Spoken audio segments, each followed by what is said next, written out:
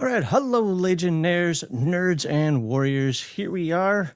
It is Tuesday, 11 November 2025, and we are here for our Veterans Day charity live stream for the Wounded Warrior Project. Pardon me, I'm just a touch out of breath. It is really early in the morning for me, and I was rushing to sit down. So, this is going to be an interesting one because normally we're doing this either on the weekend or we're doing this 24 hours. I'm too old for that whole 24-hour nonsense now. So you see how this plays out today. The schedule of events for today, pardon me just one moment, but I have to get Rumble set up as well here. Here we go. And I kind of want to change a couple of things. Couldn't do this beforehand, so we got plenty of time here. So let me move this out of the way. I'll be right back, basically.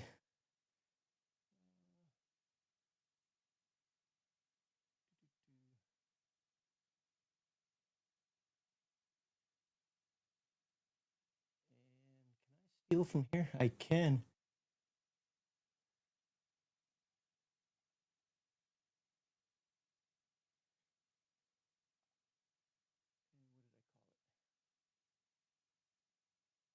Did I put and chill?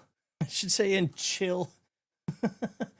This is not a shill stream, although, well, it kind of is shilling. It's shilling for the Wounded Warrior Project.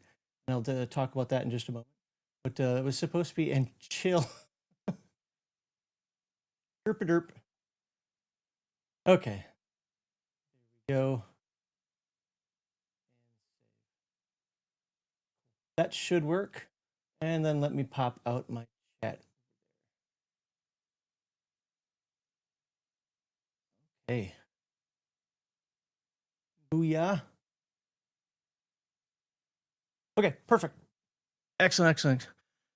So I do not have a schedule of events for today intentionally. I've tried that in the past. What ends up happening is if I have a schedule of events, it doesn't happen. So today I'm just going to talk. I'm going to ramble, maybe play some video games when things get dull. Like I said, it is a Tuesday. Most of you are probably at work.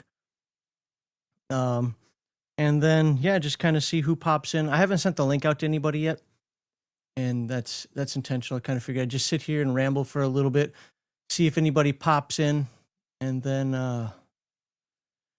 from there, put the link out. But yeah, so what is the Wounded Warrior Project? That should be something that I get up on the screen, huh? No.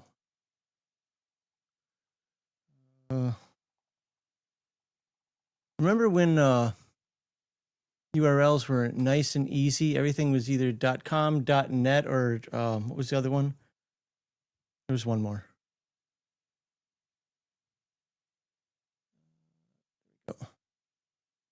Perfect. Put this on the screen.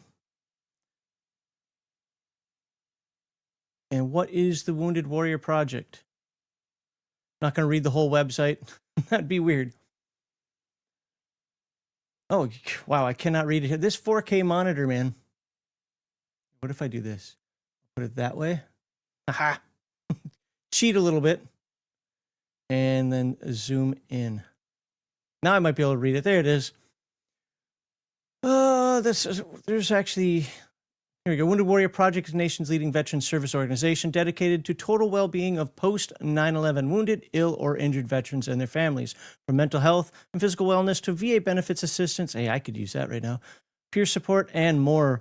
We're changing the way our nation cares for veterans and helping them thrive for a lifetime. The biggest issue right now is mental health. That's one of the things that I think that the government and the military is still struggling with to some degree, is understanding where, the legitimacy of it and where it truly affects people, and then, where people are just crying because they stubbed their toe. I was raised in the 70s and 80s, so my mentality on mental health probably isn't the best one for folks out there. But yeah, let's see, donating and fundraising, spreading the word. You can help warriors get back on track and become a positive force in their communities. There used to be a really good, I wonder if it's down here in like the what we do's. There's like a really good blurb that I used to like to read off. As you see, mental health is an entire category for them now. Or partners. Huh. I'm not seeing.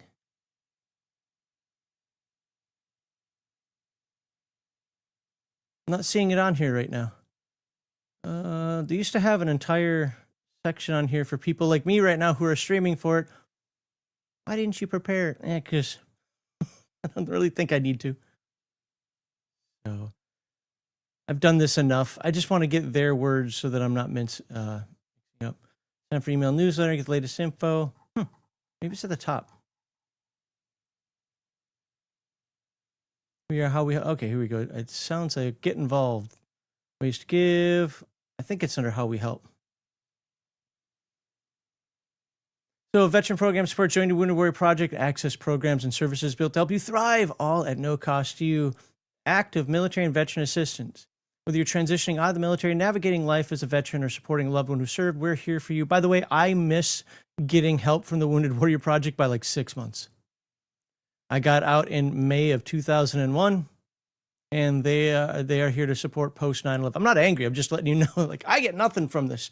But I have talked to many, many people that have been helped by the Wounded Warrior Project. My favorite conversation, a former coworker of mine was helped by them, but my favorite conversation was a couple years ago. I went to the gun range, and I don't even remember how I got on the topic, but I mentioned something to the fact of like, yeah, I got a charity stream for the Wounded Warrior Project, and this guy just would not stop talking about how much the Wounded Warrior Project had helped him. So, and I wish I would have had this something to record that at that time, because I don't even remember everything he said, but apparently he was getting stifled by the VA, the military, because he was part of the original Gulf War in 1990. The military was like, whatevs. And the Wounded Warrior Project really saved him, according to what he was saying. So, we already read that. For mental health care and physical wellness, career counseling, benefits guidance, and peer support, our programs offer services. Our programs and services are designed to. I know it's early in the morning, but I really feel like my reading capability is getting worse as time goes on. Let's try this again. Our programs and services are designed to address the full picture of your life, all at no cost to you. Because challenges are rarely isolated, we surround you with resources that strengthen everyday areas of wellness, creating lasting impact for you and your family. Used to have like also on here a section that actually showed like this is about how much it costs for like a half hour of counseling. This is how much it costs for all these different services and why the charity is so needed.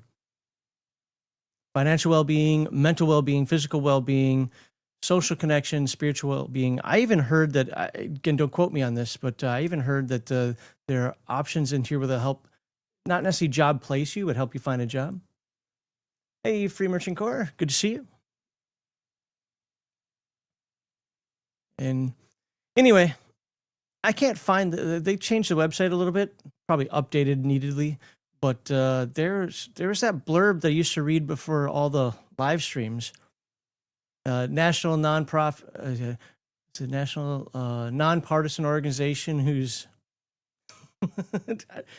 I forget what I used to say for that. Man, I wish I had that, and I really just copied that right from here. So kind of irked that I can't find that, but you can see all the stuff that they do on here. And then let me get the actual fundraiser on the screen for you. There are two ways to donate. 2 ways. One is definitely preferred, and yes, it is the harder method. Easy way is you could just theoretically super chat.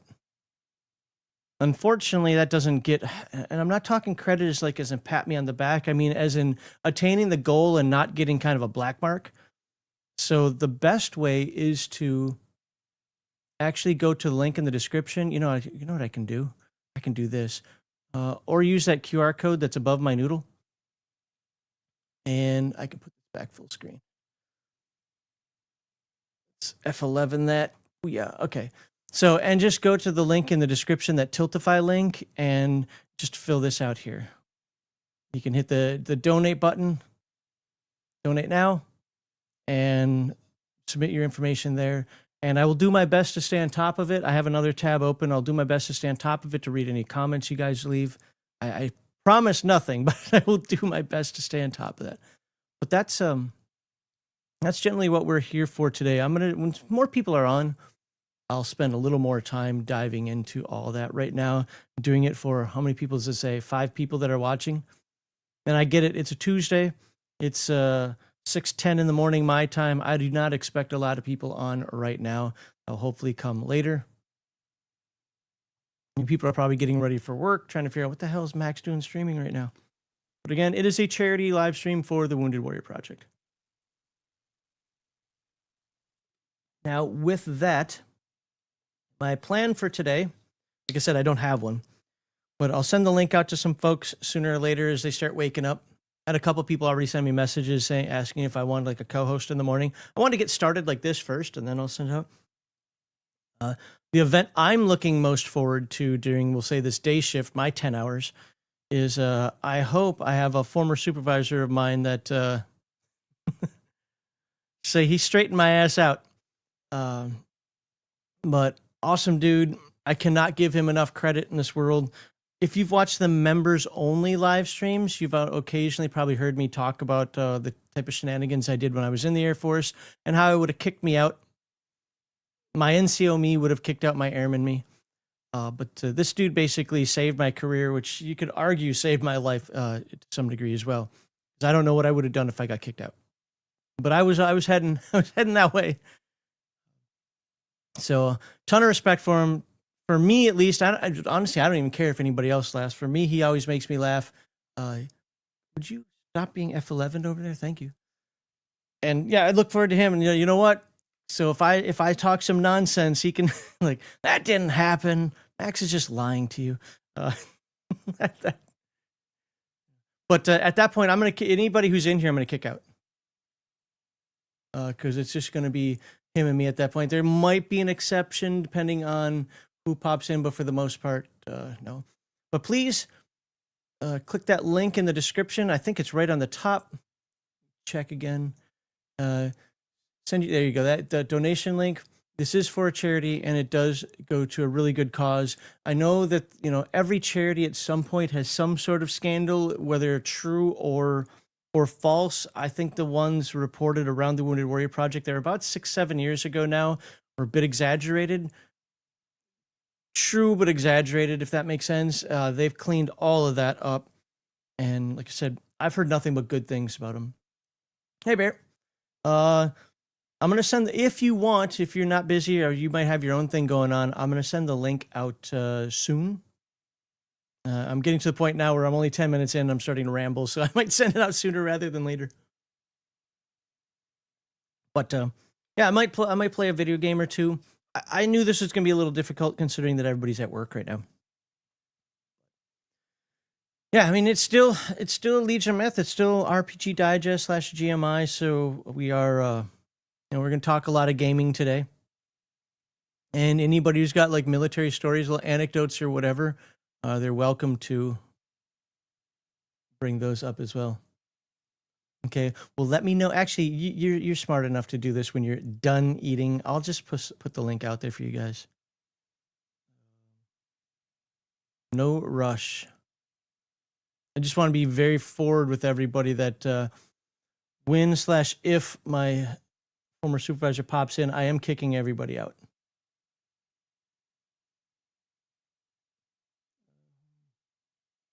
There it is. And I haven't used this after show in a while. Let me put this in here. Oh my God, I cannot type. Veterans Day live stream. There. Everybody kind of knows the topic for today. Oh yeah. Okay. All right, so where am I now? I'm trying to think. It's like I don't want to repeat myself a million times in terms of like there's some stuff I know I'm going to talk about later. I don't necessarily want to do now. I guess one of the things that I can talk about while we wait for some people to pile in is what's going on with Legion of Myth at the moment. First thing is, because we took a lot of time off this year, we're not going to slow down too much for the holidays. Normally, we kind of like to, slow down for December. But hey, Malachi, good to see you. But because I took May off for the death of my stepdad, and he had a couple extra vacations this year that tied up his weekends, we're still going to keep going for the Sunday live stream. In the meantime, after today, it's funny because it looks like I'll have a job again tomorrow. So, good timing. After today, I'm going to be focusing on Game Master Insight and getting that ready to go again. And I have a lot of work to prep for that. So that'll be kind of my streaming focus coming up in the near future. But other than that, it took us all year to cover Rules Cyclopedia and AD&D Second Edition as read through. Lessons were learned from that. And I had hoped to cover all the Without Numbers games next year. And those books are just as dense as the D&D books. It's going to take 4 years. It's going to be one book per year. So, those Free League books really had me kind of, and even the Discami books kind of had me. What's that? Yeah. I'm playing my Worlds Without Number, which is huge. Well, but a lot of it is setting, like generic setting information, like random rolls. So I can skip some of that. By the way, hello, Bear. How have you been, and who are you? Hi, Max. How have you been? I'm good. Who am I? I am the terror that quacks in the night, sir. That's who I am. Well, here we go. Let's just start entertaining some chat. By the way, I do have a donation screen up. Please, please, please remember this is for the Wounded Warrior Project. This is all about charity. So any donations, obviously, if you super chat, it automatically. That's one of the cool things I like about YouTube now. I click that little fundraiser thing, and now I can't even get super chats anymore. I demonetized my channel this week. Wow. Yeah, I'm tired of it. I'm tired of all the hoop jumping and everything you got to jump through. Nah. Hoop jumping for what? You and I have different audiences at the end of the day, and some of the people in my audience were getting a little too. If I spoke my mind a little too much, I was starting to get like PMs of, your show's supposed to be about positivity, and I'm like, okay. It's so funny. Oh, hi, Kat. Hi, Beans. It's funny you say that, because you remember all the nonsense that I used to do in terms of drama. I hear people out there within our circles, like, things happen on X, things happen. I had none of that. The worst thing that I had happen to me was when Mr. Max Boyvon, or people came after me because of Mr. Max Boyvon. Yeah, I remember that. That's the worst thing that ever happened to me. And I told all those people that time, who the F are you and why do I care? Now, I'm not saying you should do that. But my thing is like... No, but that's what I did. I made a decision. One, I was only getting like $100 every 2 months out of YouTube at this point, because the viewership's down, the subs are down, everything's down. Because I'm not talking about, say, D&D. Hey, Sean, long time no see, brother. How you doing, man? Good. How are you? Yeah, I'm alive. Happy Veterans Day, by the way. Anyway, just to wrap that up real quick. So I just said, you know what? I'm not going to let people hold me hostage for $1.99 a month. I'm going to speak my mind. So I'm turning that feature off. And now what are you going to do? Now what are you going to do? Still complain. I mean, that's what people do. Yeah, but now I can say fuck off without worrying that you're paying me money, so I shouldn't be mean to you. That is fair, and that's absolute truth. That is something I do consider on occasion. Look, I will tell somebody to F off. Sean will tell somebody to F off. That's what I love about talking. We are not three particularly well-heeled people on this panel. Right. Let's just be honest. I know exactly what I'm doing. No, me too. Like I said, we're not well-heeled. We're very clear in our intent. We're kind of, and now the nice one shows up. Another nice one. One of these kids is doing his own thing. Hey, Sean's still alive. Hi, Sean. Hey, that's AI. Look at that. Look at that image. Tell me that's not AI. That's he's secretly close back there with the breather on, going, "Every day's a gift." That's where he's at right now. Well, hey, let's go. Bear's introduced himself. Sean, please introduce yourself for the folks out there. I'm Sean Owen Robertson. I'm half of Palladium Books, I guess. I'm Kevin Simbita's business partner. So I don't know. We think Jeremy's more involved than you at this point. Just saying. Ooh, shots fired. He's more involved with the day-to-day, yeah. I mean, not writing books, but yeah. Jeremy shows up for the live streams. Because Jeremy doesn't sleep during the live streams. So What time is it where you are? it is 2:20 p.m. or Okay. sorry, 20:20 p.m. So 8:20 p.m. Yeah. Okay. Where are you? I'm in Philippines? Taiwan. Taiwan. Yeah. You're in Taipei? No, Taiwan. Thank you. I'm not playing that game.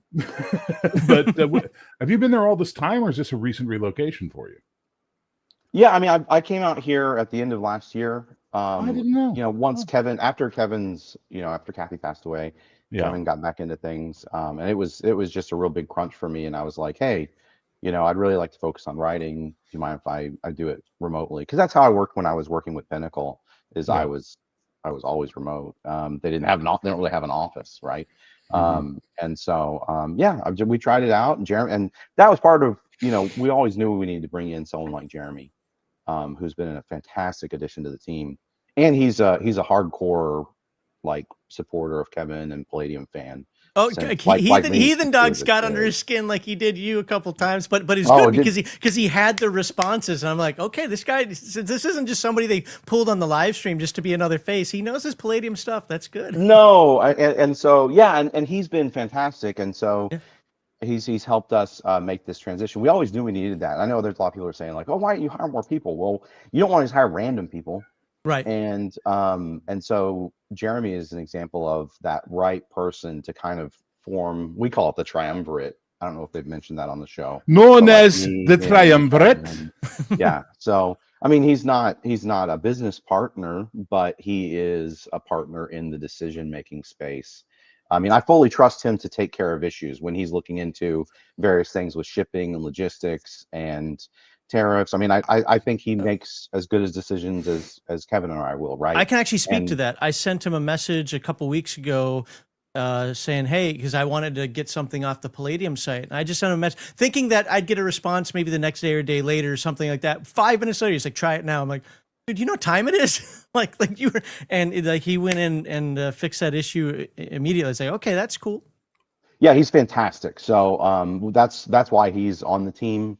And he's it's funny, he's dangerous enough he could be a creative, I think, if he had the right time to build and be taught and things like that. But he's really great at project management and working with people and all that kind of stuff. So anyways, cool. Yeah, that's glad to have him on the team. Glad for him. I'm really glad that he's been so well received on the show. Especially when it's hard for me. I know there's that show coming up you sent me the schedule for, and it's just like, man, can I start one of these at like 2 a.m.? Yeah, I keep you in the loop in case you want to pop in. And this one, so that's why I jumped in here. I know for me, I'm jumping in early, for y'all, but for me, it's later in the day, right? So all I'm saying is if there's a GMI panel you and I can both be on coming up in the new year, I don't care what time it is where you are. So. Well, and you tell me if it's because like for instance, early in the morning. I know you do a lot of your stuff in the morning, Bear. I'd be happy to come on then, because that's just my evening, right? It's about, I meant his show. I've stopped doing all of that. I got to a point. Yeah, no, listen, I got to a point. So we should really introduce Brian, but really fast. I got to a point where I got really tired of all the whiny baby la bullshit. And so that's what you were just saying. So you really literally cut the whole thing. Now I just run my live streams and turn on the camera when I'm having a coffee and feel like talking shit. That's it. I think you should run your show and just turn off the comments, dude. No, that's hiding, and I won't ever hide. Plus, they give such good fodder. Brian, who are you, and why are you here? Yeah, Brian. I'm Brian. I'm just a weirdo that Brian likes hanging out with these guys, and I'm here because I'm just going to say it's slow. Your camera not working? No, you're not wearing. It is working. I am wearing pants, but. It's slow. You're working your day job. Yes, we get it. But we should still see your lovely Arizonan face. Look, I exist. There he is. More AI. Anyways, for now, like later on, I'll turn the camera on regularly. So no one believes you. No one actually, real quick, quote unquote, work related thing for Sean. This is what this is. No, go ahead. No, because like it made me think about it. It's like, oh, we have Sean here, and then we're talking about Justin and anyways, or Jeremy. Sorry. There's no conversion books for riffs on the Palladium store. Yeah, you want to email him. Like whoever, I don't know who to send that to. Anyway, just send it to the I think it's helpdesk at palladiumbooks.com. Okay. Well, there's that contact page on the website as well. Yeah, you use the contact page on the website. But yeah, that's the best way to do it, is just to use the contact page on the website. Or you can call during business hours. But no, I've had people reach out to me personally. I'm like, oh well, here's Jeremy's email. You know, it's okay, that's fine. I thought about it. I was sitting because I finally got onto the new website, and I'm like, oh, okay, let's add the collection. Oh, also that the collections can only go up to 25 items. That's really annoying. So now I have to make like 30 collections. Yeah, I have again.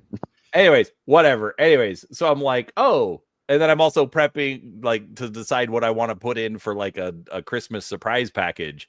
I'm like, oh, I don't have any of the conversion books again yet. And so I went, I'm like, oh, I should go and just add those to my wish list. And it just says, nope, there's nothing here.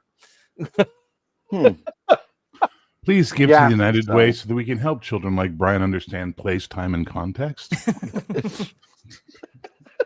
So yeah, but if anyone, I mean, seriously, there have been some growing pains. So if you don't mind, real quick, sure. Max, you know, we have had some growing pains. I know Kevin addressed it in the recent newsletter that went out. But it's a super whammy cool website. We've had a lot of fun with it. We're trying to do everything we can to. That's why we have the wish list and stuff like that, is to integrate and make it even easier and more fun for people to get their Christmas surprise packages. But if you do have any issues, you can call us Monday through Friday, 9 to 5, and you can Eastern time, and you can also contact us through our website through the help form. That's the best way to get it done. That'll get it to Jeremy, and then he can disseminate it to the rest of the team. But yeah, that website was in development for a while, and he helped us get that over the hump and get it launched. But so at this point, I don't think anyone knows it like he does. So I used to be a web developer, and I'll just say that there's never been a website that I was part of that, no matter how professional or personal it was, that as soon as it went up, it worked day one. You all know what I do for my day job. Trust me when I say that there are plenty of disgruntled letters to the government. You send letters to people. Yeah. Right. Sean, I'm just going to say, since you're in the APAC, can't the customer service now be 24 hours? I mean, really? Oh, I'm not answering the phones. I'm not answering the phones. I don't want me answering the phone. That's fair. I've talked to you offline when you're not behaving for a camera, which you don't do. No, you don't want this guy answering more than you think. No. Yeah. I was healed by a few different organizations, and I love to ignore my training. Well, you know, healing only lasts so long. Recovery is the next stage, and I think we've all gone, no, I'm healed, we're good, and just left the recovery on the table for when we're older and, you know, to fix our pay or something. I don't know. That's crazy. After I die. Yeah, sure. Let the next generation deal with my bullshit. That makes me happy. So, Max, back to your show. Come on. Well, so I just wanted, in case you guys didn't hear beforehand, Sean might be the exception because of where he is. But I do at some time today. Don't know when. I don't even know if, but I really hope he does. I have a former supervisor of mine who's going to pop in, and when that happens, I'm clicking the eject button on everybody, because it's going to be a fun time. Because I want to focus on him talking at that time. Yeah, for sure. He's actually the guy that saved my Air Force career. And I still talk to him to this day. I'm 52. I don't even know how old. He's got to be like 67 or something like that. So back in the 90s when I was a shithead airman, and my NCO me would have kicked out my airman me, he will just say he showed me the ways of the world. And so, and he'll give you the dirt on some of the again, the anecdotal stories I've said, like on the members' live streams and so forth, where it's always one-sided. It's always from my perspective. You get the this is what really happened. Like, oh, because he's kind of like the rest of us. He isn't going to beat around the bush when it comes to. Nice. But with that, Sean, so you were in the Air Force, sir. Without diving into everything you did day by day, just to let the folks out there, because this is a Veterans Day stream. You are a veteran. What is it that you did, and what did you get out of the Air Force? I was a Chinese analyst. One in Chinese. 3X. And so I mean, that's part of why I like being in Taiwan. It actually helps me feel like creative to use my My Sifu is language from and stuff like that Taiwan. every Can you day. look him up? Where is he at? No, he was when I was in New Mexico. That's but he was from Taiwan. He used to have to go back every year to keep his like rating or training or teaching Oh, ability okay. or whatever. Okay. So Okay. Yeah. So, but yeah, and actually, I was put in a unit that didn't have an active like Chinese mission for me, but I was in the 94th Intelligence Squadron. We used the U2, plane, the Predator drones, all that kind of stuff. So yeah, I have training as an expert on, Middle East, North Africa, stuff like that too, in addition to my Chinese training. So all the dirt comes from Sean. Everything we know about China comes from Sean. yeah, not really me, yeah, but we can talk about it. I got a degree in it from the Defense Language Institute. So I was supposed to go to Monterey. We probably talked about this at some point. So when I joined the Air Force, I was supposed to be guaranteed job linguist. Had it all signed up, and literally the day I went to MEPS to go, they're like, "Yep, you can't do this." Why? Because that's all I wanted. Like I was going to go to Right. Concordia Language Institute, but now this is 1990. I graduated high school in 1991. So this is early 1992 when this happened. I was going to go to Concordia Language Institute, which was like $22,000 a year. Then I don't even know what it would be now. University of Minnesota was $5,500 if I remember correctly, in state, $6,500 out of state. I was like, I can't afford that. I had no intention of joining the military. I had already told the Navy and Army, if you call me again, I'm going to sue you for harassment. I was so sick and tired of them calling me. But the Air Force I entertained a little bit, and the Marines I entertained a little bit. I figured it was either going to go hardcore or no core, right? So, Yep. Anyway, but the Marines are like, you're going to love this. You're going to go to war. Blah, blah. And it's like, I watched Full Metal Jacket and I said, I don't want any of that crap. And then I watched Air Force Basic Training. I was like, I like that. So had it all lined up. Multiple recruiters I was in depth for over a year. They were so angry with me because I was like, well, you guys got to get this squared away. I am not going until I get my linguist nonsense. Finally got it squared away. The day I go to MEPS, they're like, you can't be a linguist. What?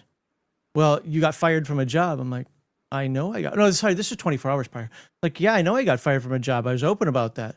They're like, I got fired from Burger King for stealing a burger, which didn't happen.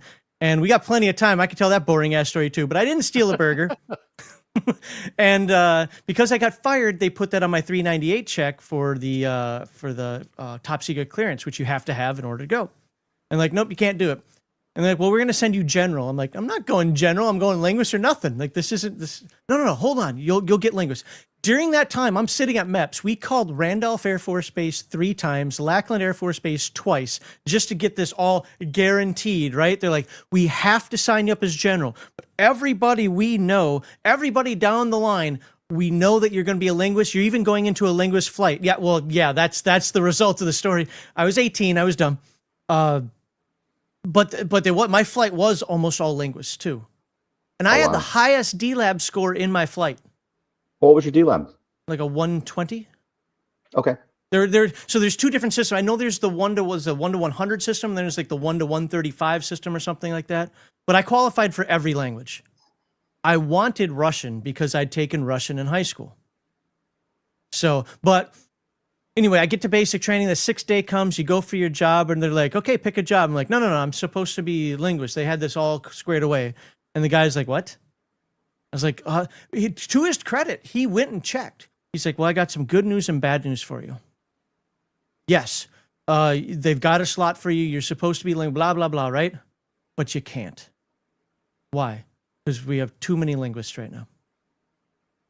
Oh, so they were using the theft thing as an excuse because they didn't want so many people in linguists. Oh, that's nice. Well, the thing, but I started, of course, I'm in basic training, so I'm being a little respectful about it, but I'm like, I have the highest, I talked to all the people, I have the highest D-Lab score in the flight. Why would you remove me from this? Yeah. So like, because you came in general, they literally have guaranteed job.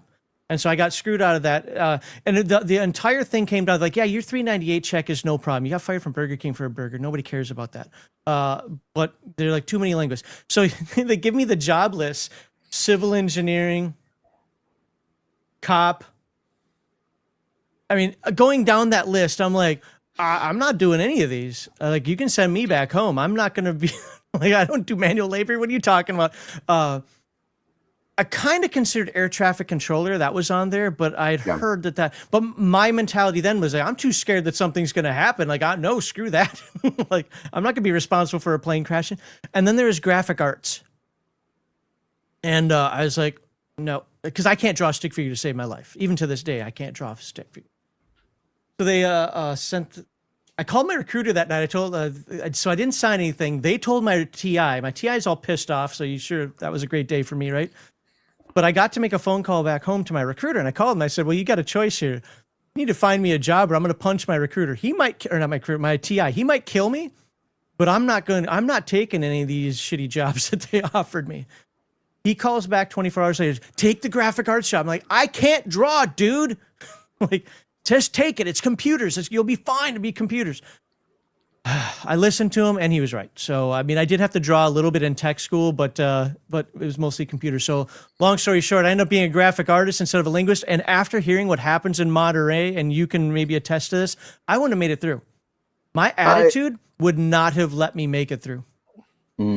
Well, there's a 50% washout rate too. So I saw a lot of people that maybe they had a bad attitude and they were gone pretty quick, right? Yeah. But then other people, maybe they just didn't listen or apply themselves, and then they kind of straightened themselves out. But sometimes, especially the Air Force has really high requirements for the scores as a linguist, and a lot of times they would get to the end of the 2-year or so period, and they wouldn't pass the final tests with the scores they needed, and that was just really hard to see. But yeah, there's a 50% washout rate. So you know, I don't know. I mean, Russian is easier than Chinese. Oh, yeah. It sounds like you had, I mean, a 120 is a very respectable D-Lab score. And so I think you would have excelled at Russian from what it sounds like. It's not the language that would have been the problem. It was my, I've been told by a ton of people how intense those courses are and how it is. And like the immersion helps. I get that. Right.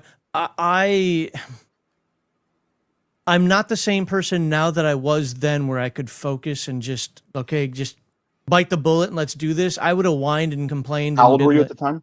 Well, I joined right before I turned 19. Oh, wow. Yeah. So that's the funny thing. A lot of the linguists that I know, including, actually, I had an age waiver. By the time I was shipped off to basic, I was 29. So, okay.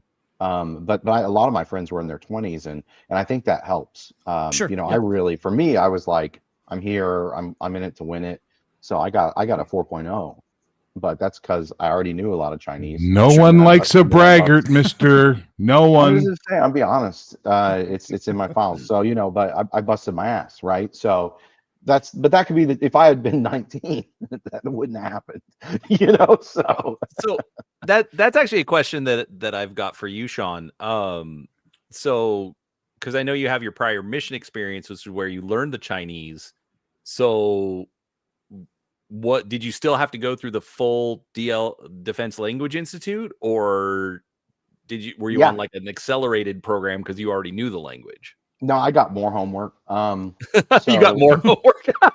So yeah, what happened is, so I actually took Chinese in high school. I went to Bel Air High School in Houston, which had a language magnet program for 4 years, but you had to take a language that wasn't offered at your home high school, the high school in your neighborhood. And I was from Sharpstown, rough part of Houston, and you know, grew up a little poor. And that's how I got to go to the good high school, was taking Chinese. So I did take it for 4 years, but it was really, I mean, it was high school language classes, but it was still the hardest thing I took in high school by far.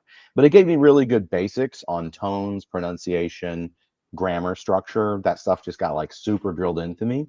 And so that really gave me a good foundation. When I was a missionary in Taiwan, I got really good at speaking, but I didn't really use my reading skills very much. You know, mostly just for like getting around with a map, because back then you used maps. Wasn't Right. everything digital It's yet, funny you right? say that because you and I are the exact opposite in that every language that I've taken, whether it's because I lived in the country or actually took the course, reading and writing to me has basically been simple. Even Japanese has been Well, simple. for Japanese, it's fucking easy as shit. Sorry, Well, yeah, if I compared to can I Chinese, curse yeah. on here? Well, I mean, don't know. that's the problem My with Chinese. wife I was claims just that talking. Chinese is easy, and she is Japanese. So, Well, because she already knows a lot of the kanji, right? But the problem with Chinese, besides the pronunciation and the tones, the I still run into it. I was just complaining to a friend the other day. I've got like fantastic Chinese. Like I run it. There's a Taiwanese game show right now where they bring on foreigners and see who has the best Chinese. And I've had like 3 or 4 people. I start talking to them, like a cabbie, someone at a restaurant, for 2 minutes, and they're like, you need to go on this game show, you would destroy this game show, right? And still, it's the fact that all of the characters are just pictographs with very little rhyme or reason, is just, it's weird, it's tough. I memorized the shit out of it when I was at DLI. Mhm. But yeah, so it's just funny. But I mean, I did get really good at the pronunciation. I can read the shit out of the romanization, right? The pinyin. But yeah, so so when I was in Taiwan, I got to where I spoke like someone that lives in the boonies in the south of Taiwan. And so that was interesting. When I got to the Defense Language Institute, all of my teachers, all of my professors for our teaching team, we had 6 professors for 15 students, and they all were from mainland China. And so I would start talking, they're like, "Oh, you sound like a hick," and and I was an illiterate hick. And so they were the teaching team leader. The funny thing is the cycle before me, like they had a class before me. One of the guys that was in it was in the National Guard, and I knew him he was in the same mission as me at the same time. I knew the guy, and he had gone through the whole program, just kind of like skated through it, and then he didn't pass with very good scores. Oh. I mean, because it was the National Guard, they had lower standards, but like he wouldn't have passed through Air Force standards for a linguist. In Army, it's interrogators. National Guard, it's interrogators. So he had the scores they wanted for an interrogator, I guess. But so anyways, yeah, that was one of the things. They actually gave me homework, so I was writing like journal entries and characters every day, in addition to the rest of our coursework, which is usually like 30 new words, 20 to 30 new words, 25 to 30 new words a day. Every morning you have a test on them first thing, then you use them throughout the day. Next day, rinse and repeat. 2 weeks later, you have a test. It just never stopped. It was a fire hose. So How many weeks was the Chinese linguist? I was there for almost 2 years. Okay. Yeah, the ones they offered me when I did get a basic training, they said, "Well, here are 3 languages you have choice from anyway: were Spanish, Korean, and Farsi." And I'm like, and at that time, I'm sorry, I forget if it's Arabic or Farsi. Crap, I'm pretty sure it was Farsi, but I was like, at that time, I'm like, no and you. except hang on. All 3 have beautiful women attached to them. I mean, let's be honest. Korean girls, Persian girls, and Spanish I don't know. girls. I'm into the Slavic chicks, man. I like them too. Oh wait, I just like women. Anyway, I have a question for you guys, because you're doing something that is hitting a part of my brain that was programmed into me. So when I was working for a couple of our national telecommunications companies, it was driven into us, literally. Chinese is not a language. It's Mandarin or it's Cantonese, and we prefer Cantonese because most of the Chinese people living in Canada are Cantonese speakers. And every time I've seen Apple do this on like one of their presentations, this can translate Chinese, and my brain goes, right? Like it's such a weird thing. Is that just a thing in the States that you guys just see it as one language, or what's going on? So what it is so I've heard that too when I was younger. It was more true then than it is now. Okay. Now, back then it was kind of true. Now it's kind of bullshit. The reason is that a lot of the diaspora, the Chinese diaspora that came to the New World, to North America, were from the Hong Kong area, right? Yeah. And that region, China Guangzhou, as well, yeah. and everything in there, right? Yeah. I mean, it's part of China, right? But they speak a dialect, which is Cantonese. Yeah. And so that's when you go, especially 30 years ago. But when you go to a lot of the Chinatowns throughout the U.S.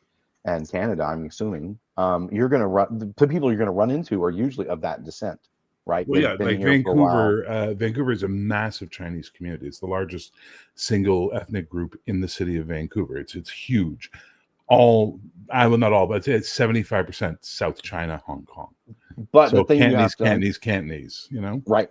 So the thing you have to understand, though, is when Mao Zedong had the Cultural Revolution, and then over time, basically they instituted a Mandarin blanket thing. I mean, they started it very early on, but the CCP is very like stringent on applying it. So when, for instance, when they took over Hong Kong, which is where a lot of the diaspora originally came through or from, Yeah.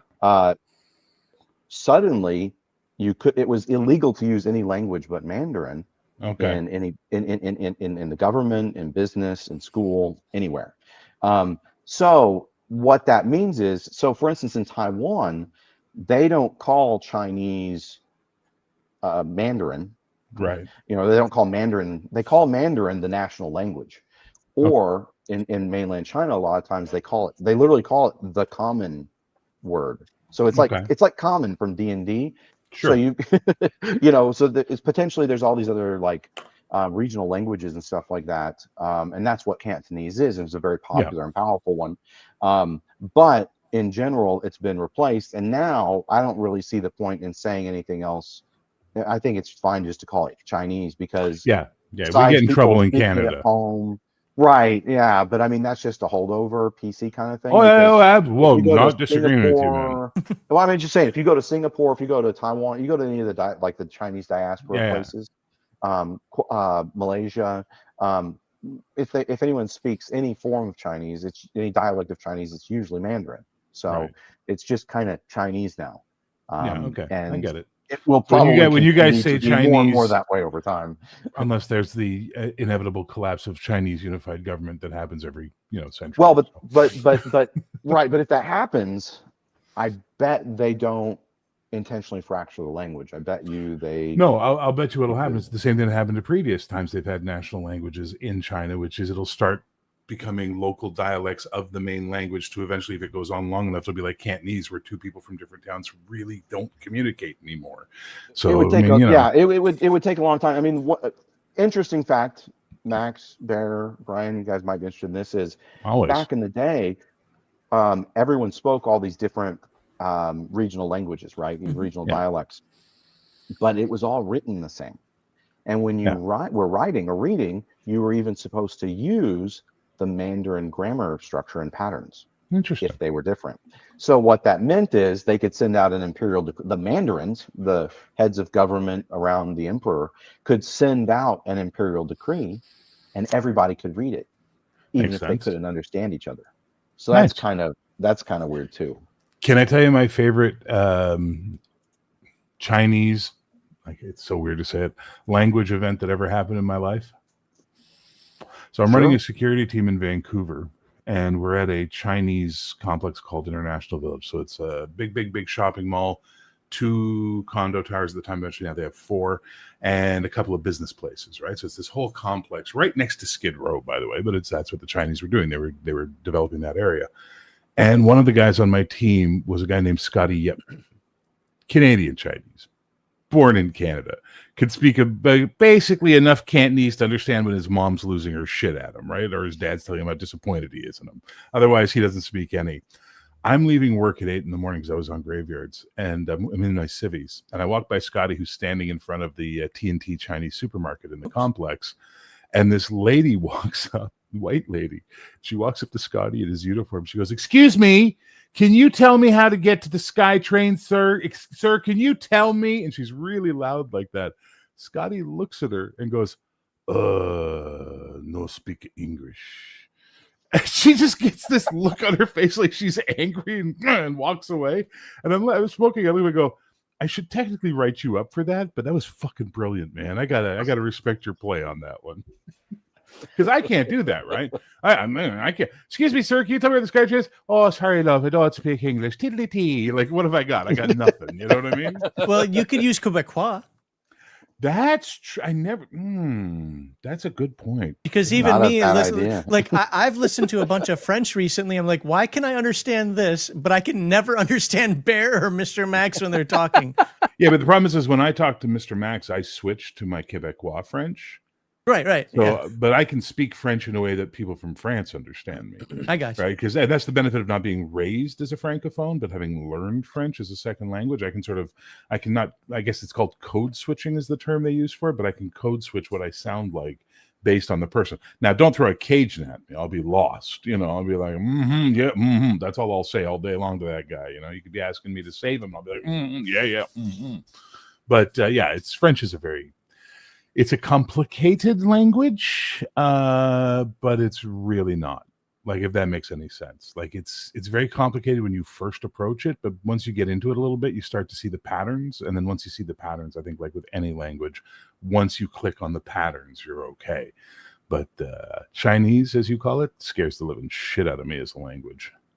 I used to sit on the bus in Vancouver and listen to these old ladies communicate with each other. And that's the day I realized Chinese is a volume-based language. Like whatever form of it they're speaking, it's volume-based. It's not, I felt like that when I lived in Korea.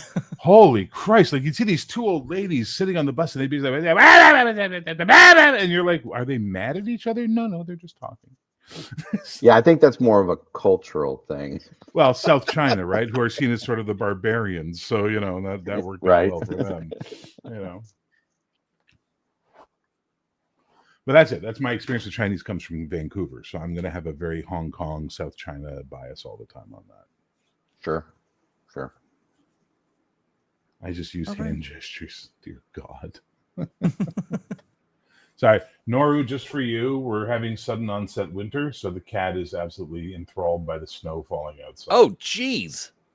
I realize it's November, but. Oh, no. There was not a flake on the ground yesterday morning. And now we've got about this much snow on the ground. So sudden onset winter. Max knows it. He's from Wisconsin. You know it, Sean. You lived up in the north. I am not a cheese eater. That's right, Minnesota, whatever. God. I don't know.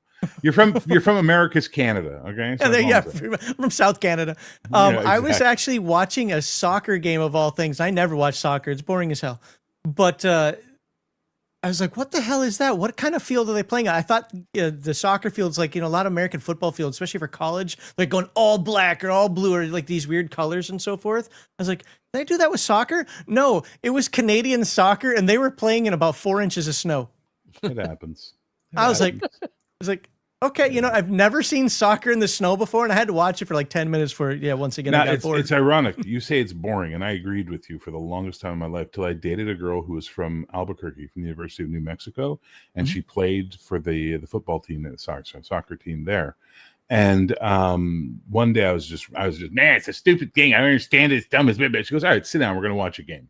And we turned on the sports channel, and there was always football or soccer on the sports channel. So we watched it, and she started explaining to me what was happening on the field.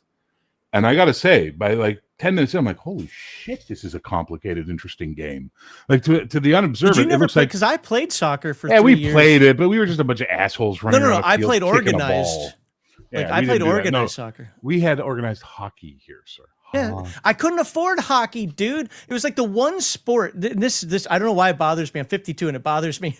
But I played football. I played basketball, baseball, soccer.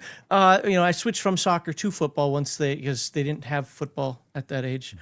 But hockey, no, because they'll give you football pads, but they will not give you hockey pads. Oh, and here I don't know what. if you're poor enough, they'll give you a hockey pad. Yeah, they did not do that. Me growing up, I would have loved to have played hockey. Oh, even Well, now. I should clarify that where I grew up, because the Optimist Club was very involved in youth hockey. So they would raise money for equipment for the teams. Like each Optimist division in their town would raise money for their team to make sure the kids could play. Right? Hey, Sean, if you don't mind answering this, like, how old are you? No, there's a reason why I'm asking. I'm 47. Okay, that's interesting because that's right around that. Was there something going on in America at that time? Because when I grew up, it was French. If in my areas, it was Spanish, French, German. Germany because the whole Minnesota roots, right? So, but my junior year of high school, they brought in Russian, but for obvious reasons, the wall was falling and things like that, right? But about 2 years after I graduated, they brought in Chinese to my high school. Now, it didn't stay long. I guess it only stayed like 3 or 4 years. But they brought in Chinese to my high school, and that's around the same time when you would have taken it. And I'm just curious as if there was something going on at that time. Well, first, I just want to say real quick, like Bear, I had this educational experience where one of my good buddies in the Air Force, we're still good friends. You know, a lot of times when we go to Gen Con, he tries to meet us for breakfast. He's been out to the Palladium, warehouse and offices. But it was cool because he would have these parties whenever there was like football playoffs and stuff like that. And he would explain all the rivalries. He would explain everything that was going on. And I just had a bigger appreciation. I was like, I love watching football with Andrew, you know, because I got to see the bigger picture. When it comes to the languages, so most high schools in Houston, at least at the time, so Texas used to be part of Mexico, and so it was mandatory to take a couple of years of Spanish in middle school when I was a kid. I absorbed a lot of Spanish just being in Texas. A lot of Spanish words to me are like the joking way to say something, you know, like, oh, where's the agua, you know, donde estás el baño. I get people mad at me when I say jalapeno, and they're like, that's a Spanish word. I'm like, yeah, but I'm speaking English. That's a J. So yeah. But most high schools would just have the standards like German, French, and Spanish. And then, but my high school was a language magnet, so it was all special programs. They also did the IB, the International Baccalaureate stuff, which is like frou international AP classes. And so, when I went there, they had, I believe it was Latin, Russian, that would have been awesome. Hindi, Chinese, and then the year or two later after I started going there, they added Japanese, and I almost switched. But if they had offered Japanese from the beginning, I probably would have done Japanese. I don't know. Japanese is all baby talk to me. My wife, Weeb alert. Well, I've heard that guys like you that like they learn Japanese by talking with their wife or their girlfriend. They sound very effeminate because I didn't. In fact, because of my wife, I didn't do that though. Oh, she taught you correctly, or no. My wife don't. So I was told when I got there. By the way, don't learn Japanese from your girlfriend because one, you're going to sound gay, or even worse, like just everybody's going to laugh at you. But even beyond that, Japanese have this on-off switch. They don't have this. Let's ease you into it. It's either or you don't know English, or you don't know no Japanese. Like, okay, you know what? Fuck off. Like, can you give me like the 3 words I do know? No. Yeah, right. But I was warned about that beforehand. But my wife, well, she would bust the balls of all these, like that Marine. He's 6'4" and he's a tough guy and he's drinking, he's acting out, but he talks like he's a 5-year-old girl.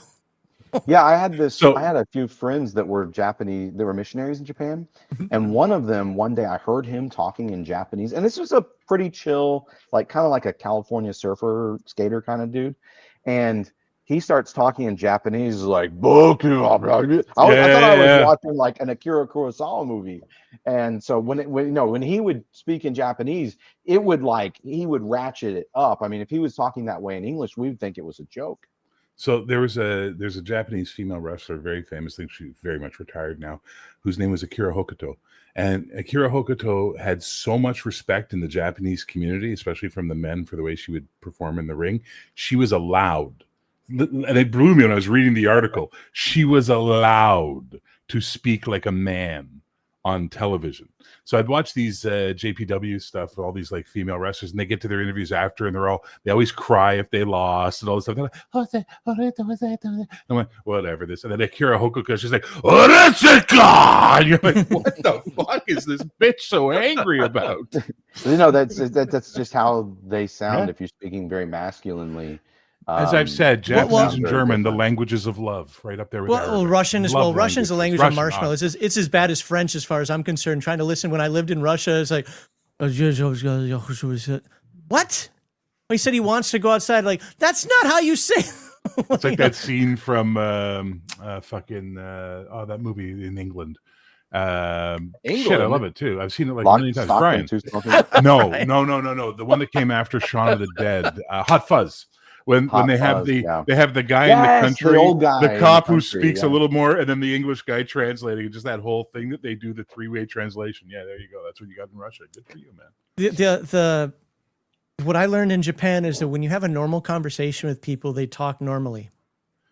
But guys, when they want to be masculine, because it's a baby language, I don't care what anybody says, it sounds like baby talk. Every freaking syllable with an N has to end in a vowel, and then they use words like "pusokon" for personal computer. You know, oh no, it's just baby talk. Right. Like "nani Computer. genki desu ka?" Like, come on, tell me that's not freaking baby talk right there. So my thing is that that's why the guys always have to go Genki. Because it's the only way they can sound. It's the only way they can sound masculine. But on the flip side, what I learned is that women actually talk like normal people when they're not public speaking. It doesn't matter if they're running for political office, if it's a TV commercial or an anime. All of a sudden, they turn in that,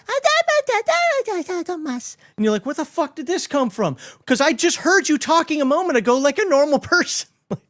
Well, this is the thing. Like, I have a buddy of mine who's really, really, really into, slight change of topic, adult media from Japan, right? He's really into that. And he sent me a link one time, and I put it on, and I had to turn it off within like 30 seconds because I'm like, this woman does not sound happy. This woman does not sound like she's being pleasured. She sounds like she's being abused. What is this? How is this? What the fuck? You know? And my friend said, no. That's just something they put on for the movies because it makes them seem submissive or something like that, which the Japanese men like more. And I'm like, what the fuck is going on that island? Like, seriously. Different culture. Yeah, but I thought you Americanized them after World War II. Come on. Bad job, guys. Bad job. Be honest with you. I hope Japan stays Japanese, man. I'm not into all that stuff, but you know what? Looking at it with that window from the outside in is like, no, you guys got to stay Japanese. Did you guys watch the Winter Olympics when they introduced when the Japanese female curling team showed up? So this had been around the 2000 games, the Winter Games around 2000. We had it on at the radio station in the newsroom, right? We had the Olympics playing all day because the sports guys were constantly watching everything and reporting on it. And they came on the female Japanese curlers. So we'd had all the, butch North American and European female curlers are like, hurry hard. They're doing their whole thing. And then the Japanese women showed up, and it was like literally, and I'm not kidding you, 5 women going, yip, yip, yip, yip, but at the top of their lungs in an arena, so it's echoing through everything, and the audio's picking up. I walked out of the traffic booth, and the French commentator from his side, we both walked out and looked into the room like, what the fuck is going on in here? And we see that it's Japanese female curling. We're like, holy shit, that's another level, man. Like, fuck. Love that. Love Japan. I think very highly of Japan. I really like their new prime minister and her attitude towards Japan right now. I thought that was a pretty ballsy move for her. So yeah, good. She's pretty cool. Oh, dude, what she said, I would rather the Japanese population collapse due to lack of birth than fill it up with foreign workers. I was like, well, I mean, it's happened before in a lot of different cultures. So, yeah. The flip side, though, is if there's one negative, I mean, every society's got negatives, right? Positives and negatives. If there's one negative that Japan does have to change if they are going to get out of this whole baby issue that they've got, is they've got to get rid of that culture that says you need to work 16 hours a day to be considered a person. And obviously I'm oversimplifying that, but that entire culture of you live to work kind of thing that they've got, and then it's even twice as hard for a woman. Like we can all argue whether women should work, women shouldn't work, or what society should look like in that. But the fact is, in Japan, it is about twice as hard for a woman to make it. If you want to have kids, you will not be a successful worker as a woman in Japan, generally speaking. It's just not possible. That's the one thing they've got to get rid of. If they can get rid of that societal thing that work is your honorific, so to speak, then maybe they'll be able to come around. I mean, everything else I think they should, or as much as they can, they should keep. But that aspect of it, because that was born, you could say that well, Japan has always been like that. Not really. The Bushido didn't even enforce that too much until toward the end of the war. That was when they saw Americans. That was the Americanization of it in the 50s and 60s. Yeah, and now they won't let it go. Next level. Yeah, right. They mixed it with like some Asian work ideals, That because is I've true. seen that around in Taiwan, in the Philippines. I'm not that I'm some huge expert on the Philippines. I've only been there for a little bit, but I have some friends that are married to Filipinos and stuff, and so I understand a little bit about the culture. But yeah, it's very different. They kind of like took, I don't know, in some ways they probably got some great stuff out of it, but it almost seems like in some ways the worst parts of both systems have seemed to have come to the Right. top. So my wife It's, was it's an like a economics weird major. cargo cult or something. It's like it's got that weird feeling of like this is what we're supposed to do to appease You're those supposed to weird white be in the people. office for this long, and Yeah. Yeah. right. I mean, the more I learn about it, the more it's like they'll literally put out people out to pasture at their desk in a special area. We'll have like desks for people that they're not gonna like let them retire. They just keep bringing them into work and make them sit at their desk for like 12 plus hours a day. That's It's like the appearance of Yeah, showing up and yeah. But working. that's a big thing in Japan, right? The whole idea of appearance. your Yep. appearances. Oh Like, no, the appearances are face is huge, and in fact, I visited there for the first time in March, and I actually saw Stephen Cummings, the artist, Oh, nice. and he's a really cool guy. It was weird. We got along really. We've always like communicated well. We've done some video calls and stuff like that before for work, but hanging out in person, it was like I felt like I was like, oh yeah, this guy and I went to middle school, but we didn't, we Yeah. just got along really well. But he's married to a Japanese woman. They have a couple of great kids that are in their teens, and yeah, he has a real great understanding of Japan. But he was all like, "Isn't it cool out here? Wouldn't it be great to move out here?" I was like, "It does seem pretty cool," but it was just Tokyo was so cramped. So many things were just so cramped and small that it was just a little bit, or even more so than like Taiwan. So it was just a little Well, bit. I had the benefit. much I for lived in me. Okinawa, so some people might even argue that's not really Japan, but I absolutely had a fantastic time there. And there's that dichotomy of like, what does it take to get to that point of being that respectful culture? Like my wife and I, believe it or not, will get into arguments over the fact I'm like, man, I love how Japan does this, and she'll be like, I call them conspiracies, but it's really the seedier side of like, do you know why it's like that? Because they beat this and they do that and they do. But one of my favorite things that I ever saw, and I cannot let this go until the day I die. I want to raise my kids in Japan for at least the first 5 to 7 years, and then bring them to America so they can have some choices, because they don't have choices out there. Was the little kid? He had his he's like 4 inches tall. You know how Japanese kids are, and he had this Hello Kitty backpack on that was just as big as him. Crossing guard goes out there to do the crossing guard thing. He runs across the road, turns and bows to him. I'm like, oh, yes, we need that here. Instead of throwing a snowball at him or flipping him off or something like that, just learning that respect, cleaning the chalkboard type stuff, just learning that respect. Where now it's like, you can't make my kid work, and Yeah, then but this is a byproduct of the American hyper-individualism, right? This is the thing. You had that society to a certain extent after World War II. You had this sort of Even the before. idea of like, it was really, really driven home in the 50s. Like it was a huge thing about paying respect, helping teachers. Yeah. There's so many industrial films made about it and all that kind of stuff. Decorum. And then Decorum's the always been a 60s thing. happened, and the fucking boomers ruined everything. Like the boomers, I'm sorry.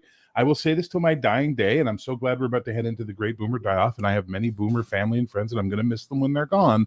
But they ruined Western civilization. They just ruined it through hyper-individualism. They became more important than us, and that is the big problem we have in Western civilization right now. Yeah, I mean, if you look Why back, won't they like, retire? Because they are more important than us, Brian. fair. Why won't they Right, sell their yes. 4 houses? Why do they have to have 3 and 4 houses? What the fuck's that all Residual about? income, man. Yeah, exactly. investment. Anyway. But yeah, I mean, if you look back at speeches by like Teddy Roosevelt, there's a lot more. If you just go right, just like what you're saying, Bear, if you go right back before World War II, there was a lot more emphasis on the health of the community and the nation, and you're an individual, but you also have these responsibilities to your family, to your community, to your state, to the nation, and we have lost that. I think it's coming back. Gen Z is shockingly they're picking up certain parts of traditional It's weird. culture. It's There's interesting. a real split down the middle on Gen Z.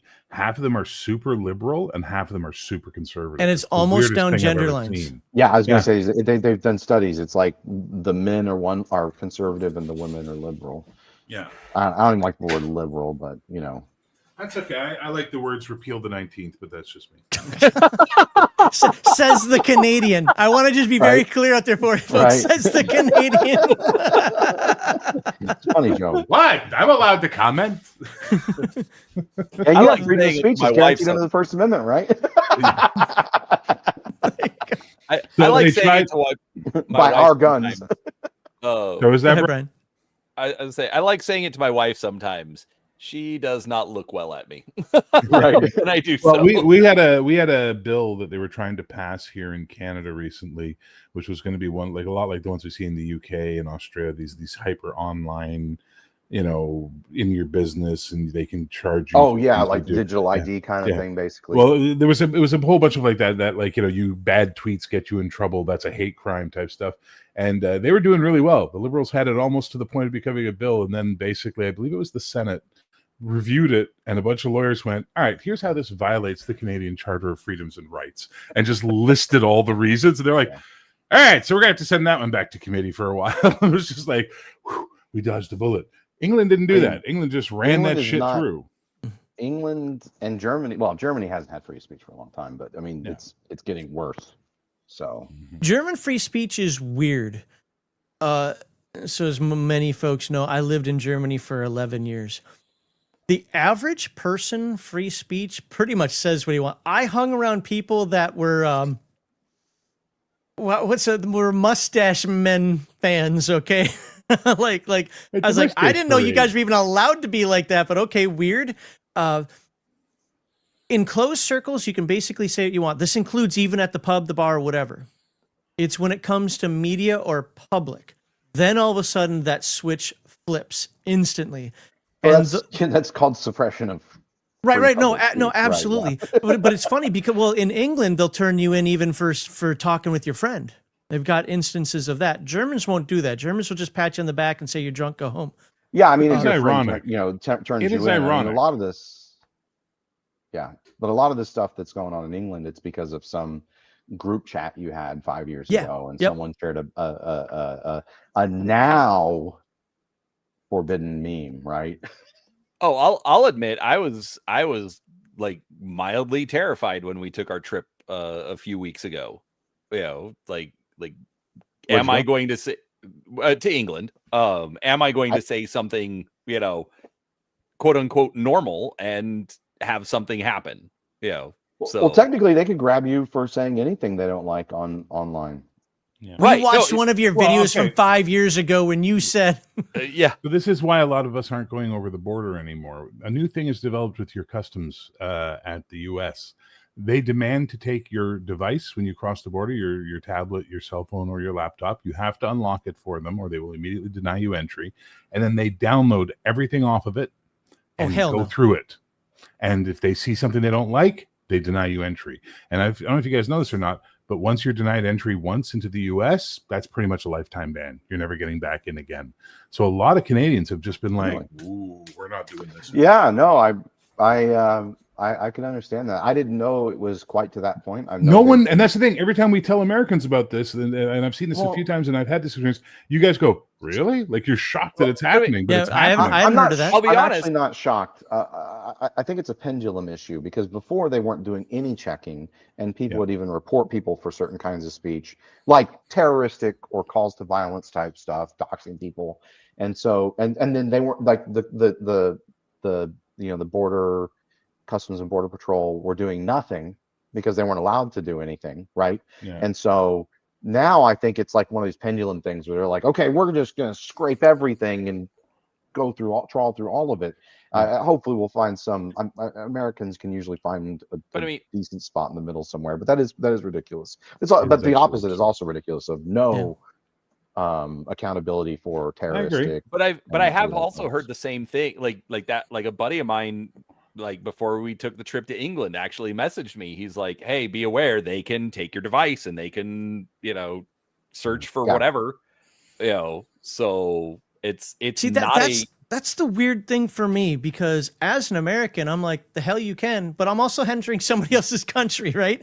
You know, that's Well, yeah, I mean, the stuff I did, we'll put it this way, not when I was in the military, like you weren't in the military or something, This but is for Noru, by the way. if you were doing a similar type of job as I was, you know, it was very obvious. There was a very clear defining line between the rights of Americans Mhm. and anyone who wasn't American. And if you were American, it was like, whoa, can't touch his information, can't touch his stuff, can't do anything with it. Oh, they're not an American? Do whatever you want with any of Get the gloves, Bob. Yeah, it's like, so yeah, you yeah, get the special inspection. well, I mean, no, but I mean, it was just with like data and information and stuff. Yeah. So, it's just like there's just in American law, like if you're not an American, you don't have the same constitutional protections. I've tried to explain that to some of my friends. They don't, with a lot of stuff that's going on right now, they don't quite get it. But it's like, Americans have different protections under the Constitution than non-Americans. So, well, there's also a lot of I've been recently watching a lot of cop shows, and when I say cop shows, I'm talking like Code Blue Camp type stuff, arresting people, because I can put it on the side and I don't have to stare at it. I just hear some screaming lady like, "You can't arrest me! You can't arrest me! You can't!" Start watching. That's right. Let's get to the good part. And a lot of debates. And one of the things that I think has been lost is, number one, I keep hearing the term melting pot used as a derogatory, but that's going to be the second thing I cover, which I love the melting pot, but I think people are defining it the wrong way. They've changed the definition of it. More importantly, they've changed the definition. By the way, apparently the Supreme Court did this. They've changed the definition of the First Amendment. First Amendment wasn't that you can go outside your house at the top of your voice and scream "fuck" as loud as you want. That was never the point of the First Amendment. The First Amendment, the point was you can have grievances against the government. You can talk out against the government, and the government can't say crap about it. There's still a thing called decorum. But honestly, there's a court case in Michigan that happened a few years ago. There's another court case, I think it was Ohio, that happened in like the 90s or something, where the Supreme Court said, no, freedom of speech means you can say whatever the hell you want. Like, that was never the intent of it. And now people are trying to like, you can't take my freedom of speech away. You can't take my freedom of speech away. But what you're doing is screaming at 2 a.m. We have decorum. Right. We have, that isn't freedom of speech. Oh, yes, it is. Like, no, it's not. Now, just like public indecency isn't freedom of expression, right? Right. Well, except for in New York and San Francisco and no. But I mean, right? This is now the melting pot thing. People are in like my circles, or the people that I agree with maybe politically, are starting like, we are not a melting pot. We are a blah. Melting pot was one of the best things ever. I love the term. I hate multiculturalism. I absolutely love melting pot because this is the way we were taught it. You come from somewhere else. I don't care where you come from. You come from India, you come from China, you come from Russia, you come from Mexico, you come from Canada, whatever. You come in here and you bring the best of what you got, but you also assimilate into the pot. You stir yourself in. Well, and now I think the part of it's because melting pot is now becoming more of like this chunky stew concept or something, where different things don't assimilate, and that's the multiculturalism side. Well, I think the term's getting confused, right? Yeah. And then I think some people are just so frustrated with it, they don't, they don't want to give anyone a chance, right? They're like, halt it, wait for we need to fix things, and I agree with you. I mean, I'm all about people who come into the U.S. I mean, the United States has the largest amount of legal immigration of any country on planet Earth, which is awesome. But there needs to be laws, and we need to take the best of the people that want to be Americans. Right. Don't come here if you don't want to be part of American society. Now, if you want to come and be part of American society, but keep your Filipino work ethic, or your Chinese respect for elders, or those kind of things, that's awesome, right? And that's, when I was a kid, that's how my friends, they were all examples of 100%. people that came here for the right reasons. And I mean, a lot of times they busted their tail to learn English and be able to pass the citizenship test and all those kinds of things. And it was, I saw that. My buddy's mom, he was Taiwanese. His mom was my mom would record things for her and her friends to listen to so they can prepare for the naturalization tests. So, but yeah, there's a different attitude now. And I think that a lot of stuff that used to be just like this was the American ideas and ideals I think it's been lost to both edges of the political extremes. Yeah, a lot of things that were Again- common sense now. Oops, sorry, go ahead. Again, let me take you back to the architects of this shit show, boomers. The 70s and 80s, so you have the 70s showing the demasculinization of the Western male. It was horrible. The 80s was a slight, brief sort of snapback with the revival of conservatism, Reagan, Rambo, Schwarzenegger, things like that. And then the 90s just started the pussification again. And then, I hate to break it to you guys, you got a bloody nose on September 11th, and you've never, as a culture, recovered from that bloody nose. Like, there was all the crazy reactionary stuff that happened right after, which is understandable after an event like that. And now there's the backlash against the reactionary that's happening, which is taking the joke the other way. It's going too far to the fucking other side. You guys are such a pendulum country. It's your culture does these vast swings, and right now it's swinging right. Yeah, but I think It's the not gonna pendulum last. is somewhat of an illusion. And I say that because of this. How many times has a Republican president, a Republican administration, I'm not blaming any individual person, I'm just talking administration, who is supposed to be the crazy far right wingers that want to kick everybody out and make America the WASP country and all that nonsense, right? How many times are they the ones that actually signed the amnesty? How many times are they the ones that actually... I'm not talking about your presidents. I'm just talking about your culture as a whole. The I don't think we zeitgeist have of much of a America. culture anymore. Well, we do. It is fractured, and I think that is part of why you get the big swings. But I don't think the boomers are the architects of this. I just think they were the biggest dupes.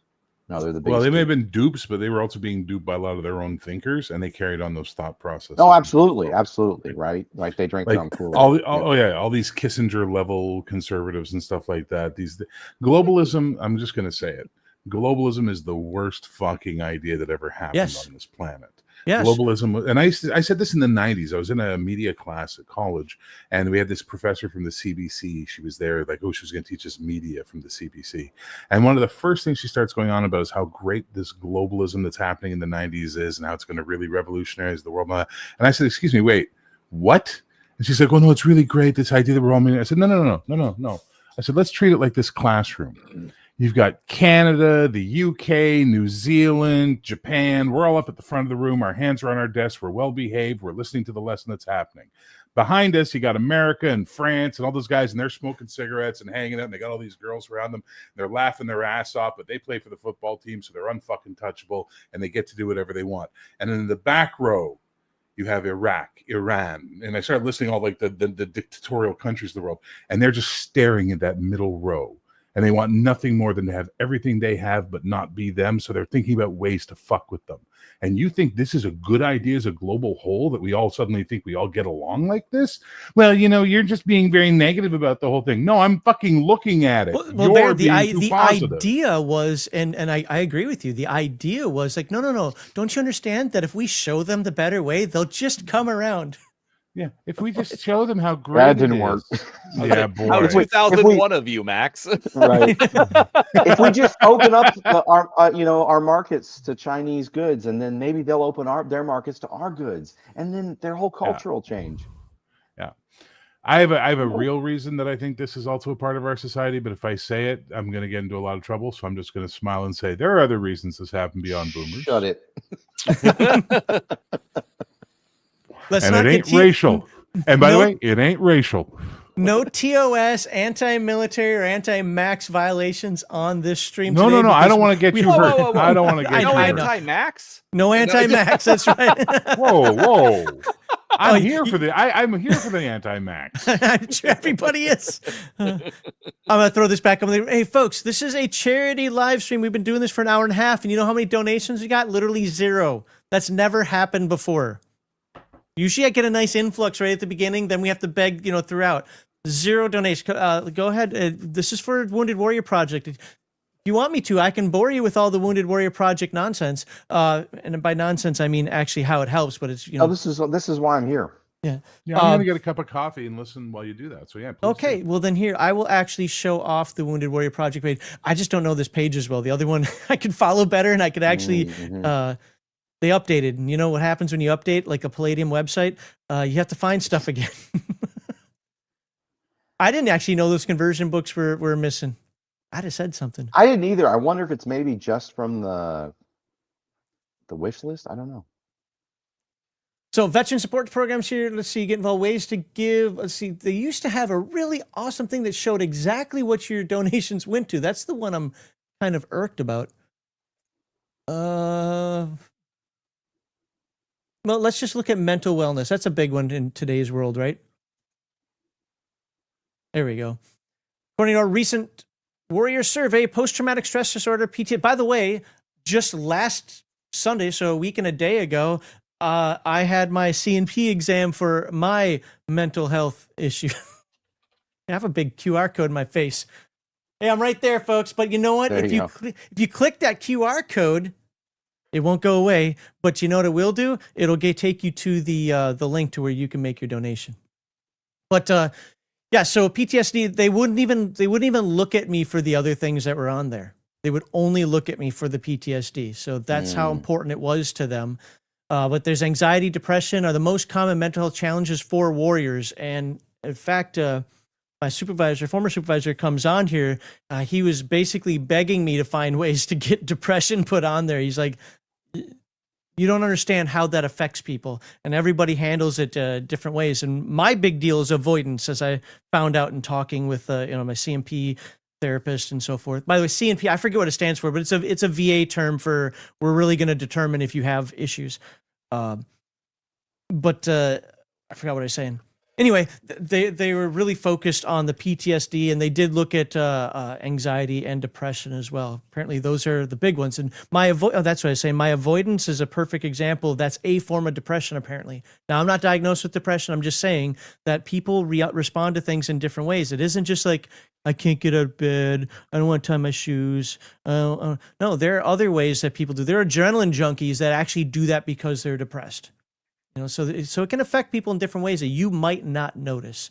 Throughout our interactive programs, mental health workshops, and broad offering of professional services, veterans can build resilience to help overcome mental health conditions, including PTSD, military sexual trauma. Oh, that's what the asshole meant when he said MST. In my interview, he said MST. I was like, I had no clue what the hell an MST was. I haven't heard that either. Yeah. And he seemed very obviously, it's not a story that I'm going to tell here, and it was never identified as military sexual trauma. But there was an incident when I was in the Air Force that we'll just say affects me. That would, yes, absolutely fall under that. He kept saying MST. I'm like, I don't know what the hell an MST is. I thought it was just, some mental stressor, because they like to use those words a lot. Oops. Well, now I would have answered that question a bit differently. Anyway, traumatic brain injury and others. Since 2010, Wounded Warrior Project has provided life-changing mental health services to thousands of warriors and family members, helping veterans and their families live happier, more fulfilling lives. Let's scroll down some more here. Join contact. Man, if they could just... They used to have it broken down to the dollar. It costs like $50 to get an hour of mental health support. It costs $200 to get rehabilitation for a lost limb or a physical therapy and so forth. I really like those that information. Veteran treatment sources, symptoms treatment, combat stigma, traumatic brain injury, mental health resources, suicide. This is a big one too. Suicide prevention. Look at this one. Huge. I don't have the numbers on it anymore, but it used to be like, was it 10 soldiers a day or, I shouldn't say soldiers, 10 former military service members a day were killing themselves. So, I'm demonetized now for saying that word. But veteran suicide resources and support. Suicide is one of the top causes of death in the United States and an urgent challenge facing the military community. Ending veteran suicide starts before a crisis. It requires building strong support networks and programs that improve mental health and the quality of life. And that's what the Wounded Warrior Project, among others, offers. It offers a circle of people you can talk to. It finds groups that you can join. It gives you a phone call. It gives you text messages. It gives you all these different resources. If you need a therapist, they'll actually go and find you a therapist. or have one of their own, or through the VA. They have all these different little webs out there that they can reach out to that can help people. And I'm not going to read all these facts. Oh, how many veterans die each day by suicide? 17. Wow. 17. Now, that might not sound like a lot when you put it in the context of there's 360 million people here. But if you consider how many service members they are, and how many service members are considered to be, that suffer through this stuff silently. Real quick, not trying to make light of the number, but I do think that is down. I want to say a couple of years ago, they were saying it was like 21 or 22 a day. Okay. So yeah, there was actually was it 22 Kill was a anti-veteran suicide organization. So that's down a little bit. Part of that might be the fact that we haven't been engaged in, as much military boots on the ground type stuff in a while. Well, as somebody who still works for DOD, I can also tell you that they grill into us. We have to go to suicide prevention training every year, and supervisors are held amazingly accountable if you even joke about the term suicide. Mhm. It's one of those things, some people, myself included, have, let's just say, darker humor. How I get through some of the stressors of my life is I make fun of it. And, these guys will help make fun of me as well. But that's honestly how I get through it. A lot of the way that I get through some of these issues that I dealt with in my life, like, I'll just give you an example of one of the things that they're looking at for me, PTSD. So I was a graphic artist in the Air Force. Well, they made me cross-utilize into photography. Now, right now, everybody has a cell phone, but this was before that time. So I had to go in alert photography. I got to take pictures of a suicide and a guy who hacked up his wife. Like, literally hacked her up. And the funny thing is the most egregious part of that isn't the fact that he hacked her up. The part that stuck the worst with me was his note that he wrote, which was in the morning after apparently he woke up or whatever. And he's like, I thought this was a nightmare. I didn't believe this happened. I loved her. I don't know why this happened. Apparently he went to the NCO club, got crazy drunk, and for whatever reason hacked up his wife. Whoa. And he's like, I know my life is over. There's, I would kill myself, but I don't even have it within me to do this. Like, I remember a lot of this note. So he hacked her up, and then apparently he fell asleep or something. I don't know the full story. No. But I mean, like, did he commit suicide after that? No, he didn't. Oh, wow. No, he's well, to be fair, I don't know what happened with this court case either. So I walked in there, I took one picture and I said nope, and handed the camera to a real photographer, because I was like, this isn't my job. I'm a graphic artist. I'm not doing this. And yeah, I got a little talking to after that, but like, I wasn't trained for all this stuff. The dude who committed suicide didn't even want to commit suicide. The investigator came there and said, so he put a tie around his neck and then tied him to, so we had a dorms on Andrews, and there's a stairwell that went down, and the basement area was like the storage area if you had too much for your dorm room, right? Well, there's railings around those stairs, those little bar railings. Well, he tied a tie to his neck and to the railing, and they're like, the way he tied it around his neck, he couldn't, like, it would have slipped. The problem was he slipped, knocked himself out. It tightened just enough. He slipped, hit his head, knocked himself out. It tightened just enough to stop the blood going to his head. Whoa. Yeah.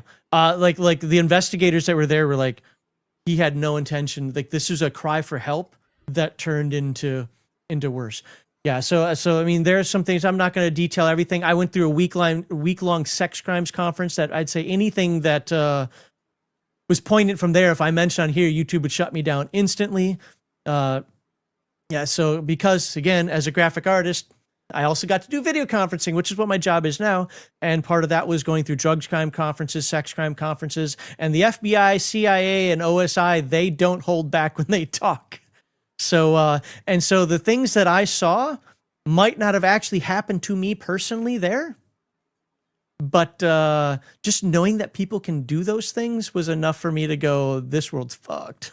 Yeah, associative trauma is a real thing. It's a very, very real thing.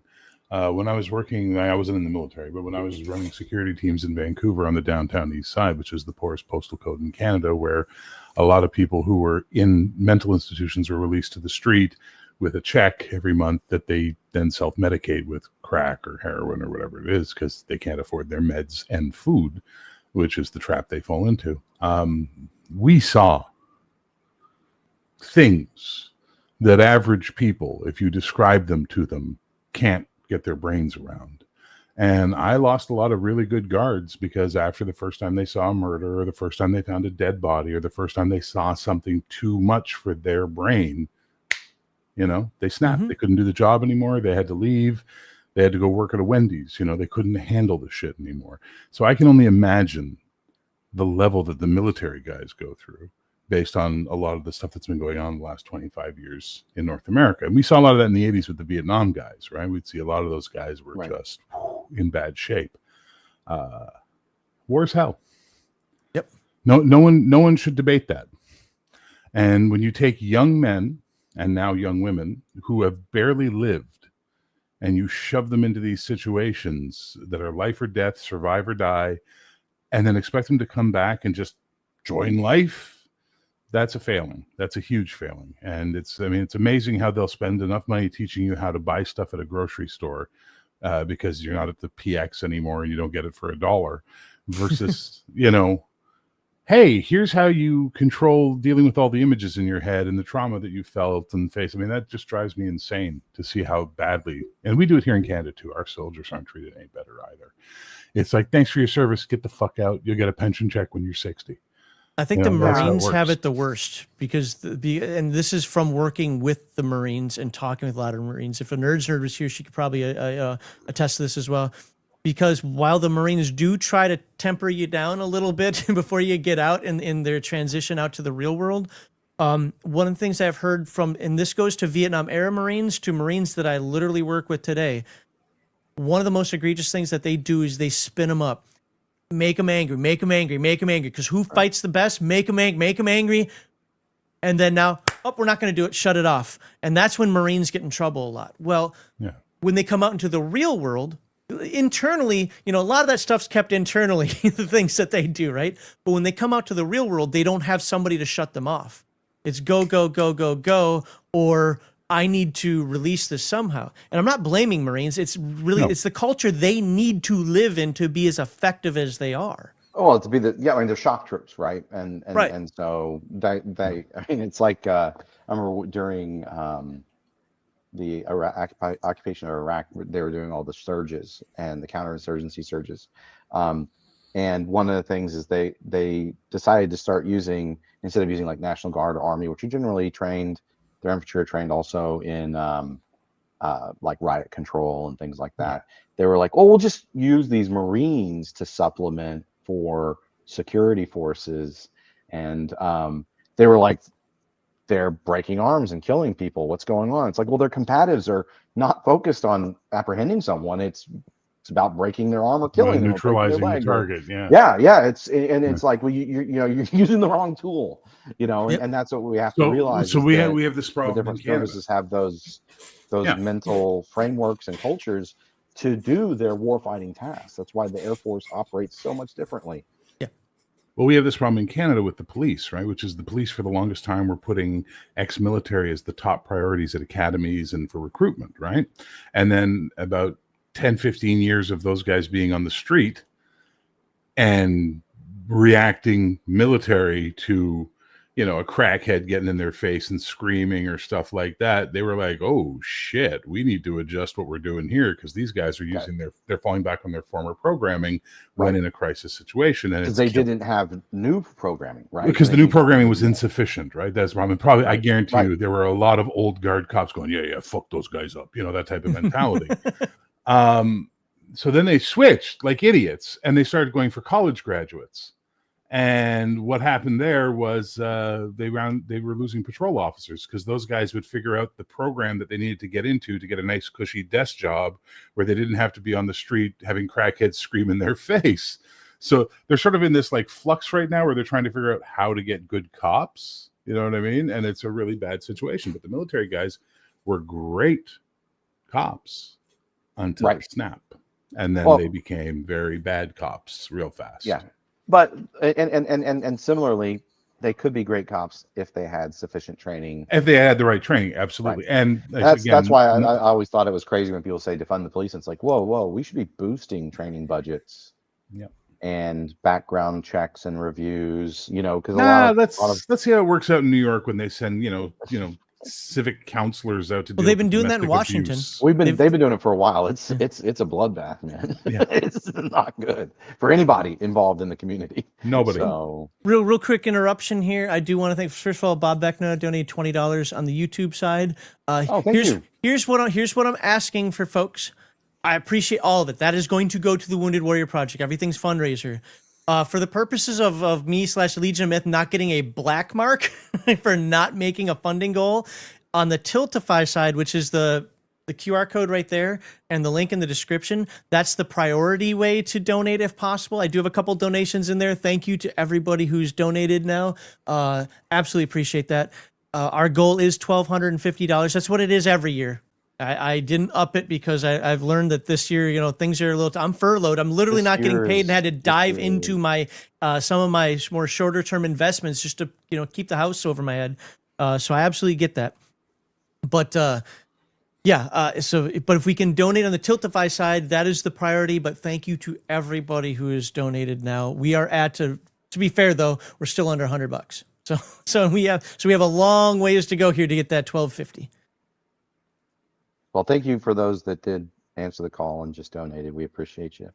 Yeah, absolutely. You're welcome. Well, I wasn't going to say good names, man. but I can. I memean, I suppose, you can always select anonymous on here. So it's like, Mel Winnis and Gaming with ADHD over on Tiltify. And then, of course, Bob Vecna over there on YouTube. Thank you. Really, really do appreciate that. It is a good cause. I've talked to a bunch of people. My former coworker when I was stationed in Germany, when I worked in Germany, he utilized the Wounded Warrior Project, had nothing but good things to say about him, how they helped him out. I keep talking about that story of the guy I met at the gun range just because that one just stuck in my head so much. I'm trying to go home. I got my firearms here. I'm done shooting and I want to go home. And he's like, and then they did this. And then I had this problem and Wounded Warrior stepped up and they're like, oh, cool, But yeah. And maybe next time, we've talked about mental health and suicide. Next time we'll talk about, some of the physical things they do for people, the community support that they give as well to vets.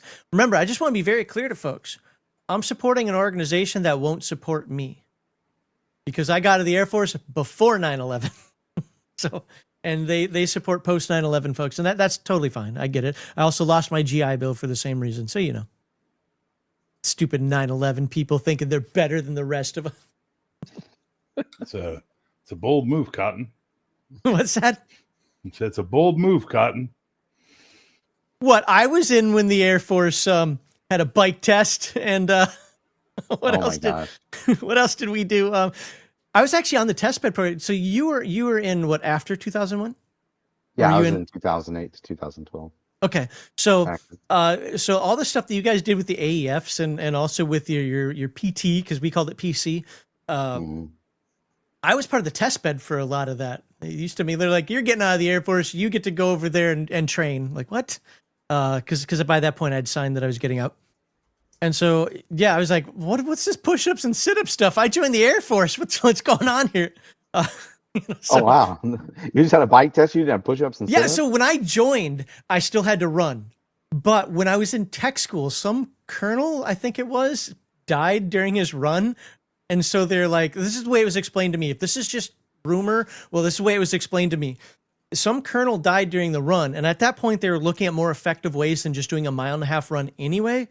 So it just kind of force-fed through, let's do this bike thing. And they put that little strap on us. By the way, you cheated on that because it didn't rate, I don't think it really rated anything important. It just rated your heart rate, right? So what they looked at is if your heart rate spiked, well, that was a problem.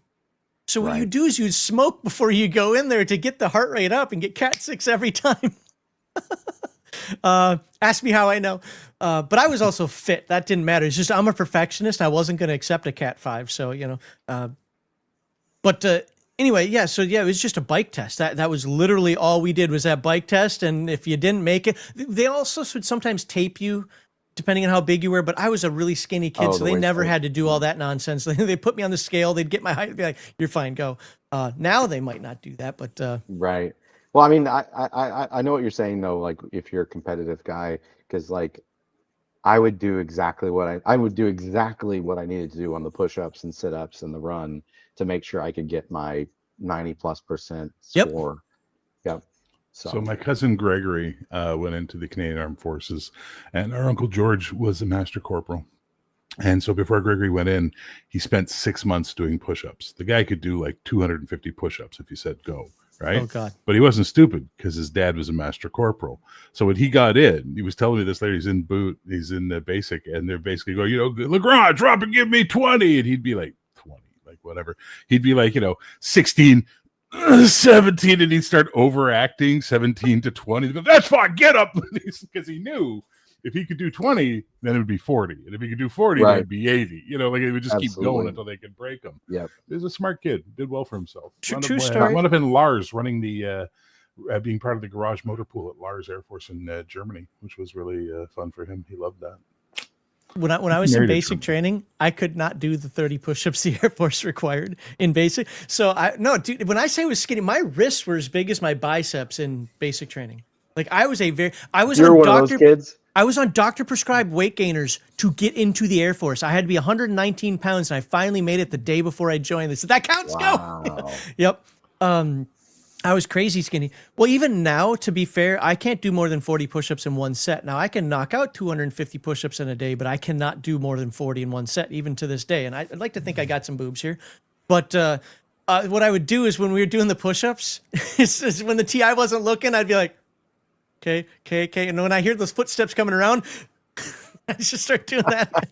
Oh man, like I couldn't do it. Now the sit-ups easily, I just crack. I could get through those, no problem. And the we didn't have to do pull-ups, but there was a pull-up bar that we could do. I could knock out pull-ups, but I was also only 119 pounds. It didn't matter how skinny I was, so I was like, but I could not do the push-ups, man. I could not do them. That's funny. No, I had this one experience where I was doing. Have anybody ever heard of the P90X workout program? Oh yeah. So I got on that for a while because I really wanted to just like nail my physical fitness, and I became like a beast within 45. I mean, it's real. It's a lot of work. It's intensive, yes. But in 45 days, like I turned into some beast, and so we went to go do the push-ups, and for my age, grouping or whatever, it was like my max number of push-ups I needed to do was like 60, and I got the max score, and so. And it was within a minute, and in like 45 seconds, 50 seconds, I did 70 push-ups and just stopped. And the guy that was the testing guy was like, he looked at me and he's like, oh yeah. He's like, you've already destroyed your number. You're not hurt. You're going to make sure you're not tired. Because then we had to do our sit-ups after that. And then we had to do our run immediately after that. So I was like, hey, I just got 10 push-ups over the max number. Yeah, what's the point? And the same thing with the sit-ups. I did however many and then just stopped in the last 10 seconds of that test. And then we went and did the run. So, but did they ever make you do those little leg lift things? I don't guess that was part of when we were testing what they were going to do for the new PT standards and so forth. They had us do the leg lift stuff, but I never hear of anybody talking about it. So I'm not sure if that made it. I remember doing those at basic training, but we never got tested on it. Okay. That was another thing that I could do. I don't know. I could sleep through those things, like everything except for the push-ups. That wasn't really hard for me either. But I could do crazy sit-ups for some reason. I think it's from back when I took like Kung Fu in high school. Like ever since then, I can do like crazy sit-ups if I get back into decent shape. I wonder so I didn't take Kung Fu until I was in the Air Force. Northern Shaolin. What did you take? It was Zhengwu Dao. What's that? It's like the old like core mainline. Okay, I just hadn't heard of it, so I know most people I know take wushu, but this was my style. And if you know what that is, you know what that is. And if Ching you Ching don't Pow? know, no, Hongar. Yeah, but no, the Zhengwu Dao is like, it's still got like Tai Chi and Taekwondo type kicks, and it's got the punch. It's got all of it. Okay. So you guys ever do any Wing Chun? One of the old mainline. No. personally. I did a little tiny bit of Wing Chun, and I can tell you it saved my ass in a lot of fights. Oh yeah, Because so Wing Chun's all inside, right? It's all inside moves, inside kicks. And in your average street fight, everybody expects outside stuff, so they're always blocking outside, leaving their core just wide fucking open for you. You know what I mean? Now my buddy who was sorry, go ahead, Brian. I did some Wang Chung tonight. Ha ha! Nothing's funnier than a pussy talking. I'm just saying. Repeal the 19th. There it is. Wait, what? But I had a buddy, the guy that got me into a little bit of Wing Chun. He was good, and he did a lot of the practice. The sticks like pat, pat, pat, pat, pat, pat. And I saw him in a fight one time, just light up a guy's chest. Like it was the funniest thing I ever saw. He basically feinted a wide kick. The guy threw his arms up like that to block, and he just went and walked up his chest with about 8 strikes. And the guy just was like, after it was over, the guy couldn't breathe. He had to sit down. I'm like, fuck. All right, I might want to learn a little bit of this. when I was sparring, so one of my friends, he's actually a bodyguard in real life right now. He I don't know if it's the same. See, I don't know all the different nuances of Chinese letters and so forth, but he didn't do Wing Chun. He did Wing Tsung, TSNG or whatever, TSU, whatever. But he's an instructor for that. So he's like, well, let's see what you've learned. I'd been taking it for a few months, nothing long, just, a few months. He's like, let's see what you've learned. And he broke 4 of my ribs. Ow! Well, fractured, didn't break. He broke 4 of my ribs. I had to go to the hospital the next day. I was like, yeah, I got a lot of pain right here.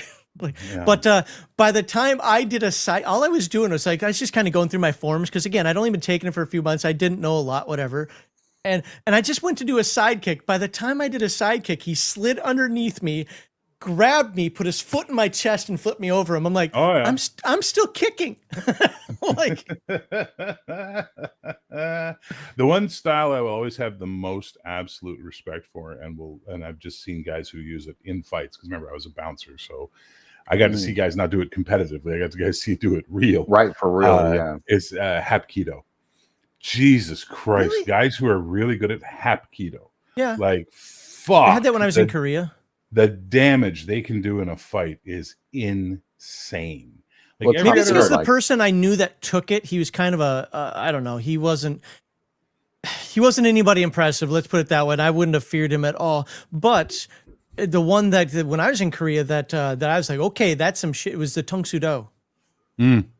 That stuff where it's like they teach, when you get into the real version of it, the fight or flight store, where they're like, this is how you chew out somebody's throat. Yeah. Well, we were lucky. Our teacher for Taekwondo was the Canadian female champion, Kim Dutrin. Oh, cool. And she basically brought her teacher from Korea over to teach us. And he was Ryukyu Kempo. And Ryukyu Kempo is Taekwondo combat form.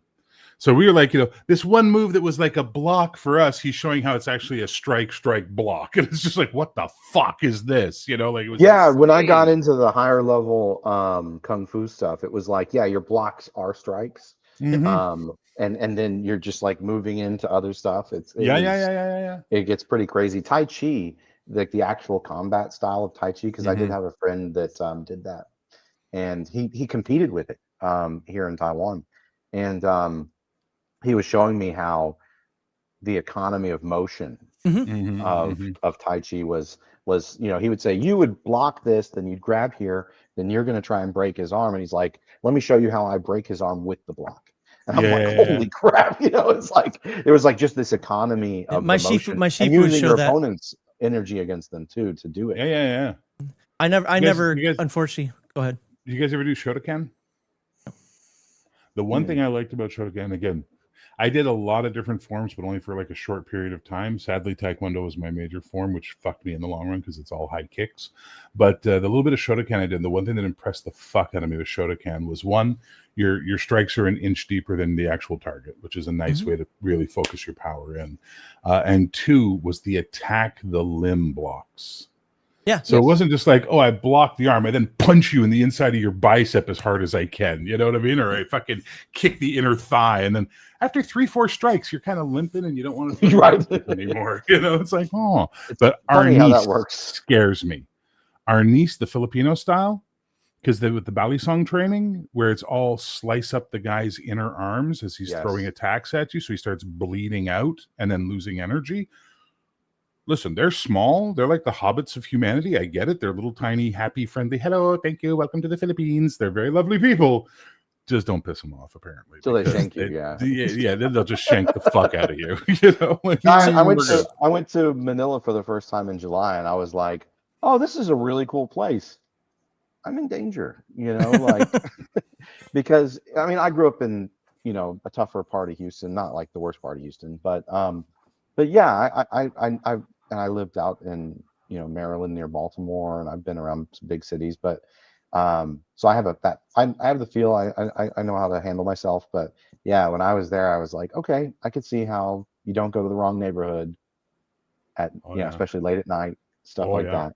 Well, Barry, you were saying that Taekwondo kind of screwed you because of the kicks and what. That was the same issue with me nowadays with Northern Shaolin, because it focuses heavily on kicks and all that. But we were also taught China, which I still remember. I used it on my wife on occasion. And just to answer Full Metal Dragons, no, China and Ninjas and Super Spies is not the China that I learned. But this lovely disclaimer at the start of these martial arts should not be confused with their real world equivalent. Right. Well, they're reminiscent, but the thing about China was it's all about the fight isn't even going to start because I'm going to rip your hand apart before you can even do it. I think it stands for grasping hands. Sean, with your Chinese background, would know more than I would. But that sounds right, actually. Yeah. But it's all about if somebody goes to push you, grab their fingers, rip them off. If somebody's leaning into you, go forward and just bend his hand back. I actually practice that stuff even to this day a little bit. If the fight starts, I might not be able to kick you in the face anymore or above your ankle. But you're going to have some broken fingers. But you're going to have some well, it's not just fingers. There's elbows and so. This is the difference between. Why, if I were to take a martial art now, I don't know what I'd take. I'm old, so maybe Tai Chi. But even then, everybody's like, "Oh, MMA, you got to take Brazilian Jiu Jitsu."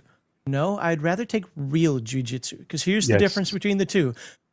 Brazilian Jiu Jitsu has rules because it's made for MMA. Is it great? Yes, it is absolutely fantastic. I'm not disparaging it at all.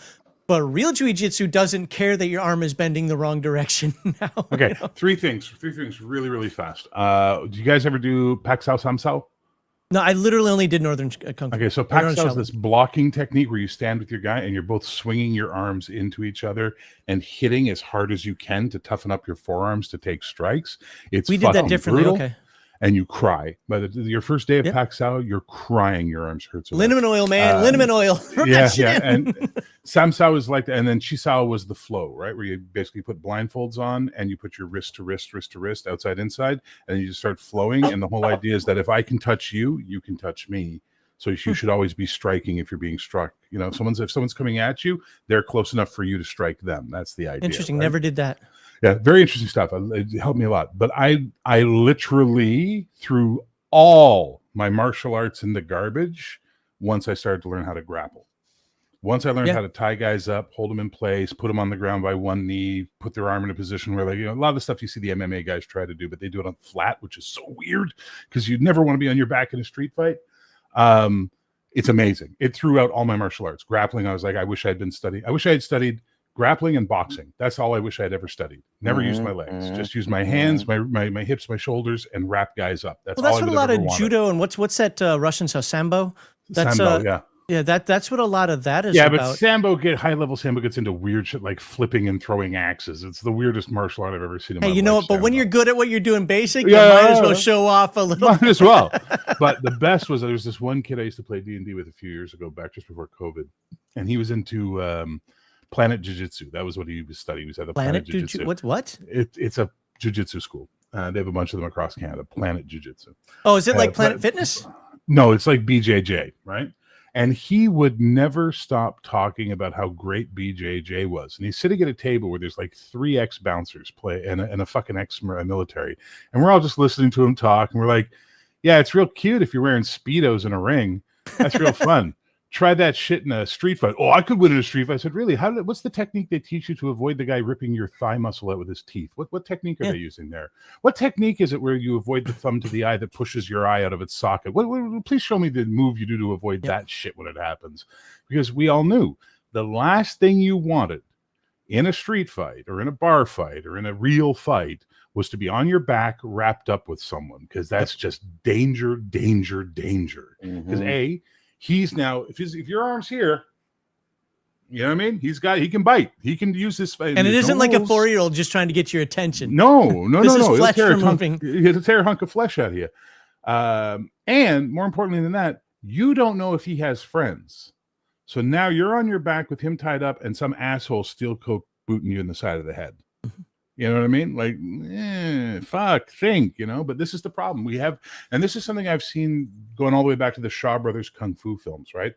North Americans or Western civilization has this absolute mysticization of martial arts where they think like martial arts are the greatest thing ever. And if you're a martial artist, I have to have my hands registered as a lethal weapon. And Chuck Norris, the boogeyman chucks under the bed for Chuck Norris. Ha, ha, ha, ha, ha, ha, ha.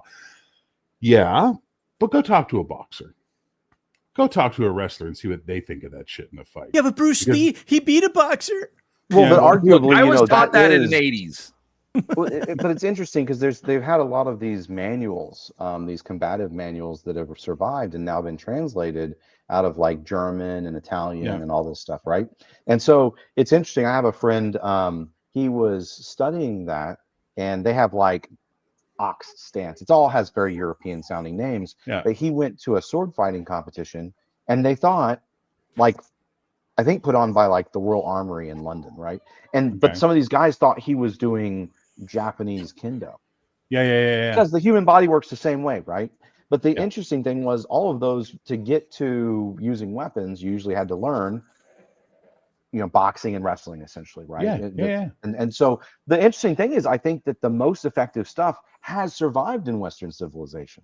So if you go and you learn how to wrestle and really how to box, for people who really know what the F they're doing, you're actually going to learn great combative techniques, right? To carry on with what you're saying there, Bear, because I think you're right. I mean, it's we attach this mysticism to a lot of the Eastern ones, and there's some cool things they can do, but a lot of it's kind of like jousting, where it's like, well, is that really end up being very different from the actual combat application? But they're good techniques for stretching, exercising, and getting the mind in the right area. But I can't expect, and I learned this. I have a scar on my arm from this. I actually, coincidentally enough, I just recently pulled up my sai. So I know how to use them well enough that I actually can use them, but no, I'm not going to win any competitions with them. And I was like, haven't used them in a few years, and it's actually good exercise. So I've kind of started exercising with them. My point with this, like, yes, if I'm fighting, she brings him in here. What a great wife. Yeah, if I were in a formal fight, I could probably do okay with them, but when I fought against a guy who just took a sword and went, I was like, dude, nobody fights like that. He said, you've got two sai. He said, how am I supposed to fight you? And he's just like this, and he's just whining, and I just kept backing away until my back got to a wall and went, whoop. And while I did block one of his swings, he was just totally wild. Like, he wasn't even trying. And that's the thing, is there's a lot of formalization in this stuff that, Bear, as you would know with the street fighting isn't formalized. Like, and I that was my hardest takeaway when my Sifu used to try to beat this into my head about martial arts spirit. Is like, we're teaching you these forms not so that you use them in a fight. Hold on, you got to do side kick, spin kick, wing kick. Like, no, it's to get you used to keeping your body moving. But that's all it is really exercise. You have to have the mental fortitude for the fight, or get the fuck out of it. So this is what Bruce Lee was teaching with Jeet Kune Do, right? He said, okay, so in this form of martial art, there are no ground kicks, right? In this form of Kung Fu, we don't kick in the ground. But if your opponent's on the ground, kick him in the fucking head.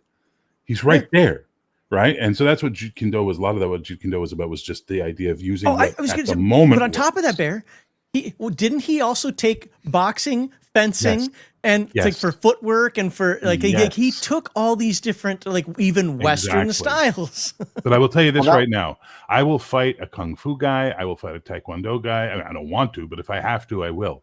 If it's a boxer, I'm just going to agree with whatever point he made that was the disagreement, and just be like, you know what? Let me buy you a beer. Come on. You know, And that's where I've kind of gotten to. It's interesting, but like when I was taking Kung Fu, one of the things that I thought was the coolest thing is, well, there's two things. One, you were talking about, what did you call it? Where Pak you're Sao. hitting each other's Pak Sao. Pak Sao. So it's this motion where you're going pack, right? And then, Oh, That's weird. okay, yeah. We didn't call we didn't call it that, but we did that Yeah, we did that. I remember how much it hurt the first fucking day you did it. Oh no, it hurts for months.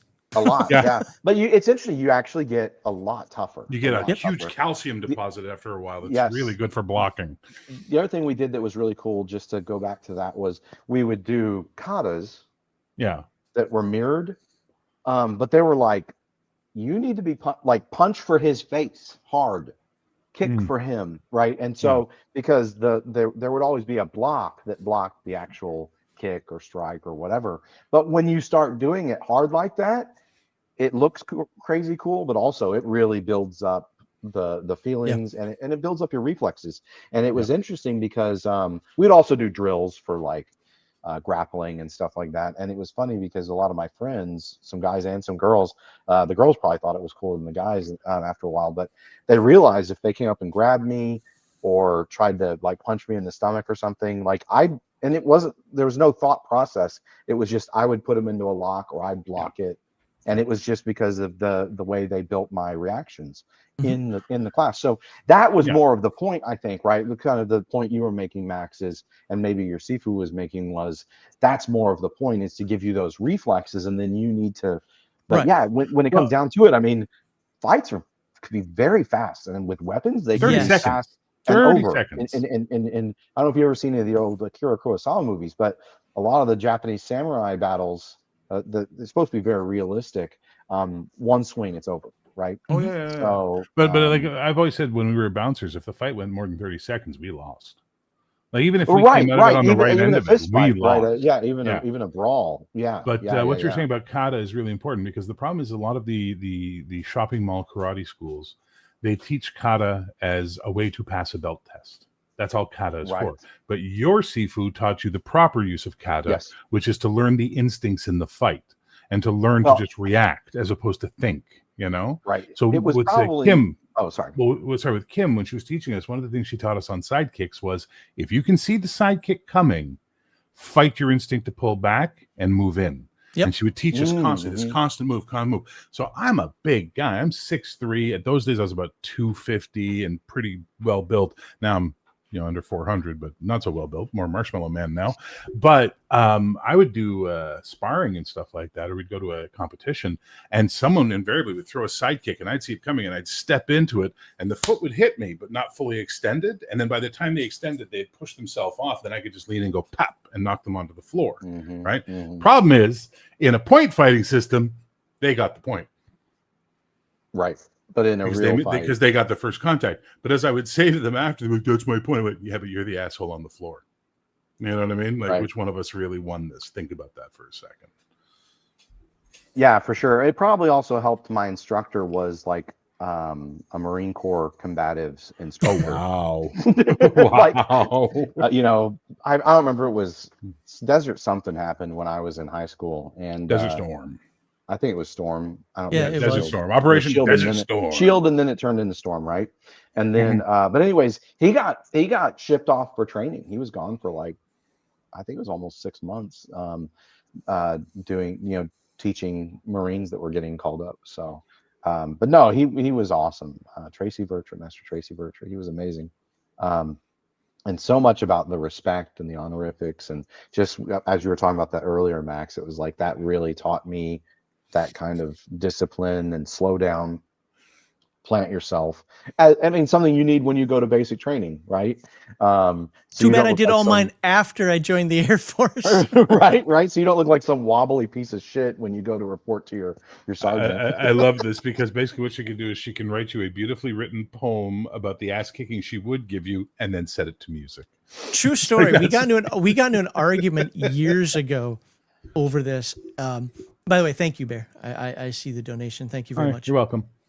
Because of her calligraphy. She's like, you should teach. There are people here who want to learn that. She's like, I can't. I'm not licensed. Nobody in America cares that you're not licensed in Japan. And she's like, I can't. I'm not allowed to. Like, yes, you are. You're in America. That's a very Asian mentality. Yeah. Yeah, it's like I don't know if today it would still count if she's in practice or whatever, but I was like, man, I know people who want to learn that stuff, and she's like, I can't do it if I'm not licensed. It's illegal, and people get in trouble. I'm like, I don't care if your family in Japan gets in trouble. Who's going to tell them? But or whatever the reason was. But yeah, that is interesting. I saw some of her work when we first either dating or when we first got married, and it was good stuff. But she wouldn't do it. But you are right. That's that Japanese mentality sometimes kicking in. It's like what was my favorite story is when she's called. We're working on her green card the first time, and she's like, "Oh, we have to drive to Chicago." I'm like, "I'm not driving to Chicago. This is from when I was living basically right outside St. Louis. So it's only like a 3-4 hour drive." But I'm like, "No, I'm not driving to Chicago for this nonsense." And she's like, "No, we have to. We have to drive to Chicago. It says here in the Japanese consulate says we have to drive to Chicago." So I got really angry. I'm telling you, I was pissed. I called up the consulate and talked to this Japanese lady, Eigogaha Mashinaska, and she speaks in English. I'm like, "Great." I said, "This is what's up. This is what's going on." She's like, "No, you don't have to drive up here." My wife is sleeping. I wake her up. "Here, take the phone." But again, it's that Japanese. How are you still married? But it's that Japanese mentality of like, this is what we were told to do. I'm like, no, this is the American mentality. Like, I'm not driving freaking 4 hours to appease you somewhere. So that's not happening, It's amazing the dichotomy of Max's world of he wants children bowing at crosswalks. But I'm not driving 4 hours. What the fuck's wrong with you? No, there's a difference. There's a difference between decorum and the fact of don't bury the joke in logic. No, I'm going to be logical, sir, because my wife is probably angry with me right now, and I have to dig myself out of this hole. Team Naru. Team Naru. By the way, there's some comments about the ninjas and super spies and stuff like that, and then us playing role-playing games with all the fighting. And that was hopefully one of the things that does come out as people get to play the new Ninja Turtle stuff is I really kind of repositioned what maneuvers you get without taking any combat training, and then what you get and what you unlock. And it was there in previous editions of it's just clear. So it was not. It should be way clearer. It didn't really have the progression. We never got it right. Me and my buddies never. I don't think we ever got it right. Here's the problem with it and all of your games. It was not clear is like the modus operandi of pre-Sean Robertson Palladium, just so we're clear on that. It was always like, where is that? I don't fucking know. There it is. Yeah. Well, but the thing is, it also spurred on arguments. For example, here's just one that I know we come across all the freaking time, and I know when I'm running a game, it's going to happen at some point. So you tell me that because I'm not 4th level, I don't know how to grab somebody and take them down and tackle? No, you can still attempt to do it. I'm going to give you like a -4 penalty or something. It means you are not trained in it, you dum-dum. It means anybody can tackle somebody else. Everybody has played backyard football or something at some point in their life. Yes, you can tackle. You just don't have the training to do it the most efficient way. So yes, go ahead and roll, but you're going to get... Yeah, maybe you don't get your strike bonus from hand-to-hand combat training or something. Yeah, but that's the thing. Some of it seemed clear, but some of it didn't seem clear. Again, maybe some people were understanding it differently. When I was, like 12, there was no way I was going to fully grasp ninjas and super spies. It just wasn't going to happen, right? Now I look at it, I'm like, oh, this is great, So I tried to make it explicitly clear. And then the other thing that I think is cool, and I hope people will enjoy as they game with the new stuff is. Some of these things you unlock that you can do them as reactions, which before that wasn't necessarily clear either way if there was that kind of dichotomy or not. So as opposed to doing it as an action when it comes to your round in the initiative or being able to do it, you're still maybe spending an action to try and disarm someone, but it's when they're trying to stab you with the knife. So they don't, you don't have to wait till it's your turn. To go ahead and try and it honestly kind of comes more in line. Like a longtime Palladium fans will be like, why is this necessary? But newer people coming to the game or people coming to the game from other games are used to that word reaction. They absolutely are. And so right off the bat, they're going to understand like, oh, I've played these 3 other games and they all do the same thing. I can only act on my turn except for if I'm using a reaction. What's cool about Palladium, though, is you still can do something even after a reaction. Unlike, well, I just used up my entire turn with the reaction, or I don't get a reaction because I used, an action beforehand. No, you still got something that you can do. So that's pretty cool. So, Real fast, we're overdue for a Brian snark. Brian, you still with us, or have you fallen asleep? No, I'm still here. Just back to having a meaningful life. Yeah, we'll call it that. Yes. Last Airship Games. Good morning to Sean. He says good morning to Sean and the gang, and happy Veterans Day. Happy Veterans Day to you as well. I'll put that up. There we go. Good morning to Sean and the gang. It's my damn channel, and you're thanking we're a Sean. gang now. I like to think that we're a gang. Love Let's go extort money out of these fuckers for the veterans. Come on. There's a gotta do link the- in the description, or you can use that this. QR code right there to donate to the Wounded Warrior Project. That would be awesome. Appreciate that, but it's good to see you here. Sean, one of the things that I really liked about the new turtles, and I hope to see more of this in Palladium going forward, and this is going to sound really off the wall, like where the hell did this come from, is right at the beginning of the equipment section, you say, hey, this isn't a complete list. Go look at other stuff as well. Now, you would think that that's implied. Like, there's so much in old Palladium that's implicit that anybody with a little bit of reading comprehension would be like, okay, whatever. But I don't know what it is, but gamers nowadays need things to be explicit or it doesn't exist. And just a little phrase like that saying, hey, if you want more guns, if you want more equipment, want more ninja stuff, we got ninjas and super spies, yada, yada. I actually liked, even though it sounds silly, I like the fact that you're like, go look at other stuff. It's there for you. Yeah, it's funny because, it's funny when you start writing things like that. I don't know. I was kind of my knee-jerk reaction. This even happens from anything from promoting another one of our books to even just putting some super high bougie level, backer levels on a Kickstarter. At first, I was really like, gee, do we want to do that? It's actually helpful to people. And some people want it, right? Like, when I was a poor kid, that's where my mindset kind of goes.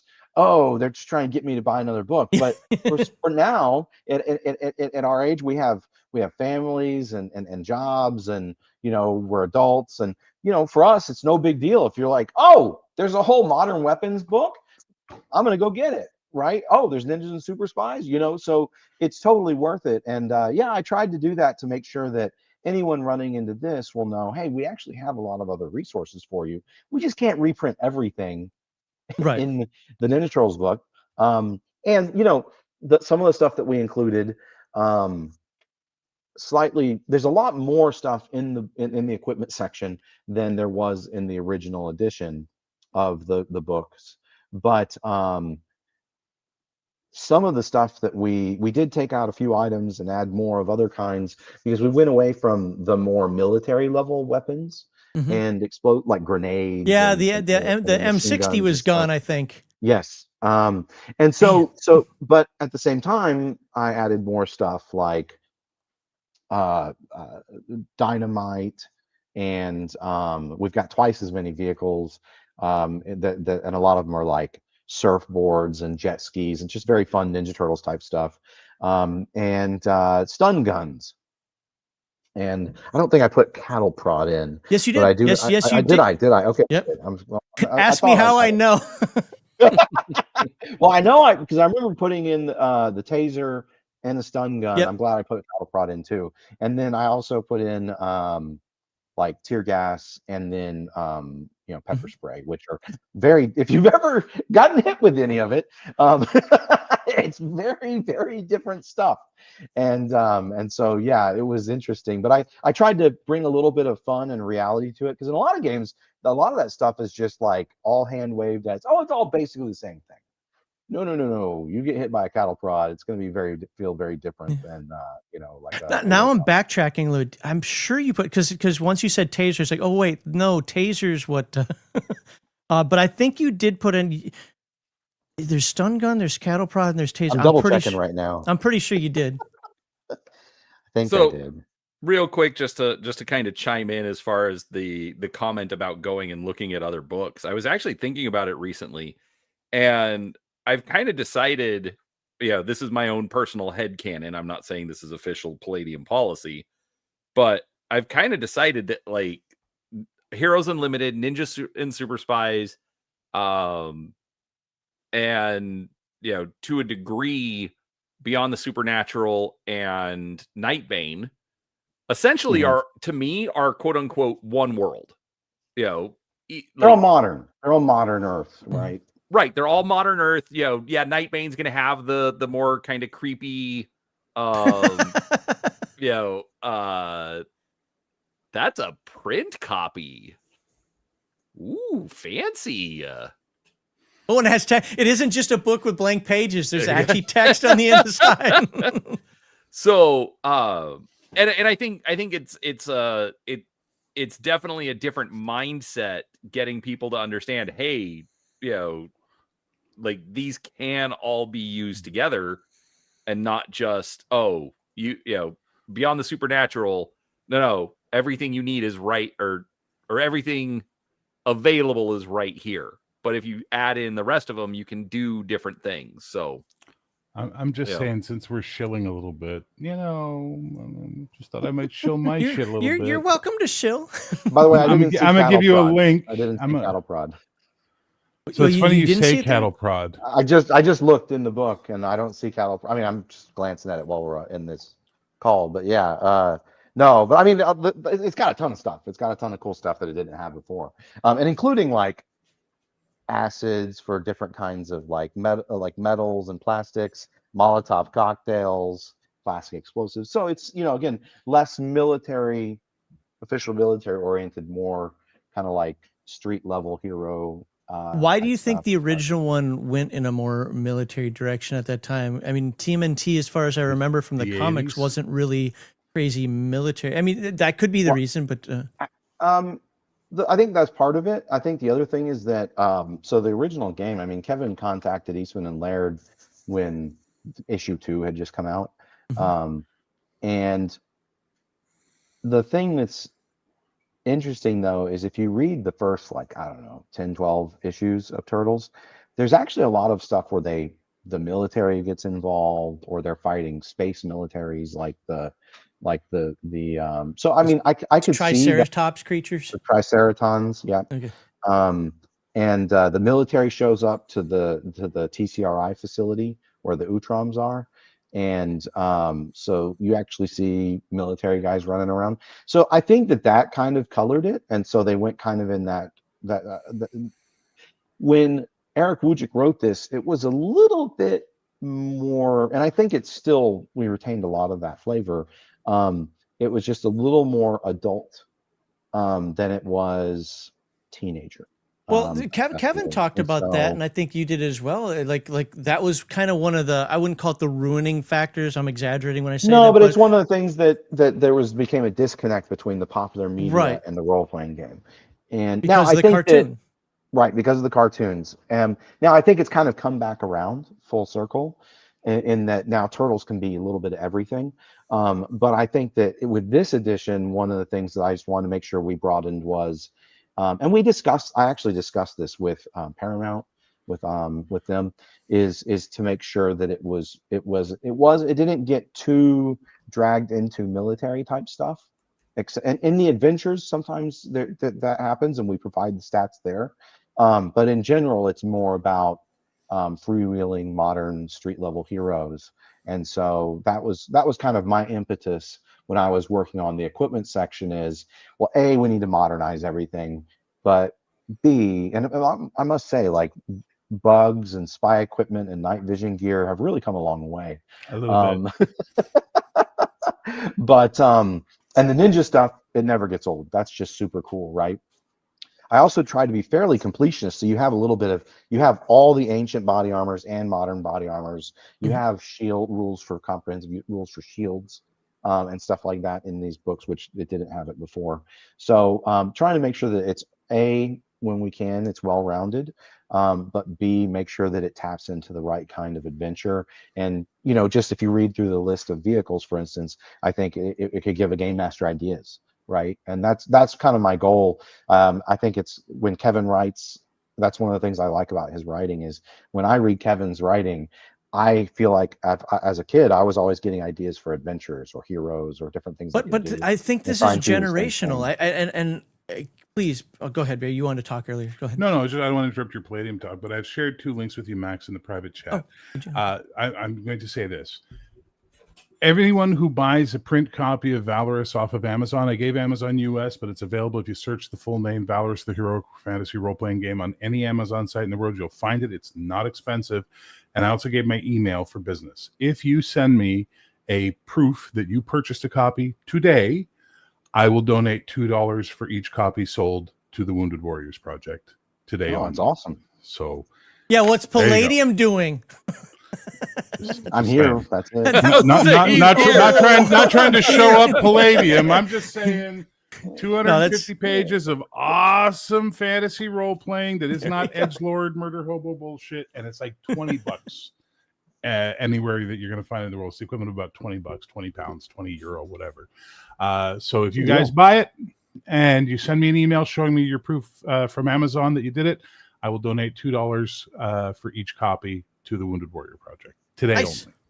Appreciate that. Nice. I did want to get back to. I was just trying to bring on the Wounded Warrior. No, I appreciate that, and you know, we'll spend some time talking about Valorous. Actually, I got to go soon because work starts in 30 minutes, so I'm gonna be gone. Well, so we're doing this all day, so you can come back after work. I'm working until 3 p.m. Eastern. What time are you wrapping this up at? This will Eastern. This ends at 5 because that's when Heathen Dog takes over. This will automatically push people over because we have a different link this year for his, and then he's going to run his Delta Green one shot with Jeremy and 2 others. And then I will be back to wrap it up at the end of. So it'll go until 1 a.m. your time. Well, I'm here till about 3 for another 30 minutes, and then I'll try and come back after work. Yeah, awesome. Unlike Sean, I have to have a day job to be a role-playing guy. You know, I completely forgot what I was gonna. Yay! I've succeeded at my great task. Generational question? Was it a generational question? Yeah, we're talking about generations and militarization. I got it. So you were talking about, hey, you read Kevin's writing and you get a lot of inspiration to come up with your ideas and whatnot.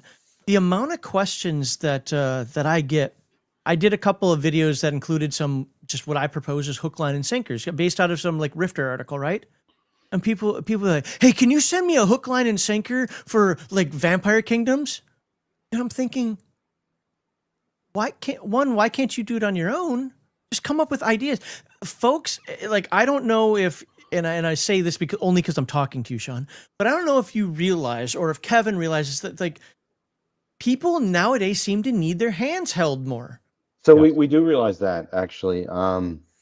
These books are collections of the original 6 books in the product line. But one of the things that when I did Titan Robotics, now I'm working on, I'm working on Bestiary. I'm finishing Bestiary 2, but then I'll be back to finishing Chaos Earth First Responders.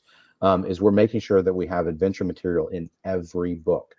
And you know, it's not that we don't launch a new game line every year, right? But when we do launch new game lines or when we redo previous game lines, we want to make sure that there's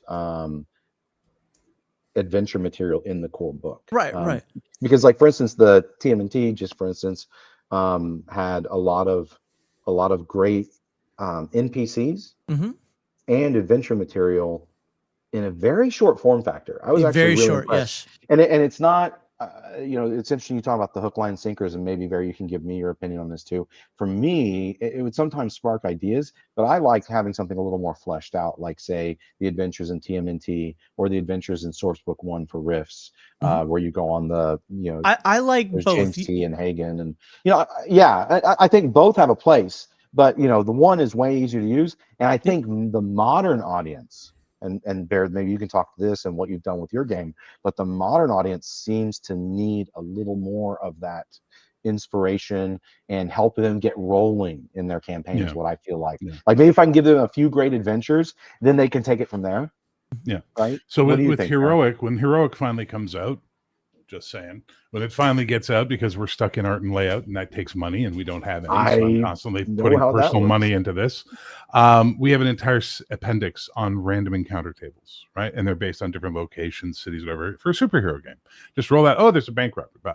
But the thing is that's just a starting point for a judge, is what it's called in the system, but a GM in general is that's your starting point. You still need to do some legwork on that and flesh the rest out, or use chaos theory, which does work, and just react to whatever your players do, and just have that impetus, that moment of catalyst, and then go from there.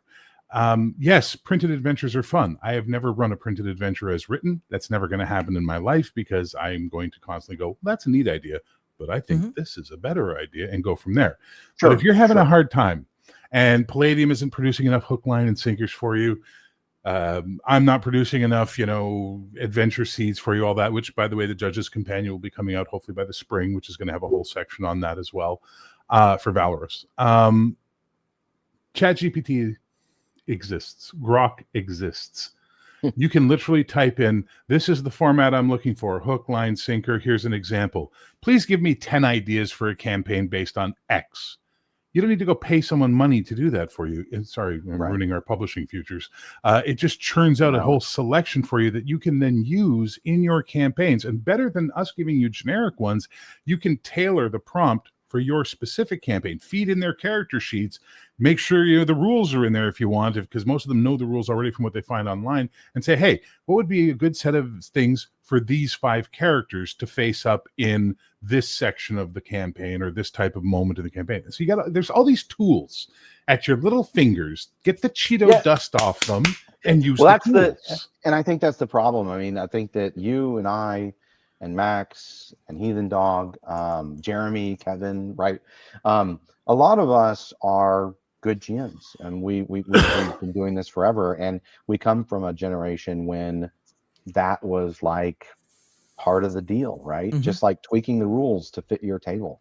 And what I've found is that, and it's a weird thing is a lot of these people played back then, and then they're still playing, right?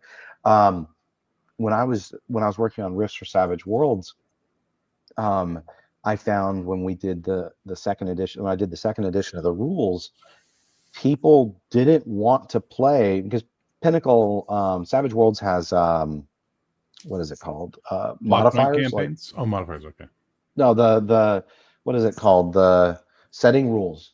So you have different like rules that you can implement in different settings. Kind of like Heroes Unlimited has knockback, right?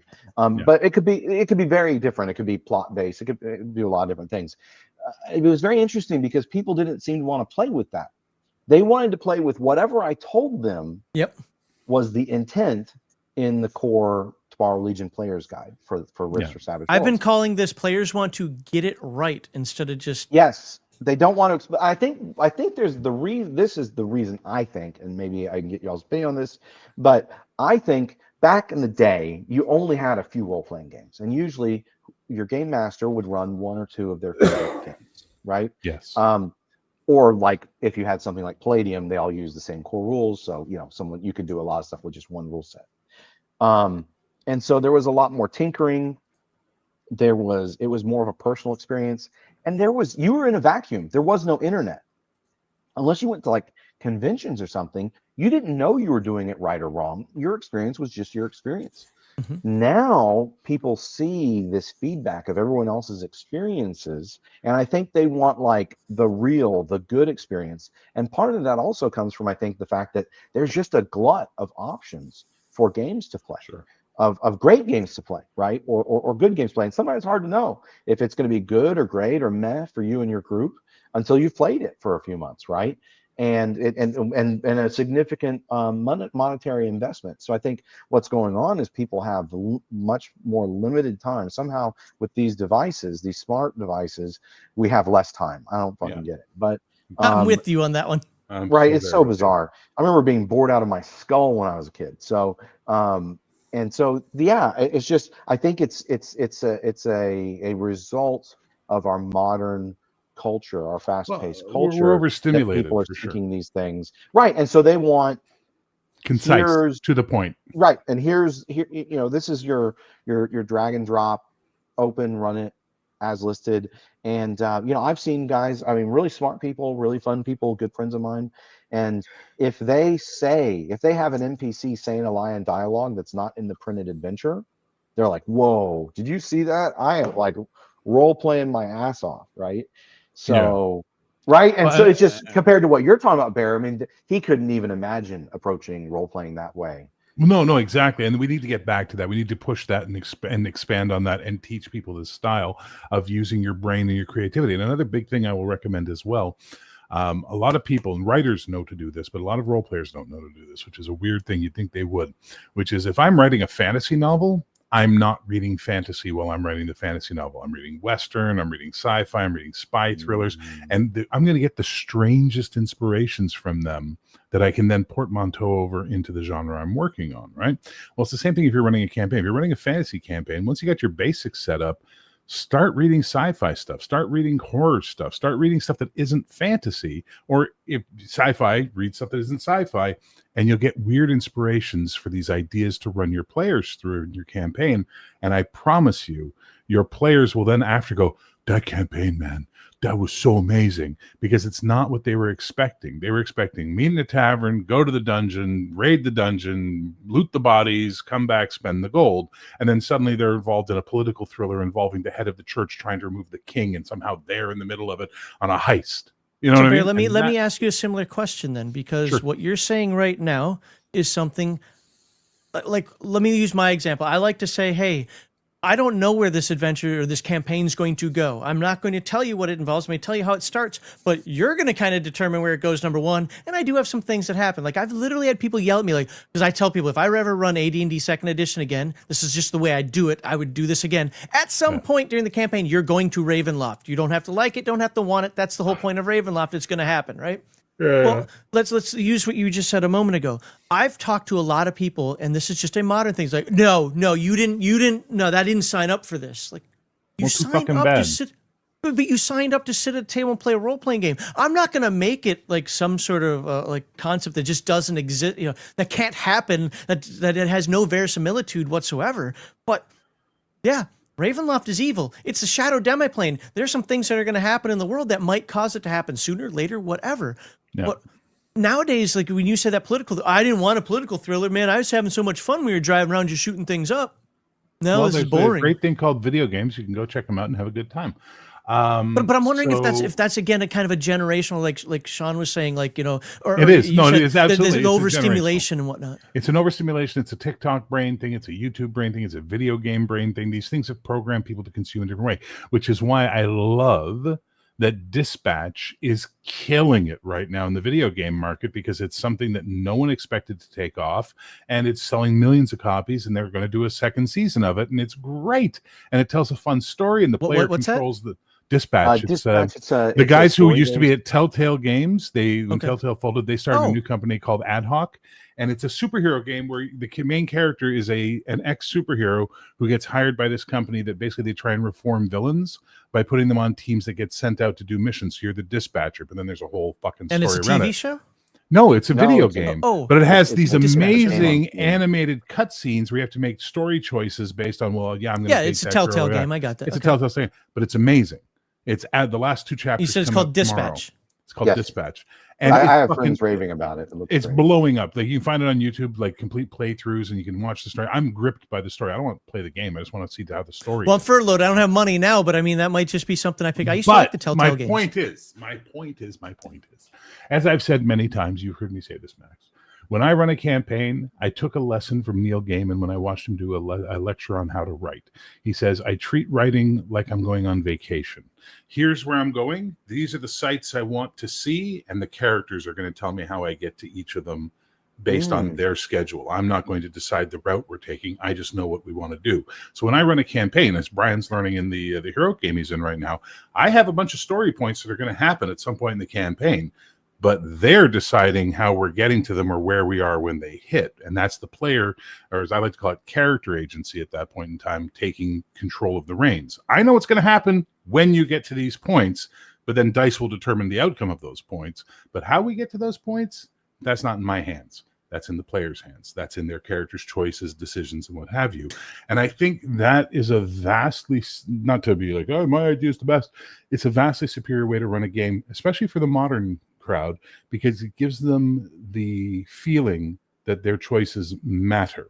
Whereas a lot of the old school adventures we used to play or read or stuff like that, their choices didn't matter. The quantum ogre and all that fun stuff included, right? It's just that this is going to happen whether you like it or not. I learned this not only from Neil Gaiman, but from the greatest D&D 3.5 adventure ever written, The Red Hand of Doom, which I would be terrified to run because it's got so many moving parts and so much complexity to it. But really, in that campaign, if you run it from start to finish, every time you play it, it's going to play differently, because while there are timed events that are going to happen, those events are going to be affected by the choices the players made earlier. Did they do this one thing here? Okay, well, that means later when they get here, there'll be a lot less hobgoblins for them. They didn't do that thing there. They made the other choice to do that. Okay, that situation was contained, but now the hobgoblin army later is twice its size. Stuff like that. That's interesting to me. That's good role playing. And I think if we can get people to think more, to do that kind of stuff more, to understand that it doesn't have to be a sandbox, and it doesn't have to be a train. There's a space in between the two. Well, the space in between is usually called theme park. Yeah, well, there you go. Let's call it theme park. I call it dirty, filthy story gaming. And the Dispatch Ad Hoc Games calls it storytelling games. Whatever the case may be, I think it's a much more satisfying type of gaming, especially for the modern gamers, the younger kids and the younger generation, because they want story. Older generation, fuck you, George R. R. Martin, go write your novel. We're here to kill goblins. Okay, well, you're never going to make them happy unless they're just plundering dungeons and getting booty and what have you. That's great. Let them do their thing. There's a whole industry for them. But for the rest of us, there's new ways to move forward.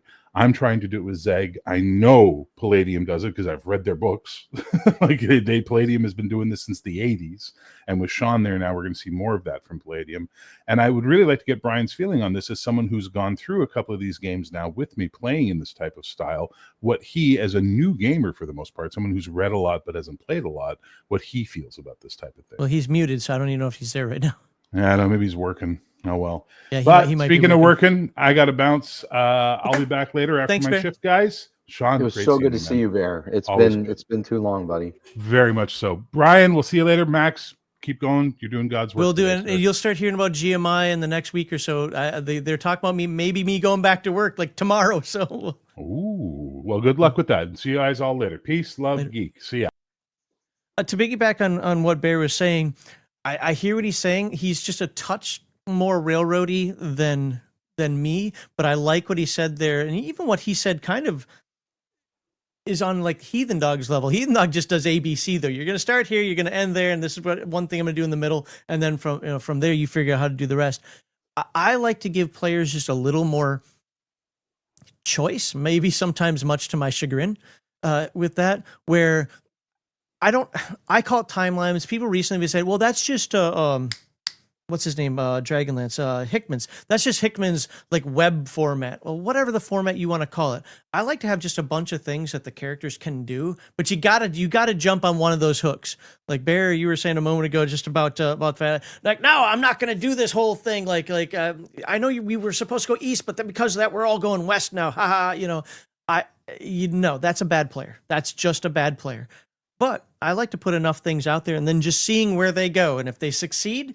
Well, when a timeline comes to 0, that means that we'll say the bad result or whatever. By timeline, you mean like kind of like a front in the which system is that does fronts, where it's kind of like it's a concept that's progressing in the background. Yes. While you're running your campaign, right? Yep. Okay, yeah. And there's always too many of them for the players to focus on. Right. If they try to just head off one here and then one here, then one here. Right. Do they save the princess? Do they deal with the necromancer side into the woods, or do they stop the goblins that have been encroaching on villages? Right. Yeah. Yep, exactly. And it's like whichever one they pick, right? The other ones progress. Yep. But they can maybe try and influence it. And if they do really poorly, maybe the necromancer ends up leading an army that includes the goblin hordes, right? Exactly. So, by the way, I just see some comments about collecting PDFs and stuff. I just want to throw it out there. We do have our PDFs up on drive-thru-rpg.com, but the new Palladium web store has PDFs. And that's if you get the PDFs through our web store, there's a couple of cool advantages. One, you can try and get them like you can get bundles.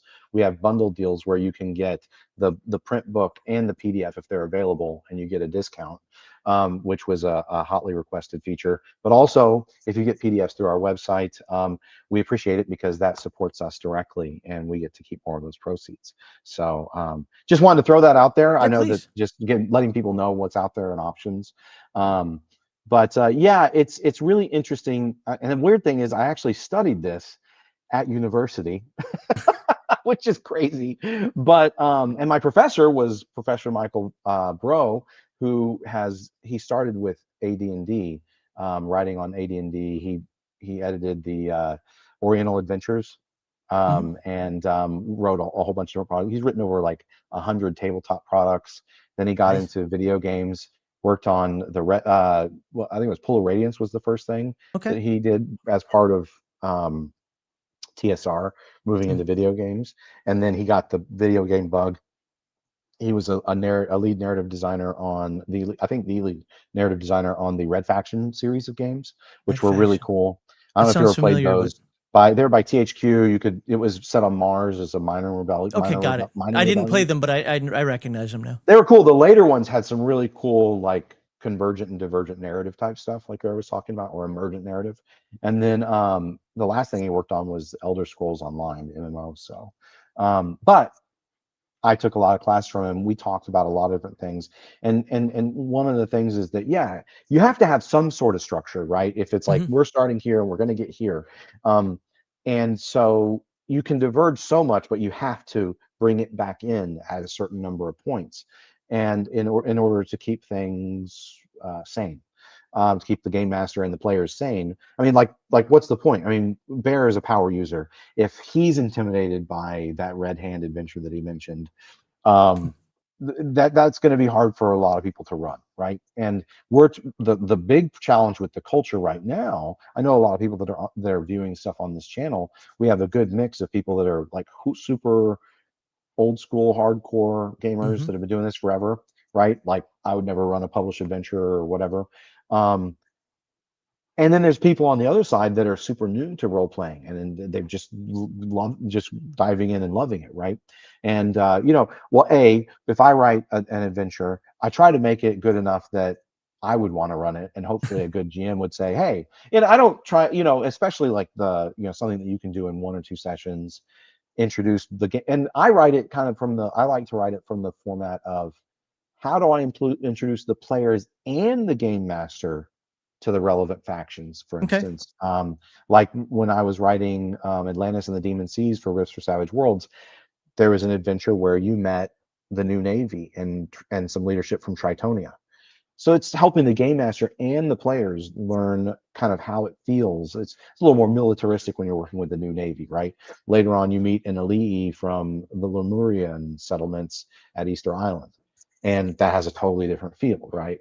But after that, I think the game master should feel pretty confident moving forward, having those characters in place and locations and culture kind of set up, even with just a short, few page long adventure. But the other big major design concern you can do is the spoke and hub. Yep. Which kind of like the Borderlands thing. But that's harder to write and have it be very coherent for the game master. And so when I did Terror on the Dark Frontier, it's the first boxed adventure set for Rifts, was for Rifts for Savage Worlds. But you could totally run it using Palladium rules. And we ended up splitting it into 2 books, and 2 adventure books. One book is the campaign, the big story arc that you play through. Then the other one is by location, and so each location on the map has sort of a theme park idea where, if we go to this location, we can go to this famous area and have some adventures and have fun. Yeah, it's it's that kind of age-old question, and my favorite is when you can blend the two, Mhm. so that the game master and the players can approach it how they want. And maybe a game master would say, hey, when it feels right, maybe I'll let them travel around the region, and I'll be making up adventures and stuff for them to do. And then once they lock in, or they meet the Comanche Reserve, maybe that's when I introduce the main plot point campaign. I don't know. The other thing I like to do is I like to leave space when I'm writing. So a campaign, especially. So an adventure, yeah, sure, it's a one-off. You should be able to do it in a session or two. But when you're doing a big campaign, I think it's good to insert sections where you can say, hey, this is a great time for the game master to maybe run some adventures focused on things that the players are interested in. Mhm. Right. And then I see that in give a them lot of kind of campaign books nowadays. yeah, I think it's becoming more common. And I've tried to do it. I think that it's good if you leave, if you cover the major happening points in the plot of the campaign, but then you leave enough room for the game master to weave individual stories for the different characters that are within that narrative.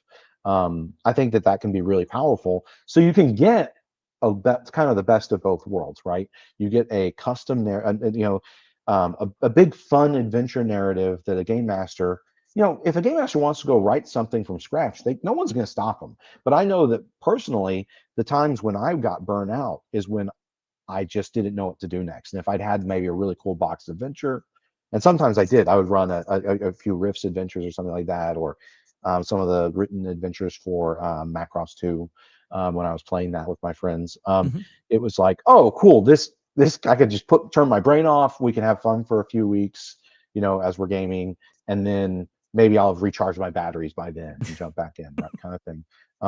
But yeah, I think it's just interesting seeing which way how to handle that without also overwhelming new game masters and Right. players, right?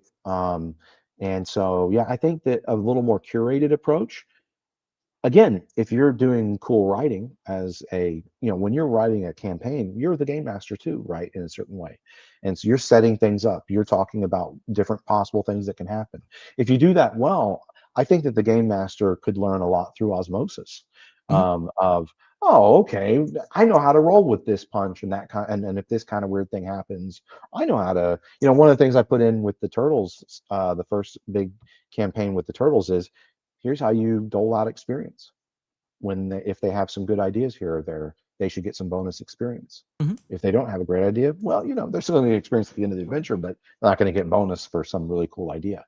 And just kind of use it as training wheels for the game master and I the always player. thought that the Palladium XP system was one of the best out there. When it comes to mechanics, It's my favorite. people I've can never found one that's better for XP. right. I'm just trying to. I agree. I've tried to port it over to some other games. It doesn't work so well just because of how those games are built. Otherwise, like they need Right. you to level faster, so to speak, type stuff in Palladium. Yes. Yeah. Yes. But I have tried. I like it because it doesn't reward kills. It rewards characters, Right. and that's always been. Even when I would use a different system or my own system for handing XP, like when I'd hand out legend points in Earth Dawn, I still took a lot of what Palladium said there and incorporated into how I had it on there. You were talking about published adventures, and some of the old grognards, I guess myself included in this, would be like, I'd never run a published adventure. I'm kind of like that, but for a different reason than most people. My experience is this. First of all, I have the me problem, but we'll talk about that second. Then I have the player problem. Players like to spoil that stuff. Oh, we're doing this adventure. They literally go to Shinder's or the Source from Minnesota and go buy the adventure, read it, and then spoil it. Now, what somebody would say, yes, that happened constantly. And I'll be honest, when I was in school, I would do that. My friend and I, we'd read through it and be like, now we know all the secrets and so forth. The flip side of that is the me problem, which is I have an issue with author's intent. Now, I will never sit here. I don't think I'd ever sit here and be like, Sean, how am I supposed to do these things? Because I believe that I do that on my own if you leave that wiggle room in there. But when you don't leave that wiggle room, I have to do what it says in that book. It is a brain cloud that I have with regard to that. It says this was, and I refuse to change. You're supposed to change. Any old school D&D player will say you don't run a module as written. I can't help it because one, I'm afraid of that butterfly effect. But two, I changed this now. What does that have down the road? And two, it's like, I want to see what the author intended by writing this, which is why I just ended up writing my own adventures. Now, they weren't written in a module format, but my campaign, you were talking about burnout. Oh God, yes, that would happen. And how would I get around that? And how do I drain? I couldn't have brain drain because the way I run adventures, and I don't understand these people, maybe you can talk about this too. I don't understand people. I spent 4 years building this world and I can't wait to run a campaign on there. I'd be 4 years building, what? Because I know my players in the past, day one, they're going to torch the city that you just spent all that time on, and they're going to kill somebody over here that you didn't want. You get what I'm saying, right? Like, no, absolutely, absolutely. So for me, it was literally adventure by adventure. The good news, man, I didn't know what they were going to do this adventure, and so I didn't know what to plan for next anyway. Thank God, because then I'm not over planning, even though I still did try to over plan a lot, unfortunately. But the bad side of that was, crap, they went in a direction that I'm not thinking about. I have a full week's of work in front of me, and now I also have to figure out how to do this while dating somebody, whatever else. So there's that weird balance in there. It'd be like, would it be better if I had a 4-year world, or would it be better if I just ran modules? Like, I just never found. I have to do my own thing. It's the only way I'm comfortable. If that makes sense. Yeah, and there's nothing wrong with that. The thing is you have to realize you're not the average user. Okay. Right. So, well, just from my point of view, right, when I talk about this stuff, if you never are going to run a published adventure, cool. But there's a lot of players that get into games and then they're new. They don't know what to do. Oh, every game book should have adventures. Right? That's one of the best things I think that you guys are doing now. For absolutely me, fantastic. It's like, I think it's good to do. I don't think for guys like you, it's like, I don't have any problem if you don't run the published adventures. Right, you know what I mean? Like I don't care. Now, I would challenge you, maybe one of the things this was interesting. I'll tell you my experience. So I wrote the plot point campaign for my first book, Empires of Humanity for Rifts for Savage Worlds. And it deals with Archie and the Sumerians and a bunch of other stuff, right? And it's kind of an intrigue-based campaign. But the interesting thing is I wrote the whole thing, and then later on I decided to run it with a group of my really good friends and some of my buddies that we've playing Rift since we were kids. And one of my best friends from the Air Force as well jumped in. And so what I did was I challenged myself to kind of expand the aperture at certain parts of the campaign where it seemed to fit what the group wanted to do and what the players were interested in. And then I even changed of course the adventure was written and it had, it's not aimed at the characters that you might have in your campaign, right? But instead I made one of the characters was related to a military commander in the Republicans, right? Okay. So he was his son. And so I was able to customize and set up a lot of really cool stuff. And I found that if I had tried to do that while at the same time formulating a campaign on the fly, I don't think I would have been able to do it as a game master before. I know my limits. But when I had something that was prepared, and then I was able to work within those that was, heavily prepped. And then, some things, it doesn't, it's like war. It doesn't go according to plan. They never do. Come on. Right. Like I forget which was it, was it Eisenhower or anyways, I remember there was a quote about, the plan never survives first contact. First contact with the enemy. I think that was Patton, wasn't it? It might have been Patton, but then I think Eisenhower said something like, the plan never survives, but all the planning is worth its weight in gold, basically. I don't remember Sure. the exact Yep. quote, but it's the same kind of thing. It's like when you do your prep work, you know it so much more intimately that you're able to roll with the punches when your players inevitably do something crazy. And so I think that that's one of the things I would throw out there for people that are like, oh, Mhm. there's this published stuff. I don't really like to play published stuff. Well, give it a shot, and take a look at the stuff, at least that I've worked on. And I just say that because I know it in and out. And I could say, I do try and provide a lot of spaces for you to do different Mhm. things with your players.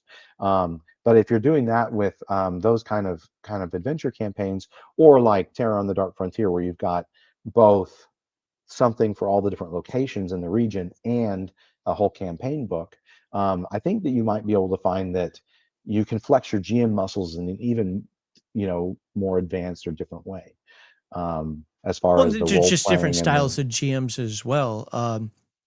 I don't do well personally as a player in long-term story games. The reason why I Mhm. lasted so long, say in Bear's game that he ran, the Codex Albana one, that unfortunately did end up fizzling out due to scheduling, was because the other players at the table were just absolutely so amazing that it was just an incredible time role playing with them. But outside of that, it was too directed, and I should have noticed that up front. I mean, Bear is absolutely fantastic in his NPC presentation and in how he describes the scene and so forth. But this whole thing, like, we got to go from here to here to here to here to here to here, partially because we could only play once Mm, every month or 5. Like, right. I get all that, and there's no knock on Bear, but that is absolutely not my type of game. But I also don't like a pure sandbox games. Like, okay, guys, what are you doing? What are you doing? You're Right. sitting around like, no, give me put something on this world that makes us interested in being part of it. And I think adding adventures, and I mean this wholeheartedly, even if I don't use them, one of the things about adding adventures at the back of a book or any gaming book is the idea is like, okay, now I'm getting what how the author sees the world even better than just the history fluff and a couple notable NPCs. Well, This and the tells me the what's the going on. gameplay loop, right? So even if Mm-hmm. as a game master, maybe you read it and you don't run it, but you're like, okay, maybe it'll be a good illustration of, oh, this is the intended core gameplay loop Yeah. Yep. for this game, and therefore you're like, okay, well, now I know what to do. But it's interesting. It's Mhm. interesting. I've just found that certain players are going to use published adventures, certain players Yep. aren't. I also had other ones that they're like, oh, well, I took 3 of your adventure campaigns and I took the ending of this Yep. one and could this, it's like they Frankenstein the head of that one onto the body of this one with the arms of that. And I'm like, what are you doing? Like, it's not going to make any sense. But you know what? If Both they're of the and playing through one with your the point. storyline, you're right. It's not going to make sense. But when they make their own Right, storyline from that, so right. or this is my preference, and I think it's Malachi I get to thank for this term. Maybe it's a Full Metal Dragon. This was years ago because I don't like the term story gaming because of the connotations that come with it, even if it's accurate. I love the term emergent storytelling. It emerges Oh, from the me play at the too. table. Yes, And it's like absolutely. I'm not here. Sorry, Sean, but I'm not here to play whatever story you're trying to give us. I'm here to create our stories based on the world you provide us, so to speak. Right. Well, it's So, it's an optional, right? I mean, all of it. I mean, I still have, though I try and provide really concrete stuff, mhm. especially for people that want it or need it. Um, I still have Kevin. Kevin and I have the same attitude of take what you like, leave what Yeah. you don't, Yep. right? And that's why, like for instance, in Titan Robotics, you've got um, more fleshed out adventures. You've got encounter tables for if you go Hmm. to different types of Titan Robotics facilities and things like that, and hook, line, and sinker type ideas. And then you've also got whole like, hey, you could use this as a modifier for your entire Rift setting, where the entire setting has been changed because Archie's public, Right. right? Right. Or this other crazy event happens. I've been debating since I've been furloughed here now. If I have to go back to work, this would put a crimp in that. But of actually making a couple of videos on, I wouldn't call it good game mastering or great game mastering, just better game mastering. And what I was going to do with that is take things like that and find out, like, you're stuck. Here's how a random table can help you. Here's Right. how you're stuck. Here's how a movie can help you. Here's how a quote that a character sat at your table can help you. Because I've seen people go like, I don't know what to do now. This is just off off the deep end. Well, roll a random table. Oh, random tables are stupid. It's just going to come up with something crazy like, I don't know, a cloud explodes. And well, first of all, you don't have to accept everything that's on there. Right. But if you I've got a couple of really awesome random table books that can cover literally everything from pocket lint in as your treasure to, the color of the sky. Like it just covers all the gamut. Sometimes you just go in there like, you know what? I just need them to go after a treasure. Let's roll that up. They want the what was that in Supernatural? They want the Colt. Oh, right. And now you give them impetus for that. Well, why do they want the Colt? Oh, because this demon can only be killed by that. Cool. Now you've got a whole bunch of adventures that you can do off that. Side adventures, direct adventures, story adventures, whatever you want to do. But I think that a lot of times, and I'm basing this on this comment on the Rumble side that nobody can see over here, is I don't get why people act like Sandbox has no hooks. My idea of a sandbox has so many hooks it could potentially paralyze decision making, because that's exactly what happens. Players, in my experience, please, Brian, Sean, correct me if you see others, but in my experience, generally speaking, using just generalization, is they want you to direct them. Even if they want you to direct, not every step, but I'm saying give them. They want choices, and I think they want they want the. This is more using a movie script writing term, but they want the promise of the premise. They want if you imagine your game had like a movie poster. What would that look like? What would a Riffs movie poster? But we all know what an Indiana Jones movie poster looks like. But what if you went and saw the movie and it wasn't like the poster? You'd be pissed. So part of it is you need to give them the thing that they are looking for that. What is the premise? What's the promise that the implicit promise of what is action, the promise adventure? of power? Yeah, right. I don't know. Maybe someday it'll materialize. Right. And so I think that that there's that. They want to know also. I think players will stick with a game when they know that they're heading towards some sort of, maybe they're fighting some lieutenants. They notice they're heading towards some sort of climactic showdown with their big bad guy or enemies or the enemy force or whatever it is.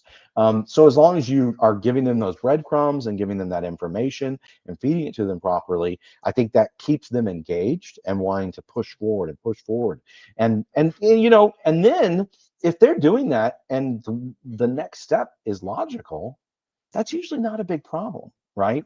I find that it's when those things don't seem logical or they're not allowed to do what would seem like maybe, it's like when you're watching the horror movie and people start doing really stupid stuff. And it's like, why would anyone do that, right? Sometimes adventures can be written that way, where it's like, well, you're not really doing the optimal thing, or it doesn't really make sense. Maybe it's kind of disjointed why you're doing the next thing on the list. Hey, what's up, man? Victor, don't you dare come in here and start shit. What's shit about what? Real quickly, sorry, Sean, for the interruption, but we just got a $200 donation earlier, $20 donation on YouTube. Wow. So first of all, thank you. For folks who are just joining or who have been watching for a while here, and we'll absolutely get back to Sean's commentary in a moment here. We actually have kind of two charity fundraisers going on. One is the open-ended one here on YouTube. If you do a super chat, that's actually the secondary one. Legion of Myth can get a black mark if we don't make our funding goals for the one that's the QR code or the link in the description. So I much prefer people do it that way. However, I'm thankful for any donation that we get here, and $200 is absolutely amazing. Thank you very much. That is awesome. And to everybody who's donated, I think our lowest one is $5 and our highest one is now $200. All of you are amazing, and I appreciate that. So real quick, I wanted to throw something in just because I had this thought earlier when Max mentioned the random tables, and also when Sean just mentioned, what is it that you're promising them? Or no, maybe that was Max just now. Anyways, can you say hello to Victor first? I did. I waved. Oh, okay.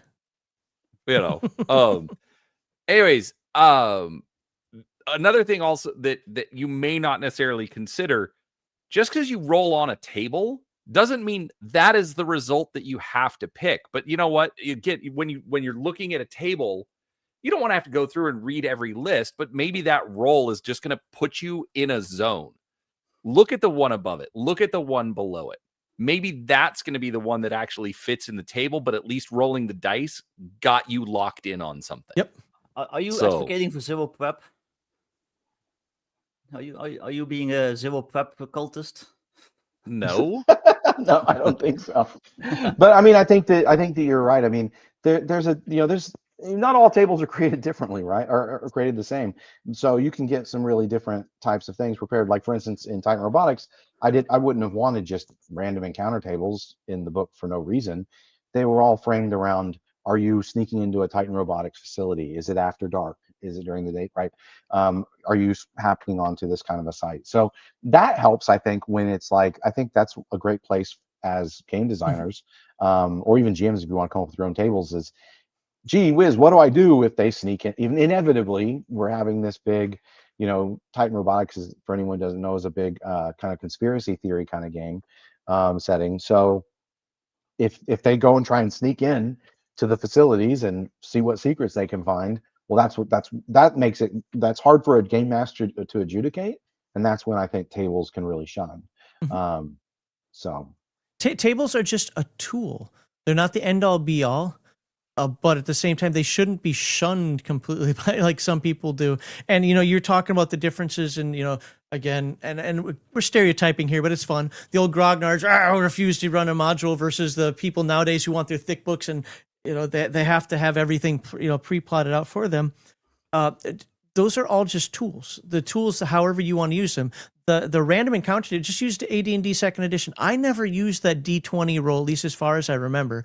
I never used that D20 roll for a random encounter because I personally want to be more prepared for whatever they encounter. So I turned it down to a D6 roll and had those creatures basically research, for lack of a better term, before they rolled one up. And if they rolled number 4, I knew what that was. And I'm like, okay, I know based on where they are and what they're doing right now, how I can incorporate that creature into this and have it feel much more organic. So I used it as a tool, not as a round 1 fight or as a, oh my God, I don't know what to do here. It doesn't make any sense. It's a tool. That's all it is. So Victor, real quick, how are you doing, sir? Not too bad. I just got home from shopping, and I saw you were streaming, so. We got people from all. We just need somebody from Australia at this point. Although Sean, you're basically in the Australia time zone, so pretty close. So we need somebody from the Middle East. There we go, because we have Europe, we have Taiwan, we have Arizona. I'm sure that's another country, and then I'm in Babylamistan. So actually, the more I live in Alabama, the happier I am. Yeah. I want to move to the US, but money. I need money. I want to move to the U.S. too, but Alabama. Yeah. Actually, this feels like the U.S. to me. Other than, my personal neighborhood here, I don't know. But all told, I do like where I live in Alabama, which is surprising. I'd never been to this part of the world. I mean, visited Florida a couple times, so I knew nothing about this other than all the stereotypes. And honestly, I will say this: I've been here 4 years, and I can still say this. Alabama reminds me of Minnesota 30 years ago when Minnesota Nice was still a thing. I liked it when I visited last year. Yeah, the people generally are nice here. Yeah, that southern hospitality thing is kind of. Montgomery is a shithole, and so is Birmingham. But you get out of those areas. Right. No, there's something about the southern hospitality for sure. Yeah, I grew up in the South, right? So that was what was so cool about Minnesota growing up. Minnesota, I was saying this on a stream recently, but Minnesota always wanted to be like the bridge between New York and San Francisco. I mean, all through my life, we were taught that we're like the center, but we bridge the gap between New York and San Francisco, even to the point where Duluth wanted to be the San Francisco, the Hollywood, new San Francisco Hollywood, because of all of its hills and all this stuff. And Minnesota's values were, they've always been a blue state, right? Like that's just generally what it is. But they still at least had a beautiful state with Minnesota Nice. Now, you have all on one side, and you lost the Minnesota Nice. Yeah. Rednecks are nicer people. That's my wife. I gotta love the Japanese. Rednecks are nicer people than we thought. Yes, we are. everyone was very nice when I went to North Carolina. So yeah. My wife lived in South Carolina, I think, for a year. Mm. Yeah, too bad I didn't know you, Victor, when I was over there in Germany, because I visited. I told you about this. I think I had a former Legion of Myth member. He was from Maus well, that's Netherlands. Yeah, you're Dutch. That's Netherlands. What the fuck am I thinking? Yeah. It's still early in the morning for me. Leave me alone. But yeah, so I would have found a way to come out there and visit. Yeah. So there was a comment by Beardo Grizzly 500. He said, "I ran the Face of Evil in my Savage Rifts campaign." And he said the Android PC thought it would be a good idea to drink Archie 3's brain juice after they blew him up. I couldn't have written a better hook. And that's kind of the point I think that I was trying to make, was that's where the game master now feels free to run with it, right? Because, and the players, right? So that's one thing that I think can something good that can come out of intro adventures or just written adventures in general is, if you're having trouble getting started, or if you're getting a little burnout, a lot of times it can teach the game master and the players, or inspire them for what to do next. And if you get a great hook and you can run with it and your campaign is revitalized, awesome. Yep. So Mel Winnis says, so the song is true, Sweet Home Alabama, but it has a better line in there. They hate Neil Young here, and so do I. So that's a double win. nice. I'm a big proponent of like using random tables and just kind of doing the emergent storytelling rather than prep. That's why I made that joke earlier, because for some reason it makes a lot of people mad when you suggest that. Like, I don't know. But you know, well, I don't want to say it makes me mad, but I don't believe in zero prep. But after talking with you, it really isn't zero prep; it's low prep. Oh yeah, but we explained that when we went on stream with you. We explained that that's kind of right. Like but there's still a lot of people who think that zero prep should mean zero prep. Let's just use an example. Like I emailed somebody recently. Is Heathen Dog is actually more pedantic about words than I am. I get what you mean about zero prep. When somebody says.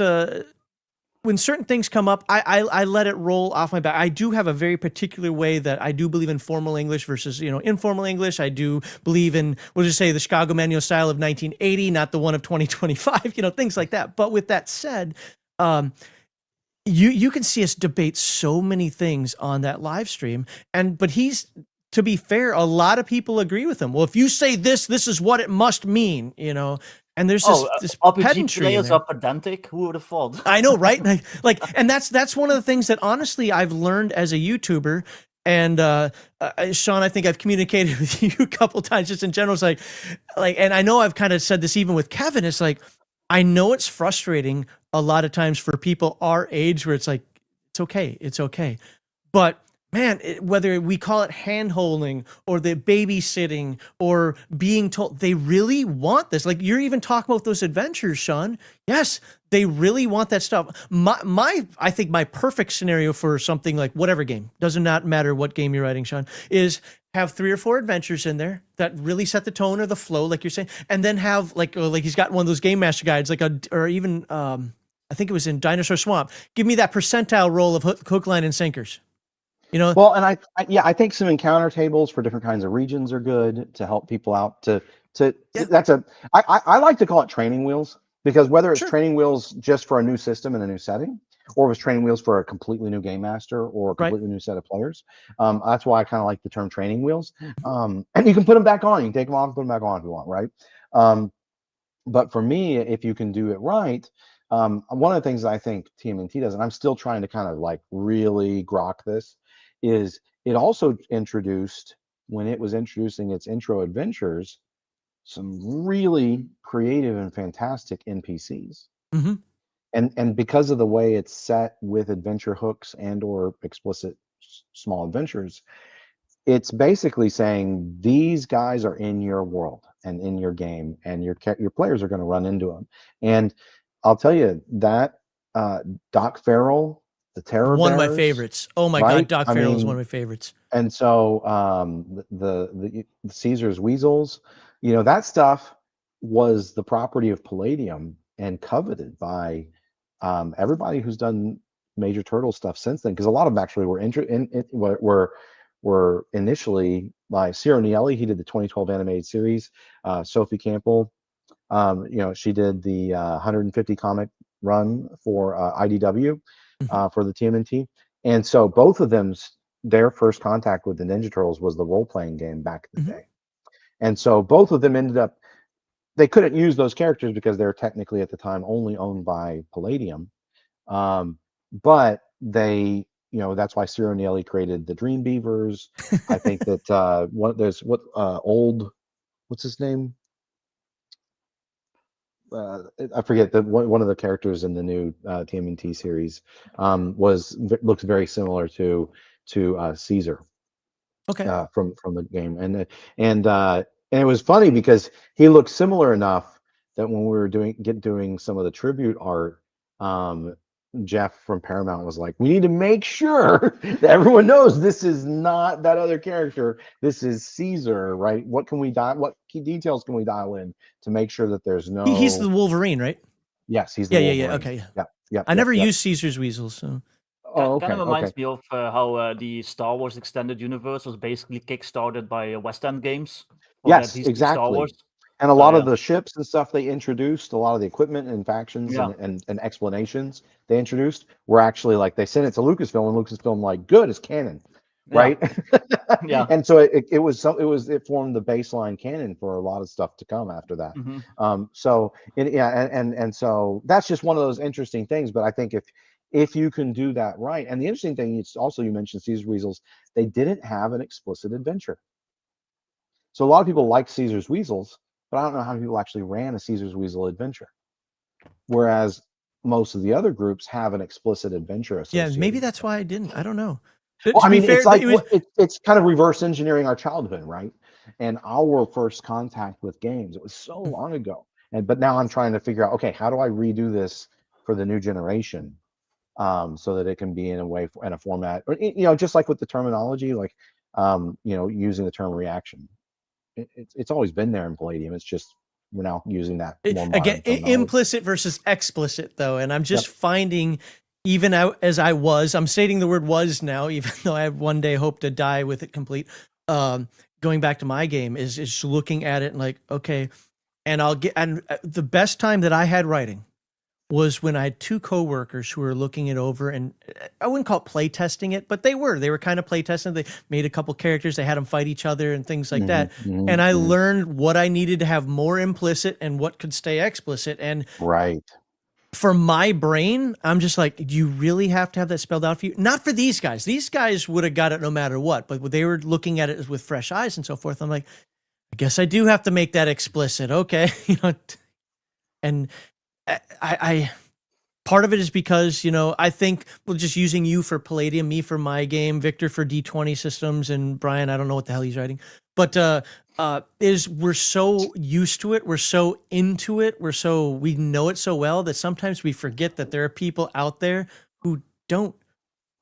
And I've even talked to folks in the past like, hey, what about this? Like, you keep mentioning what a D6 is, but you didn't tell anybody what a D6 is. You keep saying like, hey, roll a D6. What is that?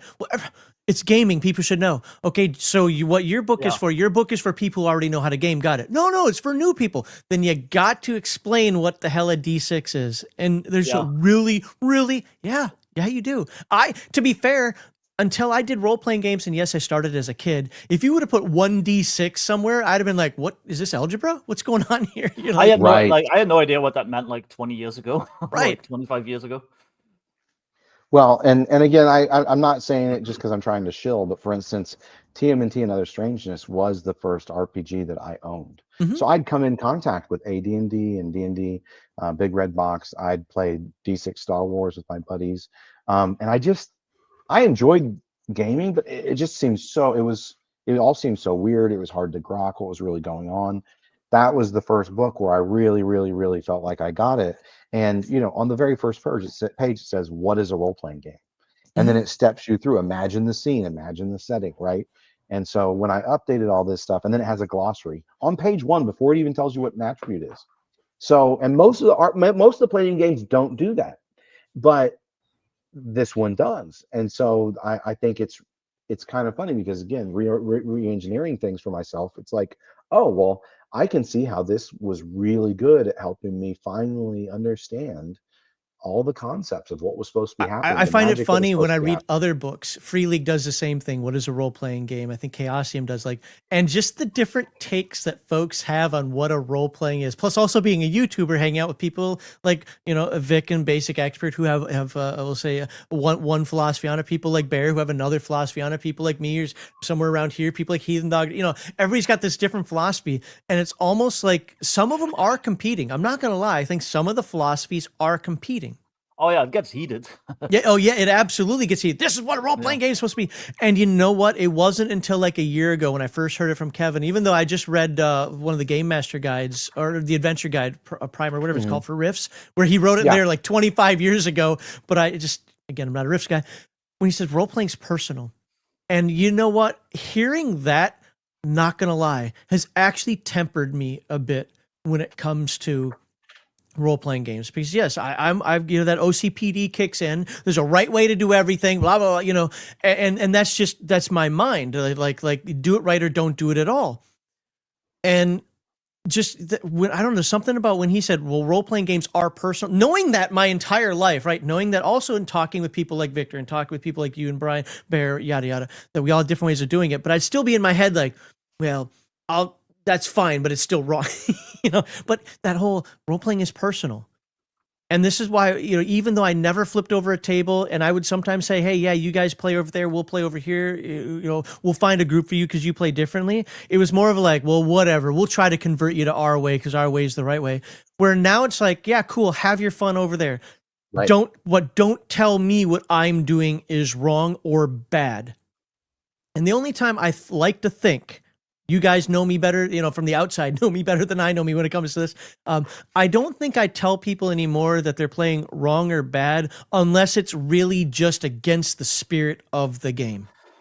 Right. And that's something that I will never be able to get over. Like, I don't care about the +1s and +2. Well, the mechanics here say you get a +1 for being on a hill. Yeah, but you know what? Did you read this portion here when the guy was on the hill and he was invincible because he was up there because his spear, his claymore, or whatever it happened to be, his bouncing betties, gave him that extra advantage. Well, I'm giving it a +3. I don't care about your stupid numbers. What I care about is meeting what the intent of how the writing goes. Does that make more sense? That's about the only time when I go to somebody and say, "You're wrong." Well, it's about cooperative storytelling, and that's why I think that when you have like killer DMs, they're not getting the cooperative nature of the storytelling, right? That's usually the major malfunction, is that they're trying to win, as in it's their monster against the players, right? And then you're not going to have a good time. And maybe they should be a player instead of a game master, right? I've had so much fun being a player recently. Like, I was a forever game master, and recently I've been more, because all the online crap and moving to where am I, Alabama. I've been a player. I realized how much I missed it. Sorry, Victor, go ahead. No, I was going to say, that's why I prefer the term referee these days, because I see it as my job to adjudicate what the players are doing, and I'm not there to like be an opponent for them. I'm there to adjudicate what, like, the stuff that they're doing, and yeah, you know what I mean. Yeah, no, I mean, one of the terms Kevin and I have been rolling around with, we actually talked to my daughter about it because she's sharp, but she's young. And she just turned 15, so she's so excited about role-playing games and wanting to run them with her friends and stuff. But it's like she's still kind of outside looking in, right? She's not like us where we're just in the middle of it all. And one of the terms we were running around with was, "Oh, what about game director?" Right? Because you're not the game master, right? You don't have to master everything. You don't have to control everybody, right? But you're directing that narrative and the story. And the game master should be cheering with the players. The game master should be sad with the players if they lose the battle, right? It shouldn't. Well, let me take some notes here. I'm doing this backward. The game master shouldn't be. I mean, I do cackle and laugh especially when I do one-offs at conventions. I tell people, I'm like, by the way, this is a convention game, so that it's not like you've invested 1.5 years into your character. You can die in this story, and if you do, no big deal. I won't laugh at you too much, and we'll all just have fun with it, right? And I just let people know. But yeah, I think that that's one of those things, is getting that spirit right, and words have meaning, right? Sometimes we get caught up on. You and I were having an email, Max, about some of the exact words that we're going to use to describe different skills and stuff. And in the end, I like improving anything we can. Right? Is at the end of the world, if something goes out and gets printed with a slightly different name than maybe would have been more optimal. See, but my problem with that is I don't like change. Because I think change Right. adds confusion. So I had, does. with because I know what you talked about. Obviously, I didn't have a problem with the original. What came, but you know why I brought that up, right? Yes, Where it's yes. it's like, but that change has, God damn it, it has to happen. And Yep. Yeah, no, we were having a discussion about some of the new names of skills in the TMNT Redux edition. So but anyways, yeah, yeah, I think that's the big thing, is when everyone learns that you're having fun together. The game master is there for the plot twists and the turns as much as the players, right? And that's what's really exciting. That's what I get really into is the combat's fun, and if it's a fair fight, I'm excited, right? Like I remember when my buddy, we were playing through a Rifts campaign, a Savage Rifts campaign, and the team was very, very seasoned team. They ran into three Slugorth slaver barges. wow, wow, And really? they blasted one of them to pieces. Then the other two got in close, and the glitter boy got grabbed by the tentacles of one of the slavers. And I thought I was going to be able to twist a glitter boy helmet off and decapitate a glitter boy pilot, but his buddy saved him. But it was like I was ready. I was bloodthirsty, right? But there's a good side to you. You put that challenge in front of them. They handled it how they handled it. You had this, and you got that evil smile, like, oh, this is going to be fun. Yep. But you also let them get by with it. I've seen a lot of game masters go, no, you really couldn't do that because they get locked in this thing that they want to do. Well, no, that was the interesting thing is it provided, everyone freaked out, right, when that started to happen.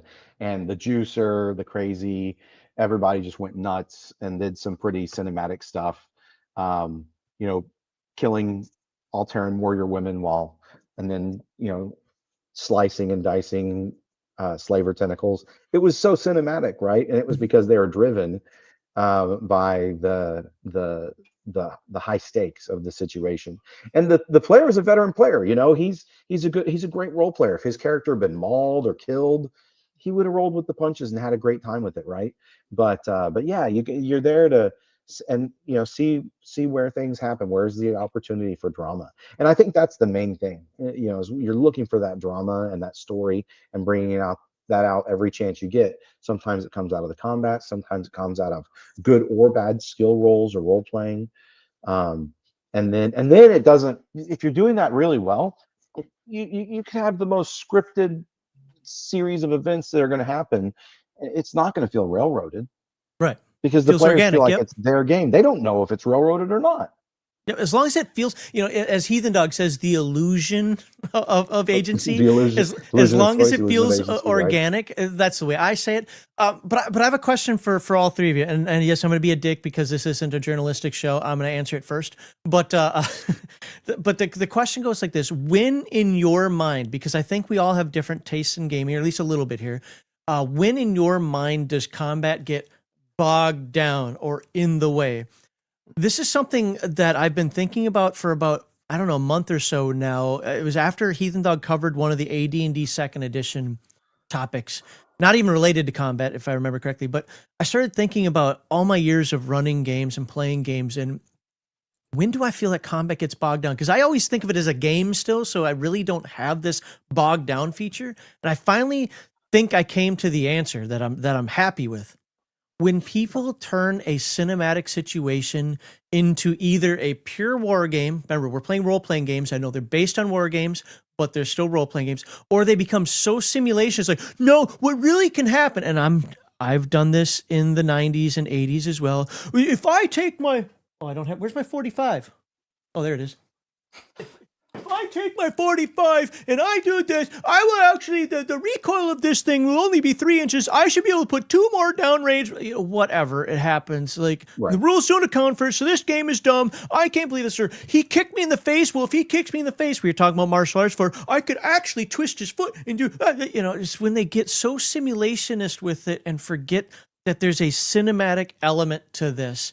I'm not saying for like somebody like Victor not to make guns more realistic, or even there's a couple people in our chat who are competition shooters and they wish that Palladium's gun rules would be a little more simulationist. They're not I'm actually built not for that that. simulationist, funny enough. What's that? I'm actually not that simulationist with guns. Like, Well, no. I'm saying if. I'm not actually wasn't even trying to accuse you of Yeah. that. I'm just saying if. But I found out that the game gets bogged down when you start getting into, and this is why I don't like Dungeons & Dragons 3rd edition or anything that requires a battle map. Not that you can't use them, but that requires them, because it gets into you're like, we're playing BattleTech now, and it's like, hold on here, what's the recoil of that? Can this actually arc a 30-degree angle, or would that? Who cares? Who cares? You know, like. Do like what you were saying, that just having that cool factor of, I'm doing a John Wick thing. John Wick isn't real, people. I'm sorry. Like, you know, so that's for me. When it becomes too simulationist and people get bogged down, not so much even with the rules, but that's part of it, but with like, no, this has to be the final outcome of this next step. When it like really ruins that flow. And so we'll start with Victor. Victor, what are your thoughts on when does combat get bogged down for you? And it could be a completely different answer. And my experience is when you're playing with people who don't enjoy the combat. Because if everyone enjoys that simulation, if everyone is in it, then it doesn't feel bogged down, because everyone's engaged in it. Everyone's arguing with each other and having fun about like what the gun is supposed to do and whatever. Okay. But if you're dealing with people who don't think that's fun, then yeah, it gets bogged down. And then another kind of like thing that happens with that is that people, they're not paying attention, they check out because they're not having fun, and then when it's their turn, then they start thinking of what their character like wants to do. And I play a lot of D&D, so then you get like the wizard who's like, hang on, what spell do I want to use, instead of like, you know, having already figured that out maybe 2 rounds earlier that they wanted to do. It's then that they start like, you know, trying to make the decisions, and you're just waiting for like 15 minutes for like a character to finally do all that shit. So, and I think that's kind of downstream of people thinking combat sucks. I don't know. So. Yeah. No, Victor, I actually agree with that, and I want to be very clear about something I said. I don't mind long combats. Long combats can be great and engaging, especially when you're fighting 3 barges and you're like, crap, these things got a lot of MDC. How are we going to take these out? But as long as the players are still engaged, not just, oh, whatever, I just stand there and shoot. Yeah. You know, absolutely. I think that can be fun. It's like I said, it's when the arguments come up. Well, I think when the focus becomes away from the game is maybe a way that or not the game. When the focus comes away from the action is maybe what I was trying to say a little better. But Brian, when does it bog down for you in a role-playing game? So I would say, like, think of it sort of like when you're watching a movie, when the action starts. You know, how long is it going? Now, obviously, it's not going to translate exactly, but does it feel like you're still in that action scene? Because if it does, well, then keep going. If it's not, okay, either the GM is doing something to drag it out, you know, like, you know, he's, you know, I don't want to say that he should be pulling his punches, but, you know, maybe if it's gone on a little too long, you know, maybe the dragon doesn't need to use, you know, the fire blast that's going to take out half the party or something. Well, that'll speed up combat. It'll definitely speed up combat. That's true. But again, as long as the players are still invested in what's going on, because again, you can look at your players, you can see what they're doing, what they're doing.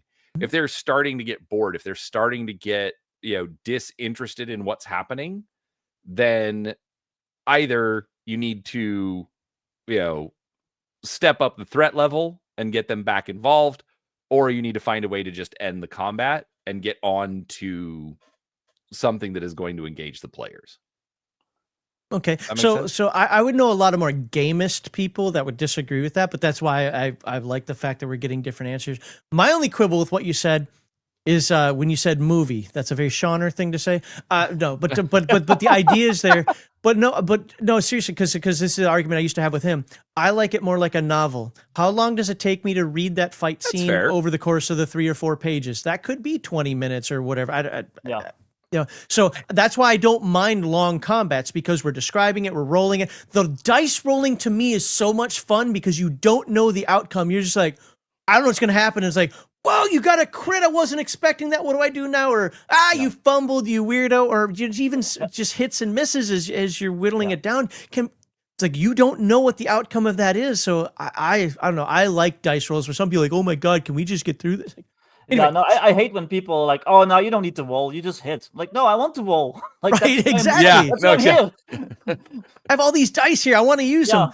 them. And it's like with Palladium, not trying to change the topic because I'm going to get Sean to answer you in a moment. But like when people, I actually say it in one of my upcoming videos here that I still have to finish editing, is where it's like, I like when Palladium has skills that are 6 plus or 60 plus 3 and 55 plus 5 and 68 plus 4. I like those different percentages in there because otherwise one could just argue, why don't you just roll a d20? And I hate the d20. At this point, it's like I want to stay with. I like the fact that in Palladium I'm rolling percentile dice for skills which most of the time, not always, require time to perform. Some of them can be kind of instantaneous, but require time to perform. This is going to take you 5 minutes to do it. Where I roll that d20 when it's action, boom, let's do this, add +3 to it, there you go, move on. Like, I like that dichotomy. I want to roll those dice. So I'm with you on that, Victor. Like, even if I might be a bit more story gamey than you, and I know you're not just pure hardcore. No. We've talked about that before,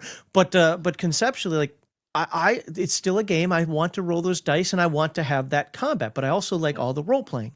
Now, with all my blather out of the way there, Sean, when does combat for you become bogged down? Yeah, bogged down. That is the word I want to use. When does it become bogged down? It's like, ugh. Yeah. Well, two things. One, just want to preface, to me, the reason you want to, I really love actually that Palladium uses percentile for skills is because it makes it very clear to the player what their chance for success is. Yeah. Right. It's very everyone gets percentiles in our modern age, and you are looking at the percentage on your sheet. Even with somebody with basic academics. Right? You got a catch-all now. And the game master might give you a bonus or a penalty if you have a cool idea, or if something bad's happening, you don't have the right tools, someone's helping you, right? So other things can influence that, but your base level of success. As opposed to, I have a plus on a D20 roll aimed at some sliding target number. Anyways, when it comes to combat, my knee-jerk reaction is just when it's not fun. And I think that you need to pace things so that it is fun. I don't think it's fun to wait for people to make, basically a whole bunch of different decisions and then get into this analysis paralysis. And that's one of the things that I've run into that I don't like, say, about D20 games is a lot of the modern ones, especially, in your turn, you move, you attack, and you have some sort of reaction or not reaction. Is it? You have a bonus action and you have a reaction somewhere right. in the next right. And it's funny because if you compare that with Palladium, the characters get 3 to 4 actions in an entire round, and you're doing all of those at once, right? And no one can react to it or deal with it, right? So that's one of the things I do like about if you have a system that has I'm really, it's funny, I get more and more to just do one thing and then go to the next person and do one thing, go to the next person. I find that to be much more cinematic because it feels like this constantly changing situation. I do like it when your fighting skill makes it harder to hit you, right? Say in Savage Worlds or in Palladium, you get to actually, that's drawing dice is fun, right? Every roll is interesting. Well, especially when I get to parry the dragon swinging at my face to claw my face off, right? So that also helps alleviate that kind of boredom. But I think sometimes as a game master, you might be doing something and you're like, it's part of the story, and then you get into it and you're like, oh man, now do my players have to go through and fight room to room in every single room to clear out this subterranean base that is left behind from the Republicans or something, right? Or NEMA. That might get bogged down. And so maybe at that point you have them make skill rolls, and maybe if you roll really poorly, you take damage or something bad can happen, right? You can lose gear or equipment. And that kind of idea is more fleshed out in Savage Worlds. They have what are called quick encounters, which was one of the cool things in the new edition. That I don't know. At first I was like, is this really necessary? It was really fun when I was creating campaigns and adventure material to be able to say, okay, have a full-fledged combat, but duck back to a quick encounter to resolve the rest of going through this ancient military base.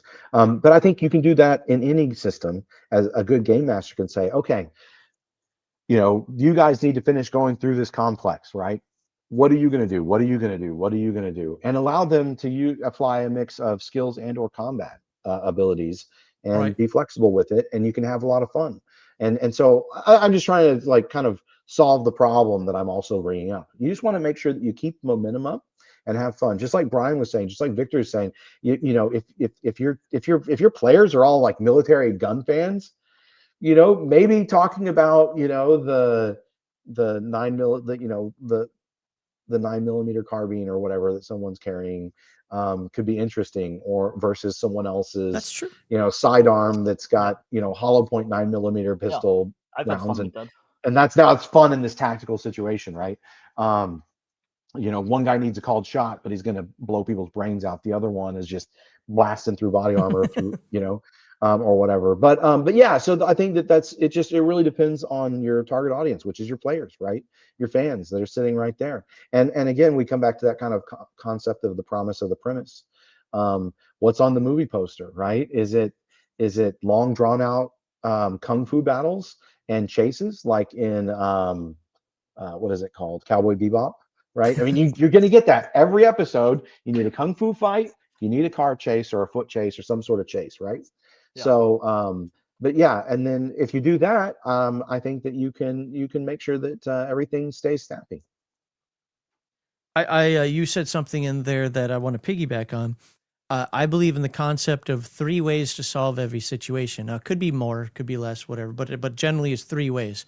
Like you're talking about, do you want to go to every room and fight? Maybe in a game like Dungeons and Dragons where you get experience points for fighting, you want to do that. And slasher, then right. But do they really want to do it? No, they're only doing it because of, and then they could get bogged down and bored, right? Right. But then there's the way, you get to that security console and you only have to fight maybe one guy, but then now you have to use a couple of skills to get the power back to it. You've got to get on, and you got to get somebody who can operate computer in there to code these things before the doors open and they come find you here. So you're under some duress with time and whatnot. That's a second way of shutting it down. And maybe, if we're really lucky, we can sneak through the air ducts. Well, this organization was smart enough to know that might happen. So, they might have some security cameras in there that you've got to take down. But I like the idea of 3 different ways of resolving issues. And so the players choose, we've had enough of this combat. Can we think of something else? Well, you got an entire complex here for you. Maybe, you can.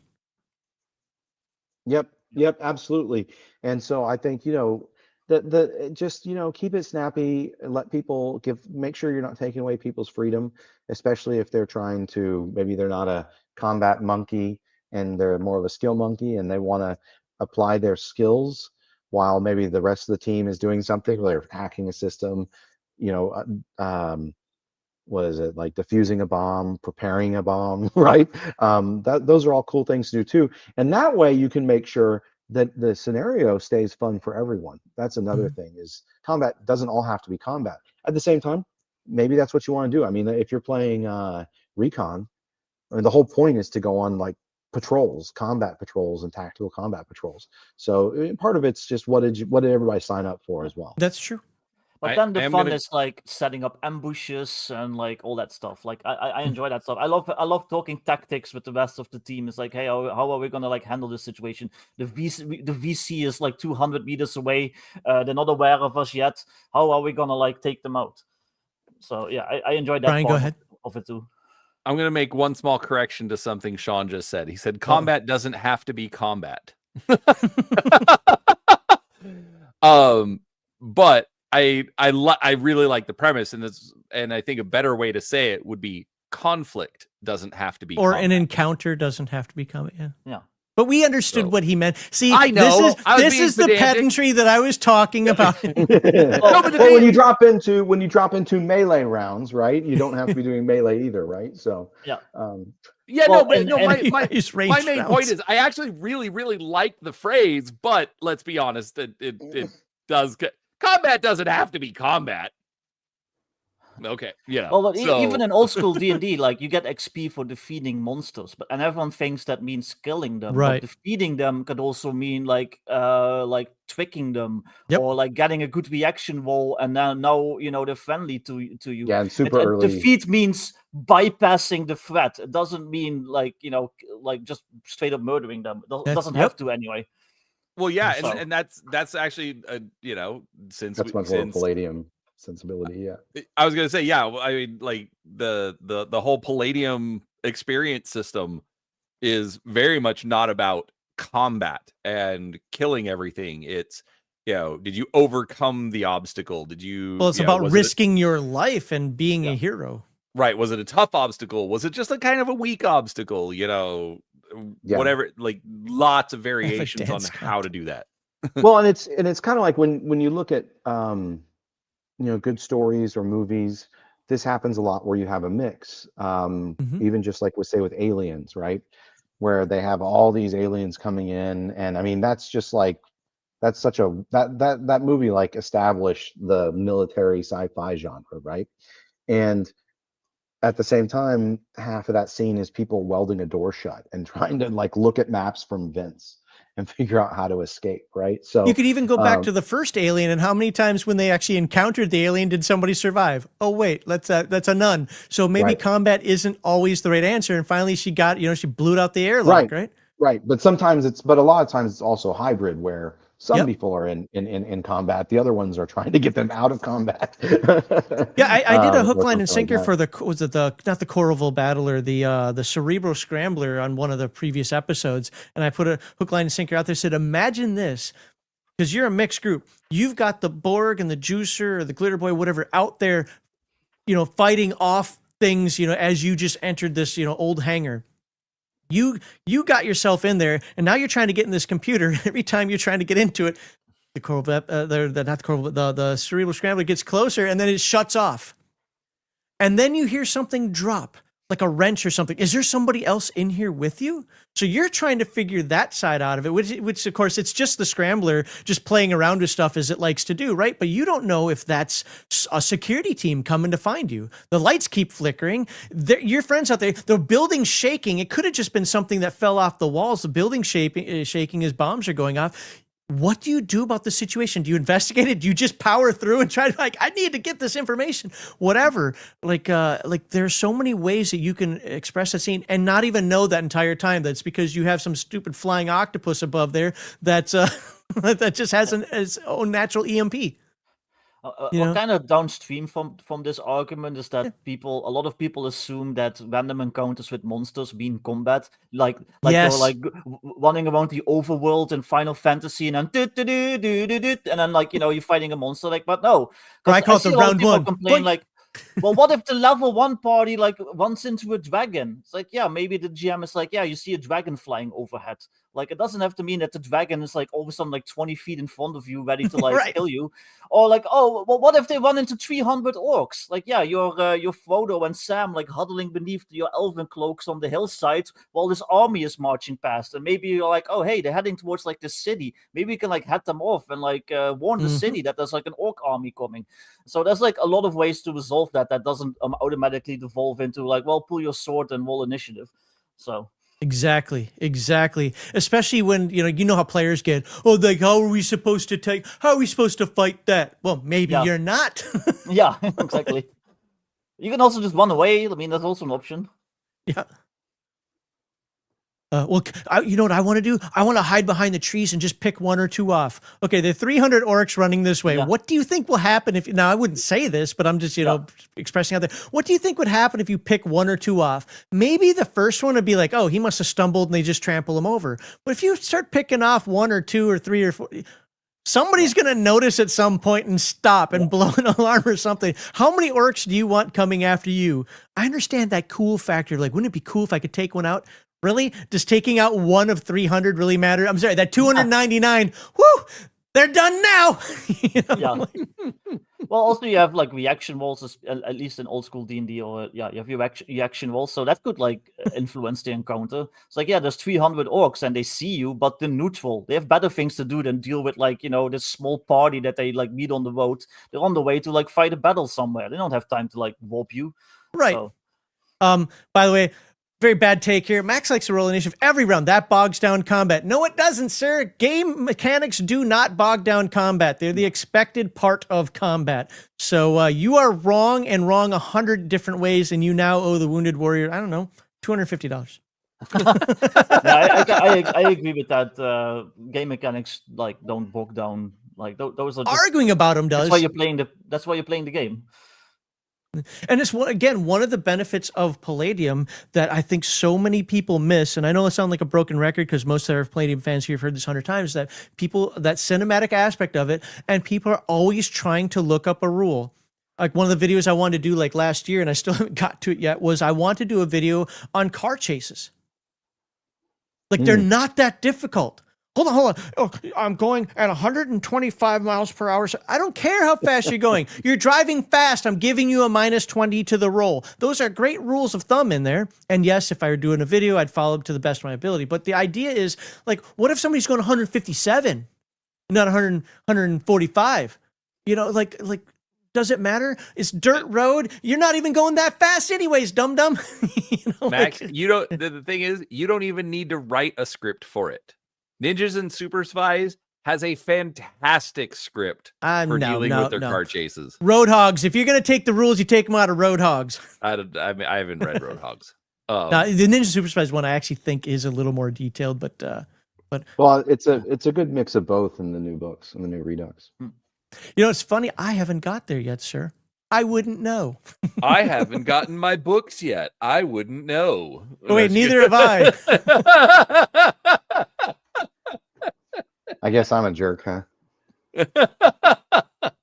Yes. So, Sean, why don't you tell us how vehicle combat works so that I won't have to make a video? Just clip it out of here. It's pretty extensive. It's pretty well done. I wrote it all down for a reason. I don't remember it off the top of my head, but no, I think that you're absolutely right, though. I mean, that's keep it snappy, keep it fun, keep it rolling. Although this Redux edition does have you roll you determine initiative at the very beginning of the combat. You don't roll every round, but really, oh, yep. That's by the way, expect an email. Yeah. Well, you mentioned keep it rolling, and I know Max is going to disagree with me on this completely, but I don't mind pausing to look up a rule. Like I prefer that. I don't like when I'm trying to do something and it gets hand waved and I know but that's not how it's supposed to go, and maybe I'm at a disadvantage now because that's not how it's supposed to go. Wait. Like, it's if not as you good know, as just tell the game no, master. but I mean, like, I know vaguely at least. Like, okay. I know it's not supposed to be like that. So I played Savage Worlds a while ago. I was like a player and we were doing like a 90s Hong Kong blood opera like Chow Yun Fat type thing. And my character got his hands on an MP5, and we had all forgotten how the full auto rule worked.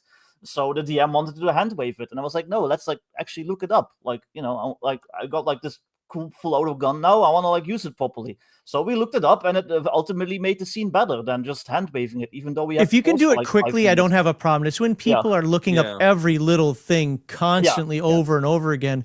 And to be fair, so for the folks that are about to say, "Ha ha ha, Sean's right and you're wrong," because they always do, and this whole initiative thing. Anytime I bring it up, combat is a scrum. I don't believe that every round that you just win every round. With that said, different games have different rules. Actually, if you go look at the Palladium games. Do they really? So, I mean, that's Oh. yeah. There's a lot more variation there than like my friends and I. We used to like grab if someone was leveling up hand-to-hand expert, they would just grab midgets and super spies or Oh no, or those are Hero different. Yeah, Unlimited for and sure. yeah, but also like a lot of them. There's interesting subtle differences in like initiative and other stuff. Mhm. Now with the TMNT Redux, the whole point was I talked to Kevin. I was like, how do you run this, right? How do you want people? What's your intention for this? So this is all dialed into Kevin's intent and then basically how Kevin runs things. So it gives more weight to when you do maneuvers like tripping or throws that make your opponent lose the initiative. It gives a lot more weight to There maneuvers was like already a that. lot of weight to it, unless we were doing it wrong, so to speak. No, I don't think you were doing wrong, but no, if you did it as like say one of the last actions in a round, and then you immediately determine initiative again, now it's going to be no, he's on hey, the you got ground. He's at the end. He doesn't even roll. he got knocked to the bottom of the initiative, right? Unless he's going to do another maneuver or something like Yep. that. But the warehouse, we just did an update on that. Those for the TMNT stuff, it's all coming in. It'll be shipping very soon. So Wait, do I you don't know have it in yet, or are exactly. you still waiting for it to come in? So it's not coming into our warehouse. This is too big to fit in our warehouse. Okay. I mean, it would take us like 2 or 3 months to pick and pack and ship everything from our warehouse. So what we're doing is actually working with shipping partners in Oh, different got it. Okay. continents. They're getting it in, they're picking it and packing it and sending it to Oh, so all I of don't the. get a book personally signed by you guys. Great. I actually probably still will have a tip-in sheet that's personally signed. Yeah. So no, it's really nice what's happening, but yeah, it's not actually coming into our warehouse. I don't know exactly which day, but it should be arriving any day at the distribution facilities. So That's cool. Go ahead, Real Brian. just so quick. people know, like that's what I know. Speaking of the Palladium warehouse, the conversion books are on the website now. Well, I just wonder if maybe you couldn't find them for the for collection, maybe. Or No, they Pemkek. like it went to a 404 page. Oh, I submitted the okay. contact form like you said, and it's already been fixed. Thank you, Jeremy. Oh, well, there we go. They're good. Or Wayne or Rex or whomever. But yeah, the initiative thing is something I get into an argument a lot with people because and it's not about this conversation, but his whole the comment. But Heathen Dog and I even get into argument about that, where it's just my mentality is that combat is a scrum, and I don't like knowing. I never liked it in 3rd edition D&D, like when D&D converted to that. I don't like knowing the order. That's part of the excitement. Is just like, God, I hope I go first. I do initiative every round too because I like it. I like it being flexible and in flux and changing. Now, with that said, I've always tried and I've failed. I've been trying this at least since the 90s. No, I don't think the 80s. So at least since like the mid 90s, I've been trying to find a way that works that doesn't bog down the game of what I call a momentum system. No, this isn't 2D20. And what it is, like if you win initiative and you harm the opponent, you basically start turning it into a combination where you're not guaranteed to go first, but you have advantage bonuses or something. The problem is that works great in one-on-one combat. It doesn't work when you've got like 3 or 4 others. So I've never been able to get that to work, but that's like the one thing I would love. The other thing is, I think that let's say you're fighting in a pretty normal environment. I don't know, the back alley. Okay. Maybe do it how we suggest it, right, in the Redux edition. But if you've got like a bunch of people fighting on the top of a train, I could definitely see rolling initiative every round, right? All types of crap is going on, and it's a very unstable, chaotic situation. So I personally, I say the game master should do what they think is right. And in fact, one of the things that is in here too, when I rewrote these rules, is the game master has a lot more leeway to determine if someone else has the initiative at the beginning of the combat, right? If someone initiates that battle, that violence, then it's up to the game master to say, hey, this guy had a drawn gun when he walked into the room, right? He's going first. Don't give it. I don't care what you roll. You don't get you guys can roll to see out of you who gets to go first, and maybe he has a thug that's kind of slow on the uptake or something, or an NPC that is also rolling. Well, what is really messed up, Sean? Sorry, go ahead, Victor. You just give surprise or whatever, like mechanic is in place for that. Well, But- it's not necessarily a surprise attack, right? It's just that somebody's already armed or someone decides to initiate the violence. If one guy just suddenly decides, everybody's got weapons drawn, and one guy's like, I stab him in the throat. Okay, well, you try, but you have initiative. You're the one swinging first. Yep. When that fight starts, right? So But what if you're like, the man with no name, and you're just that fast on the draw that you can outdraw somebody? Remo Williams over here. Yeah. Right. But it's funny you say that, Sean, because and what you're saying, I think to all of us here, that makes absolute perfect sense. Yeah. But I have absolutely, more so in D&D than anywhere else, seen horrible arguments over that. No, I get an initiative roll. My dexterity's an 18, and I should have a chance. Like, and you're sitting at the table going, are you kidding me here? Like, it didn't happen so much to me as a game master, but I saw it a lot as a player. I see it even more at conventions where it's like somebody, I don't care. The dude literally had his bow drawn and you were standing there and and he said, don't move. And you thought that you were going to reach to your boot knife and pull it out and throw it before he just gets an automatic attack on you. That makes no damn sense. I have roll that initiative, speed factor, because I do second edition, speed factor, blah, blah, blah. Nobody cares. It's twing and you're hit. But well, it's and that's so why weird. we did that. That's why I did it this way, is to empower the game master, right? So the players and the game master can all see it's right there in the rules. The game master is empowered to interpret the narrative as you transition into combat. Right, and you know what, Kevin also... Go ahead, sir.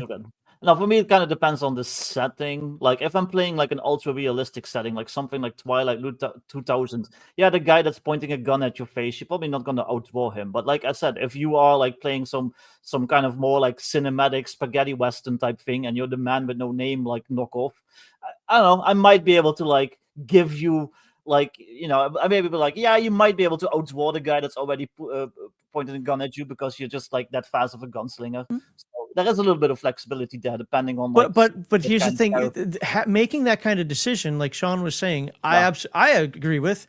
Yeah, that makes sense. But it's when they argue this whole thing, like, I made my character have a high dexterity, so this could never happen. You're literally in a situation where it doesn't make any sense. Even game rules, outside game rules, whatever, that what you were trying to do makes any sense. Now, what you were saying, like in a spaghetti western, get that cinematic feel. Sure, you know what? You can do this, but you're going to be -3 to your roll. So you might only have like a 50, maybe like a 25% chance of it working. But if it does, man, that's going to be pretty freaking cool. And Sean, like Kevin said in one of those other books, absolutely use common sense. Use common sense. Well, but I also like when you've got this a spaghetti western, right, situation. Well, Kevin wrote the what is it, the sharpshooter skills.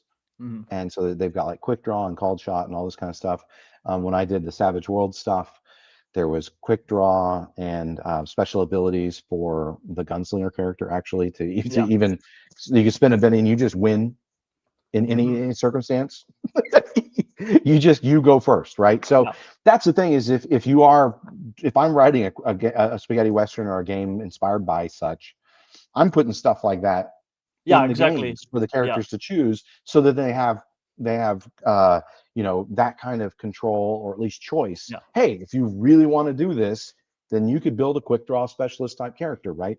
And that can be what is tough when there aren't choices like that, or there's not enough affordance in the game rules for, like, I think well-written tight game rules that everyone can understand at a table are important.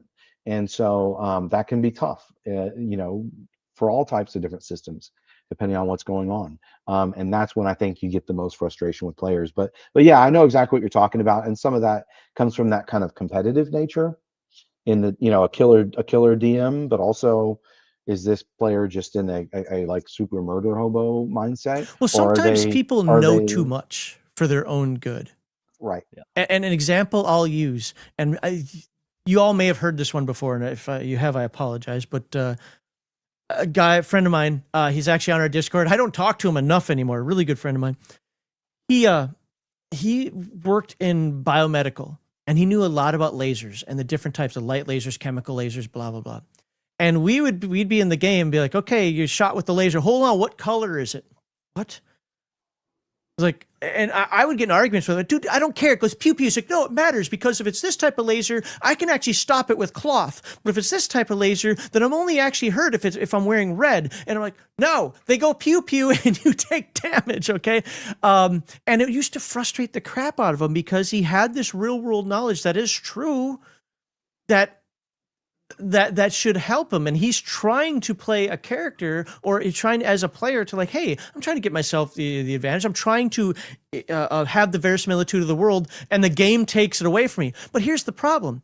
How many people out there know that different styles and colors and whatevers and wattages of lasers, what their actual effect is? Like, Yeah. Well, also, there might not be realistic lasers. They're like pulp, like Flash Gordon lasers. Those don't work the same way. So Right. right. I mean, what in Star Wars, they're blasters. That's why they don't go at the speed of light. Things like that. It's just, there are a lot of skills like, I know auto mechanics, and it's just, it's really easy. Somebody did this to me on my Discord. And I'm not mad at the guy at all. We're talking about skill uses in terms of, how do you use a skill that you're not trained in? And coincidentally, Sean, as we were talking, how do you use skills you're not trained in? And I said, hey, look, I think that, prowl shouldn't be an issue. Anybody can, your kid brother probably snuck up on you one time, and he's not a ninja, okay? Like things, people can do things. Somebody's throwing a baseball pretty dang accurately and not been a baseball player. Like, you can do so. But on the other hand, I'm sorry, you have to actually have the skill to fly a plane or you're doomed. And pardon me if he's watching, I'm not trying to bust his balls, but it was that whole, well, actually, takeoff and flying isn't the problem. Landing you can actually do if you got. I'm thinking, for the purposes of the game, okay?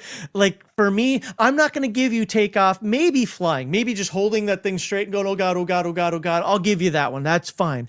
But yeah, the landing, I'm sorry, but after the bomb, and I even dare say in Rifts, I don't know how many air traffic controllers are out there saying, okay, what I need you to do is go see, do you see the panel to the left and the red button? Yeah, above the red button, you're going to have a switch. Flip that, like, dude, sorry, you're doomed. Well, I always put that in my books when I work with skill systems. I always have like a little blurb that the referee always has like the choice to say like, yeah, you don't have that skill, so you don't have to do it. Like somebody who doesn't have any skill in science, he's not going to be able to figure out like a fusion reactor or, dismantle a nuclear bomb that's about to explode and take out the party. Like, sorry, like that's just not going to work. I'm not going to let you roll. Even you're not going to have like any chance to do that. So. Hey guys, I got to step away for just a moment. I trust you to hold down the fort and not get me kicked off here. I will be right back. Don't put that evil on me, Ricky Bobby. Yeah. No, just kidding. I'm going to get tea at the same time. Uh-oh. So Victor and Brian, I hope you guys have a great conversation. I'll be back in just a moment. Yeah. I'm just going to sit here silently. Yeah, well, I don't want to talk to Victor. Who does that? I mean, yeah, I don't blame you. Yeah. Man, and I had a good question. Okay, you know what? I'll start with you. Mm-hmm. I actually had a thought about this whole initiative discussion. So I hate the idea of rolling for initiative every round. Mm-hmm. Yeah, just because I do think that would bog down the game. It's like, okay, just keep things moving. But the whole conversation got me thinking about modifying the initiative structure. So as a person who has thrown out a few designs into the world, Victor, what would you think of something like this? So start combat, everybody rolls initiative. Okay, we have an initial lineup. But then certain actions you take or certain results, like the monster hits you, whatever, could then force you to re-roll your initiative at that point.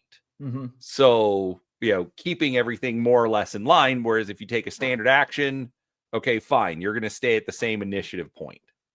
But, the dragon manages to punch you in the face.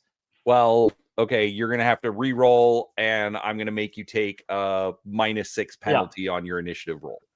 I would be fine with that because that still simulates the just the flux, like the randomness. Like if you look at a fight, not everyone is going to be just as quick like the whole time. Sometimes you get punched, sometimes you manage to dodge it, and sometimes you manage to counteract it.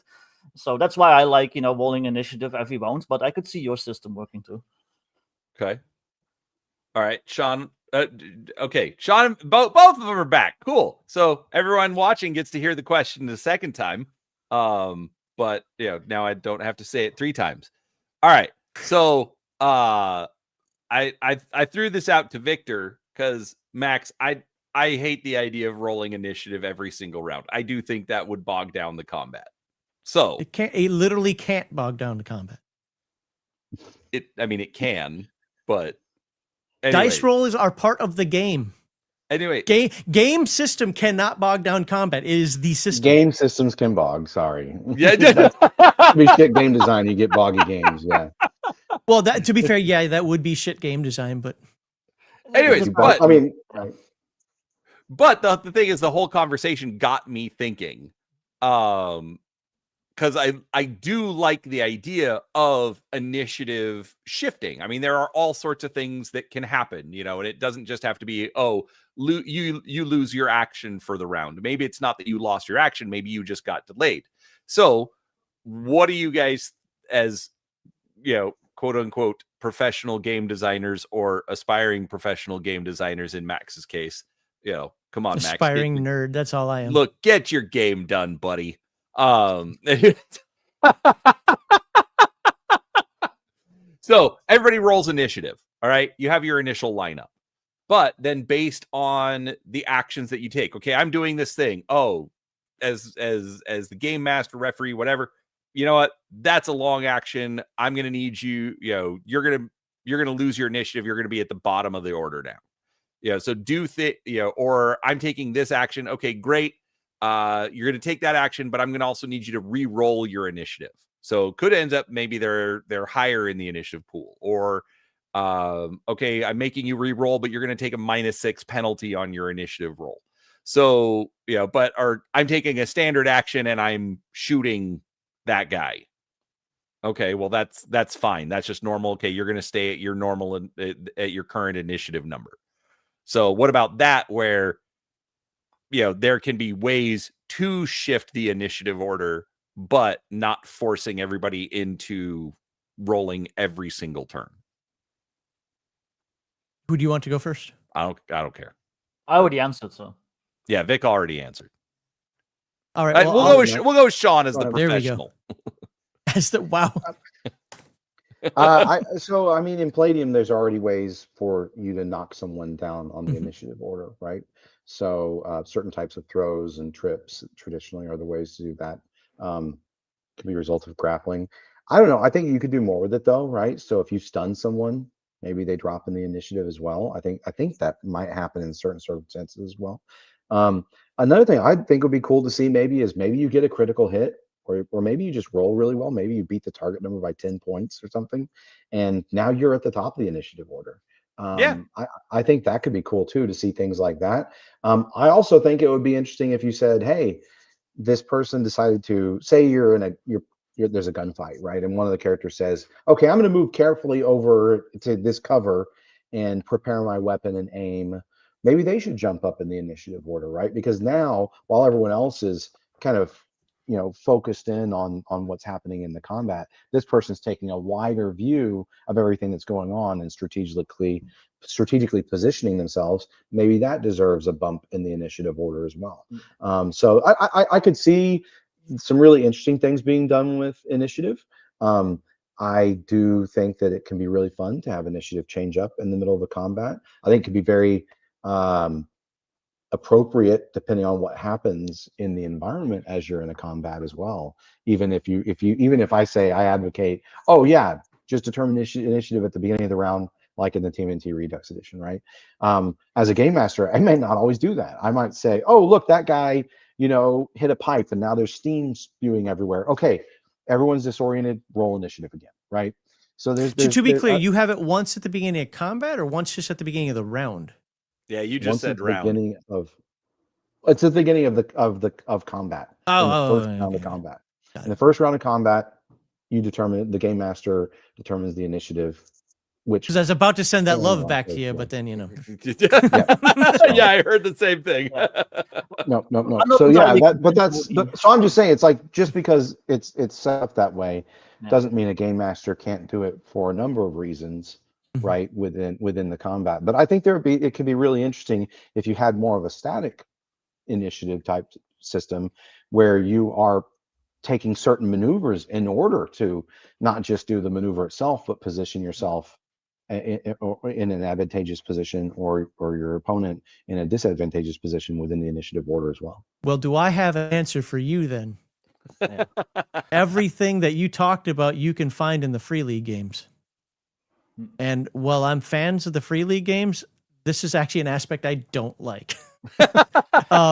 No, because again, I will fully stand by the argument that combat is a scrum, that it is chaotic, and it shouldn't be static. With that said, so Free League does the same thing, with the exception, I think, of Mutant Year Zero. I think all the other ones, actually, you either draw cards or you roll at the first round, you're done. But you have initiative swapping. So if I can choose to kind of hold my action this round, or actually Sean could take my initiative from me if I agree, and then he goes before me. What that helps is when you got these rounds, like, okay, as soon as Sean knocks the gun out of his hand, I'm going to try to grab him, something like that. That's what it's built for. So, okay, that makes sense. And then next round, it goes back to the standard initiative, what it was. I don't stay there. Now, if the enemy does it, then it stays. But you can use an action to basically swap initiatives. Like I forget the entire rule of it, but you can. So you keep going before me. I'm going to steal your damn initiative from you. Yeah, this round you still went before me and I'm still standing. So thank God. But next round, I'm going to have your initiative. Then you keep it and he has to try to get it back. And there are different features that do that. Overwatch is a perfect example. This is actually something I do like from not only Free League, but it's in other games. If you have Overwatch, if you're laying there, you go first. That's just what it is because you're watching. So that guy coming around the corner or the people coming over the hill or whatever it happens to be, as long as it's in your Overwatch cone, you go first. I do like that one. Sean said something, or maybe it was Brian, but I think it was Sean said something that I actually do in my D&D games. If you get a critical, one of the potential criticals is just a bonus to your initiative. Or if you get a fumble, is you tripped and stumbled a little bit, you're going to have a -2 to your initiative next round. Again, because I do roll it every round. So I could see that. Another option completely off the wall here, though, and is something that I have tried, but I don't have the patience to implement, is a JRPG system. Where in terms of like the action you're doing takes, we'll just call them segments, takes 3 segments. This action takes 10 segments. And whenever the next person's segment comes up, that's when you go. So it's technically possible if somebody's doing something like we'll call it a power attack from Palladium, right? Takes 2 of your actions. Let's just say that takes 6 segments. And a normal punch, well, no, let's make it higher. Let's say that takes 8 segments. But it's quick punch this guy is doing only takes 3. He technically would get to go twice before you because he goes on 3, then 6, and then again on 9, but you're going on 8. And the number just keeps getting higher like a JRPG style action point style game that. And that's another one that I've heard of. I don't think I've seen that in tabletop RPGs. I'm sure it exists, but that's another way that you could have your meaningful actions equate to when you go in the round. I'm not entirely convinced that Brian's suggestion would be any quicker than just having everyone just roll their dice once around and then noting down initiative, though, because either way, like if in the middle of combat somebody's initiative suddenly shifts, everyone's gonna look like, okay, what's my place now? So either way, you're gonna have like a moment where everyone has to figure out what the new initiative is. But unless you have the initiative displayed on the table. I mean, that's what I usually do. So it's just wherever I can see it. One of the fastest initiative systems that I've dealt with is Savage Worlds. Just draw a playing card, and it's like, oh yeah, and then. No, the Savage Worlds initiative. It's funny when I first read that, when I first got into Savage Worlds, and I was reading the rules, I was like, okay, this all seems pretty cool, but this initiative thing seems stupid. And then I played it, and I really liked it. Yeah, same. And it was quick. It was quick. Yeah. And in fact, I even had for a while I had a set of those rings, like metal rings with a base, and then I bought an oversized set of poker cards so that everyone could stick their initiative card in front of their spot at the table. It was really easy to just go. You're like, king, queen, jack, boom, nine. Yeah, I first flop. came across that playing BattleTech in the 80s. People doing that. I still hate it now. Don't bring cards to my game, please. Unless it's Deadlands, then at least we're playing real poker. But there's something you said on that, Victor, that dang it, I was gonna piggyback on. I don't remember. What did you say again? I don't know. What did I say? Some nonsense. I was talking about. I'm not sure that it would like Brian's system would be any faster really than just rolling initiative every turn. Yeah, I mean, again, I don't see the issue with rolling the dice. I mean, yes, there's some complicated systems out there. Look, like one of my, it's a guilty pleasure game. I'll fully admit it's a guilty pleasure game. Battlelords of the 23rd Century, up to 6th edition anyway. Yeah, that game can get really weird and convoluted when it comes to stuff. I get that. Earth Dawn, people used to complain. Remember, it's absolutely my favorite system. I love the step system. I want to convert every game, hell, even Palladium, to the step system. Just absolutely love the step system because I get to roll dice and my dice change based on what I'm like. It's yeah. But I would have people complain because it goes back to old school D&D, Victor, where it's like declare your actions, then roll initiative. But the reason you do that as part of that declaration phase could affect your initiative roll. Yeah. Right. So if you're using an ability that affects initiative, so you declare your actions, you roll your initiative, and then you take your actions in order. And it's funny because I've had people tell me for years, oh my God, it's so clunky, it's so slow. I've literally never had anybody at my table ever go, oh my God, this so takes me out of the game. So sometimes I'm wondering if people say things from afar, but when they play it, especially if they know the system. I've had this experience a lot. So when we were doing when I was doing the second edition of the Risk for Savage Worlds rules, one of the big things that I had to say when I was putting out new material and updates is go play it. Like you can theory craft all day long, but go try it.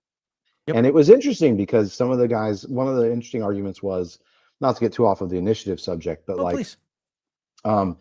In that system, I kind of introduced what if a mega damage weapon or attack hits a non-mega damage target, because it didn't really feel right.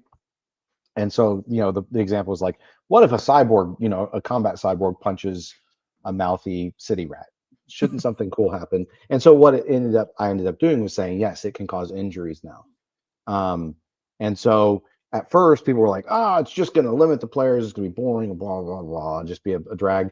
But then one of the guys had it where his juice or his crazy was in a combat and he was taking these mega damage hits and it was, broke his arm and stuff until he got to bioregenerate. But it actually, he said it actually became very, added a lot of detail and nuance and fun to the combat.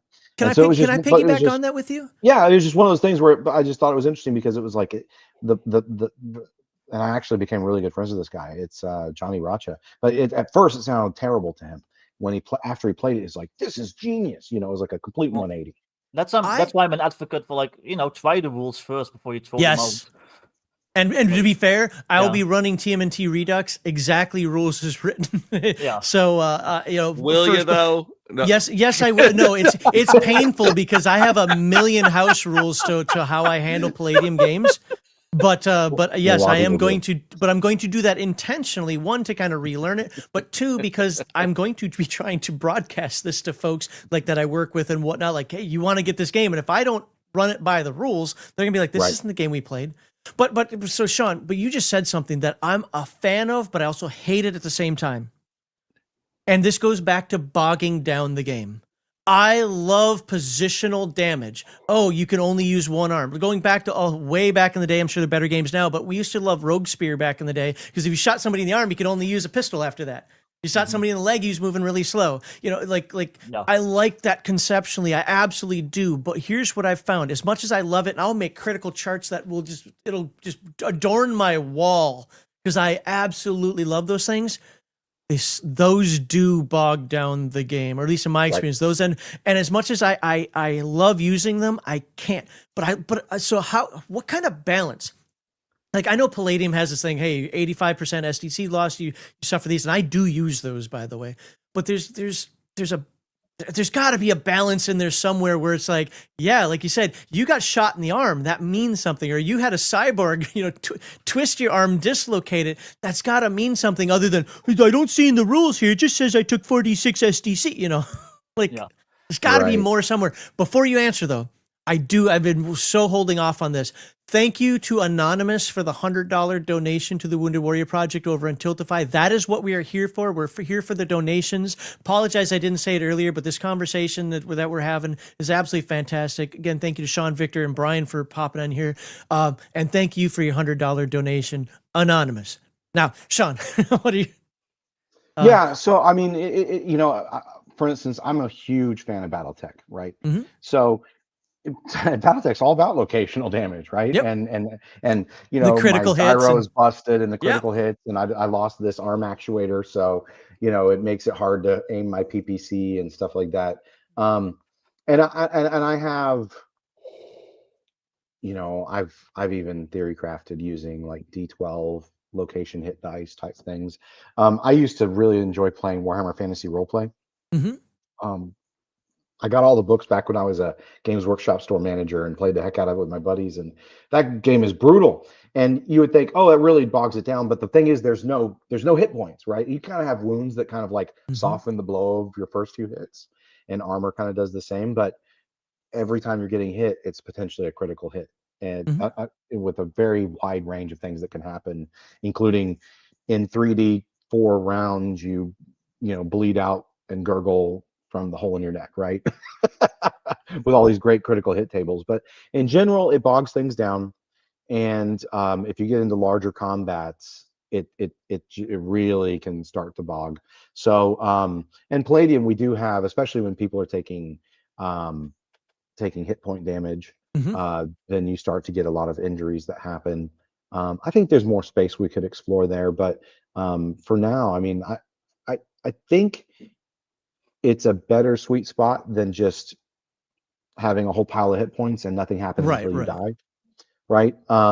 And I think that there is something to be considered. I've always thought about doing something like, hey, what if an attack deals more damage or twice as much damage as this person's physical endurance? Does Yeah, that cause a critical hit or something, right? Does that cause an injury I've potentially? seen that. Yeah. Do they have to make an endurance, a constitution check or an endurance check Mhm. to keep from taking an injury? I think there are ways you can do it in Palladium. We didn't really explore that area too much with the new TMNT Redux Well, yeah, because but of let's be fair. the The Ninja Redux is meant Turtles to kind of get style. back to the roots, right? Well, and Yeah. it's trying to get back to the roots. It's supposed to be the same game. It's supposed to feel like the same game when you're playing it now, even though it's not exactly the same. But I mean, the rules are rewritten to be closer to the original vision that Kevin always Mhm. had, and to make things go off very smoothly. And so yeah, we wanted to maintain that the vibe of the original game, which I think is a great game. And with with TMNT also, you don't usually have just like the pile of SDC that characters can Like get and Heroes take really Unlimited, really right? right. Or rifts where you can just get these like characters that can just soak so much mega damage and stuff. So with TMNT, I think it works better because you've got chunky hit point base usually with a moderate amount of SDC. But I don't know. Does that answer your question? I think that you just want to be careful not to bog down things, right? We were Yeah, talking about really, I was looking make sure, like your experience. Sounds like your experience is similar to mine. It's a fun, neat idea, but when you're the doing, juice isn't always worth the squeeze. And if you want to yeah, do it, I think it needs to be. I think there's, for instance, like I said, if I was going to do it with Palladium, I might do something like it has to be a called shot, Mhm. and then it has you've got to hit a threshold like the damage needs to equal or maybe double. I'd have to look at the game and the damage numbers to make sure it's right, but something compared to say their endurance characteristic, their attribute, Mhm. right? And then do they get a save or not? Probably not, but maybe, I don't know. And then yeah, there could be an injury there, right? So there's a few different ways you could do it, but if you do it to make sure it doesn't bog down, I wouldn't do it on every single attack. Like say Warhammer Fantasy Roleplay does it, every single attack is a locational attack. So that's one of the other fun parts. Again, you're not worried about hit points. You're just worried about, did I lose my hand? Well, see, Am I I used bleeding to out use because of the next slash? the compendium of modern weapons because I Yes. love the penetration value in there. Yes. And there is this thing that, again, the simulation is phasing me. I absolutely love the idea that if you got hit with a 9mm, oh, it does 3d6 SDC, and I have 50 SDC. That's great. You're stunned for 1d4 rounds, 3 rounds. That 3 rounds is, let's see, I have 4 attacks per round. I've got you're done. And that's I personally I liked that. Most of my players, to be fair, actually did too, which is kind of surprising to me. That they like that lethality. I've never heard of anyone saying they didn't like the expanded combat rules. Most of the people I talk to outside of my table say either they've tried it and didn't like it, because of all the stunning and so forth, and having to compare. Wait, what's the penetration value of this firearm versus the penetration, factor of the armor? I did like it, but again, well, like we said, what Victor said earlier, right? One group might find it really fun and interesting, and another group might find you have to be on the same page. That is true. Yeah. That is true. And that also depends on the game too. Go ahead, Brian. I was gonna say Brian's theory crafting again. Okay. Thanks, Sean. No. I actually, because I actually really like the idea of locational damage, and I was thinking in a Palladium context, what if, like you said, I never played Warhammer Fantasy Roleplay, but what if you dropped the SDC for characters, went to locational damage? You still have the hit points, and so maybe the different hits to the locations could then also have an accompanying hit point damage to go with it.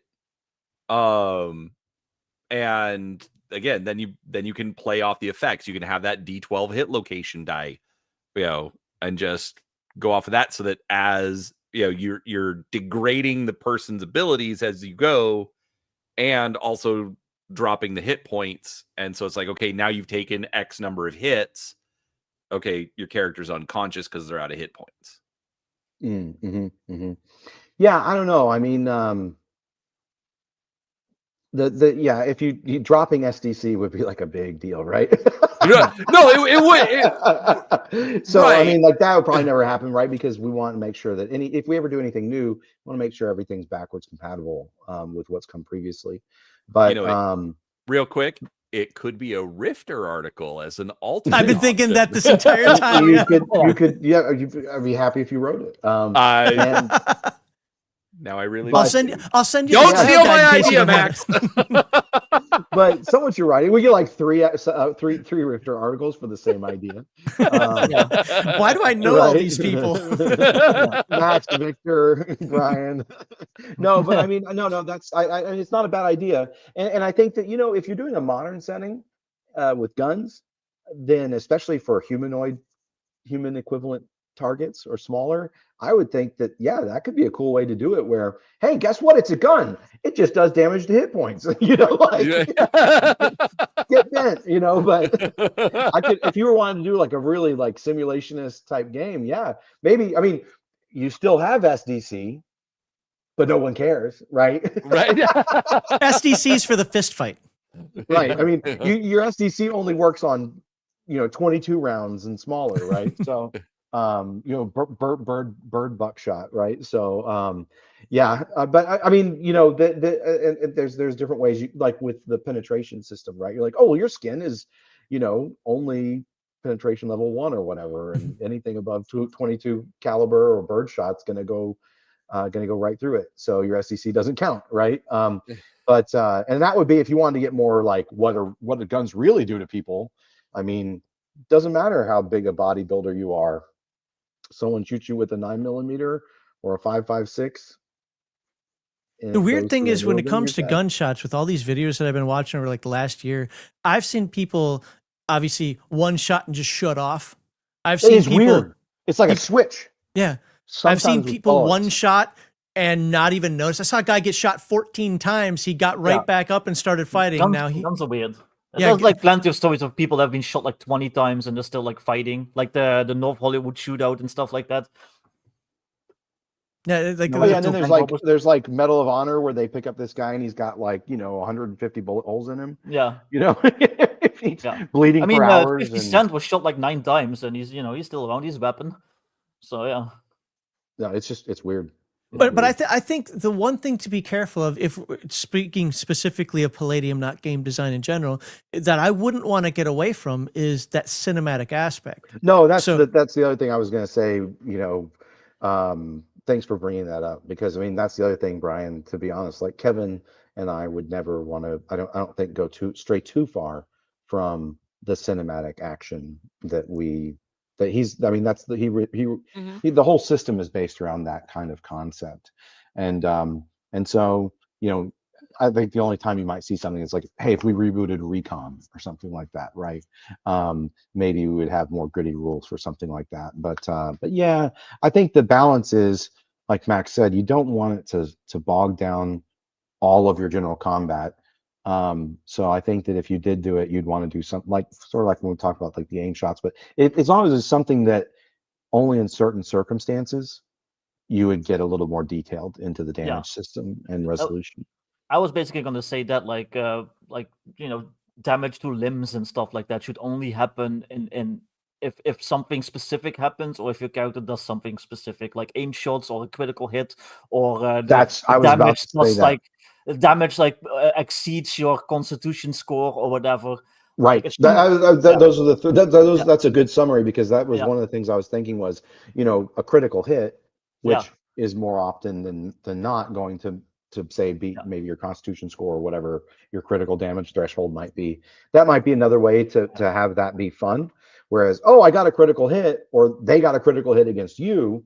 Yeah. And now there's a potential injury. Yeah. Even though it's just SDC damage, right? I treat like normal combat, it's like you're basically like aiming center mass, you're just doing generalized damage. And then like that aim shot or that critical hit, it's like, oh, now, the knife is going in your eye or something, Right. Yeah.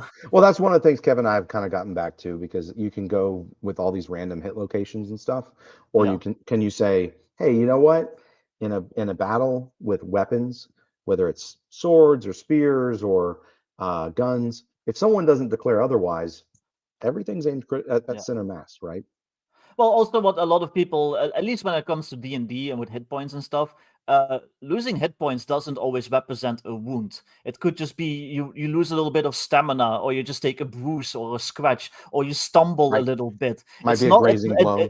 It's so a Victor, lot more abstract than that, than just you're a jerk, because you just took my next question from me. No, I was actually gonna bring that up because for Sean, because we get this question a lot, and Heathen Dog and I, we pretty much describe it the book way.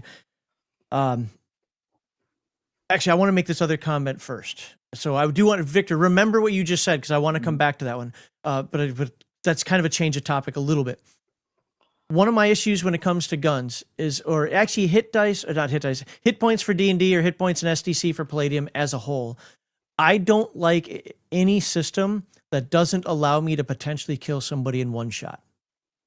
Now, that doesn't mean that should be guaranteed all the time. What I'm saying is like that's my issue with any including Earth Dawn, although that does have exploding dice, hit point style game, which is why I tend to like those location shots, and although they do bog things down, because I don't know, I'm of the mindset that you get hit with a bullet, there is the possibility. Victor and I argued one time, but for a different reason, or the fact that I like the idea of even rolling a D20 for damage for a gun.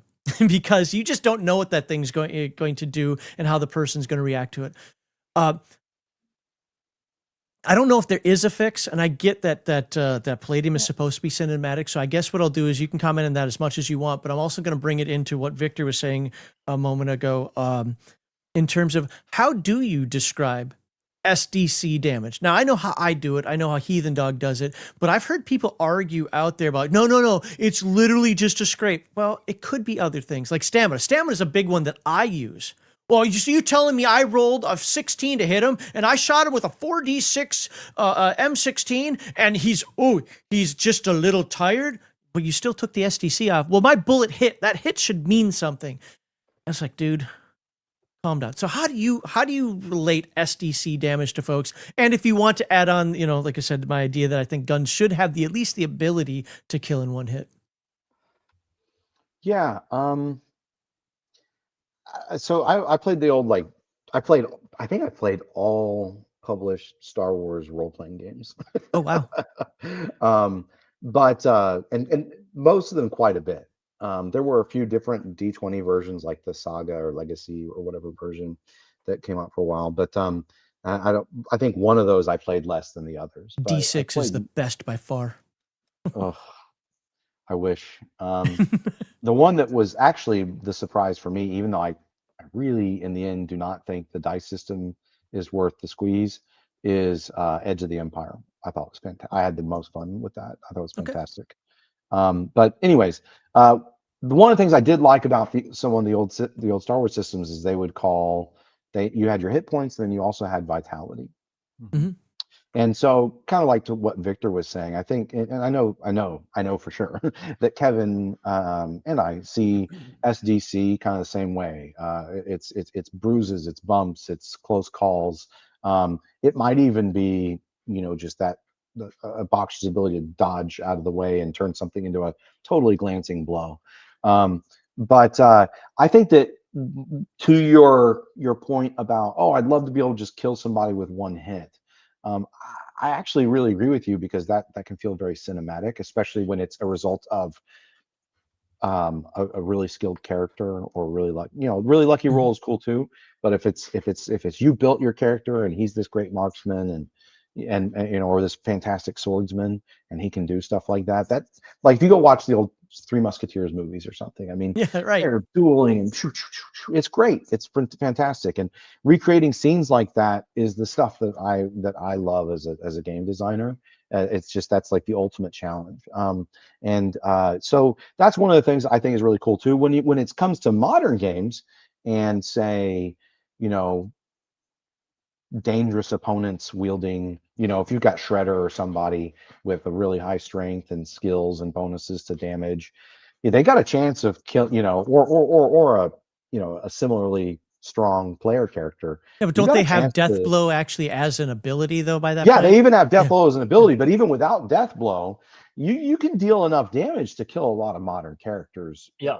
including mutant animals, in just about anybody from beyond the supernatural and stuff like that, the human type characters. And the same goes for fantasy, because I think fantasy does a pretty decent with the AR. If you're getting a skilled hit, you've skipped their armor, right? You're stabbing the dude under the armor. But if my sword does a D6, and let's just say with my level bonus and strength, I get a D6 plus 6. Average roll is 3.5, so we'll just say 4. 4 plus 6 is 10. I do 10 points of damage. That dude's got 40 SDC. I'm gonna have to hit him at least 4 times. There is no automatic kill even with double damage. That is second edition Palladium Fantasy, right? Fair. Right, but I'm just saying you can get a critical hit. I think with the modern weapons, it's more possible. With, like, say, you shoot somebody with an AK-47, right? You've got, and especially if you get a critical hit or something, much better chance to off them in one hit.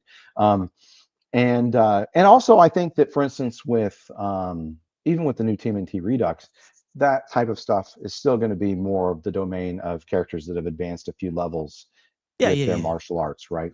But no, I like stuff like that. There's some stuff that I haven't gotten ready for playtest yet, that so I don't really want to discuss it, but I have some different ideas on how to accomplish that and have things be more interesting in that way. But I agree with you. I think that feels much more cinematic. I was always like, why can't I one shot these Invid with my Robotech, Veritech or whatever, So I think that's a good question, and I think Victor, real quickly, you've written a lot of gun manuals and whatnot for games. How do you generally handle that in your games, or do you not? What, the damage and stuff like that? No, the idea of one-shotting somebody with like a 9mm. I don't agree. I don't agree with the fact that guns are somehow more lethal than melee weapons. Like, I run into this. People have criticized me. It's like, oh, why did you make this gun 2d6? Like, my two-handed sword is 2d6. This gun should do way more. Why? Like, you think that 4 feet of steel through your guts or like chopping into your neck isn't lethal? Right. You think that's somehow less lethal than a 9mm to your skull? Like, so... Yeah, I have a counter to that. Bullets might be in the terms of the physics the same amount of damage, so to speak, whatever. But it's easier to see that sword coming and go, oh crap, you're not stabbing me in the gut. And sure, I take it, here, but again, instead of damage here. isn't- A bullet, damage you have isn't just no wounds. chance of that. Yeah, but maybe you just narrowly duck beneath the table while the bullet takes a chunk out of the table and sprays like splinters into your face, and that represents that 8 damage that you just took. It's not just I will pure go, if you have a sword versus somebody has a gun, I will fight the person. If I have to fight one of them, I will fight the person with the sword. I mean, you every can do. time. I like doing exploding damage for guns, so you could represent. Oh it. yeah, me You too. could represent it Ooh, that I like way. that idea. But I think also guns have other benefits that people overlook. It's like, oh well, this pistol does 2d6 damage. Why would I use it over my sword? It's because that pistol you can use at 100 feet. It's a two-handed sword that you can use from 100 feet away, or 1,000 yards if you use a sniper rifle or something. Up to point blank. Yeah.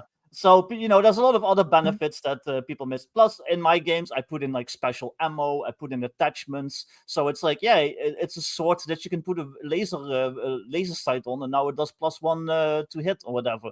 So, or you can put hollow points in it, so now it does more damage. Or you can put armor piercing, or you could dragon's breath rounds in it. So I give my guns a lot more than just pure damage potential, like to make them interesting, basically. No, see, who was I talking to? It might have been you, Victor. I was talking with somebody recently about that bullets do secondary effects. So yeah, let's just say every weapon that sword does 2d6 damage, the bullet does 2d6 damage. But based on even this comment here, now this could become too pedantic, and I completely get that. But just for the purposes of conversation, right, internal ballistics channels might be minor looking, but the tissue disruption is expansive, especially for your bigger rounds, your bigger caliber. But again, a little bit too pedantic there, but there could be those secondary effects that, okay, so sure, it only did 2d6 damage, but it also has this follow, you're bleeding out faster, or you just lost an organ. Yeah. You've got 36 hours to live. Yeah, Sorry, no, I was gonna say at the same time, because I think it's interesting the damage that's listed for a lot of weapons in role-playing games. With the melee stuff, it almost feels like it just kind of got left behind and always left in that spot because that's where it started, not because maybe that's the damage it should be dealing. I mean, look, if I get run through with a great sword, so I'll back up. I feel like a lot of these weapons are being judged as, well, what if it just nicks you or slices you? Oh, that's 1d6 or 2d6 damage. But if you get run through with a great sword, shouldn't that kill somebody or pretty darn close? Yeah, it takes you out of the fight if nothing else. Injuries, you're a casualty, right? Yep. And out of the fight. So so in that way, I do agree with Victor though. It's like, yeah, the great sword does 2d6 damage, and my 9mm does 2d6 damage, or maybe they do 46 damage. The point is they're equally lethal. And yeah, you could have some tiny hole from a 9mm. It doesn't look like as big a hole as you're getting from that great sword or whatever. But yes, there can be a lot of damage done by the channel and the tissue damage, and the shock value and everything. But yeah, I think that sometimes I don't know. I'm like you, Max. I like the idea of weapons potentially in the hands of someone very skilled or very lucky being lethal.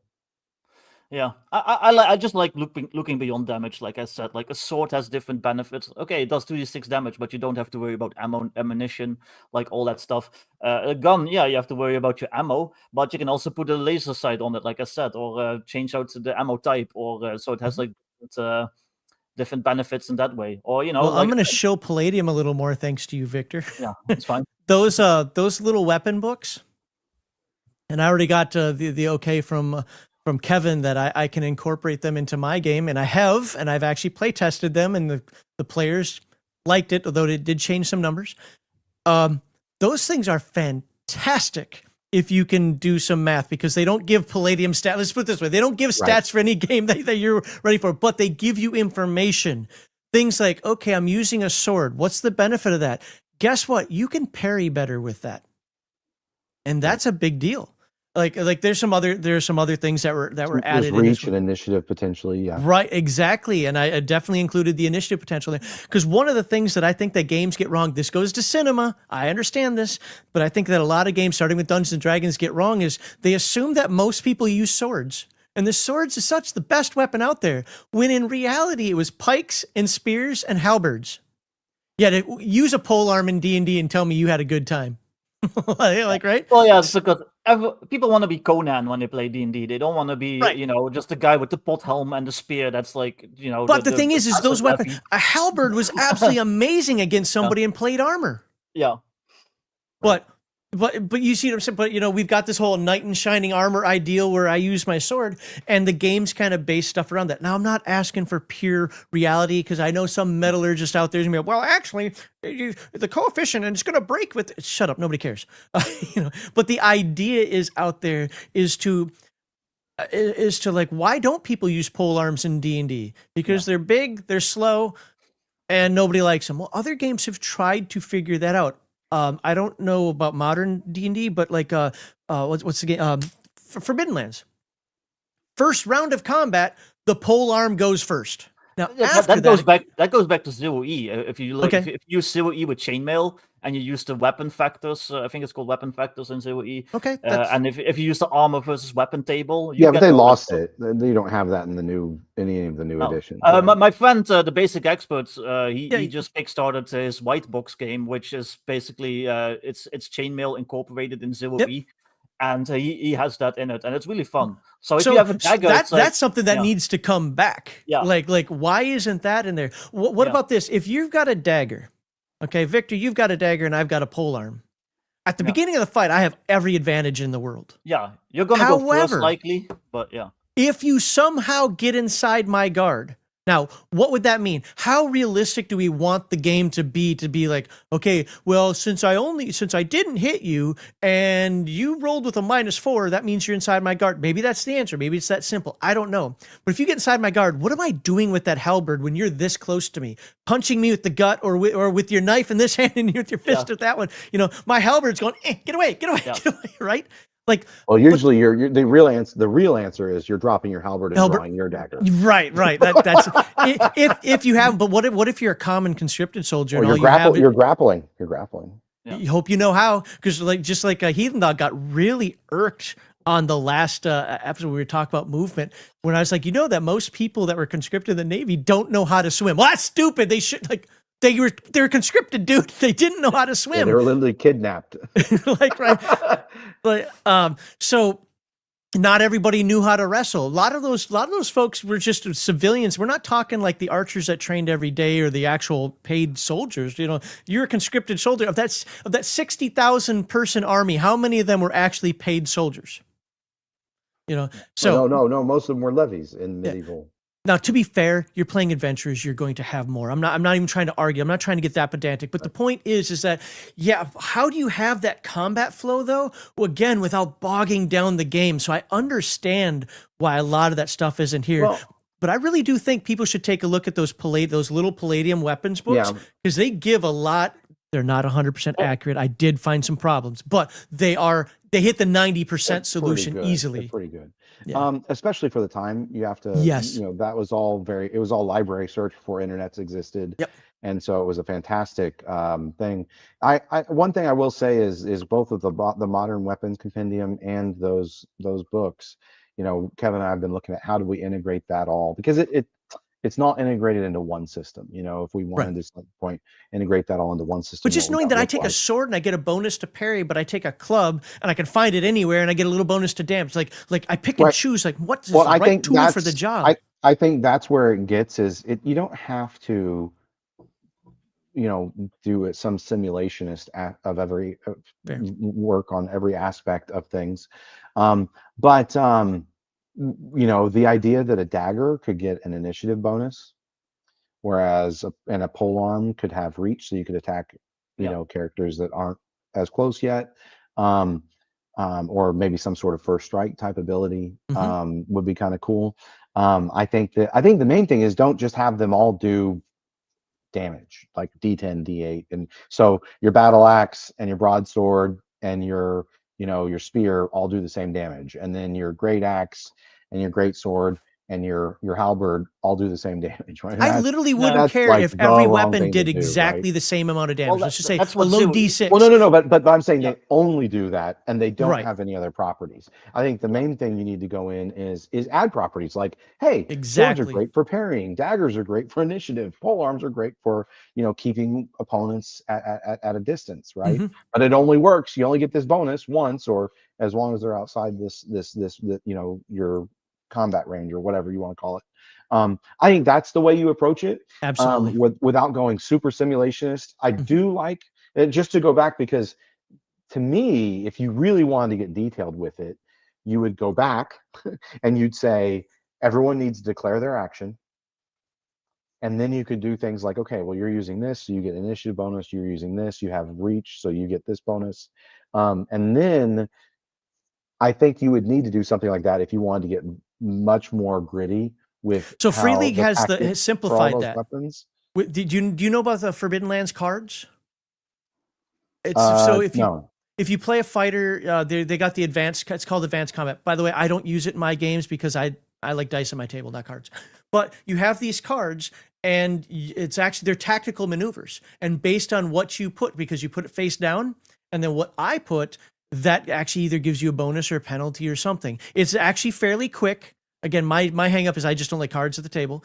But it's fairly quick, and you kind of tap it like you do a magic card. You do this, you do that, whatever, and that's your action for the run. Instead of just declaring an action, but what it does is it allows the player, because the player initiates it, not the game master. The player says, no, I'm just rolling, whatever, just standard round. Then that's what you do. If the player says, hold on, it's time to use my tactics ability here, and then the game master does it. If I pick the wrong maneuver versus his defense, or if I, we both go defensive, that means we're both just kind of standing here this round. You see what I'm saying? So it goes to what you're saying. So there is kind of a simplified version of that. If you can make that dice or just character discretion, that'd even be better. Yeah, but that's again, that's adding a whole subsystem. That is right? true. I mean, and that's what I'm saying, as opposed to like turning initiative into a whole detailed subsystem with how you're declaring it and resolving it. But without doing that, I think if you do that, you can do really cool stuff. The old Warhammer Rogue Trader TTRPG, they had a thing where if I'm dueling you, the reach of our weapons was really important, depending on how close we were to each other. And if my weapon is longer than yours, and then I'm going to get a bonus on my combat rolls, because I have, just like the guy with the pike and the other guy with the dagger kind of idea, right? Yep. To the extreme. But I think in general, you're better off just served with simpler rules for each weapon to have some sort of meaningful bonus. That means you get the verisimilitude. It feels like it has But it still an flows. interesting effect, but it doesn't affect it. Yeah, because like again, I love the simplicity. It's funny. I've played all types of games. I always come back. I love the simplicity of the Palladium system. I love rolling d20s against my opponent to parry. I mean, it's fun. It's a lot of fun. And so I wouldn't want to like get rid of that kind of stuff and take the focus off of it. At the same time, I think that there's something that could be done with maybe there, just like there's the sharpshooter skills. Maybe there's something we could do with weapons, specialized weapons trainings, where suddenly maybe you're unlocking different maneuvers and things that you could do, kind of like that you do with your martial arts, right? Right now, I'm trying to make sure that, like with TMNT Redux, it's really interesting. It's a really interesting choice to take ninjutsu versus martial arts. Assassin is actually pretty dang cool. Assassin's cool now, right? And the Pharaoh combat style, that's cool, right? Yes. I think a lot of people that's seen it really like it, and so I think that there's some. I really wanted to go ham, and Kevin's like, we'll just do one extra combat style, but I'd love to do like a wrestling combat style, like a WWE or wrestling type combat style. I'd love to do like a samurai or arm type combat style that that's focused on, you get bonuses if you're armed with a weapon, right, with most of your maneuvers, but so it's more focused on, are you armed with a specific weapon? But I think there's a lot of stuff you could do. You could do kickboxing, you can do all kinds of cool stuff. I mean, basically you could in miniature explore ninjas and super spies, all the martial arts in there within the TMNT framework. But no, there's a lot of cool things you can do. So I think there's a lot of cool things you can do without with progressive disclosure to the player and the game masters. I try to give my weapon types different benefits and disadvantages. So I'll make a difference between a pistol and a sniper rifle. Obviously, like a pistol, it's more concealable. You can use it at close range against melee fighters a bit better because you're not carrying like a bulky rifle. While a sniper rifle, well, if you have a bipod or if you have like somewhere you can like brace it on and you have like a little bit time to aim, maybe you get a bonus to hit or stuff like that. So I'm a big fan of that. I'm also a big fan. It gets a little bit crunchy sometimes, but I'm a big fan of weapon versus armor tables. So different weapons react to different armor, like differently, to say different again. In a modern context, if you're expecting to go up against melee weapons, maybe you'll put on your stab-proof clothes. If you're expecting to go up against like a bunch of thugs with pistols, you put on your Kevlar vest. If you're expecting to go up against professional soldiers or mercenaries or like cartel members with AK-47s, you put on your plate carrier. So It's funny. I know a game that's now doing that. yeah. Well, and I really like that because I've tried to do that like with Savage Rifts when it comes to pistols or especially like Derringers and stuff like Yeah. that. You get these big bonuses for concealment or Yeah. some other small weapons. And yeah, no, it keeps it fresh.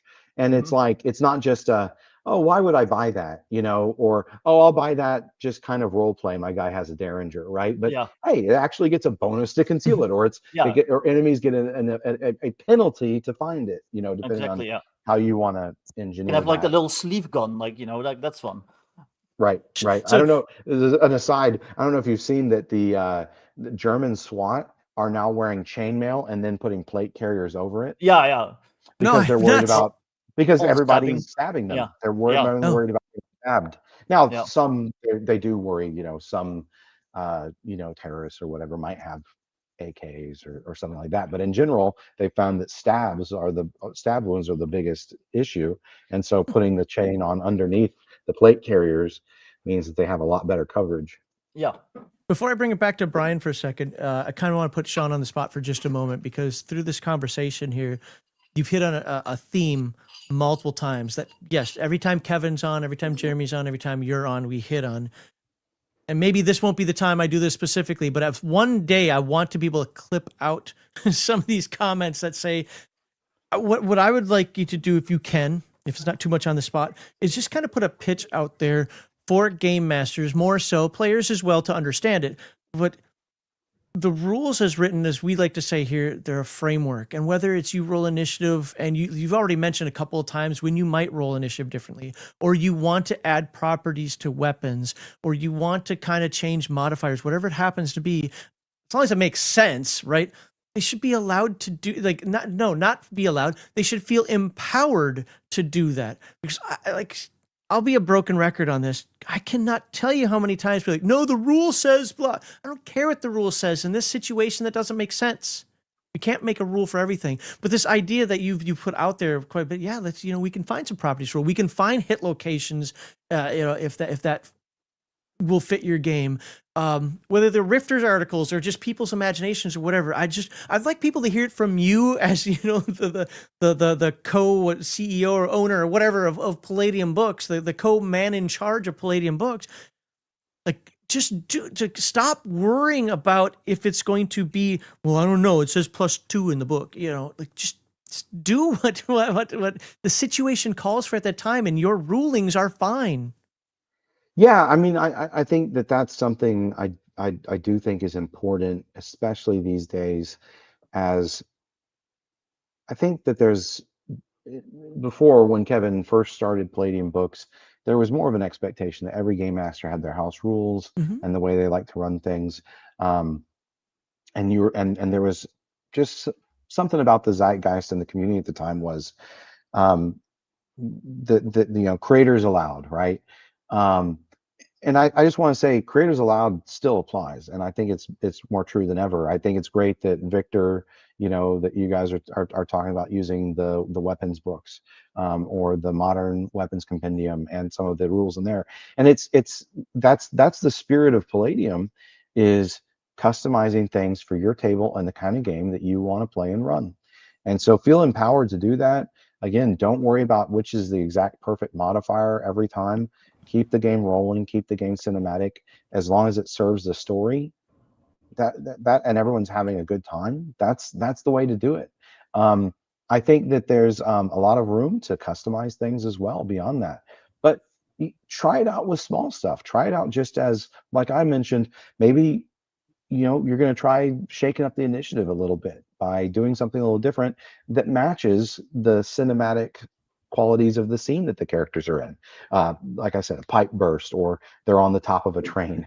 Well, maybe maybe every round there's some sort of tree or pole or a tunnel that the train's going through. So you've got to, everybody's got to roll initiative again. Or there's all kinds of things you can do that as long as it fits the story and it's fun, it changes it up. It keeps it fresh for the players, and that fits the Palladium standard to a T, because we're all about creating stories that are interesting and exciting, that are your classic adventure stories from cinema and books and comics.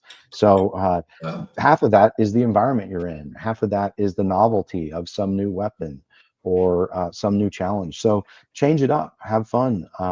And I think that if you learn to kind of bring that to the table in a fun way, not in a punishing way, then I think that your players will get in on the act and participate with you on that, right? You were mentioning earlier, there's, if a character, he had taken a certain kind of weapon and gotten his dexterity, made sure he had a really high dexterity so that he would get a bonus when it came time to roll initiative, and he got really frustrated when he didn't get to roll initiative. Well, maybe that happens. Make sure that doesn't happen in every single fight. Give him a few chances to shine. Oh yeah. Where he gets to use that new optional rule, or that he's really excited about. Or maybe that's his character concept. So you work with them to do something cool with it. Maybe they have to spend a skill point to get that. Maybe the game doesn't have quick draw. The guy really wants to quick draw. Try something out. Make him spend a skill, when he advances the level and gets a secondary skill. Maybe you guys try and come up with something, right? Custom for him. I love, especially your ending there. One of the things that, by the way, first of all, Hungar Starvarian, good to see you, sir. I'm happy you're here. Thank you for the $5 for the Wounded Warrior Project. Just a reminder, folks, the preference is, and I'm not saying this, by the way, I'm never angry for anybody who donates anything. Please, I respect them all. I'm doing this to kind of save Legion of Myth, though, at the same time, because we will get a black mark if we don't make our goal. I prefer use the QR code or the link in the description to do the donation. But with that said, all of them are wonderful and accepted. Thank you, Hungar, for the $5. I really appreciate you, sir. And it's good to see that you're here. You were mentioning about skills, and there's a thing in the Palladium community that, oh my God, there's skill bloat everywhere. And one of the things I try to tell people is, like, I don't necessarily think there is skill bloat. I get what folks are saying, but, well, who's going to take the mime skill? Well, I don't remember which book that's in. I don't care which book that's in, but the people who live in that area where that's literally a prestige ability. So it might seem like that's crap to you. And yeah, maybe me playing a Rifts game, I don't care about mime, but I don't know the Palladium fantasy world all that well, so I don't know which location that's from. But in that location, my understanding is that's actually a prestige ability. That's something that shows that you're cultured and could actually ingratiate you to folks. That's why you have skills like that. So if there's a skill out there you want that isn't covered by another skill, or even, as I like to do, allow people to focus. Okay, you've got biology, but you, for whatever reason, want to be a zoologist. Well, I don't see the zoologist skill. I only see botany in this book. I'm not going to look at 42 other books to see if it exists. I'm just going to say, you know what? Yes, you can do exactly what he said. Spend a skill slot and you can have zoology. And because you already have biology on top of that, we'll, instead of making it start at 35, we'll let it start at 45 plus 5 per level or something like that. Feel empowered to do these things. Sure. I always say take the official source first, because they probably have balanced it to their game the way it should be. But that doesn't mean, Sean, you've said this before, Prowl and Ninjas and Super Spies and in TMNT start at a different percentage than, say, Prowl and Rifts, because the game is centered around a different concept. So take that into consideration, but Don't be afraid to make your own skills if you have a vision for a character. Another thing, please correct me if I'm wrong in this one, because this is the way I say it. A lot of those skills were developed for NPCs. To give that NPC some flair, some flavor, or to do that NPC's job to be either your guide or to be your enemy a little better. That doesn't mean that you have to take it or you can't take it. Absolutely. I mean, and some of them, like you said, mime skill seems that's a more ridiculous example. But there's, of course, when we go into the New West, there's all these extra cowboy skills. Are they really that critical? No, they're only listed in that book for a good reason. And now some of them do show up later, where it's like, oh, if you want to ride, say, exotic animals and stuff like that, right? But yeah, the skill blow is usually much more on point, and it's a way to highlight differences and unique things in the setting. Mm-hmm. So if you really are worried about it, well, take a core game like the old TMNT or Heroes Limited or something like that, and anything that's not in that core book, just take it all out, or say those are optional skills, right? That's another way to look at it, right? Is that those are just there for flavor or detail in a certain setting. Absolutely. Hey, When I Brian. make Go ahead, Victor. Sorry. when I make like lists of skills and stuff like that, I usually put in like, these aren't meant to be entirely comprehensive. So the referee or the players are free to come up with their own, because I'm only human. I'm gonna forget stuff, and sometimes it's gonna be obvious stuff or what people think should be obvious. You So can put I always 500 a little skills in a caveat. game, and somebody's going to want Yeah. 501. So I always put in Yeah. a little caveat, like, hey, if it's not there, just make it up. Like I just give the core system, and it shouldn't really matter if it's listed in the book or not. Like it's like, oh, you just spent your skill point on this made up skill and put it on your character sheet. Well, it's like I think Dead Rain has game design as a skill. Yeah. So it's not like you can't take game design and riffs, guys. I mean, and you shouldn't even have to look at Dead Rain to know how to handle that as a game master. Just What if make I it want to be a equivalent game to designer in some- Riffs? That's my point. The game masters just say, hey, it's going to be roughly equivalent to this skill or this lore skill or whatever you think is appropriate as a game master. So yeah, don't overcomplicate it too much. And I think there's even a few cases. I think I standardized most of them. There's a few cases in the old TMNT books where some of the characters I'm pretty sure that some of the characters had skills that are not in the books, right? It's just this character knows, this guy's a scientist or an anthropologist or something, right? And I did when I was doing the TMNT Transdimensional Adventures, I actually pared down a lot of the skills that were introduced in that book, just to make sure that it got into all this. There was a lot of like super detailed skill options, and it was like, well, we can consolidate a little bit this. Yeah, it seems more make like a it focus easier. of this one, right? Yeah, it's Turtles. It's Ninja Turtles. Let's not get too carried away with all of the, we don't need 30 extra skills. Maybe 15 are enough. Sorry, that wasn't the one I wanted to put. There we go. Oh. My first mod for TMNT was to make mixed mutation, multi-animal characteristics. That sounds super cool, by the way. Like now I'm like, okay, I want to introduce rules so that you can have a ferret that has the ears of or the eyes of well, an Sean, owl are you going to be able right? to join the show on Sunday? I don't know if I can get up at 2 a.m. and stay awake for 4 hours. Hey, look, I am living proof that people can be up at 2 a.m. You also for work 4 night hours. shift. Yeah. So I do, because Brian, you've been sitting there patiently listening to us drone on about guns and hit point and so forth. I do want to talk to you. Sean's a BattleTech fan. What are we doing right now on your channel over there at 8 Gaming with ADHD? We are making horrible jokes relating to various sporting activities. A couple weeks ago was golf. No, Sean was Air Force. He would love them. I'll explain in a little bit, Sean. Okay. No, we are covering Mech Warrior First Edition. Because one-y, baby, one-y. I liked the RPG Digest format of deep diving through games. So I've gone through a few different things already, and I asked Max to join me to do Mech Warrior First Edition because he's a big BattleTech fan. I'm out of Capellan gear though. I can't have I finally run out of Capellan Confederation gear, and I'm like, dang it, what am I going to do for the next one?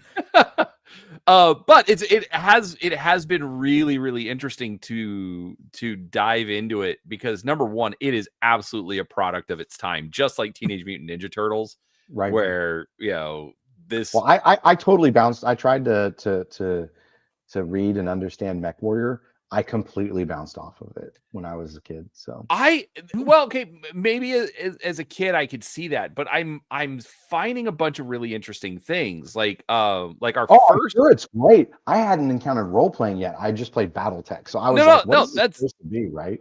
Right. That's totally fair. But like the interesting thing for me, like I felt really stupid day one because I've always had issues with games like MechWarrior because, like, for lack of a better way to put it, Iron Eagle.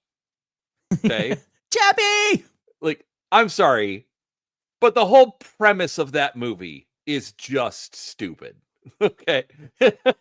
I'm sorry. Fighter pilots don't fly in, hop out, go full on espionage, like, hostage rescue. Wait, wait a minute. You telling me that a 16-year-old doesn't fly his own F-16? I mean, that is probably the least of my concerns. Right. I have other concerns that are much higher on the list. Yeah, right. Exactly. I've watched plenty of anime or, stupid things over the years where fine, 16-year-old kid doesn't make any sense, but whatever, just I can roll with that. Anyways, but like day one, reading, like finally sitting down and actually reading the book, like they actually provided a solution that makes absolute perfect sense, and I feel like an idiot for never having thought of it. Troop play. So like everybody wants to play a mech warrior, but that guy wants to play the spy. Or Can I interrupt for Brian for example? No, to give the example. how dare you. To give the example though that Yeah, we've given on the stream before. Yeah, Because if you complete it, it'll just. So, how have you ever played Mech Warrior, Sean? Any edition? Not BattleTech, Mech Warrior.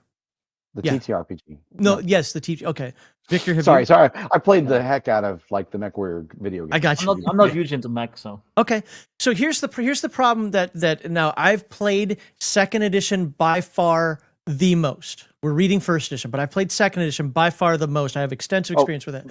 But I will say I read at least I think the first or second edition book. I don't remember which one it was, and I read a ton of the novels. So the idea that a mech warrior could get out and go do espionage or be in different situations, I get that.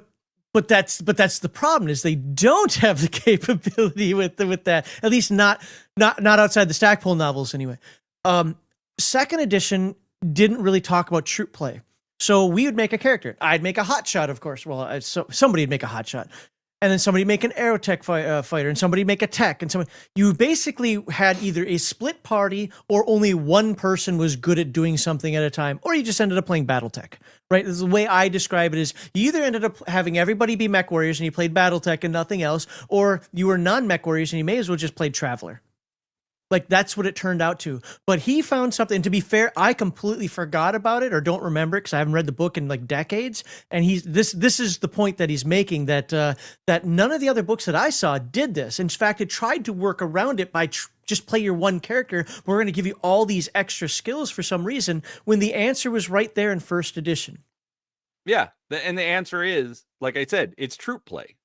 So say you have a full mech company, 3 lances, okay, and typical role playing group, you've got 4 players and a game master. So everybody makes 3 mech warriors, an aerospace pilot, and a tech soldier something other, and so if. And then it doesn't say this in the book, but as we're going through reading through it, basically it's episodic. Okay, so in this episode, hey, we're going to take all the tech characters and we're going to infiltrate the base, or we're going to go on a recon mission, or we're going to do this thing. And then it flows into the next one. Right. And then in the next episode, whether it's the next session, whatever, okay, cool. We've got the information. Now we're going to send in the mech warriors to assault and like take down the wall or whatever it is. Then you send in the intel agents to decipher all the stuff that they didn't blow up. Right. So it's been really, really interesting going through for what in my opinion was probably just thrown together. Like, like if you think about it, like Ninja Turtles, we're what, 18 months out from the Kickstarter? Yeah, a little more, yeah. Yeah. So we're 18 months out from the Kickstarter, and even then you were working off of material. You weren't having to come up with it and play test it and do everything from scratch. Right. My opinion is, like, if they spent 6 months on this game from like word one to in stores and selling, Brian, what did I call it even before we started? BattleTech with extra steps. I mean, you didn't call it that, but that's how I'm summarizing it. It's basically BattleTech with extra. Yeah, well, I think I said extra skills, but now I say with extra steps. Yeah, because I didn't get it. I didn't even. There wasn't. Just trying to remember what I read when I was a kid, but I couldn't even figure out what the core game loop was. Like, I didn't know what was going on. Oh, BattleTech, you know what's going on, right? You pick your mechs, you play battle, blah blah.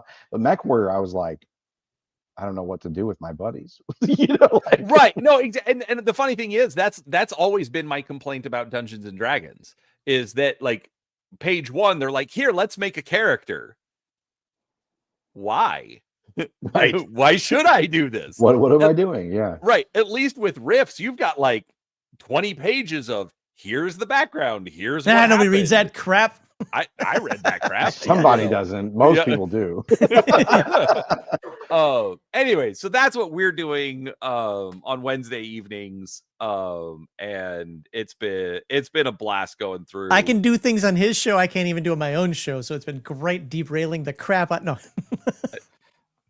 Well, that's just because that's my ADHD. You're going to derail it, and I'm just coming along for the ride. Like we've started 15 minutes late, I think, every time. And then the last time we had another 45-minute conversation before we even got into the book.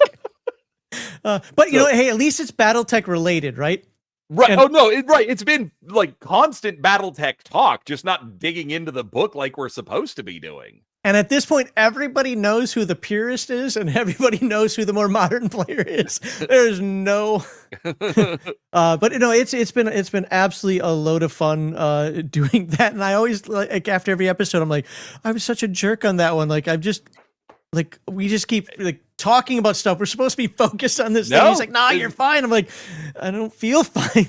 No, this is great. It's been fantastic. All right, real quick, because I am going to have to bounce because it's 10:30. Everybody's allowed to come and go as he pleases. Are you doing the 24-hour stream again, Max? No. I started at 6 this morning. I'll be ending at midnight my time. Well, what's now? All right. Yeah, if you could for now. Real quick. Sean, it's probably been said at some point, but you're here, so I'm just going to ask it now. Are we getting PDFs of the Ninja Turtles books or just physical copies? There will never be PDFs of these books. Never be PDF. Okay, I couldn't remember. I just figured you're here, so I'm going to ask you. Yep. No, it was asked in the campaign. I put it in the Q&A. Kickstarter's kind of hard to navigate, but there was a Q&A section, and so yeah, that was one of the questions. But no, we were really focused on the physical books and what could be brought. That we wanted it to be, these beautiful physical, full color books. That every page has the same quality of art as the cover. So they're more, we really thought of them as like coffee table level like presentation that any collector might want to pick these up, not just gamers. And then all the other products like the Game Master screen, all the different dice options. Some of it was Kickstarter exclusive, like the miniatures. So, but part of that with Paramount was when we were negotiating on stuff was just we're not gonna do PDFs of these for a number of reasons. So, got it. Okay, yeah. I just couldn't remember, and I was too lazy to go dig it out, and so I figured I'd ask. No, it's a good question because a lot of people are probably going to start asking. They're going to start hearing about how much fun people are having with these, or that they're hitting store shelves or on our website. There aren't going to be PDFs, and it's not like when we do physical books, like say Titan Robotics. A year late, if you back the campaign, you got the PDF early, and then they went on sale like about a year or so later. It's not going to be like that where suddenly PDFs ever show up. So yeah, got it. Cool. Well, then Brian, thank you. And hopefully you come back. Remember, Heathen Dog's got his game my time between 4 and 9 or whatever it is, and then I will be back to close out the show. So if you're awake at that time or at work or whatever, come back. All right, I will do so, gentlemen. It was a pleasure. Victor, good to see you. Sean, seriously, you've been missed. But glad you're doing well over there. So thanks. Max, I was glad to jump in here. Yeah. So Max, screw you. That's the appropriate response. Yeah. You know what? If you want, you can screw me with another donation. What's our last donation? Well, thank you, Milwinnis, for the donation over there. We are at what, 200 and how much? Oh, I did the math on here. I don't have to do it on my own. There we go. We're at $225 right now. So maybe Brian could match that for his smart ass comment before he leaves. I don't know. I'm just saying. Nope. No, there you go. All those wounded warriors are now. Okay, but that's just playing dirty. That's just playing dirty. I got to do everything right now. I'm going to tell the golf cart story after you're gone. Oh. Actually, I will be putting my headphones in to listen. Okay. That was. Well, like I said, he's Air Force. He'll get it. It'll be just. I know he'll get it. I'm just saying that weekend or that week we were ridiculous. We were ridiculous. So anyways, you ever get a dog on a bone and you just can't let it go, so everything just turns into that. I take jokes and I just drive them. Well, it wasn't into the just ground. you, because we were both doing it, and then chat started doing it as well. I don't even remember what got us started on this, but we were talking about aerotech fighters, right? And how whatever it is that they're doing. I'm like, aerotech fighters don't see. They're like, they live in a hotel when everybody else is fighting the war. I'm giving all the Air Force memes, right? It's like they probably don't even fly their planes like between the hours of 10 p.m. and 6 a.m. because that's not when the exercise is going on. Like all of this stuff. Like, if there's no 5-star hotel, take that war somewhere else, buddy, right? Well, somehow we got on golf courses, and you know how the Air Force is with their golf courses, right? So it's like, wait, they're coming after the golf course. Everybody suit up now.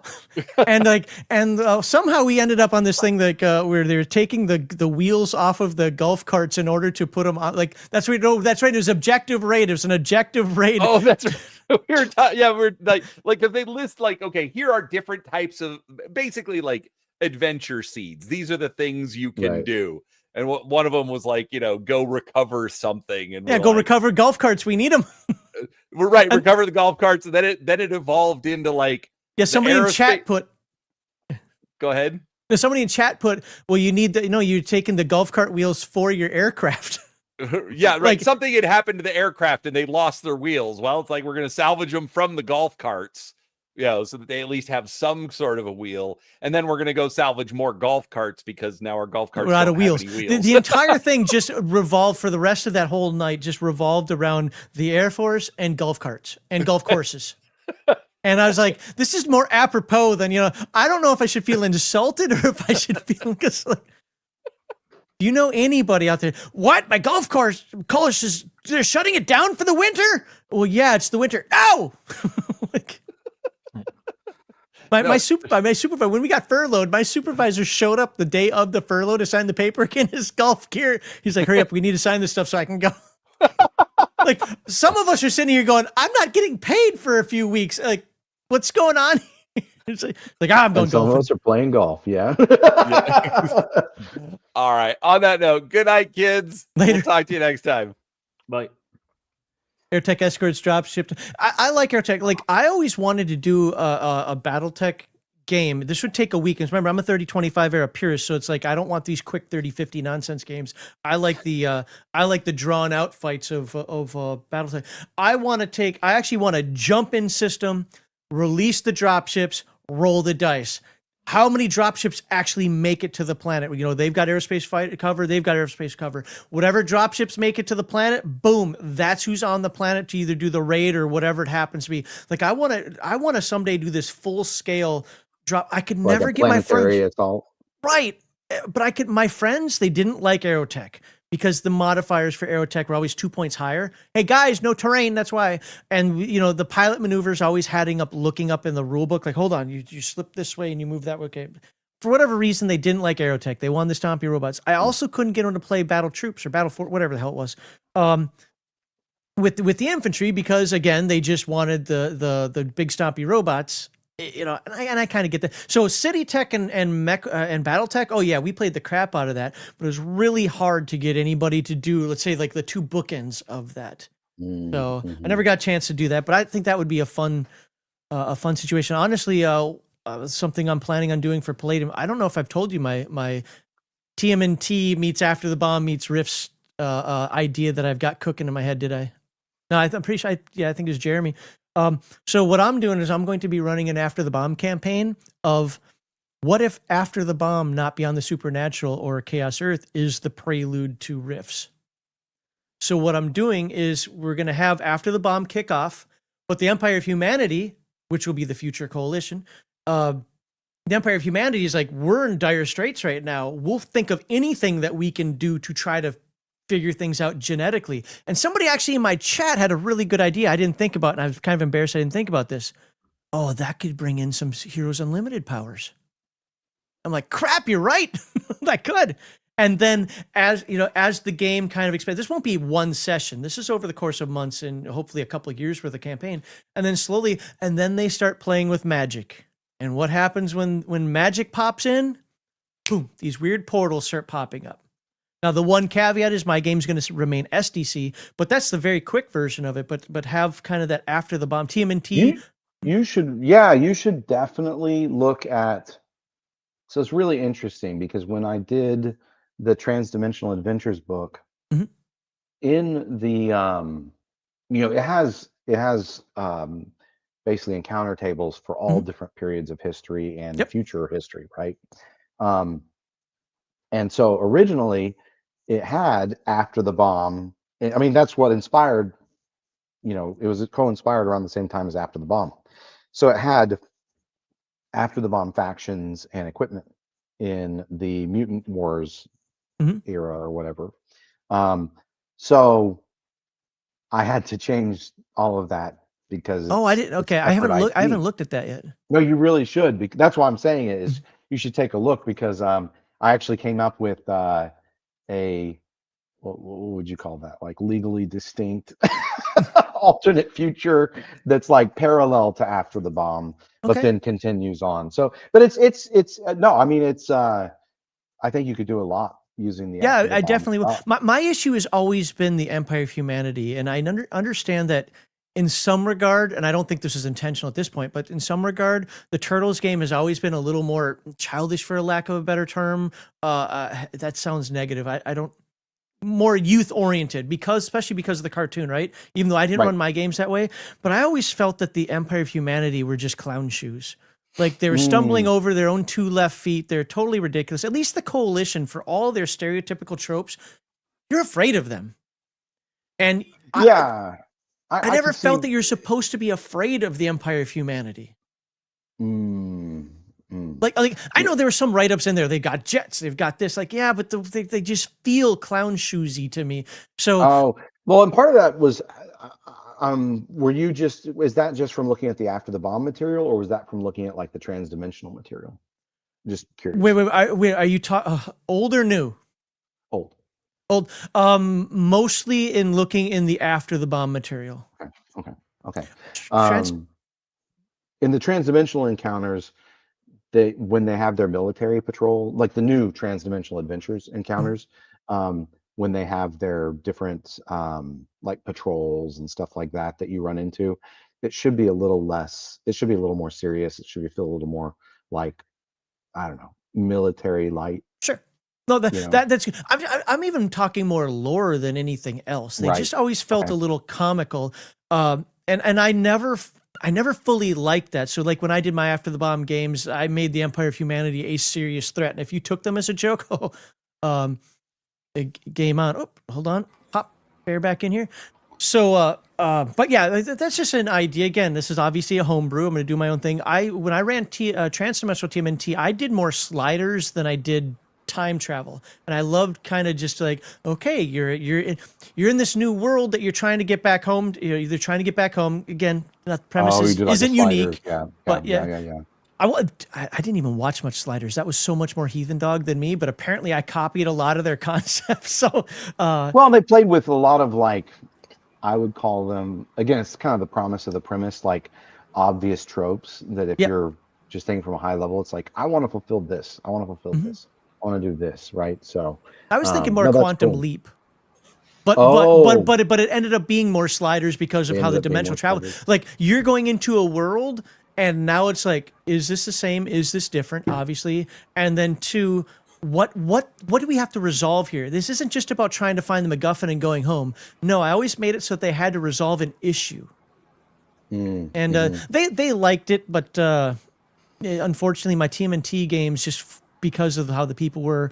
Those groups always ended up going back to D&D or asking me to run more D&D. So I could never finish a campaign doing that. Back to D&D. Yeah. Well, look, people say it now about 5e. Like, oh my God, my friends I know won't play anything other than 5e. Well, back in the day, it was, AD, we had the same problem. A good game master, though, I'm going to pat myself on the back for a second, but I was always able to do this. After I played my character at a D&D table and talked about how I run my games and so forth, people would join my game and we'd never go back to D&D again. Now, it could be because of the system. It could be because whatever, because I don't consider myself a great game master. But you can pull people away, but there's always got to be kind of that hook, that idea that they want to sit there for. And so many things that I do, people are like, oh my God, I'd never sit at your table. But they're literally the hooks that keep you coming back, keeping you just poor enough to where you can't afford everything you want. Where it's like you have to make a decision. Do you want the armor, or do you want the potions? Do you want the gun, or do you want the like these things always give you something to build on. And just when you think that it's getting a little boring, a new NPC comes in that, just I'm oversimplifying, steals all your crap and now you got to go get it back, or comes in to rough up your day a little bit, and now you have that vengeance motif or whatever it happens to be. That's what I love doing. And in this sliders thing, as they ended up calling it, they kept coming across the same NPC, and they started realizing, wait a second, we need to catch up to him, because once we find him, we might be able to get home. Because I pretty much, because he can travel, right? Yeah. Right. And they didn't realize it, but they were just following him. Basically, if he opened a rip in dimensional space, and they found it, they were just but they thought they were doing their own thing. No, they were just following him. That's interesting. But, have you read the old time travel rules? The old ones, yes. Yeah, the twists and cycles. Yeah, but also if someone punches into what is it? Yeah, but if someone punches into a specific period of time, there's like a hole there that takes time to close. And if another time traveler follows, they're going to end up at the same time. That's weird, because for some reason I thought it was different. I thought it was like you were literally there however long. Like if you did it today and I did it tomorrow, I thought I appeared tomorrow. Well, I could be wrong about that. My point is you're not going to be way off of it. You're going to right. I got you. Entry and exit points. I just provide structure for the time. Yeah, travel. Because it's the 125-year cycles with the twists and so forth. Yeah, right. No, I get you. Yeah, I didn't do much with the time travel. I slid that into, I think it was that same campaign. They didn't like it. I screwed it up. But I really wanted to use the I think it was the Mutants in Orb. Is that the one where you got the guy in the space station and Earth keeps changing? Yep, that's when you go into each future timeline. I unfortunately used that guy very horribly in terms of basically I just lore dumped on people, so they didn't get to do much. So that was bad on me. But it was my first time trying to do it, Sure. No, that's not easy to do. I thought it was a really great way. I loved it. That's why I wanted to spew it out to them so much, because I was like, I loved how it changed this from was it the Night Walkers to the Shadow Walkers or whatever they're called, and like Earth and all the evolved humans and stuff. Yeah, it was trippy. It's trippy stuff. I like it a lot. And it has interesting encounters and enemies to fight each one of those different ages of the future. I thought the time travel rules are so cool, and then there's like the null time zones and. There's a bunch of cool stuff. What I really liked about the time travel rules is I like the fact that no matter what, you just can go when you want. There's a range. And that it isn't just like, I'm going, it's not like your Doctor Who. Okay, let's be honest, there's a lot of Doctor Who theft in that book. But when you did travel somewhere, you might have to wait well, like I said, 125 years or 50 years or whatever, especially as you went back millions of years in the Right. past. I really liked it conceptually. I also like the fact that there's a wall. You cannot go forward in time past this.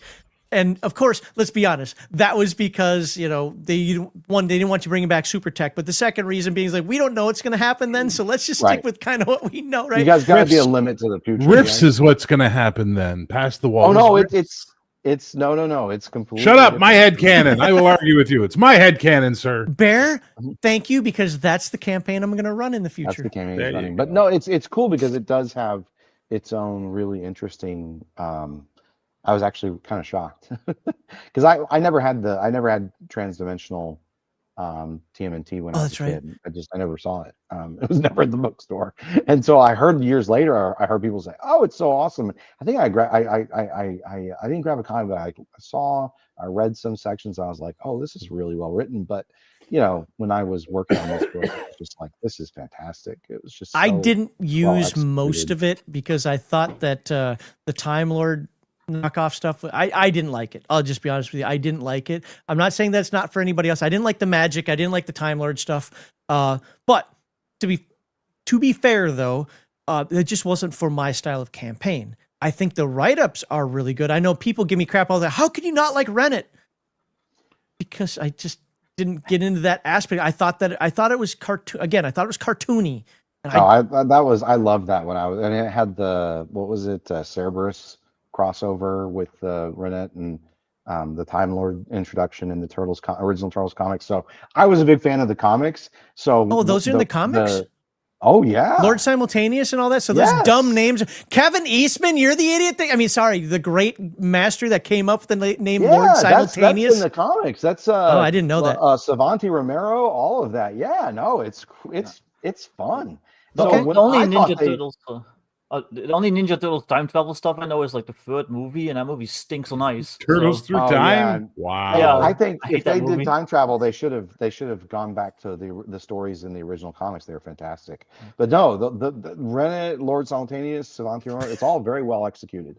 Actually, if you read the comics, so I thought it was fantastic. Fair enough. I would love to yeah. run like a feudal Japan like turtle story, but it wouldn't be like time travel. It would just be like Usagi Yojimbo or something, It would just actually be the setting. Well, there is a Right. role-playing game of that. It's I'm not surprised. No. Well, you could very easily use this. Yeah. Just don't use the modern vehicles and weapons. Yeah, exactly. Yeah. You got it all right there. Yeah. You What? got plenty of Victor ninja run a and game that medieval doesn't have equipment. modern vehicles and weapons in it? Well, we're talking about some sort of alternate dimension there, my friend. I'm just gonna make it like we had like feudal Japan steampunk, so it's just gonna Exactly. be samurai vehicles. It'll be like that, samurai guns. Yeah. It would be like that steampunk mecha bit in Robot Yeah, Carnival. this book Yeah. has a ton of different black powder firearms, so that might be Yeah. really cool to use with the Yeah, steampunk. definitely.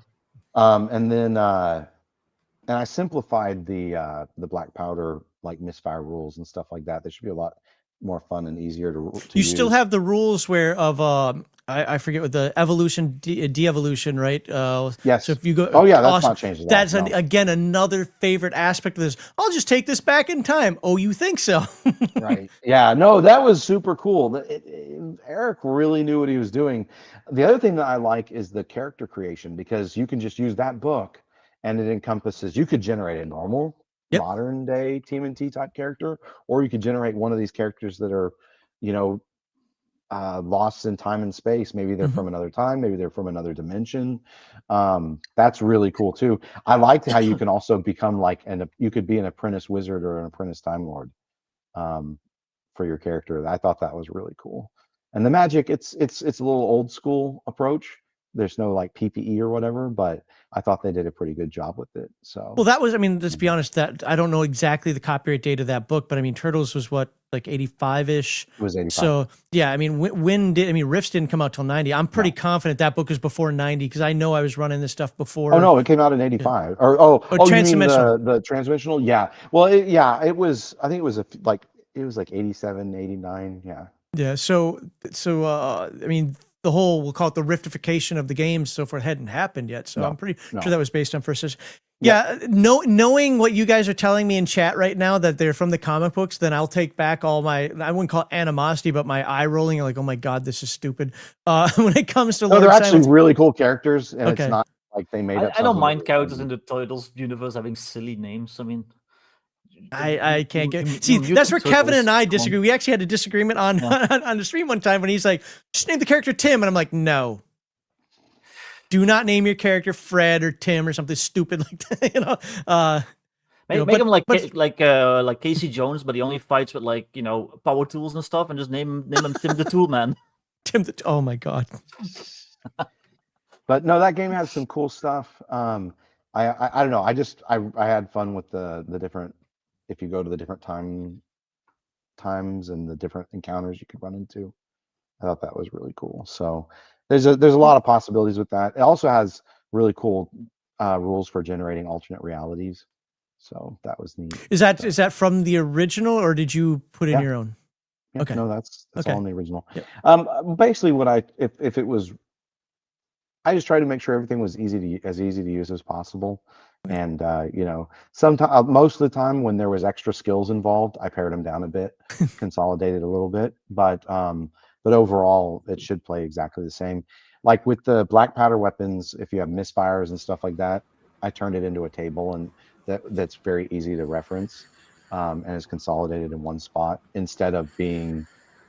Well, if you compare it to the old books, you'd see. But it should play this. It should feel exactly the same when you play it. It has the same level of detail and stuff like that. So, just try to be really Mondohan, true thank to- you very much for your Very donation. Sorry for the interruption, Sean. No, you're good.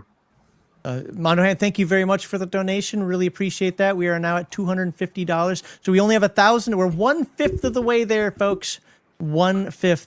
And good news, we made $250 plus a few $100 on the YouTube side. Just for the folks who are new here, again, please use the QR code as much as possible or the link in the description over a super chat. Because if I don't make our goal for this, we get a little black ball, a black mark. And I've always made the goal I've always made the goal in the past. Let's just put it that way. So Well, that's the I'm preference. My offer is still on the table, right? It looks I like have one not. person I have took it not up. repeated it, but Bear, go ahead. Mention it again. So basically, the offer I'm putting on the table for today is if you buy a copy of Valorous off of Amazon, Max will put the link up, and then Doing it right now. email me a picture of your purchase confirmation. I will donate $2 for each sale to the fund. And I've already made a personal donation, but this will be a Zeg Media donation as well. So, and the email is the zenithcomics@gmail.com. Yep. Getting all that in there. There we go. There you go. So if anybody does that today, that'll happen. And every $2 helps. So you go help him out by giving him a little profit, and then he'll donate to charity for you. Wait, no, you should donate to charity as well. What? I'm like a horrible salesman. Huh? I Uh, don't understand what you kids are talking about today know. with your hula hoops and your Zima and your Dan Fogelberg records. you know what? When I was in the Air Force, I loved Zima because I couldn't drink beer. I know. Like I can't drink this stuff now, but I couldn't drink beer. Like beer would make me puke. Until I moved to Germany, I could not drink beer. It would make me puke. The closest I could get would be like a hard cider or something. Beer just absolutely. Anytime I puked, but from drinking, it was always because of beer. I was a hard alcohol guy, but I could drink Zima, so I would drink the Zima. That's funny. Yeah, I now after I had COVID and then long COVID, for some reason, beer puts me to sleep. I don't know. It's does always now. done that for me. Yeah, I was gonna say, that's not- that It's just really means your good. body reset to the proper setting for beer, apparently. Yeah. So you got a COVID reset. There you go. That's what we're gonna call it now. Beer is COVID like reset. liquid bread, so I don't know. It just makes me sleepy. Yeah. So, well, hey, it's almost 2 a.m. here, so I think I'm gonna. duck Sean, you out. hung out for I've been streaming now for 5.5 hours, so you've been here for most of it. So thank you very much for hanging out. Great conversation. Get some sleep. Keep up on that writing, and as soon as I can release some videos, I will be happy to do it and show some more. Thank you. I appreciate everybody's support, and it's great to see so many fans in the chat. And yeah, good to chat with you again, Bear and Victor. Yeah. Um, And yeah, I'll check with If you you guys can't later. be here Sunday, Sean, shoot Jeremy some notes so that he can speak for you. Okay, I'll look at it. I mean, I think Kevin's probably going to say similar things to what I would, anyways. But yeah, The only I'll thing we're double check. concerned about Kevin is because Kevin, has got that. Is like, yeah, just do it. So like, I'm exaggerating when I say that, but because sometimes he'll be like, Game Master's free to do whatever they want. Well, yeah, but people want to hear what you have to say, because you're the authority, whether you like it or not. You are the authority at everybody's table because you made the game, even though you're trying to pass the buck. Yeah, I know what you mean. All Okay. right. Well, cool, man. I'll see you. Have a good night. Thank you.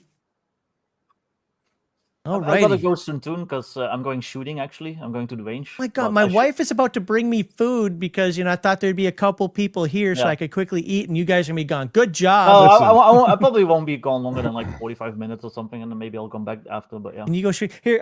I need to clean this thing, so can you take this to the range for me? Yeah, And, I mean, gladly.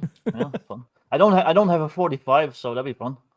oh, dude, what's funny? I shouldn't tell people this, but with my 45, I got a target out at my front door.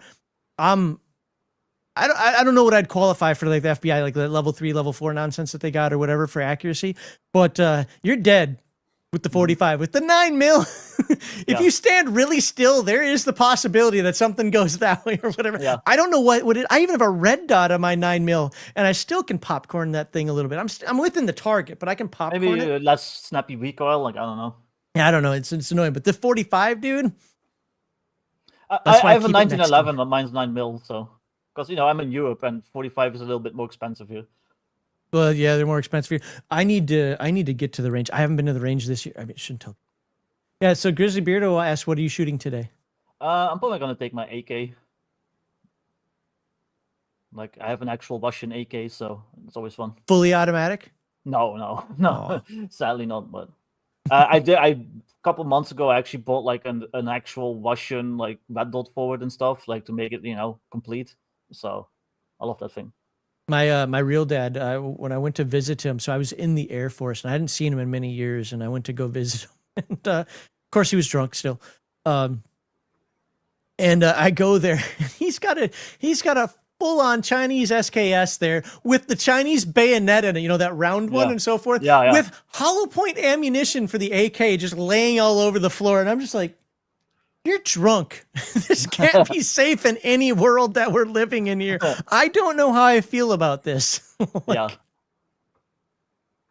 I like guns just fine. I don't know why people think I don't like guns. I'm just listening. I have nothing to contribute. I don't own any guns. I haven't been shooting in years. Nothing to contribute. Well, I And wasn't you know meaning what? to like start. I'm some sorry. whole I'm discussion sorry. My on- neutral face looks like I hate things. Yeah, You he's have got resting Alright. bitch face? resting I bear know. face. Actually, I have resting psycho face is what I was There you told, which go. is that my neutral face Yeah. looks like I want to murder you, and I'm like, okay, well, maybe I just want to fucking murder you. No. There we. Hey, you know what? When Bear was on earlier, and when he's on now and later, we'll talk about things Bear wants to talk about. Victor No, we mentioned don't. shooting. Stop doing that. I don't care. I'm here for the appeasing general- my audience. Oh, then I you're don't not care about appeasing you. me. Don't appease me. Unless you We're going to Uh, talk about yeah. everything that. So you missed the BattleTech talk. Oh, bugger. Somebody asked the caliber of my AK. It's a 7.62 by Cool. 39, just the classic. I was going to say, isn't that standard? Yeah, but you've got the 545 too. That's like the AK-74 like variant. Oh yeah. When I fired the AK-74, I didn't like it because it was all plastic. So I fired it when I was in the This military. just sounds like some commie talk to me. Well, I've got different furnishings. I've got like the all wood, and then I've got like a plastic, and I just switch between just depending on my mood. It's very easy to swap out. So Yeah, I did not like that plastic gun. It felt like a toy gun to me that just fired real ammunition. No, to be fair, I'm accurate with the M16 or the AR. I don't like the AR form factor. I know as an American, it's supposed to be AR is a bet. I don't like the AR form factor. I like ARs. I've also got an AR-15. So I've got an AR-15. Got the AK. I've got a Mosin gun. I've got a really rare Belgian sniper rifle. That's like less than 500 made in the world. It's ultra rare. From the 1970s. There's probably less than 500 Belgians with guns in the world. So I mean, Oh no, Belgium is actually huge on guns, on gun ownership. They've got a lot of cool stores there. Yeah, I got a bunch of stuff. I got like a 1988 Glock 19, or yeah, no Glock 19, yeah, like the first generation, the very first. My biggest disappointment with this 45 here was the reason I have it is this actually was my dad's when he died. Mhm. And I remember growing up, he had a 45. He shot himself with it. Yes, he was drunk. It was a graze, but he still shot down his leg. Oh yeah. Scared the crap out of me because we're walking down the alleyway in the east side of St. Paul, and all of a sudden, boom! What the? He's like, I just shot myself, and he walked the rest of the way home. Again, he was drunk, and I was 7 or 8 years old. But And drunk. no, I was not. No, he's actually really good about that. Strangely enough, for all his faults, in terms of fatherhood, when I had time with him, it was good to go. What's up? Shout out to Law Dog. He just sent me his confirmation of purchase. That's an extra $2 going in at the end of the day. Woo! Thank you, Law Dog. Appreciate that. But I thought this was that one because when he died, it looked like the same thing to me, like it was at 45. So I sent the serial number because I wanted to verify that with Springfield. So I sent the serial number to Springfield Armory. They're like, no, that one was that was made in 2000. I was like, damn it. Yeah. I'd have left it there and taken a different one because he had a really cool one that I could never identify to this day. It just looked like out of this world that I wanted. But this one for me was like, I thought it was the childhood. And then I remembered that he was actually in jail for attempted murder for a while, and they took his firearms from him because of that. They dropped the charges, but it was just one of those things where I don't think he ever got that pistol back. Or if he did, he would, knowing my dad, he would have gone out and just bought another one anyway. Like, screw you and you're stupid. I can't have a firearm because I'm a felon rule or whatever. Again, never was convicted, but yeah. So I was a little disappointed that, but it's still the one he owned. At least when he died. Yeah. So. I always wanted that story. This is the gun my dad shot himself with. So. But yeah, I have not been to the range this year, and this year I really wanted to go. I need to recite in my red dots so badly. Well, I by law I have to go a certain amount of times a year, or else I lose my license. Oh, dude, I'd actually almost no. I believe in the Second Amendment. You shouldn't have to do that, but I'd also at the same time like that. Be like, honey, I have to go shooting. I'm sorry, I have to go a minimum of 18 times a year. 18? Wow. Yeah, and then at the end of the year, I actually have to go to the police station and they'll check and they give me like a little stamp on my license, that I'm good for another year and stuff like that.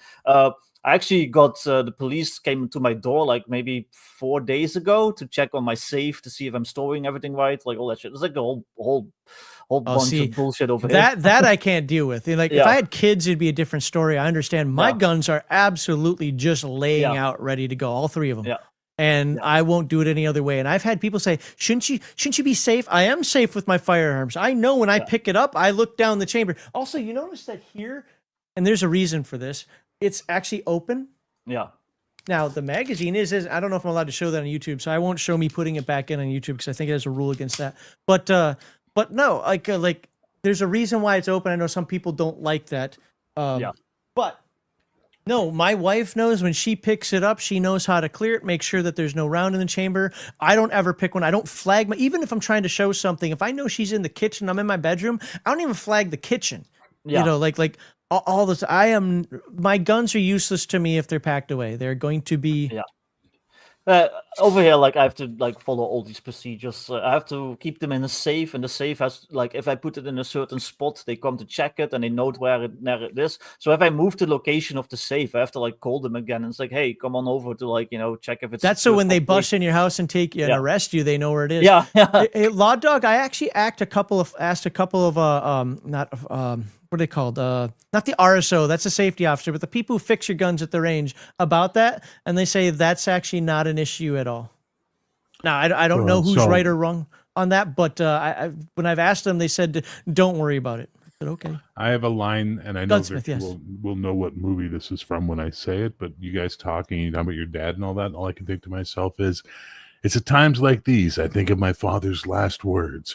Don't, son, that gun is loaded. Yeah. And there you go. That's what you made me think of, so thank you. You're welcome. Look, if there's ever a time when I'm not safe with a firearm and my wife sees it, she yells at me, which doesn't happen, but there's one time that even though the magazine was out, I did flag her because I was walking somewhere, and there's like basically impossible for me not to at that point. Yeah. And she was like, hey, and no, and I'm glad I'm glad she did that. Even though the gun was empty, and same thing, if she holds it, she knows not to do that. As far as the springs go, and as somebody mentions the magazines, they always say that the magazines. I've heard that used to be the case, but like metallurgically, whatever the fuck that word is, you know what I mean? Metal stuff is it's so more advanced now that it's not really an issue with like modern guns. Like if you have a 1911 at like 1920, then yeah, maybe don't leave the bullets in the magazine. So what I do is I rotate my magazines every 6 months to a year. This last year is like 6 months. Before that, it was about every year. What I was told is that compressing, uncompressing is actually worse for it than just leaving the slide back or just leaving the slide forward.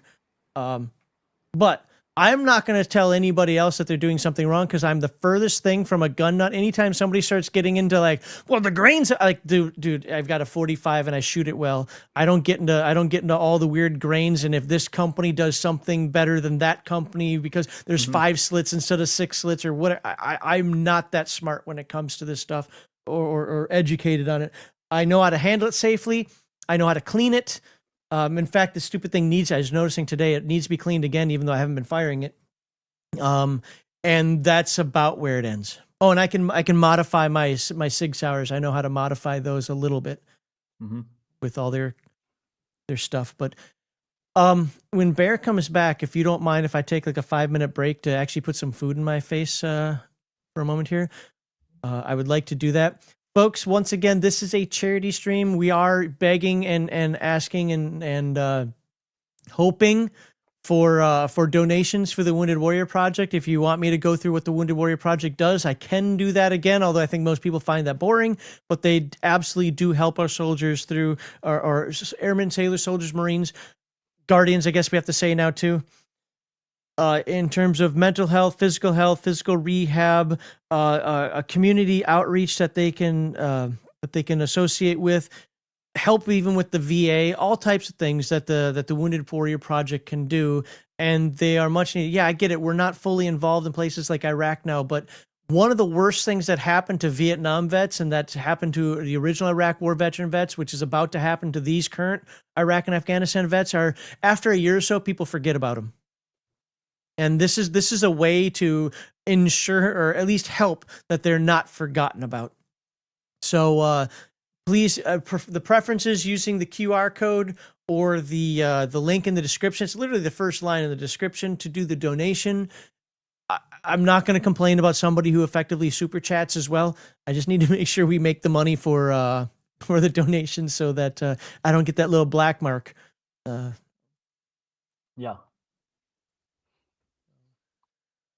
But just as a reminder, I should see if I got a text message from him just in case. At some point today, a former supervisor of mine is supposed to pop in. If he does, I'm kicking everybody else out. And he and I are going to have a conversation. I'm actually checking my phone for a text message. This feels weird. Just want to make sure. Nope, no new text message, just in case. But he's about as technologically savvy as Larry Elmore, so we'll see if he actually makes it here. But I hope he does. Again, he's also a dude with his own life and everything that he has to take care of as well.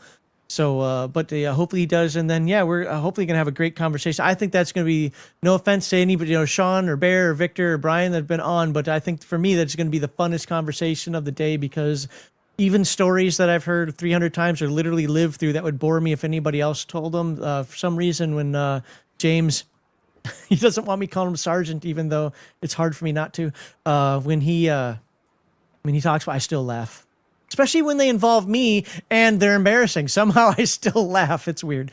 But But I'm looking forward to that. And the folks who are in the Friday after show that I sent the link out to, you're welcome to pop in, as well as, if I know you, I can send the link to you as well. I'm not just asking for everybody to come on in, but Bear, do you mind talking with the Dutchman, making this a foreign stream for a moment so I can quickly eat a sandwich? Sure, I go right might ahead. randomly pop off, but we'll see. I'm just waiting for word from my dad, basically. I got you. I can't see that this is going to take more than 5 minutes. Yeah. But I appreciate it, guys. Thank you. Yep. No problem. Vliegen bij de vliegenvaarbeluren. Vernugen. Zeven. Nou, kan vliegen laten. Ik versta geen ene reet van wat je zegt, Per. Sorry. Moi, là, j'avais pas de temps pour ça, mais je vais vous dire certainement que je suis tellement heureuse que j'avais la comment chance tu de parler avec t'appelles, vous aujourd'hui. Man, it's nice to see you. I haven't seen you in a while. It's nice to say Yeah. hi. Yeah, you keep inviting me, but it's always when I'm like sleeping or I'm like in the middle of something and I don't see it until like hours later. Yeah. It is what it is. I mean, Yeah. you know, you're knee deep in some twink. I get it. No, Nothing you can I'm do usually about it. playing Battlefield 6 or something like that. Oh my God! Don't ever interrupt that. Yeah. Well, no, but I don't, you know, in the middle of a game, so I don't, and then I quit, and then it's like, oh, Bear sent me a message like 4 hours ago. Yeah, well, c'est la vie, man. I don't hold it Yeah. against you. I just know you're busy. Yeah. I know you're busy. I'm a busy boy. Wat de vleugen? Was ist los? What's this los? Yeah. Yeah. Oh, it startled me. It just felt like a cold cat nose against my hand. Wow. Beans has this thing where he'll sit beside me and wait till I'm not paying attention, and he'll just reach out and gently stroke my calf. And it makes me go, yeah, every time. Like, why? Why are you doing this, you fucking asshole? But currently, he is guarding the laptop. That's what he's doing right now. Yeah. Yeah. Well, he would sleep on the laptop bag and then sharpen his claws on it. So I'm like, well, that's never going to end. And he loves that bag. I'll put a piece of cardboard on it. Yeah. Happy as could be now. Now he's like, loves it. I don't blame him. Anyway, what's good with you? Not too bad. Just been hanging out. I sent what's again? No, go ahead. Go ahead. I was gonna say I sent Blacklight to all the backers recently, so I'm glad that's like another big step done in, you know, all my projects that I have to finish. Nice. So nice. at least the PDF.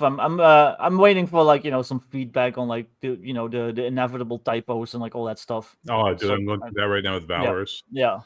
You know, but I set it up in a errata sheet on Google Drive and I gave them access to it. And I'm like, good, you find something, write it in here, please. Yeah, I might have to do that. I just saw that the Basic Expert did something similar just now, so I might have to do that myself. Well, I'm getting ready to start working on what I'm calling the Judge's Companion. So that's where I'm going to put the errata as the first chapter. And then I'm going to add some more origins and maybe some more talents. We'll see some more spells, monsters. I don't know what I'm going to put in. Some random charts for each region of the kingdom. So you can do random adventure stuff, some seeds, you know. But just here's a little helpful book for you as a judge to run your Valorous games. And that should be good. Makes sense. And someone said to me, so how is it Valorous came out before Heroic when you started Heroic first? Because this was all me. Yeah. I wasn't relying on anyone else. Yeah, that helps. It helps. It's hard sometimes just being by yourself, especially if you have like no energy or whatever, and you don't have anyone else to like pick up the slack. Like that sucks. But at the same time, I kind of prefer not having to rely on people too much. It's a night and day difference, right? Yeah. It's like I had it written, laid out, got what art I got for it, used stock art, had one guy give me some stuff, you know, the whole 9 yards, paid for a cover, paid for a back cover, you know, and 2 months I was done. Yeah. Whereas Heroic, I'm stuck waiting and waiting. Yeah. And then what happens is we spend the money we have, we get the art pieces we need, whatever the case may be, and then we're waiting for more money to come in so we can keep the project moving forward, right? Yeah. So it's a shame. It's a shame it has to be that way, but it is the way it is, and there's not a lot I can fucking do about it. But Valorous in and out fast, and I'll get the Judge's Companion out by spring, probably. Nice. It was what it is. It is what it is. Don't forget, guys, the QR code takes you to donate money. Go donate money. Yeah, I just have to do the adventure for Modern Necessities now, which is like the last stretch goal that I still have to do. And then I'm pretty much done with all my backlog, and I can focus on Streets of Magic and like all the other stuff I want to do. Yeah, so I'm really looking forward to actually working on that full time. So I'm looking forward to reading it and maybe even running it. Yeah. Crazy, I know. And then you're like, oh shit, never mind. Nah, man, you're a good writer. You're a good writer. I have nothing against your writing. It's entertaining. It works just fine. Thank you. I think you suffer from the same thing I suffer from, which is we all have imposter syndrome. Oh yeah. We're like, why does anybody take us seriously? This is garbage, blah blah blah blah Yeah. blah. But whatever, it is what it is, man. Yeah. You know? Everyone says, people say, why are you selling dollars for like $20 or €20 or £20 or 20 Australian dollars, whatever? So I'm like, because I'm not doing this to get rich. I want people Yeah. to play the fucking game. You know, that's what I want. So barrier to entry is usually price. PDF's $9.99. Print book is, $20. I think it's 27 in Australia because of the conversion or whatever. Simple, easy. Nothing Keep wrong it with that. simple. Yeah. And I didn't want to crowdfund. I was like, I'm not crowdfunding this. Nope. No. Nope. I crowdfunding makes me feel like I'm beholden. Because they gave you your money, their money, so you owe them something, right? And it makes you feel, it's a very weird feeling, and I don't like it. Yeah. I just do it because I need the money for the art. Yeah. Like that's pretty much the mostly. Plus, it's good. It's good advertising and stuff, basically. But yeah. No, I get that, but it's at the same time, it's so frustrating. Plus, for me, with my financial situation and my disability and stuff, like crowdfunding, I don't have to tell them that if I have normal sales, I'm supposed to report that, but crowdfunding doesn't fall under that. So no, fair. Welcome back, sandwich boy. Thank you. Ate my little sandwich, and then I just did a little stretch, stood up, got the blood flowing a second. And something I used to say when I did Twitch streams when I was doing video games. Remember, sitting is the new smoking, and secondhand sitting kills. Don't kill your friends out there. Get up, get the blood flowing, stretch, dance around, wiggle those arms, and save the life of your friend. Well, you're just in time because my dad's coming to pick me up. So I'll head off for a bit, and maybe I'll return in like 45 minutes, an hour or so. If you're still going. That's awesome. Hey, so if I'm not streaming here, just to let you know, Victor, real quickly, if I'm not streaming here, there'll be literally a second stream, but Heathen Dog's going to start that one, and I'll be back to close it out. So either way, I'm going until midnight my time. So thank you for being here. Appreciate it. Yeah, you're welcome. See ya. Yep, later. Law Dog, thank you very much for the $100. So I get to update the ticker here.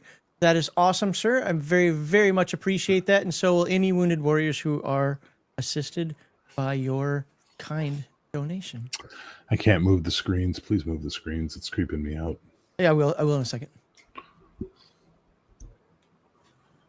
we go. Yeah, I get that, Walter. I hear what you're saying, but I don't subscribe to that theory at all. I just subscribe to the $20 is what I'm charging, and that's all I'm charging. And if people think it's cheap, well, that's their problem, not mine. I'm not doing this to get rich. I see. It said, yeah, that was weird. When I heard that, I was like, that is so weird. But then I thought about it. I fall into that same trap sometimes as well. It's like, whoa, why is this so cheap? I don't know. I don't know if I want this Temu. What do I have here? This Temu remote control. When no, it's just actually, I'm not gouging you, Yeah. But people are going to think what they want to think, and I'm not here to police people's thoughts. Lord, you never want me to have that power. So I'm just like, whatever, man. People don't like it. They don't like it. I'm going to be running live plays one starting tomorrow night on my channel, and you get to see it in action. I ran it up at Claricon twice. And is this Valorous? Yep. It was a blast.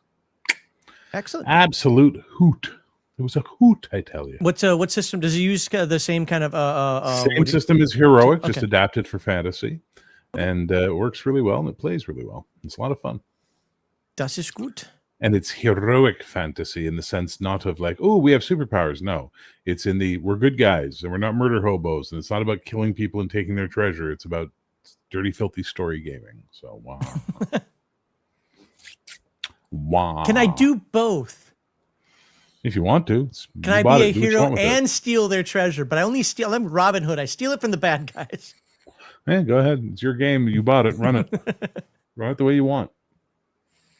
Yeah, honestly, the weird thing is, and I've had people not recently, but just over the years, bust my balls about this because you know what I feel about I struggle with the superhero concept because I'm like, dude, if I have Superman's powers, I'm eye blasting every criminal that I find. I don't care. I'm eye blasting Lois Lane on the daily. That'd be a different way, but like that's just my mentality. Especially like I'm not talking like some petty criminal. I'm talking like somebody who can actually do some damage, especially other superpowered type creatures. Yeah. And I get that that's not what it's supposed to be. The concept, absolute power or power corrupts, absolute power corrupts, absolutely. And how do you can train yourself? Blah blah blah blah blah. But it's weird in fantasy games. I'm much more heroic, so to speak. Like I tend to play characters that are more like we got to get along with society because I guess like as a superhero, I kind of look at myself, I'm above them. Yeah. But as a normal person, I'm like, I might need these people. So I tend to be a little more. Well, when you're ready to get into a game again, because you said you wanted to, I'm willing to run a game on your schedule of Valorous, and you can play it. Yeah, the only issue I have is my schedule. My schedule is crazy, but I do. If nothing else, you I'd seem like to to try have a new fun game. in the Codex Albana game. So I know it was weird. Did I though? Did I? No, yes, I did. Did I? Were you fun to referee? Were you? No, running off into the woods. But I wouldn't play that same character. I mean, Athane was so different. No. Athane was actually sometimes difficult for me to play because I'd be sitting here going, I so want to do the right thing right now. Let me phrase that. I so want to do what I know is obvious and correct, but Athane, in Athane's head, he would be like, no, or I'm sure there's a different way, or whatever it happened to be. And I'm just like, some of those times be like, I know the people in chat, and I know there's one of the adventures where people even in chat were like, why would Athane do this? And I'm just thinking, because Athane is supposed to be innocent and gullible. So if you can convince him of something, he's going to do it. He's also innocent. He just wants, like, I don't want to fight things. How is this water cursed? Whatever, dude. So the trees are dark and it's a little spooky in here. I need a bath. I'm going to go swimming. And then I kiss a demon. But that's also how I wanted the character to grow over time. My biggest complaint, nothing to do with Bear in this one. In fact, when Bear left last time, I got out all the complaints about his game and he missed it. Haha. But no, my biggest complaint was the fact because of our schedules, like playing once a month at best. And then, and to be fair, my stepdad died. That caused a problem. And then what was another one? Didn't I cause 2 in a row? No, well, you had a tournament, a soccer tournament or some shit, or a hockey tournament. You were like, nope, we can't play because that game. That's the day I watched the game. Well, and my hometown high school was in that one. That's why, yeah. But then, with all the times of various because conflicts and so forth, we couldn't do it. I wanted Athane to grow over time. The unfortunate problem was it was difficult when you're only playing that often to show that gradual growth. And to some people, he didn't grow at all. To other people, like, wow, that seems like Athane has really learned a long lesson. And I'm just thinking, I'm trying to find that balance in there because I like thinking about my characters that way. While I might not necessarily be fully on board with that dirty story gamer start, because I do believe in dice, I do believe it's a game and so forth. When I am role playing, I want to role play and I want to be that character. I wanted there to be more conflict between me and Cody's character after he poked out his freaking eyes. I don't mean like as in game breaking conflict. I mean, character like, whoa, dude, you need to stay the F away from me. I can't, I'm still here because, we need each other and I'm scared, but ultimately you poked out your eyes. I don't want anything to do with something like that and have that kind of work itself out over time. There's just no chance to do that because again, and that's no knock on you. That's how I like to grow my characters over time. Yeah, it's life. Yeah. I mean, it's the way games go. Sadly, the Albana game was fun and all, but sadly, there were, when we were like 3 months between sessions, it lost a lot of momentum, and that eventually wore on me as the storyteller. I couldn't get into it anymore. I was so detached. Right, and neither could we. I mean, was it Cody and I? We even mentioned it's like, dude, I don't remember the last. Even if I watched it, I'd be like, oh, did that happen? Oh, what are we doing here? Why are we doing? Yeah, and I I hate to be a bad player, and I hope I wasn't this, but I tried my best. But yeah, towards the end, even I was like, I'm just gonna have Athane react to shit, and then hope like somebody else or Bear or somebody fills in the plot holes or whatever that I missed. No, it was a good game. I mean, for the time it lasted, it was fine. I got to do my job for 5 minutes. I'll be right back. Sounds good. Well, while he's doing his job, again, I will thank everybody who has donated. We are at, $350. That's awesome. I appreciate every one of you. Now, Now, to be fair, we have until midnight my time to hit that goal of 1250. But you know what? You know what I'd like to do? I'd love to give Heathen Dog a little bit of a challenge when he pops on in here in was it 3.5 hours or so. I want him to have to earn his keep a bit and to match what we've done here. So if we can do that, do you guys want me to read off what the Wounded Warrior Project does for folks, or do you have a good idea? Like I said, I know sometimes when I do that, I can watch the numbers literally just go do. But maybe you don't know. Maybe you don't think that is a reputable charity, or maybe you just think it goes to people starting wars. That's not what it's about at all. It's a national, nonpartisan organization whose whose mission is to honor and empower wounded warriors. So whether it's mental health care, whether it's physical health care, whether it's group care, even sometimes like they need money for food. They help with things like that, if not directly, at least indirectly. So I've got not personally, because they can't help me because I'm pre 9/11. But I've talked with enough people who they've helped directly and are like, wow, they were amazing. And even when I get like the folks who are like, oh, I've heard of some problems with them. Maybe that's true. Some of that was in the past a little bit, some shady stuff, I guess, that happened like late teens, 20 teens. I'm not that versed about it, but the people I know were literally helped directly by the Wounded Warrior Project. So you need a donation fee schedule of ways viewers can affect the Delta Green. Well, so no. Remind Heathen Dog of that, because we actually talked about that, and he's going to do that. He will allow you guys to affect. Now, I don't know what the limitations of that are, but so you'll have to talk to him. But yes, Heathen Dog is going to let donations affect gameplay to some degree. I just don't want to chime in what those are, because I don't want to speak for him and get it wrong, and then you guys be mad or he be mad or something like that. So, it's a session of that game with Bears GM, and my mind serves me, Max character gets sort of swallowed by a vampire in some sort of chamber. Was that the one when we were in the cave? And I went into the dark cave, and like that, it was like the dream sequence, so to speak. Man, if that's the one, so many people told me behind the scenes, dream sequences are stupid. If I were you, I'd have been angry. I'm like, what are you talking about? It fit the freaking scenario. If this is like some, who shot JR season whatever of Dallas, I'm dating myself there, a dream sequence, yeah, that would have been stupid. But it actually fit the narrative that we were in at that time. I went into a cave, or no, it wasn't even a cave. It was a rundown fort. That was Yes, that it was. It was rundown fort that was basically ensorcelled by some sort of demon. So I effectively kissed my second demon. I don't know, and it was all it wasn't even a dream. It was just an illusion. So I don't understand why people got so butthurt over that. It wasn't cheap. Like, oh, there was nothing really going on there.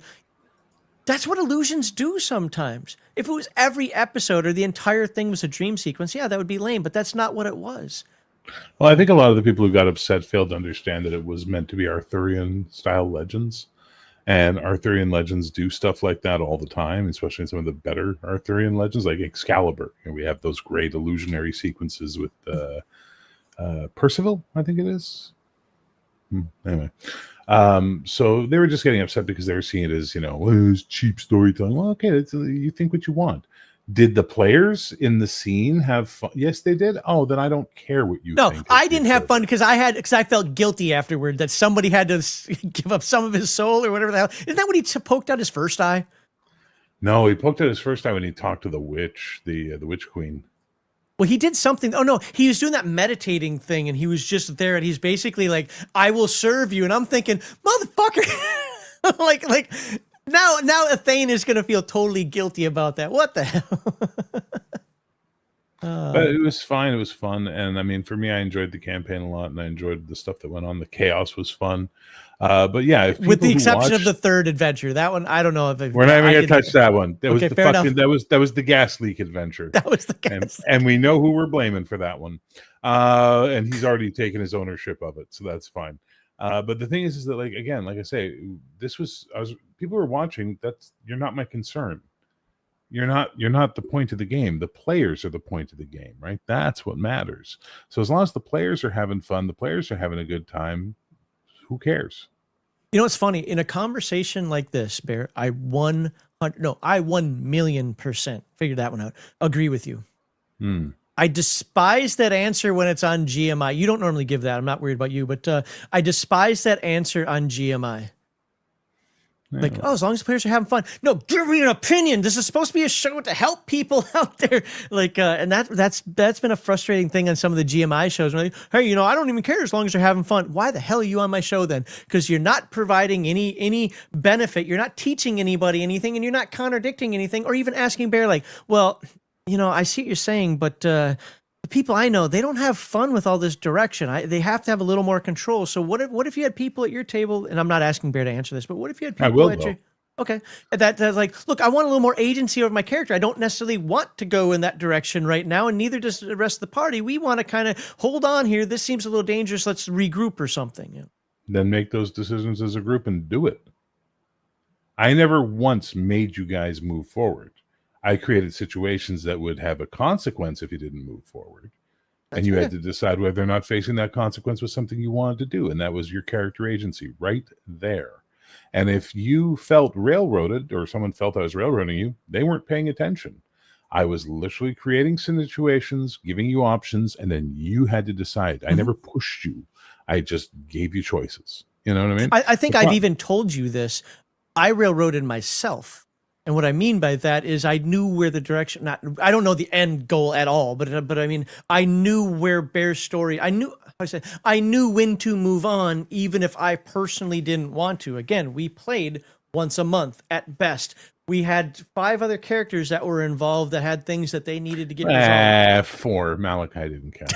Okay, 4.5 other characters involved. I made him my champion. He had a role at some point there, but all of that comes into play where it's like, look, yes, John as the player wants to sit here and just be like, I'd rather kind of I'd rather kind of build a homestead. I'd rather do these things, but that isn't the nature of the game that I signed up for as a player. And I do believe that players do sign up for a type of game that you got to go forward with it. Is Bear's game my standard fare? No, but it was damn fun nonetheless.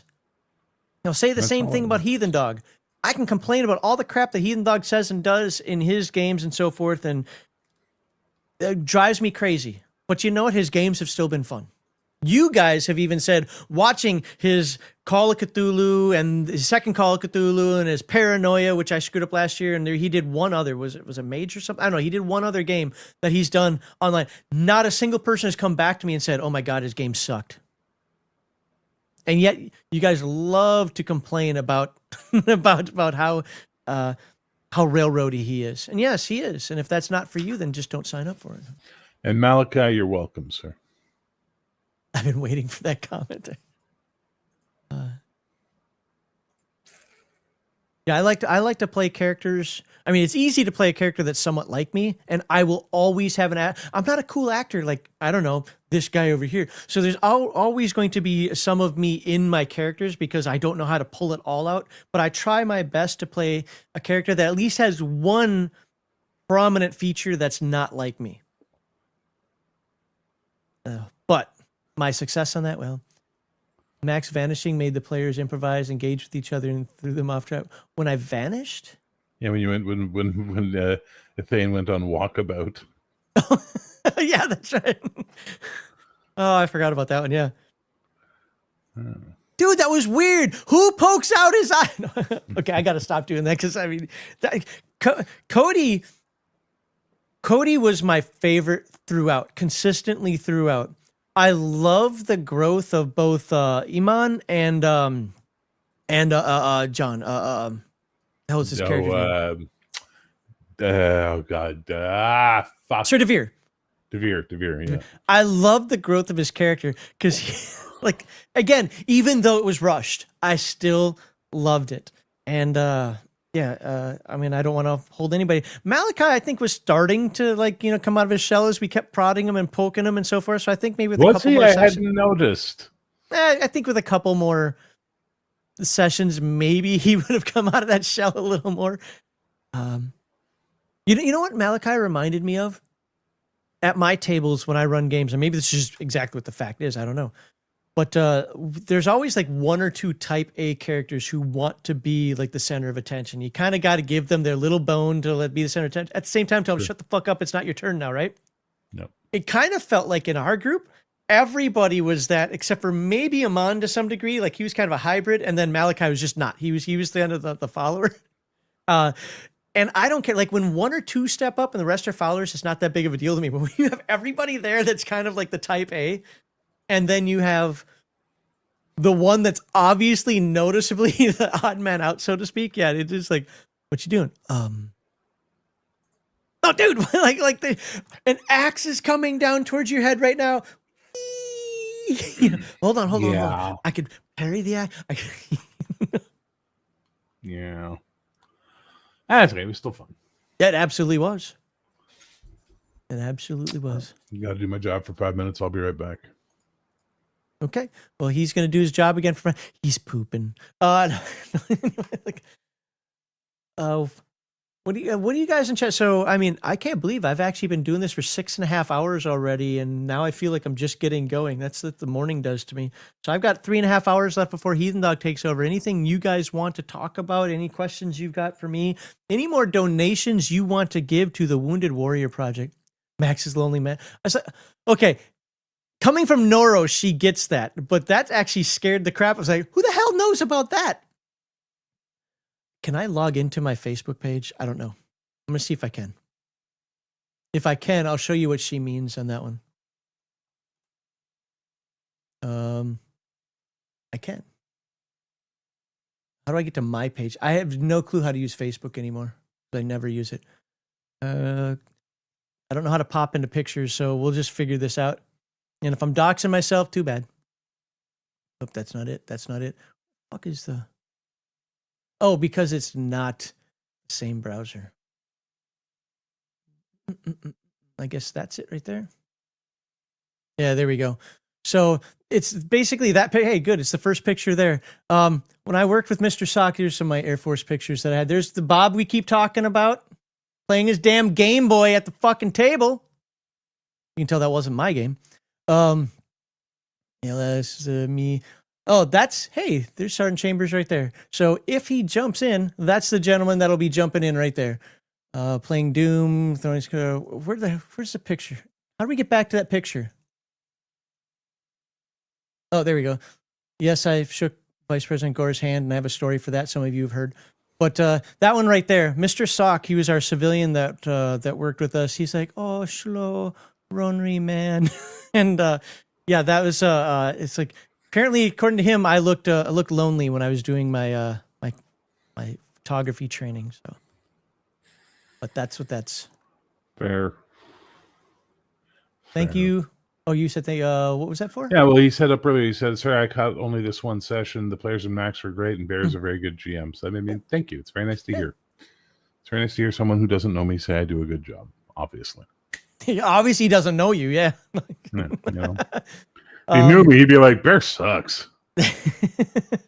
I don't think anybody says that. The worst I've heard is people. He's surprised. No. The worst I've heard is people who aren't in your game say, "Oh my god, I could never be in a Bear game that Bear runs because of the style." Mm-hmm. Yet surprisingly, everybody who seems to play in my games walks away going, "I had fun." I say the same thing. That's why I'm not concerned. The only thing I'm concerned about me now is I'm kind of out of practice as a dungeon master, game master. Yeah. That I do believe that it's one of those things that I'm going to stumble into a little bit. Not at all. But I'll pick it back up once I get my routines and everything back down. Trust me, you'll be fine. It's literally easier than riding a bike. What cartoons would you like to make into a TTRPG that aren't TMNT? I think most of them that I would like have already been done. For me, the big one is Transformers, but I think that's been done by somebody. Been done. Yeah. But I would make it much more deadly. I'd make it like the movie, man. You get shot by Megatron and you explode. Hardcore. I don't know. I'd like a Galaxy Rangers one. That'd be kind of fun. And a Battle of the Planets would be awesome. Okay, it's funny you say that. I just watched a video on both of those, and because I saw, was his Galaxy Range? Yeah, I saw one of them when I was a kid, and I didn't remember that I'd watched it. And when they were talking, I was like, that actually sounds really familiar to me. But it's like, you have to watch these in orders. It was like the first cartoon / anime that wasn't just episodic and so forth. I'm like, huh. I don't know why I don't remember any of the episodes, but I do remember watching them. All right, Grizzly Beardo, have a good one. Don't talk about anything interesting like next 15 minutes. Well, now's when all the fun's going to come out. All right, let's talk about the Vatican Library. There you go. Oh, man. I would remake Robotech. Well, isn't everybody remaking Robotech at this point? Like, aren't there like 40 movies and 2 series? And I don't know. I don't know what's going on. I don't do the anime thing so much. Sorry. I'm very picky about my anime. I try to get into it, and every time I do, it's like I all of a sudden hear, I'm out. Like, even my wife, who's Japanese, doesn't watch that kind of anime. I tried watching Freerun. Everyone's into this one right now. Dear God, I was so bored at the end of the first episode. I'm just like, I'm not watching this. No. Just no. Like, so bored. My wife knows. That's from Sword Art Online. Daddy? That stupid fairy. Log Horizon was so much better than Sword Art Online. But well, there you go. Heathen Dog actually made me review an anime back on the old Leech Smith Weekly live stream. I was like, you dick. Damn it. I love Galaxy Rangers. I said don't talk about anything interesting. Well, we were not. We'll wait. We'll only talk about it a little bit while you're gone. Okay, All the important here's why parts. it's the greatest fucking cartoon of all the 80s. Anyway. Actually, it was a pretty goddamn good cartoon, to be honest. Yeah, honestly, I was never a big cartoon kid other than I did like the whole Bugs Bunny Looney Tunes stuff. And then I did get into GoBots before Transformers because my family was poor and they were cheaper. Then I got into Transformers and that was about it. I didn't even get into G.I. Joe. Like, I just didn't get into a lot of that stuff. But Transformers was my thing. And then, yeah, I'm very... There's a lot of 80s that are like, I love that. I like a lot of it for nostalgia. Like, I like Thundercats for nostalgia, but not for like when I was a kid, I wasn't like racing home to try to watch Thundercats. Yeah, or like Voltron, whatever. You know what's weird about Voltron is as a kid, I liked the lions, but as an adult, I actually like the vehicles better. Like the storyline, at least. Fair. I'd have to watch the lions again, but I find that Lothar or whatever his name, whatever again, I know it's a cartoon. But I still, even as a kid, couldn't get over the fact that he was just a mustache twirling. I'm the evil guy, like that witch Hagar, whatever her name was. Like that was. I don't know. I'm like, okay, like everything you're saying, I'm like, sure, well, yeah. Did you ever read the Sword of Shannara series? I tried reading the first book, and I was not engaged, and never bothered continuing. So I tried, same here, maybe for different reasons, but I tried getting through the first book. You know, I couldn't do it. And I've tried reading that first book a couple of times. The only character to me that even seemed like a character was Al-Anon. Everybody else was either, I wear white and I'm the good guy, or I wear black and I'm the evil guy. And it's like I can't get into that. I need characters that, I don't care if you set up the tone like this is the evil empire or whatever. But can the characters at least have a little shade of gray in there? Just a little bit? Even Anakin had a touch of gray. If you're going to watch Record of Lodoss War, watch it with subtitles because, man, the audio dub on that one is garbage. Just is it? Like I wish they would redo it. Like Crunchyroll will just invest some money to redub it with better actors and better scripting because it is so bad. Really? The problem is, no, in Japanese, it's great. No, I listen to the entire because I don't do subs. I don't read my TV shows. Terrible. Oh my god, it was so bad. Okay, well, I still liked it for what it was. Maybe it's because I don't know the difference, which is good. but I liked it for what it was. Yeah, fair enough, man. If you liked it, you liked it. That's your world. I mean, two things can be right at the same time. You liking it and it being shit. There we go. You like shit. The biggest thing for me is I just don't like reading my TV shows. That's it. The same way. And my problem is I watch a lot of anime now while I'm writing, so I need to be able to not try to pay attention to read it, right? So it's like that dubs do better for me. Right. And yeah, I'm with you on that one. My wife will complain about a lot of the dubs. She's like, that isn't what they said. And so The localization, especially in, we'll just say the modern era localization, is a bit sketchy as well. Hopefully, Japan has basically said, with the exception of Sony, because Sony, even though it's technically Japanese, more of an American company, Sony, Crunchyroll, and Funimation, which I think is Sony, are basically still giving the middle finger to everybody. But the rest of Japan says, we're out. Y'all can have your stupid Western nonsense. We're gonna continue to make anime for us, and you either watch it or you don't. And Yeah. I'm like, there you go. That's the way it should be. So. No, I agree. My wife watches, of course, she's Japanese. She watches, well, a ton of anime, but it's never what we watch here. And I'll ask her a question and be like, hey, so when Heathen Dog said this about an anime, blah, blah, blah, she'll be like, I don't know. I don't watch that. That's Western anime. I'm like, it was made in Japan, right? Yeah, but for a Western audience. Like, oh. Oh, us silly Westerners with our I know. cowboy hats and our Cadillacs and our Coca-Cola. Then why is it that every character or every anime has at least one guy wearing a business suit and a cowboy hat and carries a gun and blonde haired?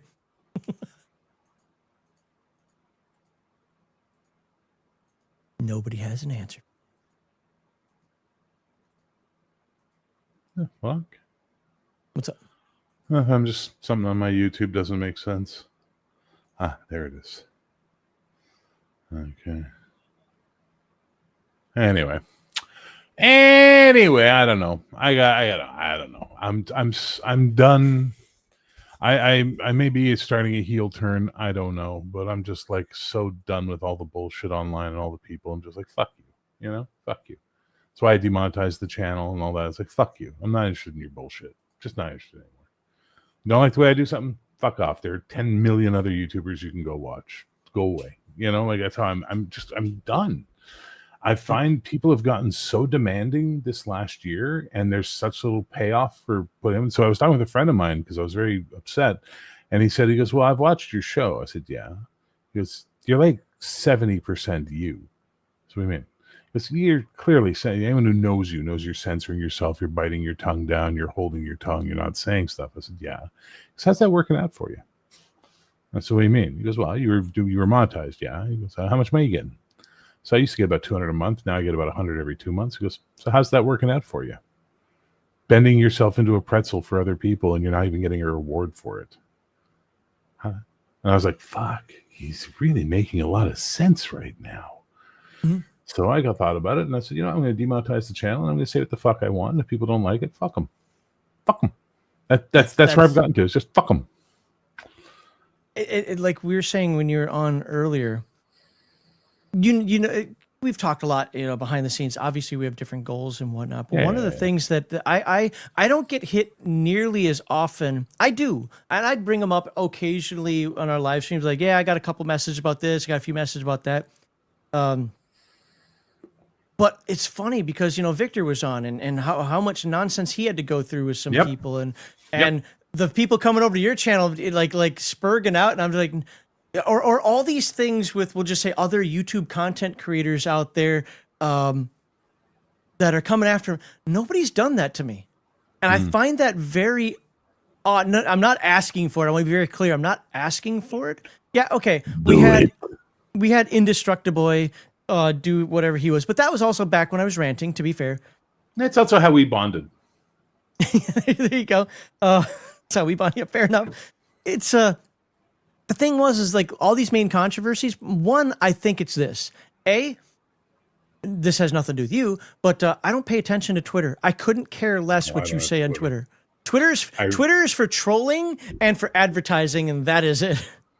Yeah, it's not really good for either of those, to be quite honest. I go now to watch fight videos. People just getting into fist fights, Now I get most of my messages either through Discord. Or sometimes I'll get occasional email from folks, but I don't get a lot of demands. I get a few, but I don't get a lot. I don't get a lot of that weird hate, even from the people that want to give me the hate. Because I think, Bear, and absolutely, if you see it differently, please let me know. But I kind of have I don't give a fuck attitude. If you've got a suggestion for my show, I listen. Whether I do it or not is my business. But if you're going to make demands to me, like, you'd probably get more people if you covered, what's a popular game right now? Shadow Dark. Yeah. I don't give a fuck. Like, well, you're hurting your channel. Okay, but I know what my channel is. You, Bear, you did it again. It was the 4-Color Cafe that had, what's his nuts on, RPG Elite. Yeah, yeah. And he said something that I've always known because I used to actually write objectives, goals, mission statements, and so forth. But when he said every YouTube channel has a why, I know what the why of my channel has been ever since I started it. And even when it's morphed over time, I know what the whys are, why it morphed, and I know the why of where it is now and so forth. You know, I've never written it down or really ever vocalized it. Sure. So after that, I did vocalize it, and I said, this is what we are. I got no complaints. What Literally are you? none. It's like everybody's like, we know. You know, What which are is, you? well, I don't have it how I wrote it out concisely in front of it. Basically, we want to bring you deep dives, overviews, fundamentals. We want to expose you to different games or the internal workings of a game. That's what we want to do. But we're going to Keep do the talking, games. but I gotta work and I gotta call Got- my sister back. Got it. But it's of the games that we like, that we enjoy. So it's either a game we enjoy and we want to bring it to you, or a game we don't know about and we want to learn it with you. And it's funny because we will get some comments on some of those games that we don't know, like when covered Traveler, and people are, I can't believe you didn't know this about Traveler, blah, blah, because we are literally learning it with you. And I don't care if somebody doesn't like that. We are not doing how-to videos unless the video literally says it's a how-to video. And I don't make many of those, although I am in the process of making a couple right now. But we don't do that. We are exposing you to games. Even if we're dead wrong about the game, we're exposing you to the game. That's what it is. And that word exposure is really what I'm latching on to now. That's kind of a new thing for me, but that's because it makes the most sense. Either a game we know and love, or a game we don't know and want to learn. That's it. There you go. If you don't want to be exposed to a game, or you don't want to be exposed to, say, the inner workings of a game and how we see it, then there's the door. and I don't care. At one point, yeah, we were part of the culture war, and we did rants and we called things out. You know, people think that we stopped doing that because of Kevin, Sean, Jeremy Palladium Books. No, we didn't do that because of them. However, if I wanted to continue to talk to them, like it was something that we had to consider. But I had already stopped ranting, or at least dialed them way down at that point. The things that people were pointing out to them were things I had done years ago. And yeah, I know I did some hyperbolic and pretty gross stuff, and I don't care. If you can call me gross stuff, I can call you gross stuff. Fight fire with fire and don't give a fuck what people feel about that. But that time is over. I don't do, you know, we're at the phase now where the thing we're trying to look at now is do we want to expand back out to include things like anime, or, you know, maybe do more source books, less game books or so forth. We don't know yet. You know, we got some feelers in terms of like, what do we want to do? But for my purpose, at least for, what do you call it? For RPG Digest, it's to expose you to new games or the inner workings of a game. GMI is the same thing. GMI is to expose you to other people's views. It's to expose you to how Bear runs a game, to how the Basic Expert runs a game, to how RPG Elite runs a game. And that's it. It's that exposure. You don't have to like, you know, this is why I get really angry when people are like, well, I would have joined your show, but I don't like Bear or something like that. To me, that's you can't sit on a fucking panel and just talk about how you run games. So wait, people stop hating. Look, in my circles, not a lot of people hate Basic Expert. So, in fact, they probably hate me more than him because we have some distinct differences. But with that said, no, Basic Expert is a cool guy. The thing is like Bear was kind of indicating before, I can tell you I prefer waffles to pancakes and still eat pancakes. You know, like we can do things differently. And to some degree, Basic Expert is kind of playing, I guess, you know, that was, what we call that wrestling, the kayfabe or kayfabe, whatever the hell it is, you know, is kind of doing some of that as well. There's a little promotion, you know, behind it, but he believes what he believes in. And I don't necessarily agree with everything, but that doesn't mean that he can't do it or he shouldn't do it or I shouldn't talk to him. That's the stupidest fucking thing ever.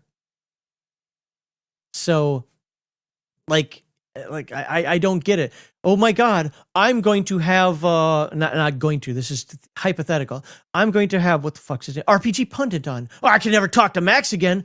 Look, RPG Pundit came after me. I think he can go fuck himself when it comes to that, right? At the same time, if we're going to talk about gaming, or if we're going to talk, if he wanted to be on a GMI panel, I'd let him, and I wouldn't treat him like shit unless he came in to actually ruin my show. I don't understand it.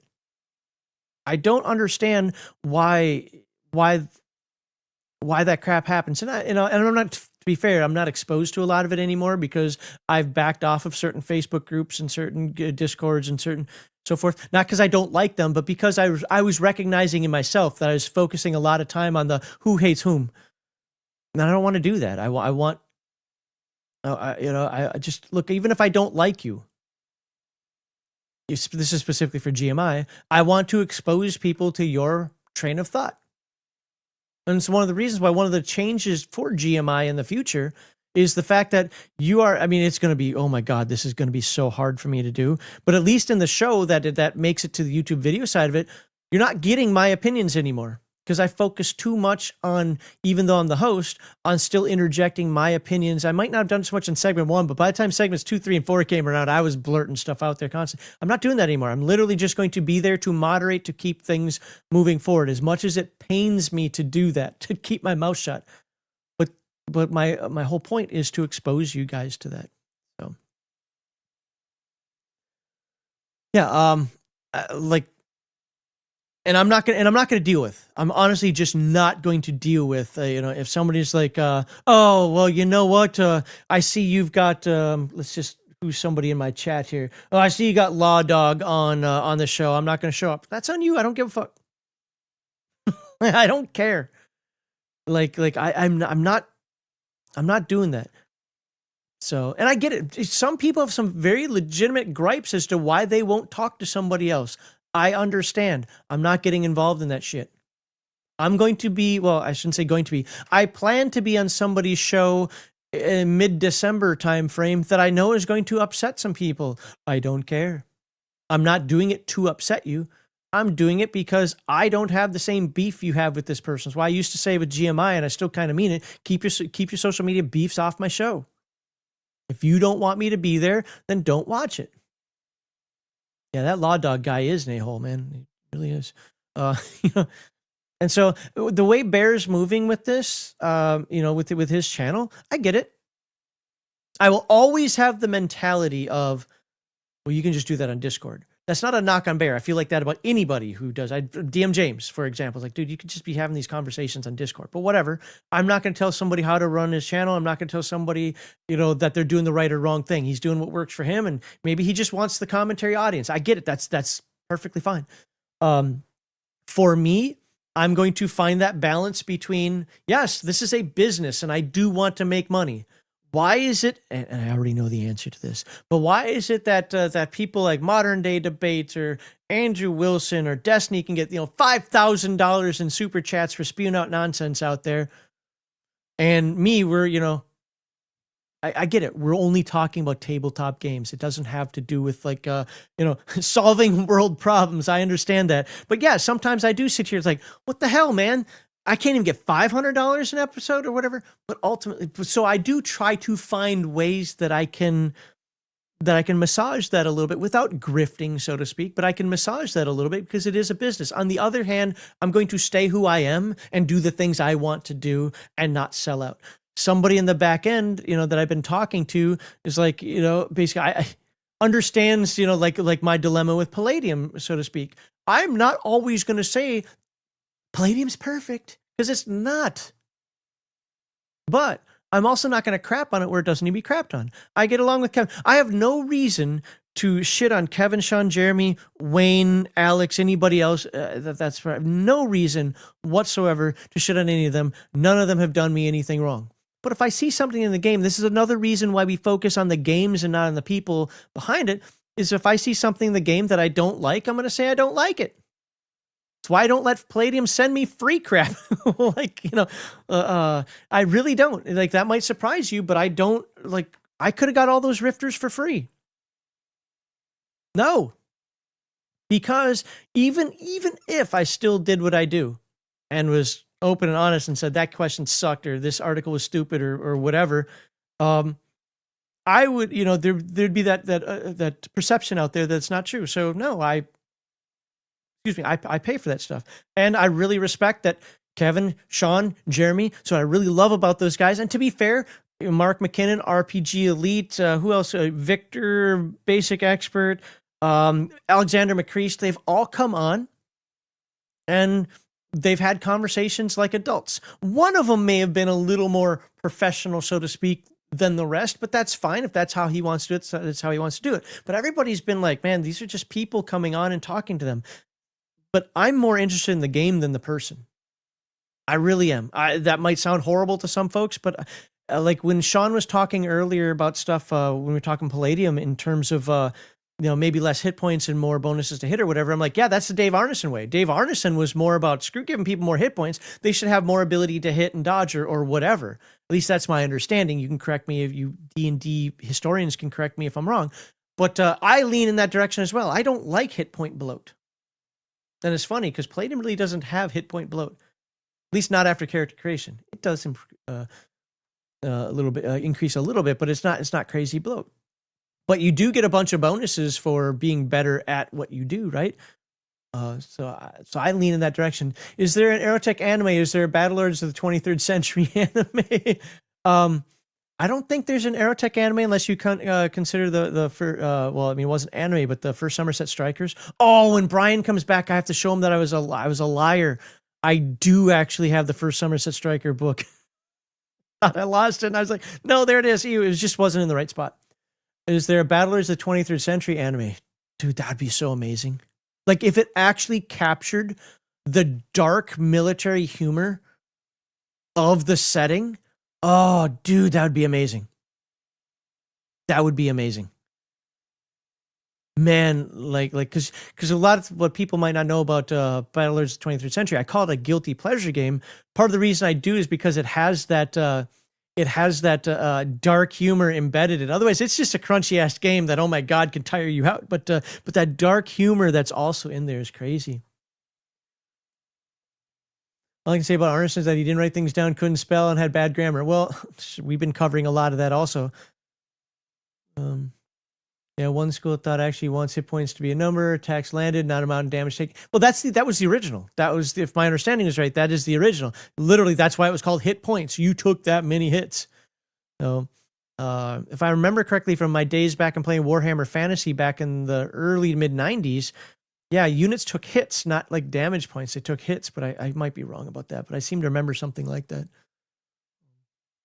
But just a reminder, folks, this is a charity stream for the Wounded Warrior Project. Would really love to see more donations come in. Can we at least have that to 500? It should be higher than that. But at least have it to 500. And remember, the if you can use the QR code or the link in the descriptions, not the YouTube super chat, that would be much more beneficial, at least for us, because then I won't get a black mark on Tiltify for not meeting our goals. Talking about that, holy crap! Never mind. Well, no. I mean, we still want that, but just as I say that, I get a pop in. I'm saying your name because you put it on there. You didn't put anonymous, but holy balls! Thank you very much, Tad McCulley, $250. I'm going to add that to the bottom there. Thank you very much. Says Max, I followed your instructions this year and used the link. Happy Veterans Day. I was going to say Valentine's Day. Well, really appreciate that. You're amazing, sir. $250. And also don't remember, folks, that Bear, if you buy his game, let me put it back in, let me go grab his link again. If you buy his game, if you prove it to him through the email that I'll put in afterward, he will, for every game that goes out there, he'll put $2 in for the Wounded Warrior Project. Uh-oh. Bear's going to have to go here in a second. Holy crap. The man, the myth, the legend. You're muted, sir, right now. But that good? That is good. So, this whole show is about to change, and I'll let Bear hang out like right there if he wants. Let me get this guy's information out in the chat here. And okay. Oh crap, the stories are about to start. By the way, oops, that isn't what I wanted right there. I just went to his Amazon link. Stop it. Uh-oh. Hey, so I realize your gentleman friend is here that you've been waiting for to come on. I'll bounce up. Sounds like let you we're guys do dating, your man. whole What the thing. hell? Well, listen, you're in the Air Force. Anything's possible. Oh, Oh, the Canadians taking shots. Poo-poo-poo-poo. Well, at least you didn't say chair force. No, well, Yeah. I've got some respect. Listen, if I had had to join an American thing, and if I had been an American, I would have picked the same one you guys did. Come on.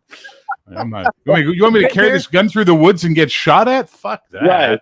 Bear, Let me can you refill please- jet. I just screwed up my browser here. Can you put the link into the YouTube chat as a comment somewhere? Because I completely just effed up my browser for your game. Oh, so that sure, people absolutely. for the Amazon link to your game. Because now I have two Yeah. browser tabs open, but they're not under tabs. It's like a split screen thing, and I don't know how to end this. I'm gonna put it in the private chat for you. Do you need my? Oh no, I email can again? grab it from there. It's just I was hoping you could actually put it in the comments while I. I can't put it in the comments. I'm not. I don't think I'm allowed to post links. Am I? Let's find out. And then Max vanished. Well, hello, James. How are you, sir? Are you good? I'm good. And you are.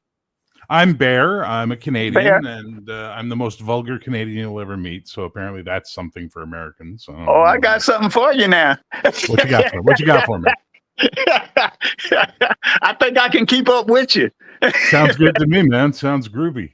We'll wait for Max to get back. Noru, can you run over and just plug him back in or adjust his batteries or something? I don't know what happened to Max. He just vanished. So you were in the force with Max, is that correct? Pro streamer here, Yes, folks. I there we definitely are. was. All right, Definitely so- was, man. Look here, I met John in my second tour in Korea, Okay. and I walked in the building, and they said your office is back there, and there was John P. Slow sitting at my desk with his feet up, and he said, "Oh, you're the new NCIC? Well, let me tell you how things are gonna go." By the way, I was in E3 for the people in the Air Force or the military. I was in E3 as A1C and in a lot of trouble long before I met him. And so I'm just, yep. It's like, I don't do this, I don't do that. Yeah. He proceeded to tell me everything he wasn't going to do and what he would do and what I was going to do. And I stood there and I looked at him and I said, "Man, this guy here, man." And I let him do his spiel, and he went on and on and on. I said, "You finished?" He said, "Yeah, I guess so."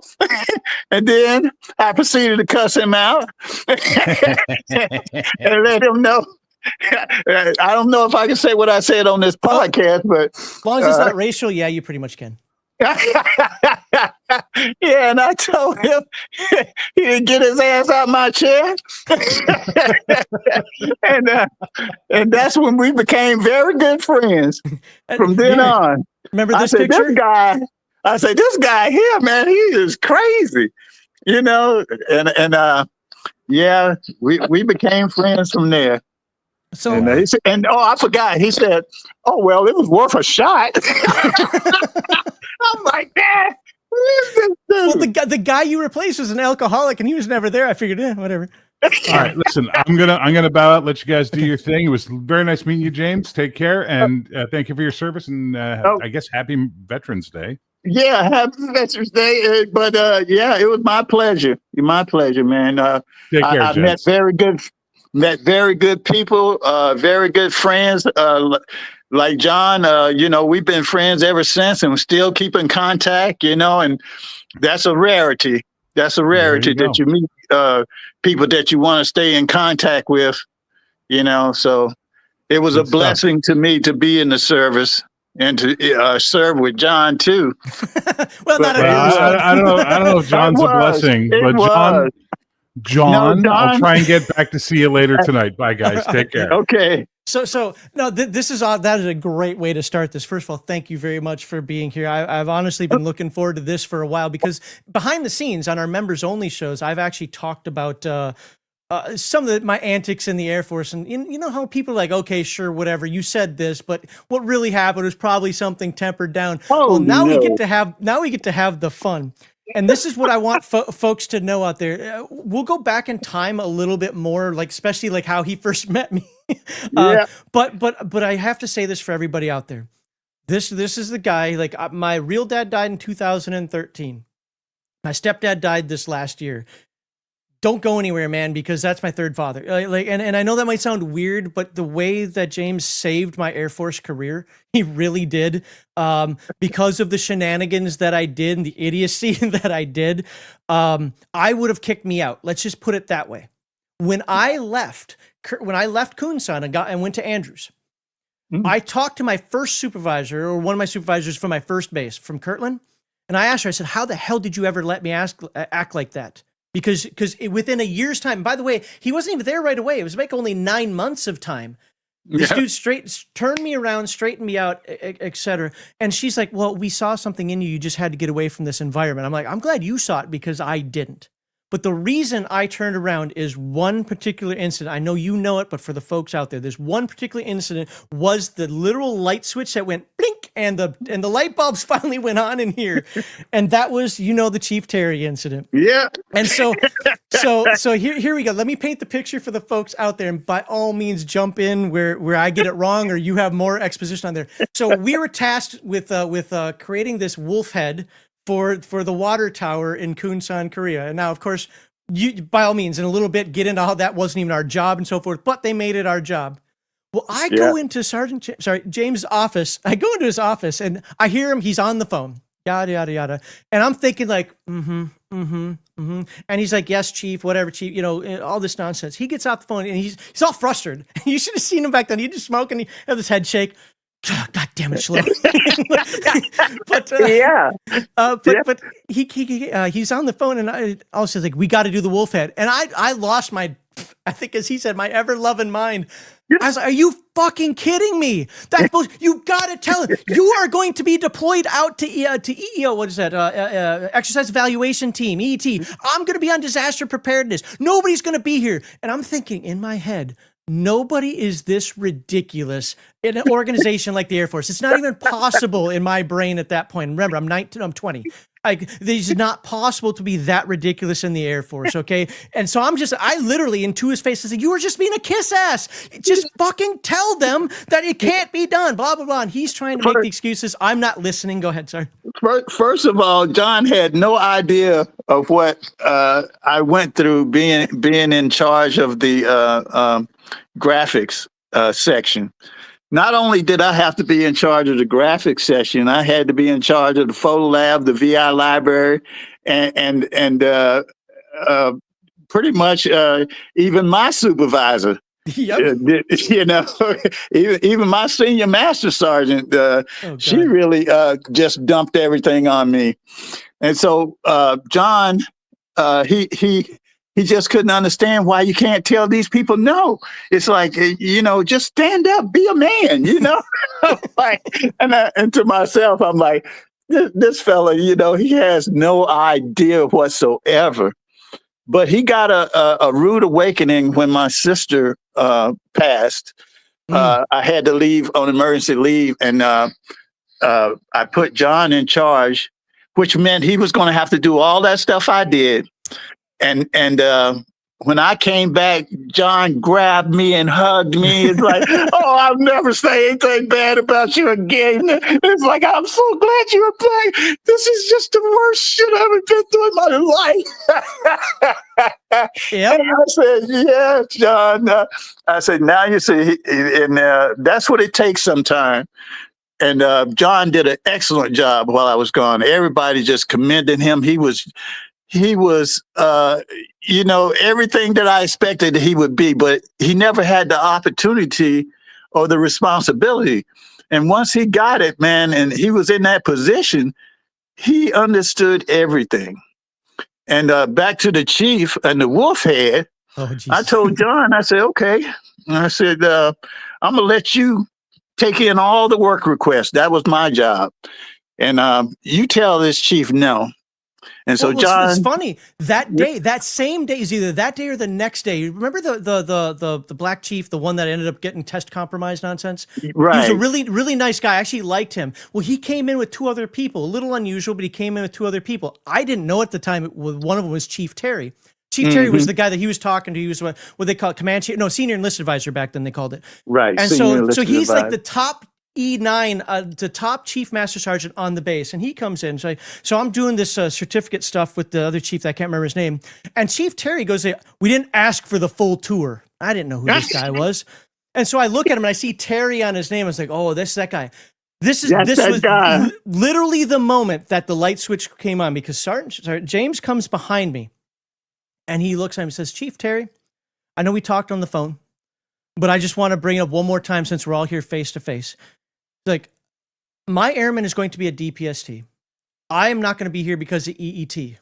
And Chief didn't even let him finish. He slammed his hand on the table and said, there's 26 goddamn hours in the day. You find the other 2. And I don't fully remember if Sergeant James grabbed my neck, if he grabbed my shirt or my arm, but he grabbed something to pull me back because I was about to launch myself over that stupid table. And I think he recognized that, kind of pulled me away. And he's like, yes, Chief, whatever. Right there, though, I'm serious. I turned around, I stormed away, and I'm just like, I can't believe it. You did shattered everything I thought about a large organization, but this is what really sold it for me, and why I listened to him for the most part. We still had our 2-seater jet shootouts and so forth, but was the fact that he put his neck out for me, and it was that step. That's nobody had ever done that for me. It might sound simple, but when you're telling an E9 that you basically got your shit rattled a little bit on the phone, and and put your neck out for me like that again, I told myself that when I'm a supervisor, that's going to be the same thing I do. If I can't teach you one way, I will teach you this way, but know that there could be consequences if I teach you this way, because I'm not going to get in trouble if you don't get in trouble also,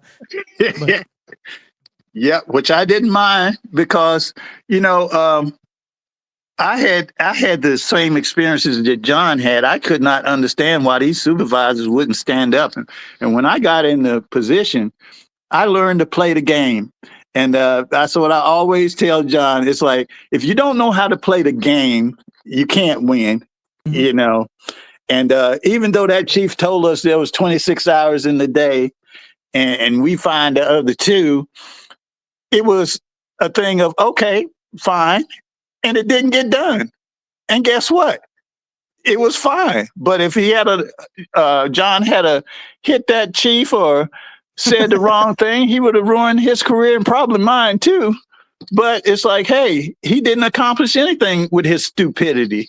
And so that John, he picked up on all that stuff. And that's what I wanted to show him. It's like, hey, man, you can't let these guys with their words say ruin your life, pretty much. And that's anybody in life. It doesn't matter, military or civilian life or whatever. It's like, you have to control yourself and learn how to get past all those obstacles. And John did a great job at that. Well, so we did end up finally finishing the wolf head. I don't remember how much later it was, but we did finally finish. Would you want to tell everybody what happened to that wolf head?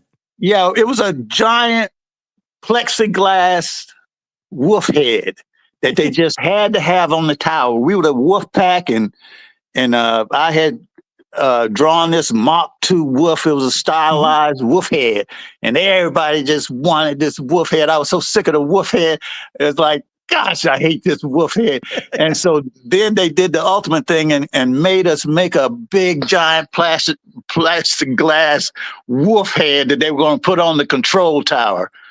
So me and John, we painted that thing, and we stayed over in the night working on that thing. And they got it, and they took it to the tower and put it up on the tower. And next thing we know, the thing come flying off there and cut a van in half. And it's like, I'm like, oh my God, the wolf head from hell, It's like, and do you believe they wanted another wolf head after all that damage that it did? It could have cut one of those aircraft in half, $1 billion aircraft, but they want another wolf head. I'm like, oh my God, it's like, I'm in an organization full of psycho, And once again, John's like, Sergeant Chambers, I never would have believed it unless I was here. It's like, yep, this is what you got to deal with.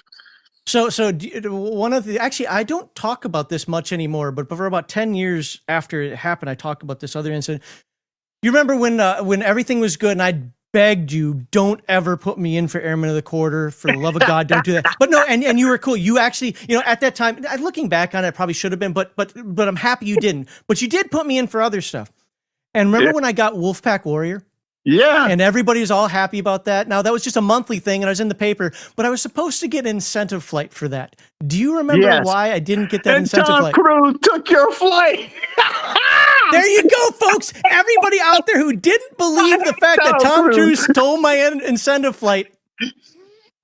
I was like, really, Don? Yeah, that guy came in. He took my incentive flight. I said, "Oh my gosh!" Of all the people, and I'm sure John really doesn't like Tom Cruise to this day. They used to give me Tom Cruise movies as jokes on DVD and so forth because but be honest, it's not Tom Cruise I hated for that. It was whoever his publicist was or whatever that convinced him to take that from me. And then the lie after, "Oh, don't worry, we'll get you on the next one. We'll get you on the next one. We'll get you." Oh, I PCS'd out. Yeah. Yeah, never happened. Never happened, man. But I was very happy about being a part of John's telecommunications adventure or career, should I say career. That was another thing that we weren't supposed to do. And John gave me all this grief. Sorry, Chambers. Once again, we're doing something that we're not supposed to do, and you didn't stand up and do it. I'm like, okay, John, let me explain it to you. It's like, hey, they're making me be responsible for all the audio visual stuff, so I have to go and learn how to do this thing. And as John knows, I am not technically inclined. I had the fear of getting on this podcast. It's like I've been looking at this thing since 9 o'clock, and I finally got the nerve to come on here. But now that I'm on here, it's okay. But anyway, so I said, John, we have to do it because there's nobody else to do it, and they're going to make me do it. So we might as well, just have fun with it. And so anyway, I learned it, and then I taught it to John, and John was like, "Hey, this is not so bad." At first, I was like, "Remember, I will never do this. I will never do this again in my life. Never." And it's like I was adamant. I was like, "I can't wait to get out of here, take this VTC crap, and throw it away." Blah blah. And guess what? My career became after so I got out of the Air Force. So I couldn't get graphics jobs outside the Air Force because of, Photoshop and so forth. I got into IT, and all of a sudden, guess what I am in IT? Even to this day, what do? I'm an infrastructure expert for video conferencing. I build global communication, but for years, I'd shoot him like a Christmas message or something. I'd say hello or whatever happened to be, and he'd be like, "How's that VTC training?" Yeah. Like, you know what? I deserve that. I deserve it. Yeah, but that's where the money was, and we had no idea, It's like, hey, graphics, I mean, it's okay, but, hey, video teleconferencing, man, that's the thing, That was the wave of the future and had no clue. But and now it's being phased out with things like Zoom and so forth, like what we're doing now. And unfortunately, the way the Air Force handles it, I'm kind of slowly being worked out of a job. But no, you'll never be out of a job, John, because you'll adapt, and go with the next thing. And that's what it's about. You always had that intelligence and everything to where you could pick up on stuff and move on. Me, I was stubborn. I was old. I was an artist, and a real artist. Yeah. And I had no use for computers or any other that other stuff. But, hey, you're technically inclined. And so, hey, man, that's your blessing. So, that's kind of how the good teamwork developed between us in Korea. It's like, if it had to be drawn, you did it. If it had to be on the computer, I did it. So, I mean, that worked out. Excellent. Yeah. I'd like to talk about, if you're okay with that, I'd like to talk about some of the craziness we worked, because I don't think people can, without living it, let's be honest, just like your stories out there, folks, and so forth. I'm not living your life, and I will never know the full extent of what you go through because of that. But the characters we worked with in Korea, that just it's a comedy show. Sergeant Powers. Yeah. It's like Sergeant Powers, man. Hanna-Barbera come to life. It's like Looney Tunes on steroids, man. It's like unbelievable stuff. I mean, this lady was supposed to be our leader. She was the OL chief, operation location chief. And she was supposed to be in charge of all the different facilities. We had the photo lab, the VI library, and graphics. First of all, I kept seeing white dust. And then I'm like, what is all this white dust everywhere? And well, hold on, just one second, because the time that it really got you was when she was up moving the you guys were moving the you're in the closet was the photo lab or whatever. Well, yeah, no, the supply closet, and she was moving the ceiling tiles. Yeah, and you were like, oh, you got some ceiling tile on you. Then you touched it. Yeah, and Josh said, oh, don't touch that. That's dandruff. I'm like, oh shit, really? Oh my god. It's everywhere. And I'm like, oh my God. Who has dandruff like that? I mean, it's like clumps. Oh gosh. I mean, hey, everybody gets a little dandruff. I've had dandruff, but this is like, it's like it snowed or something. I mean, it's like it was just falling like snow. I thought the ceiling tile stuff was coming down, but it was her dandruff. I'm like, Jesus Christ, what the? I was like, don't touch it. It's dandruff. He's holding his hand out like he's holding his hand out like this. Slow, I gotta go wash my hand. I'm like, I know you do. Get away from me. Oh my gosh, man. That was quite something. And then she got removed out of that position because she was totally inept, and so you ended up having to take over. And then following that, we had Sergeant Taylor, the bringer of breath and destruction. Oh, did he freeze? Oh, he might have froze. Oh, there we go. You're back now. Did you hear about? So next would be Sergeant Taylor. Yeah, but no, I'm not I'm not finished with her, man. This was unbelievable too. So I told them, it's like, hey, this lady is pissing everybody off. The airmen are coming to me. They're complaining. So my supervisor tells me, well, you're going to have to train her. Train her? She outranks me. It's like, no, but you're going to have to train her. I said, okay. So I'm going to show you how to do a counseling. So I said, I'm going to go and get the airman that you're having a problem with.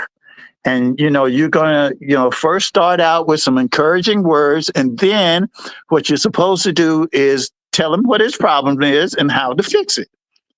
So that was, what was his name, John? The little guy, the tall, skinny guy. McCarrison. Aaron McCarrison, come in. And he comes in and he reports, Aaron McCarrison reports, you motherfucker, you just said, you're just a shithead. I'm like, oh my God, what is wrong with you? I said, Aaron McCarrison, please leave out. I'm like, what is wrong with you? You call that counseling? And so I went and told my supervisor, and she's like, okay, well, we're going to remove her out of the position and put you in there. I said, so I got to do her job, my job, and deal with me. yeah, deal with John P. Slow, man, God. And so I'm like, man, this don't seem right. And so I go and they removed her, and I'm like, what do you have her doing? Oh, well, she goes from squadron to squadron, and she fixes the bulletin board. I said, a bulletin board monitor? I said, are you kidding me? I said, I want that job. How about you bring her back, give me the bulletin board monitor job? I said, I can do that, It's like, but this person is getting paid the same amount of money I am. And it's like, hey, she's a bulletin board monitor. But anyway, once again, you learn that life isn't always fair. But, it is what it is. But then there was Taylor, Sergeant Taylor. Oh, I can smell it now. he had a odor problem, and it came from his breath. And we call him Taylor, the bringer of breath and destruction. And he would leave a cloud, and you may think I'm lying, but you could kind of visibly see this thing. Mm-hmm. And it's like you would brace yourself and go through it. You know, you cover your face. Oh, Jesus, you know, and you go through it to another room. And the only thing that really was saving us was that he had the office. You know, he had his own office. And we just tell him, man, just don't come out here. Just, you know, we got everything controlled. You just sit there and do your paperwork, you know? One time James Gold's walking through, and he's walking through the back area of the office where we had, was it the cutter and so forth. And all of a sudden he's just walking, and Taylor had just walked from, I think my office, from the office where he put in the CD drive, old Morrison's office, right? To where we had kind of our computer lab, if you want to call it that. James comes walking down the hallway. He's like, "Oh, slow! It's in my eye." Dude, I lost my shit right there. He's like, "It's in my eye! It's in my eye!" Yeah. And people just wouldn't believe this. And so I go get my boss, and I'm like, "Listen, this is your responsibility. You need to come down here and deal with this." And she came down. And she walked through that cloud, and she just took off running out the building. And so I said, let me go out here and explain to her just what happened to her. I look around, she's nowhere in sight, you know? And then about 20 minutes later, the phone rings, and she says, I just can't deal with it. It's yours. You're going to have to do this. I'm like, are you kidding me? I said, you ran all the way back to your office? I said, we're stuck in the building with this. You know, and in the meantime, Airman McCarrison and I had a conversation, and he called bio. Yeah. Now I don't know. I called bio. He called first and said they wouldn't do anything. Oh, I called, and they did something because I demanded. I said we have a biohazard, and the people showed up in the suits with the Geiger counter and all that stuff, and they cleared the building. They said, "Okay, Sergeant Chambers, we're going in here." I said, "Yeah, get in there." I said, because we're not going back in that building until we identify what that is. I said, because my supervisor has put me in charge of it. Since she couldn't handle it, I'm handling it. So they went in there, and they said, Sergeant Chambers, I don't know what to tell you. It registers. We registered something in there, but we just can't tell you what it is. I said, well, that's it. I said, he's going straight to the hospital. And Weren't you forced to escort him? Yeah. Yeah, I had to take him to the hospital and explain to him what was happening. And they aerovac'd him out to Osan, Korea. And they kept him there for about a week. And they determined that he had flux. I'm like, flux? What is flux? We've been fluxed. And I'm like, man, this dude is giving off radiation or something, you know? And they talk about, well, acid reflux. No, this is worse than acid. He had it coming out both ends, because I remember the time he stood there, you were talking to him, we were in that CD office one time, and all of a sudden he stands there, and all of a sudden he just grabs his butt, and he turns around and walks away, and I blurt out, No, you told that to me, and I was like, Sergeant Chambers, what just happened? Why did he just leave? And you're like, Slow, shut up. like, no, what just happened? And you're like, Slow, he shot himself. I'm like, what? He shot himself. I'm like, he's an adult. Who does that, man? I don't know. But I hope that he got help. What I tried to do is send him to the hospital for them to, give him a medical discharge or something. But no, I don't know whatever happened, but I was just glad. Always professional, at least in my experience. You were always professional. We joke about the stuff now. Yeah, yes, absolutely. We had these conversations, but when you were dealing with him, when you were dealing with Sergeant Powers, when you were dealing with Sergeant Snyder, it was always there. It was always professional. It was like between us that the problem would be. And then you have Sergeant Cox in the middle of it, just being like, guys, I can't deal with this. He was like Mr. Mr. Spock on a downer, Yes. you know. Well, he told me later that the reason for that was he's like, because he got really angry with me one time when we were eating at the chow hall. He got really pissed off at me because, you know me, I'm all spurging out on whatever, and he's like, "This is how you get ulcers, and this is what I don't want to deal with again." Ended up telling me that he had ulcers previously over stressing about stuff, so he kind of just went with the other track where he's just like, Yeah, well, I can understand that. Yeah. Well, I used to just say, man, you're sucking the life out of me. It's like, and so I guess ulcers is another thing that happens. Yeah. But man, I got to the point where, you know, it's like I had no energy left, man. I was just done. And you know, the only relief I had was you and Cox coming to the room, and we just sit there and just chill out. crack jokes about what happened the whole day. And That's all you can do. Yeah. It's just you got to laugh about it. You got to joke. But this is why, again, I was talking with people earlier about dark humor.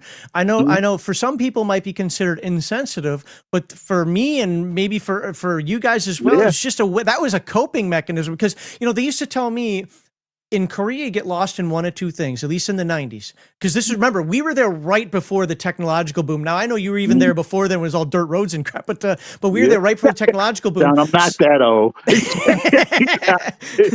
I mean, the 70s, I was a child. That's black and white TV, so the world was black and white, right?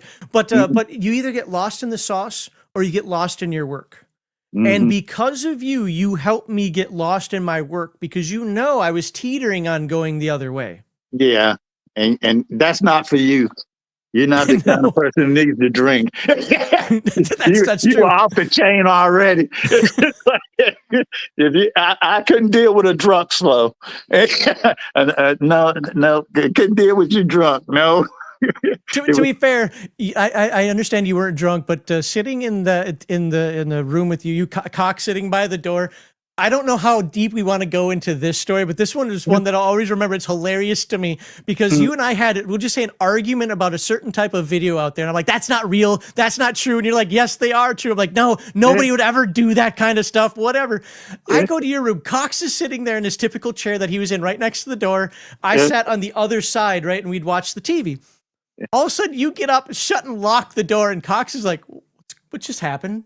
What are you being locked in here? Is this gonna be one of those things where nobody shows up to work tomorrow or something? I'm sitting there like, I don't care at all. I'm like, whatever, you know. And then you put in, we'll just say, a VHS tape, and I'm like, yeah. What? Yeah. Like, no, that can't be real. I'm like, you ruined my innocent childhood from that. You're like, no, and you pause it. You be like, no, you're gonna watch until you understand this is real. You were bitching this entire time. It's not real. It's not real. That's bullshit. Nobody does it. Well, there it is. Look at it right there. Look at him. Yeah. John was pretty naive. Yep. You know, he hadn't experienced a whole lot, and I was trying to tell him, man, it's some horrible stuff out there, you know, and he had never experienced any of this stuff. I say, okay, well, I got a videotape for you, buddy. A sexually explicit tape. And I was like, and it wasn't animals or anything crazy like that. It was an eye-opening experience with John, and he was like, I'll never doubt you again. Right. By the way, this is my wife who said this, so she knows it's real. It's his. No, she put it's his German culture. Shut up. I'm an American. Yeah. How about that? But in all fairness, I had been to Minnesota before, so I kind of knew your background when you told me you were from Minnesota. You know, oh, hey there. Did I have the Uper accent back then? I don't know, but yeah, you did. You did. And when you told me you were from Minnesota, I figured you hadn't probably seen very many black people anyway. You know, it's true.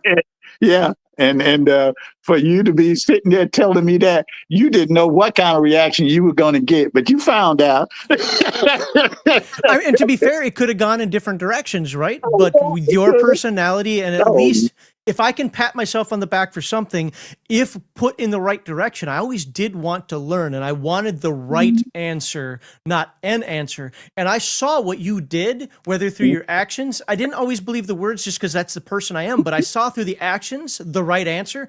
I had nothing to do but to agree. And at every freaking turn. As much as I want to be, and even to this day, I'm 52 years old. I'm sitting on this live stream, and everybody knows that I always have to be right. Damn it, I couldn't always be right, you know. Yeah. Like, And I never noticed that, but I try to hit you with the facts, and that's what it's all about. You hit the facts. The truth always stands on its own. And it's like, hey, you can not deny all you want to, but hey, facts and the truth is what it is. And so once you put that out there, you got something to work with. And I heard, and I don't know how much of this is true, so this will be on you if this is kind of blown out of proportion or if it's real. I actually heard this from Sergeant Cox. So when I got to Andrews, I talked to Sergeant Cox once or twice since I was there. And by the way, he still had it in him. One of the best things he did, because I called him up one time and said, "Hey, Sergeant Cox," and understand that from my perspective, I'm looking at this as like, I know I was a shitbag airman. I know. Well, no, but I was at Kirtland, man. If I told you about, and I sure I did back then, but if I told you about all my Article 15s and letters of counselings and so forth that I had back then, I was a shitbag airman. The way I was fighting my supervisors. But you had poor training, John.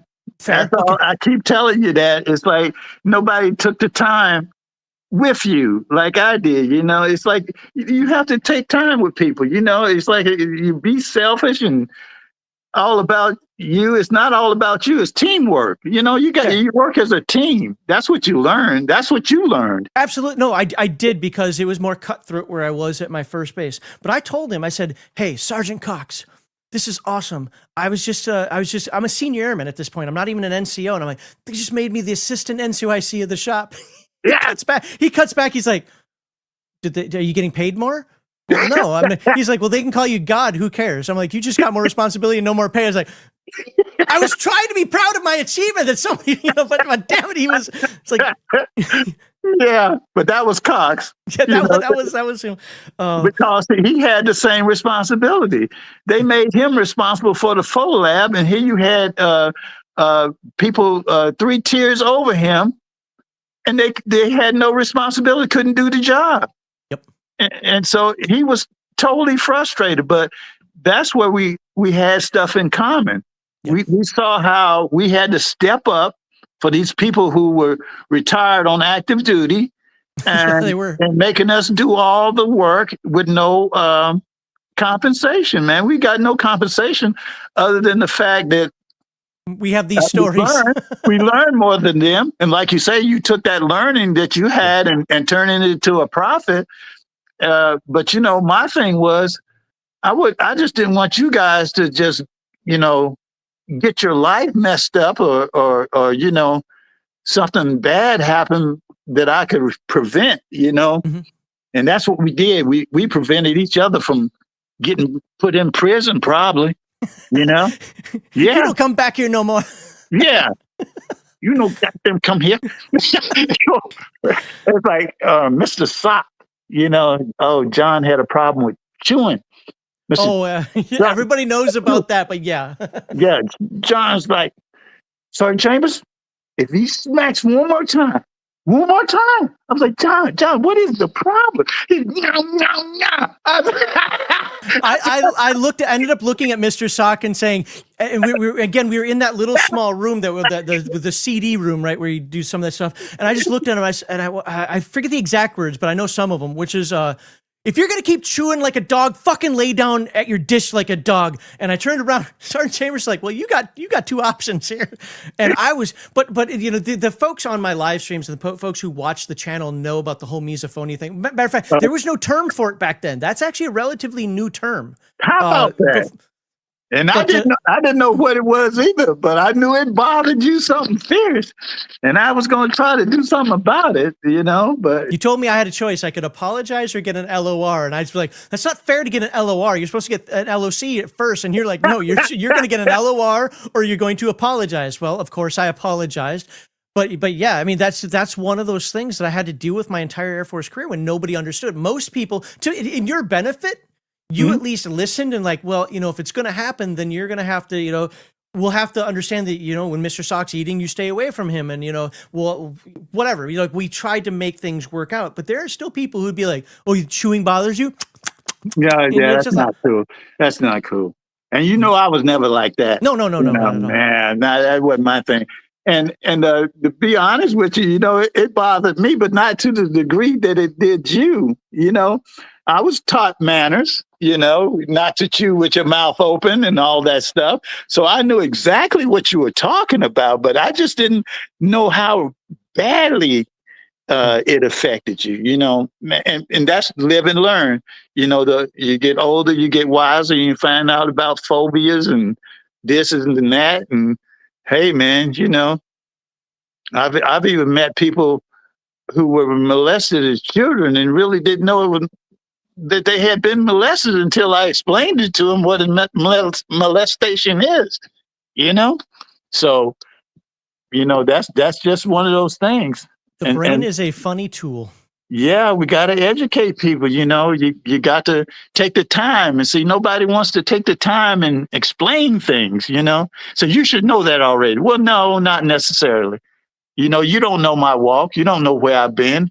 You know, it's like if you've been somewhere I haven't, take the time and explain it to me. Mm-hmm. And that's what I did a lot with John. Boy, I had stories for him. He just thought I was like, man, you are the craziest person I've ever met. I said, no, man, I just grew up in a different time, in a different era. Things were different. Oh yeah, there are definitely a couple of stories that I think would be hilarious to bring up, but I'm not sure YouTube would be okay with it. So, so I'm not going to have things we saw. But if you don't mind, you know, if people can't tell already from just this conversation here with James, like I said, we live through these things. And I said this earlier in the stream as well. We live through these things. If my wife were to recount the story again, I'd be like, yes, honey, I was there. I know, but we're still laughing about this crap now. Like there's just that weird vibe, that weird energy. But with that said, there are some stories I would like to bring up because I just like hearing them from you. You know which ones they are. You know, things like, I'd love to put a poll out there for folks. I might just do that. Put a poll out there for folks. How many people out there have been attacked by chickens? Oh goodness! If you don't, it's up to you. I'm not going to make you tell anything you don't want to tell. I thought you was doing a poll right now. No. But the chickens. Well, I had a cousin, JY, my dad's cousin, which was an older gentleman, the same age as my dad. He had a general store, and the people didn't have money, so they would trade things. They traded. I guess coins, chickens. They traded a monkey one time. They didn't have money, and where the hell they got that monkey? That's another story. I don't know. But anyway, so the kids down there figured that I was from the city, you know, which I wasn't, but it was bigger than their little small town in South Carolina. And they say, oh, here comes this city boy, you know. And I'm like, yeah, I'm cool. I'm, not like you country bumpkins, you know. So they would do little things to mess with me. They say, I bet you won't throw a rock in that tree. I'm like, are you stupid? Yeah, throw a rock in a tree? That's your little challenge to me? It's like, yeah, you guys are just pitiful. And so little did I know there was something in the tree, but I couldn't see it. And so I throw the rock into the tree. And at that moment that the rock went into the tree, there was this, and these banny roosters were what they were, fighting chickens. They would fly up into the tree. And they would just sit there and roost up in there. And I threw that thing in there and they rained down on me with a fury. I mean, they were pecking and scratching me and I'm all on the ground. Then I take off running and they're running behind me. I've never experienced any shit like that in my life. I'm like, what the world, you know? And Yeah, needless to say, that was traumatizing, and they thought that was the funniest thing ever because they knew. We didn't believe him at first. We're like, Yeah. because I remember it was me, it was Pfeiffer, and I don't know if McCarrison was there or not, but it was me and Pfeiffer for sure. We're like, dude, chickens don't fly. What are you talking about? They don't fly. Like, and we would for months we wouldn't believe him. He finally one day he was just calling home, because that's what we do in Krieg. Your 115-minute morale call and call home. He's got his dad on the phone. He's like, get over here. He's like, tell him about the chickens. And all of a sudden his dad's like, yeah, because I remember his dad said, yeah, Junior was out there one time and blah, blah, and we're like, this shit's real? But we had to have his dad. I mean, this is like, at that time you were like, what, late 30s? We had a late 30s-year-old man had to have his dad validate his story because we wouldn't believe him. We were like, after that, we were like, it's still funny. We're still giving him crap for it.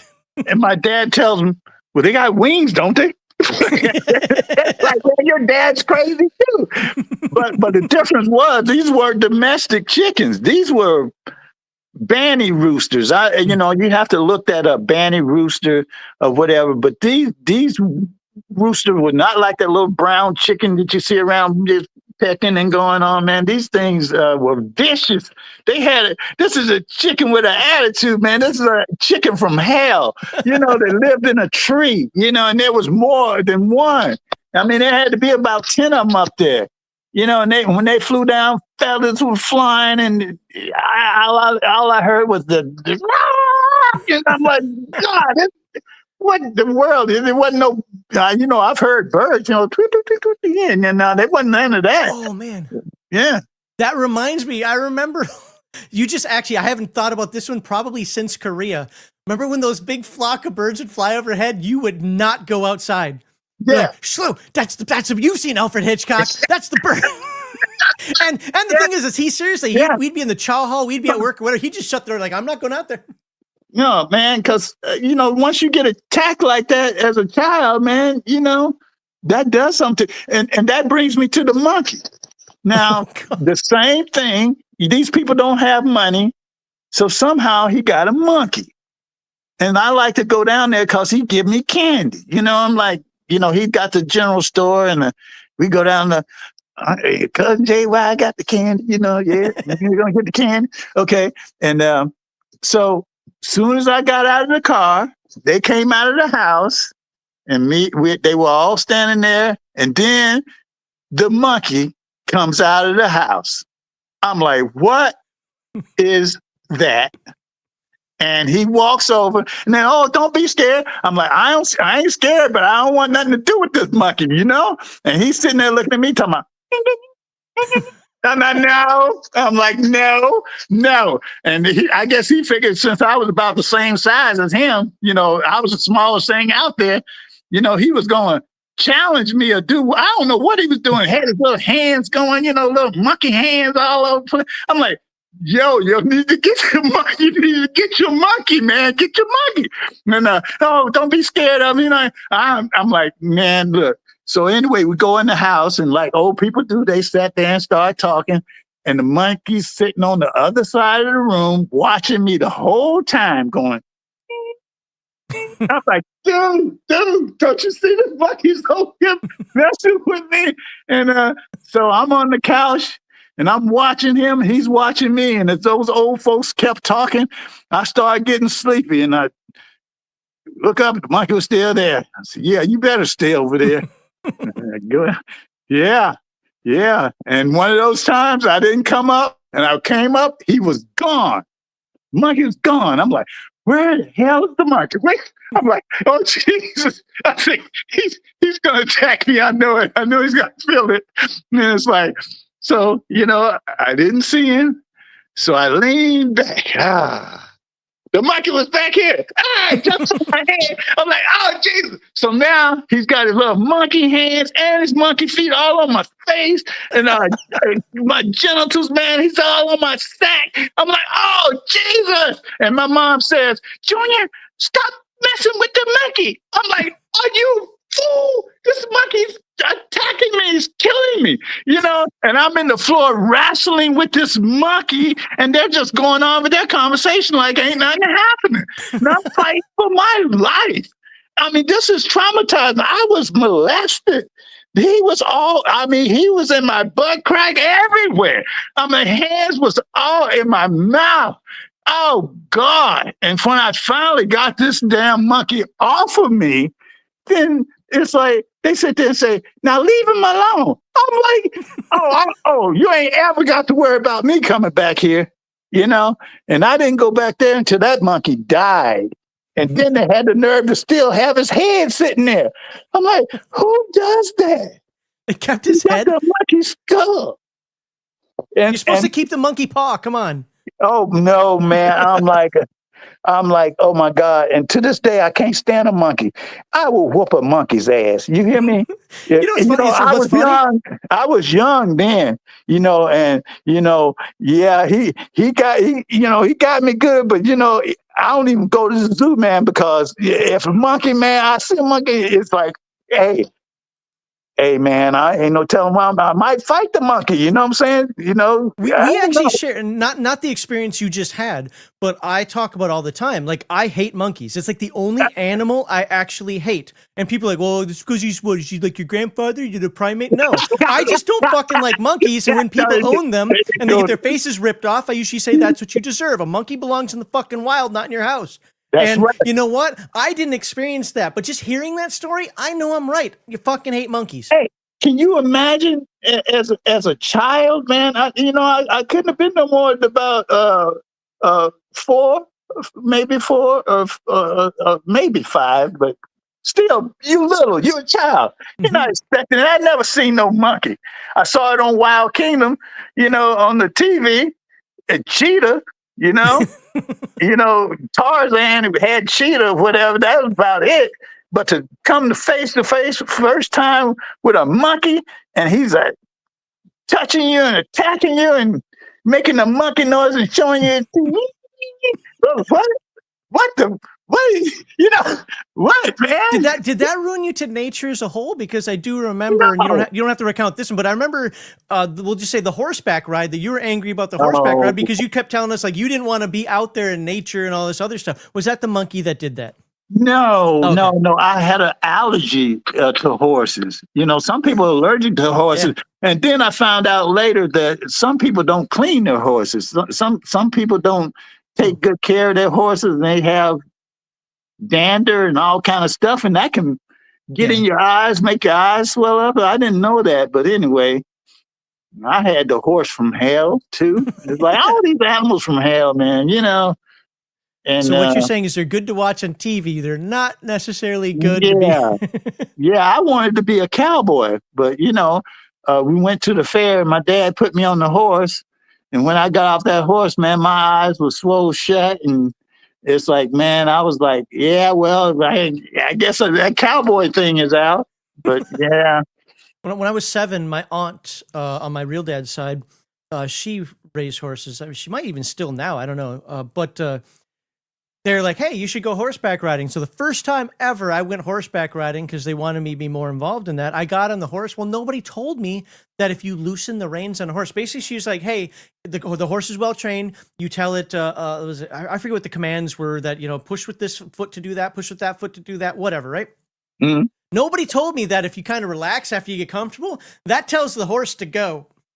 Yeah. So I'm like holding on to this thing for dear life. Oh my God. Okay, this is kind of fun. It's listening. It's kind of fun. All right. So I finally relaxed. That thing took off and I'm like, like the entire time they're like, tighten up on the reins. Well, I'm 7 years old hearing this and they're screaming from that far. All I'm hearing is, like,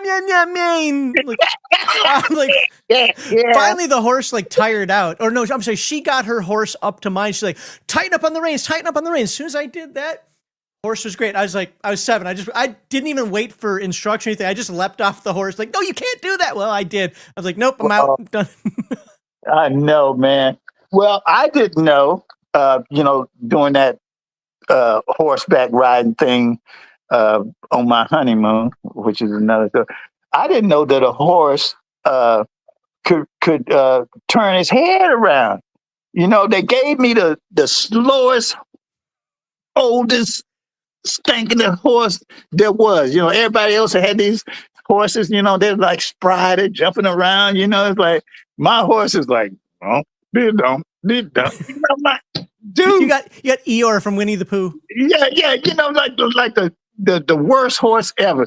So we take off for the trail. You know, he's supposed to ride this trail, and so everybody takes off. My horse is still like sitting there trying to eat grass, and I'm like, I saw cowboy movies. You kick him, you know. So I kick him in the side. I'm like, yeah, and that horse looked up straight in the air like, oh, I know this fool didn't kick me.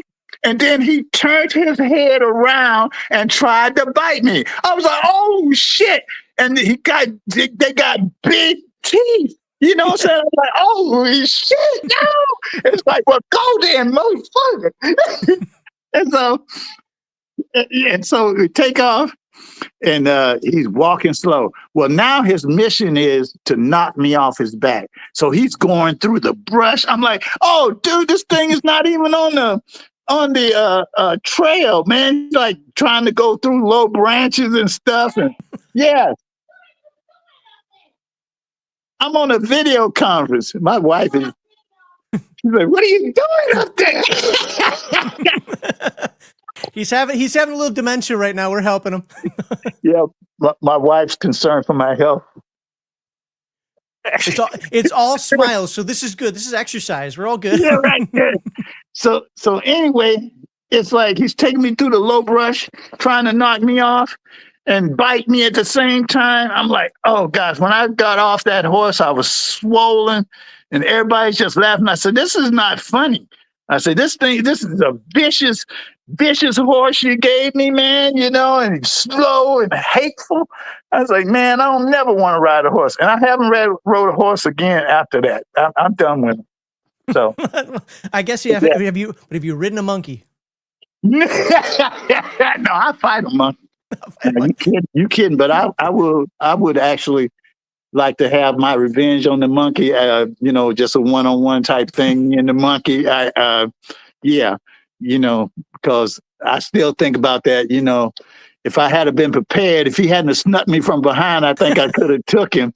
You know, but he got the advantage of me because he jumped from behind and like monkey gripped me. You know what I'm saying? All up in my face, and they're like, yeah, yeah. But yeah, one-on-one. Yeah, I'd like to have another chance at that monkey. You know, yeah, I would. So just so the folks know, that first of all, this is a charity stream for Wounded Warrior Project, so I haven't checked the donations, but let's see if anything's popped in here since then. Nope, doesn't look like it. But so please, I do have to update. We do have actually $250 more than what's in the. So we're at what, 500, 600? I don't know. I can't math right now. It looks like 600. That's awesome. I appreciate everybody who's donated. But that's good, John. You're doing that. For the Wounded Warrior. That's great. We picked the Wounded Warrior Project because I knew some people that were helped by them. I didn't know much about them. I can't be. You can be, but I can't be helped by them because I got out just before 9/11 and they help people 9/11 and later. But that's fine. They've helped enough people that I know that it's worth doing. And I like doing this. We do it once a year, and so I'm happy to do this. Yeah. But you so just so folks know, what you're seeing right here between him and I, this was maybe the energy was a touch lower, but this was almost every day in Korea. Whether we were every day, like this is what made Korea go by so quickly. Again, I know every story that he's telling. We've talked to me even on the phone recently. We've recounted some of these things going on, but they make me laugh every time. There's something about that friendship there that is just like. And I do, and I absolutely, I'm not trying to butter him up here, but I absolutely respect him probably more than anybody other than my actual direct family. There's a very close second in terms of my Air Force career. I'll mention him right now, Sergeant Don Diano, who kind of followed up from Sergeant Chambers. Absolutely some of the best people I ever met and got me through times that, sure, might not be war. Might not have been actual war with bullets flying past my head, but we had our own issues of politics that could have got me kicked out, that could have caused us problems and whatever. And it was our little circle of Sergeant Chambers, Sergeant Cox, and myself that honestly got us through all of that because of these kind of stories and just laughing about this shit. Yeah, that's it. You know, we had to laugh and keep from going crazy, you know? Yeah, you had to teach me how to laugh. Honestly, the first because I'd be angry. You know me, I would be just really angry about this stuff because I took everything personally, right? Yeah. Sergeant Chambers would go out for a cigarette smoke. Again, we both smoked back then. I actually stopped smoking because of him and started going to the gym because I was like, I don't want to have that head shake. But Right, but right. we'd be outside that back door and he'd just be out there. God Yeah. damn it, slow. And his head would be shaking. And be like, uh-oh, what's going on now? And we. Yeah. But he'd always end it with a laugh. No matter how bad it was, he'd always end it with that ha laugh, kind of thing. But it was infectious and it was needed. Yeah. Or you was gonna lose your mind. That was it, man. That was it. Yeah. My wife might actually think that Sergeant Don Diano should be higher on the list because he did. Sergeant Don Diano told me to marry who my wife is now. Because Sergeant Don Diano was in Okinawa at the time that I was there. I was there as a contractor. He was still in the military. Yes, he did tell me you should marry that woman. So, and I made the mistake. I mean, I did, and I've not regretted it a day since then. At least that I'll tell people publicly. Right. No, you don't regret it. No, not at all. Go through little things, but hey, you love her. Oh yeah, absolutely. That's the thing. But the fact is that we can bust each other's balls like that. Well, okay, my wife doesn't have balls, I hope. But the fact that we do. That's actually what when I went out my first actual me and just her date. Mm-hmm. We had a conversation. I do not remember what the conversation was about. I honestly don't. But she looked over at me and she said something to the effect of like, "If you say something like that again, I'm going to throw you underneath my car and run you over with my own car or something like, or with your own car, whatever the hell it was." And I was like, I like this woman. Yeah. Like, okay, Yeah. you know what? She knew how to handle you. Yeah. And so, absolutely. But yeah, Korea, man, like, it was only, like, honestly, you realize that we were only in that close proximity for just like 9 months. Yeah. And Yeah. 30 years, is it 30 years? Yeah, we're talking 30 years later. Seriously, what month are we in? November, more than 30 years later, because I left in July. So 30 years and some odd months later, that stuff is stuck with this. And, I hope, and I'm not saying this so you talk nice about me, I'm just saying in general, I hope I had some sort of good influence on you as well, because I know at that time, John, if it hadn't have been for you, the work wouldn't have got done in Korea. I counted on you to do everything because I didn't know how, because I was not a graphics person. I was an illustrator. And I kept telling everybody that I am not graphics. I am an illustrator. I'm supposed to be a medical illustrator. And you put me in this field, and I know nothing about computers. All I can do is art. I can illustrate. So John was the backbone of the graphic shop because he did all the graphic works. Him and Mr. Sock, the civilian, and I was grateful for that because they expected me to do something that I had never been trained for. Of course, you had to be leader, and you had to be leader over things you weren't supposed to be leader of, and you had to babysit NCOs, and right, yeah. So it was quite a bit. So yeah, I owe you some gratitude too, John. And I call it like I see it, because I know I couldn't have done the work. And see, that was getting on your nerves a lot too, because you say, well, you're taking in all these work orders, but you're not really doing the work. I am, and I understood that too. I said, okay, from now on, it's like I'm gonna check and see if you're able to do it. So I did that. I don't know if you remember that. I said, yeah, you're right. I said, I don't even know if you know how to do some of these things. And that is a problem. And so it's funny. That was the wild, wild west of computer era. So we could put like any programs we wanted on the computers. But there's a benefit to that. Now, these are a lot for folks out there who might know modern software. These are really old, but we had like PageMaker and Freehand and Quark and PowerPoint, Photoshop before it had layers, like you name CorelDRAW was a big one. Like we had all these different things. So we'd have to figure out which one is going to be the best one for this application. But the benefit of that is you were the first person, because Kirtland never let me do this. And I took this with me when I went to Andrews. You let me play around and do personal shit on the computers as long as I could show what I learned from it. Mhm. in terms of training. So I learned how to make character sheets for my tabletop games. I learned how to make little landscapes for my role-playing games. And I learned how to put some of this stuff together, which honestly made me a better graphic artist.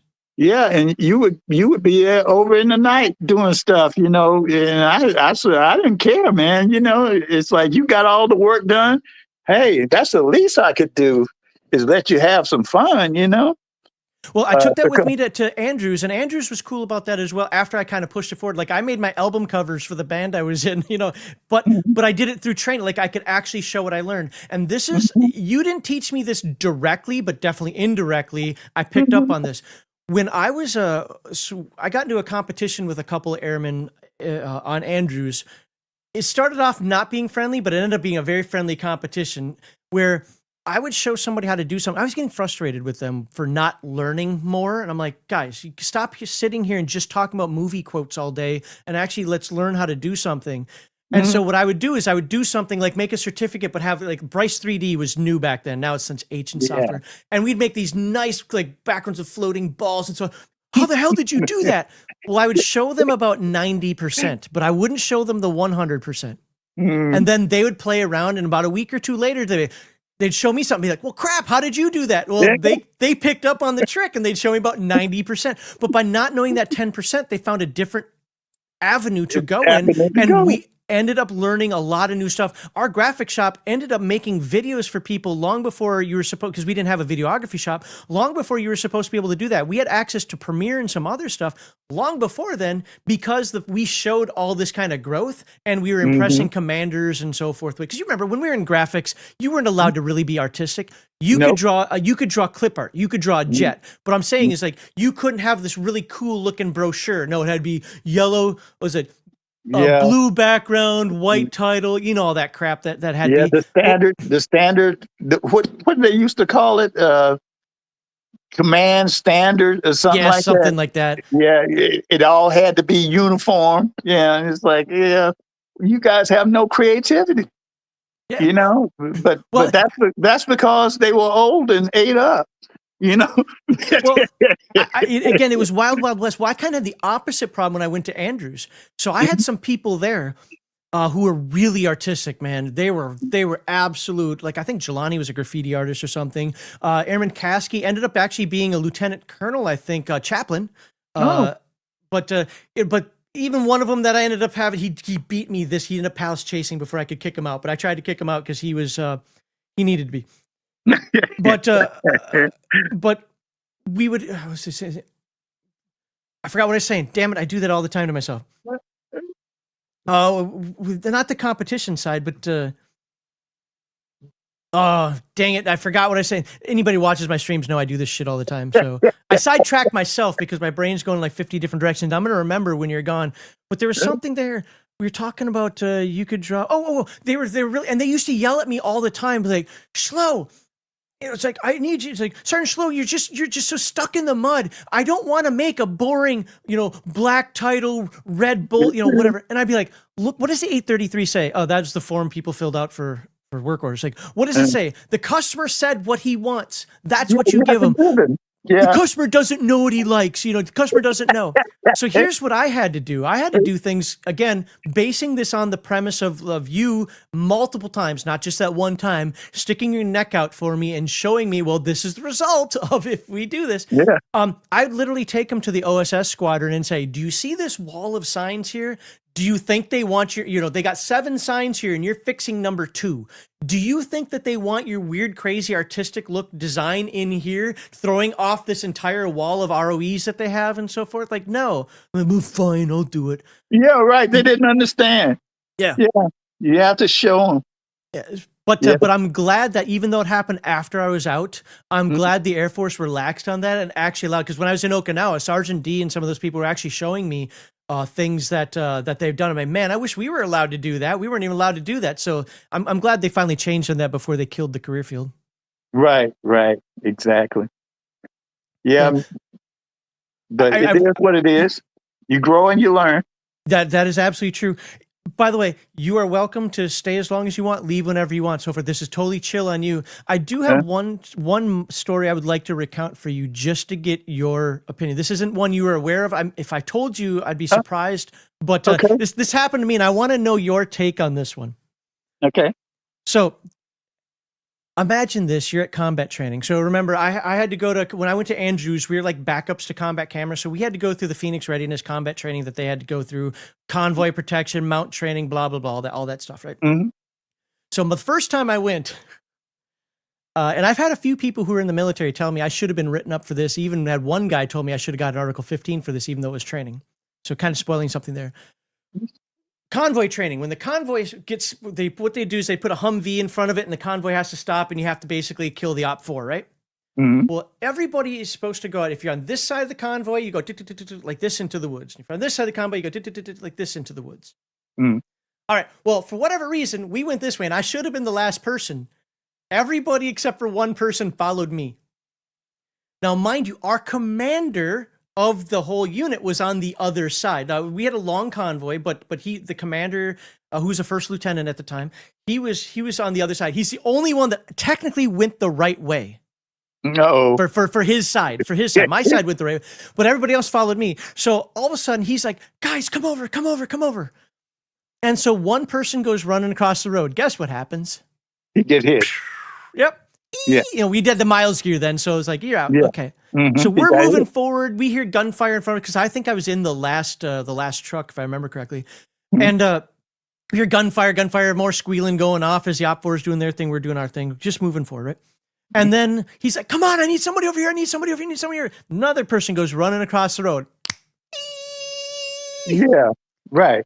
So I got this girl behind me, and she's like, I don't know what to do. I said, just follow me. Don't worry about it. Yeah, but he's the commander. He's all alone, and he's yelling at me. I'm like, shut the hell up and let's go forward. And what really made me angry about this, and I don't think I've told this part of the story before, is she actually was combat camera. Oh, like, okay. So she's supposed to be trained even more than me, more, right? so more than you, right? Yeah. But so I'm like, just follow me. We'll go ahead. We'll at least catch up with some people, because my squad was still kind of fine, but they were getting ahead as I was trying to, like, let's go. Mm-hmm. So he's like, I get over here now. I laid down. I shot my lieutenant. And I learned a lesson there. I learned a lesson. This is why officers got killed in Vietnam. Right. Now, I was going to say that happened all the time in Vietnam, because they were doing stupid stuff like that and getting people killed. He had already got 2 people killed by telling them to come across the road. The first one got shot. He should have realized that there was a sniper or somebody sitting there waiting for everybody to come across the road. Why would he keep yelling for somebody to come over there?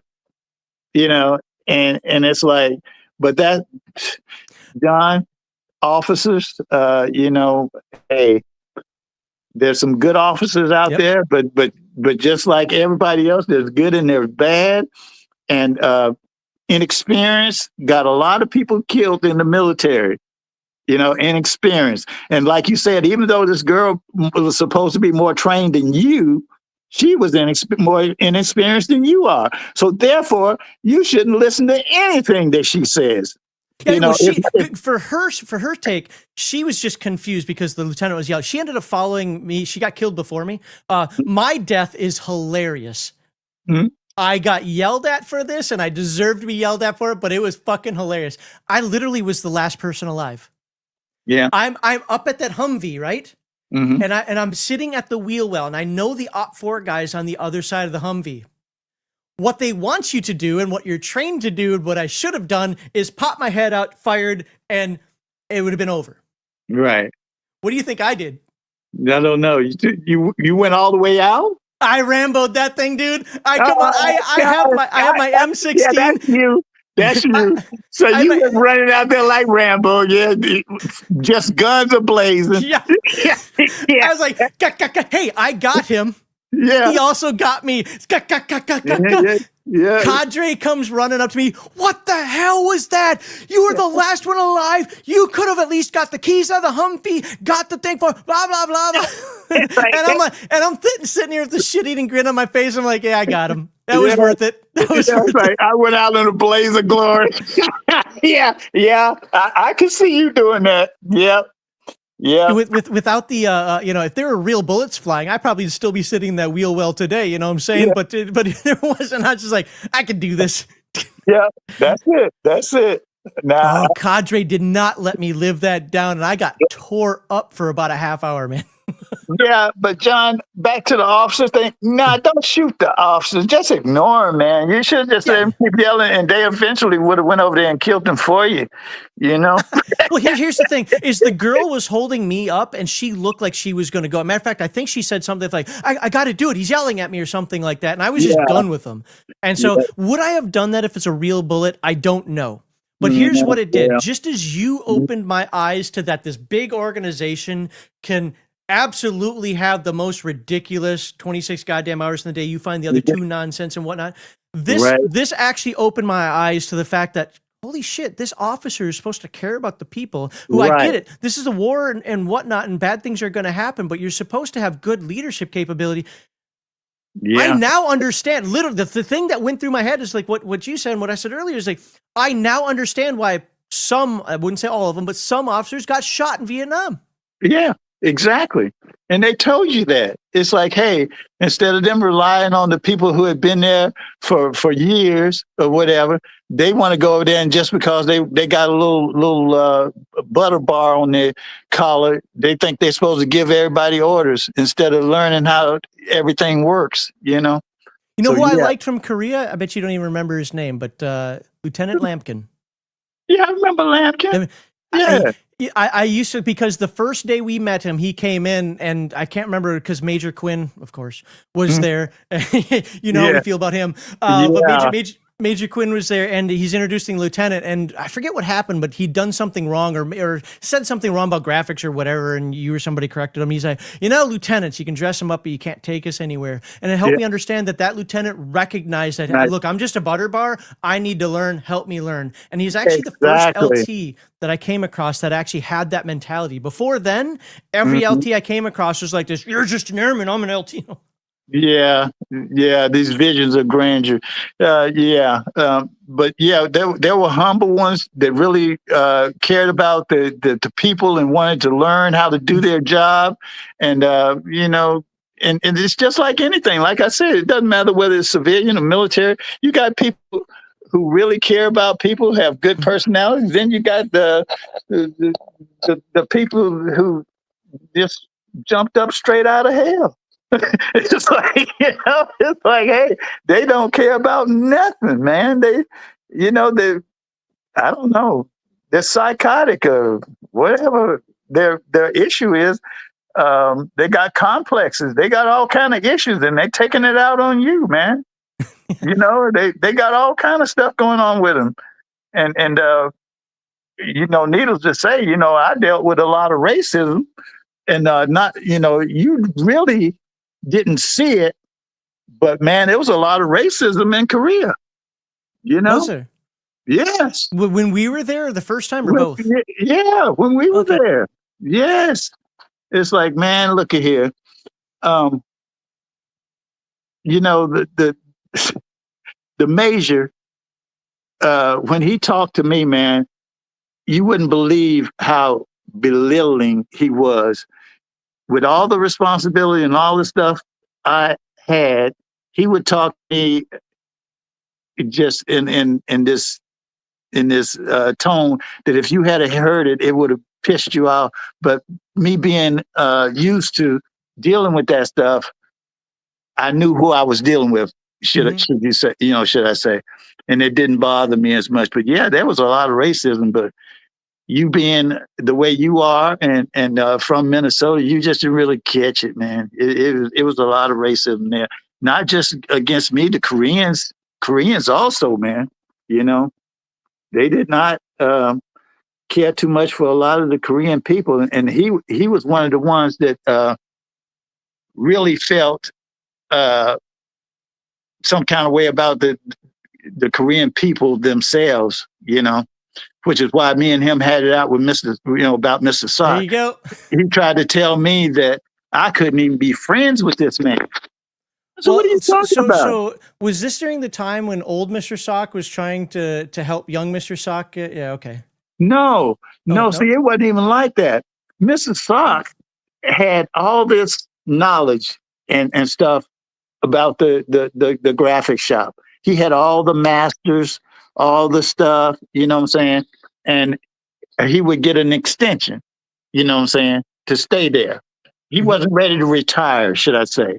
And there was no reason for him to retire other than the fact that the major had talked to this woman and wanted her in there. Oh, that's right. Yeah. This woman had enticed him, you know. Oh, you want boyfriend? You want to be my boyfriend? You know, and it's like, oh yeah, you got to go, Sock. You out of here, man. You ain't got the right kind of drawers on.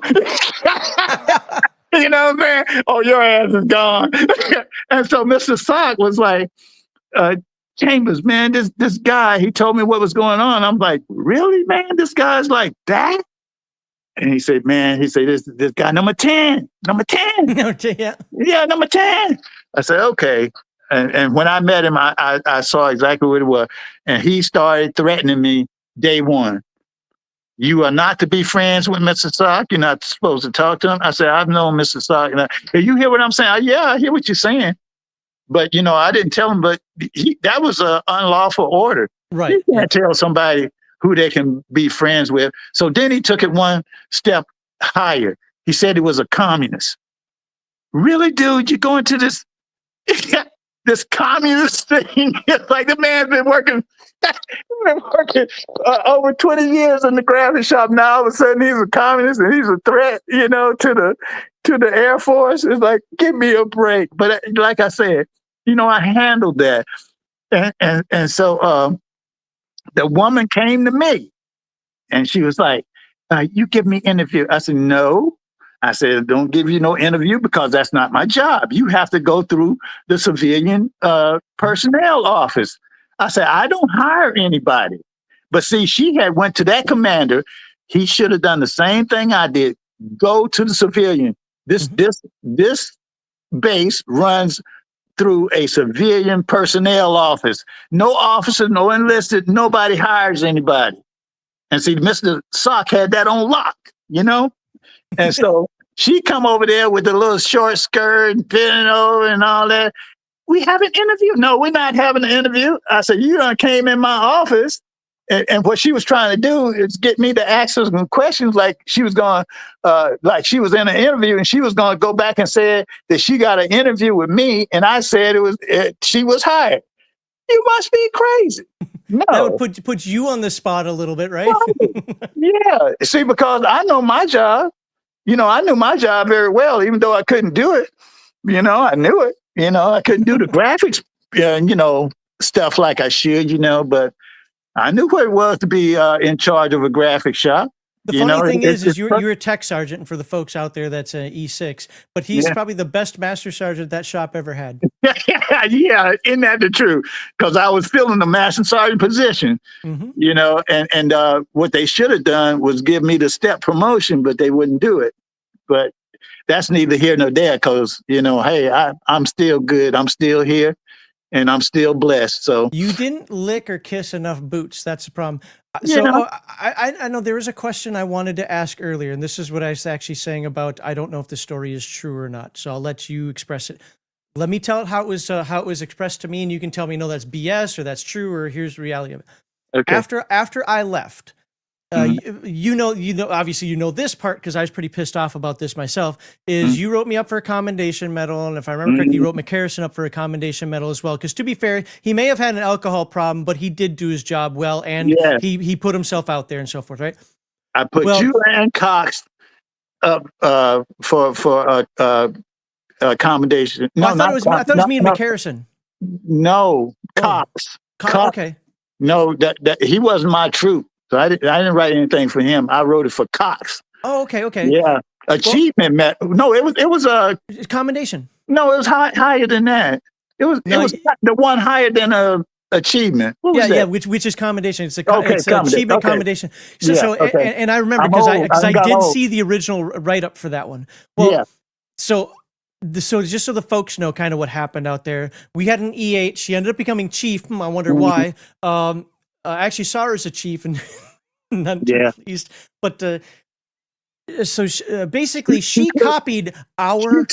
She took your stuff and got her promotion. Yes, she did. So Major Quinn came back. So you wrote us up for the commendations, and she wrote herself up for an MSN, which is right. She's I shouldn't say right, but she's a senior NCO. That's what they normally do, is a meritorious service medal.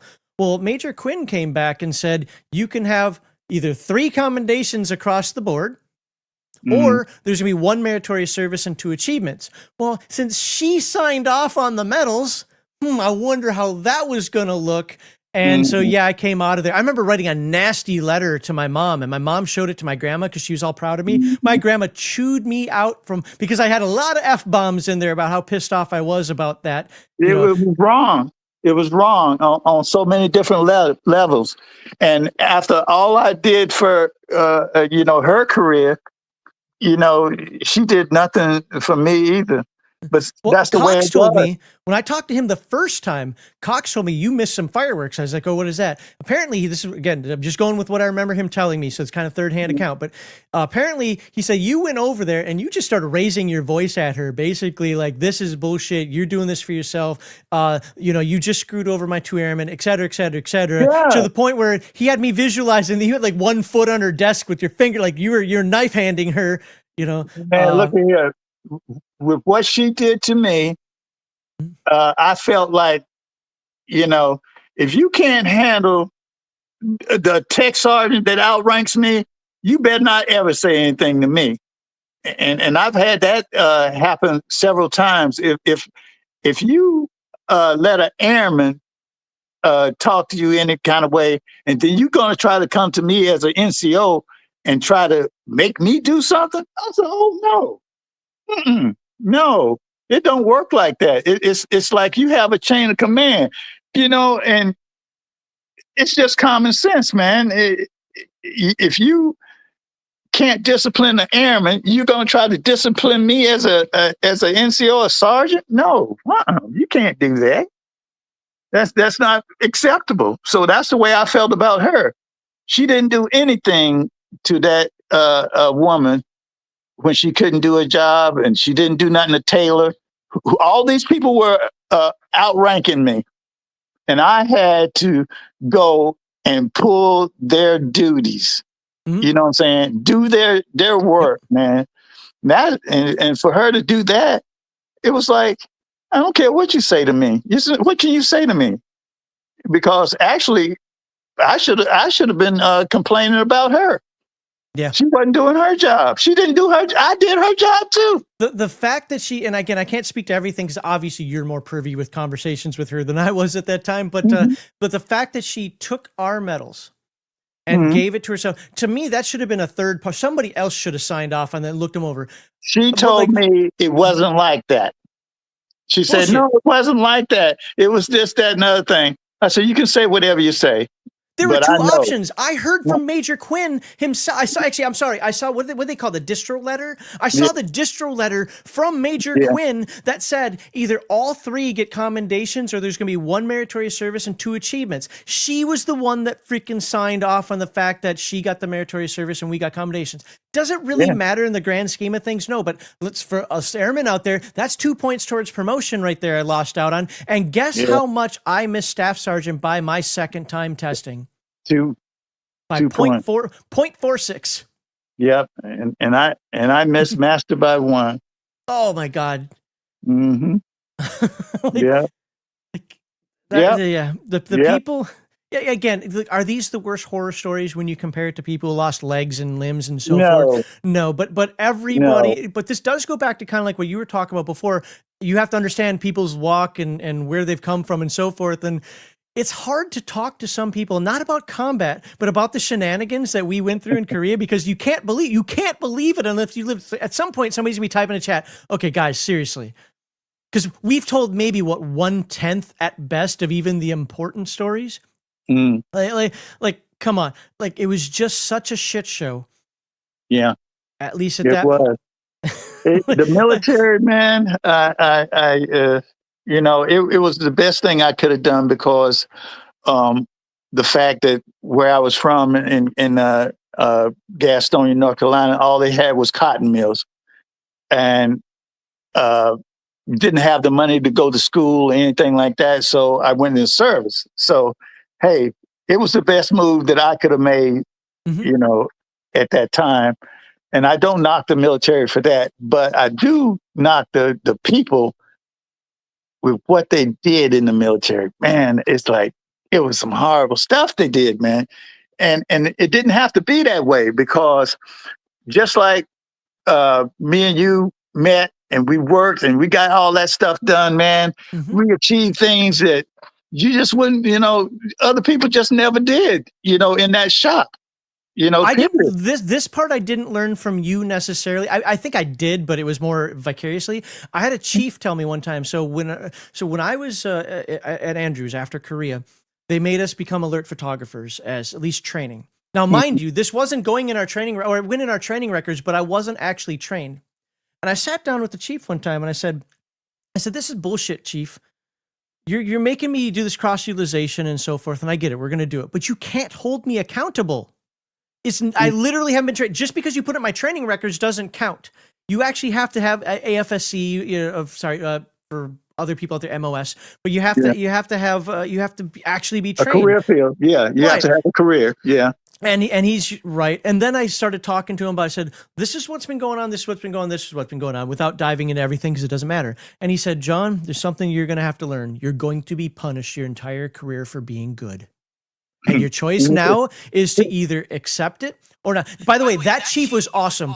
That I take nothing away from that chief. He was a really great chief, but sometimes he would lay it out like that, as like, "Hey, you know, yeah, life sucks, get a raincoat," kind of thing, right?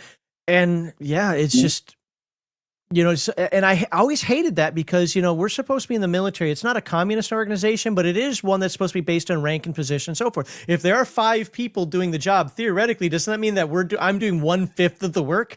That's just not the way it is. And at some point, thanks to your guidance on this one, I got over that. When I went to Andrews, at one point at Andrews, here's another good one for you. Tell me how you would have handled this one. Okay. You know, I played all the sports, right? Like I was on the football team. I did all this. Well, you remember Commander's Trophy was a big deal back then. Well, I was on the football team. Well, here's the deal. They didn't have enough computers in the office, so I was working 11 to 7. Okay. Well, I would show up to work at noon. Why? Because I went to the gym first, which was authorized. Then I'd eat my food, and then I would do my work. Then, because football practice was at 5 and the chow hall opened at 3:30, I had to and the chow would be closed after football practice was done. I had to go at 3:30. Basically, I was working from 12 to 3:30. That's it. Now, the deal was this. If I had work to do, you come back to work and you do it. If there isn't work to do, what else, right? Right. I did that for 3.5 months. And then one of the airmen was out at the dorms. And I was at the basketball court in between the dorms playing basketball. And somebody's like, and I heard the whole story from them. That's why I know this part. They're like, "Isn't that slow? Isn't he supposed to be at work right now until 7 o'clock?" Well, that got broadcasted out, right? Well, next day I go to work and my supervisor's like, "We got to talk in the back room." Okay. So we go talk and sitting. Uh-oh. Did his phone die? Well, I will continue to tell the story for the rest of you. And if he comes back, that's awesome. If not, I'll still tell it for the rest of you. I'm in the back room. And there's this other airman there, and we didn't get along. I outranked her, but another airman there, and she's sitting there. The supervisor didn't even have the balls to really tell me what's up. It was this other airman who complained. Basically, "You're not working full days. You agreed to work 11 to 7, and you're supposed to do that." Blah blah. I'm like, Sergeant Fuller knew that might be what happened. Hopefully, he comes back. Like him and technology, as he told you before, can be a little funny, but it's great talking with him. I really, really, really do hope he comes back. But he also has a life to live as well. So, I'm back room. They're like, "You're supposed to be working 11 to 7, blah, blah, blah." I'm like, "Sergeant Fuller, no, every moment that I left early, there he is. I always, I don't know what happened there. Can you hear me? Yes, I can hear you loud and clear. Okay. But anyway, they wanted to snitch on you. Yeah, so they snitched on me. So I get to work the next day, and Sergeant Fuller takes me into the back office, what used to be the photo repair shop or whatever it was. And Christina was there, I'm like, why the hell is she here? Like, okay, whatever. And Christina starts berating me. She's another senior airman who, by the way, I outranked, but she's another senior. Starts berating me about how I'm supposed to be working from 11 to 7, and I've been lying and scamming time. And I looked right over at Sergeant Fuller and said, Sergeant Fuller knew every single time I left early. I made sure she knew. I left her notes as to why I didn't come back to work. I told because there were no work orders there, or that work order I can't start right now because of whatever reason. I need to contact the customer in the morning, whatever it happened to be. Mhm. Well, that's not fair. You're doing this, you're doing that. I'm like, she's like, I can't just go to the BX when I want to. And I'm thinking, why not? Like, as long as the work's done, why can't you go to the BX and come back? I don't personally see a problem with that, but you know that the Air Force then did frown on that stuff, right? Like, you're supposed to be at work. You can do that on your lunchtime. At least that's the way it was at every base I was at.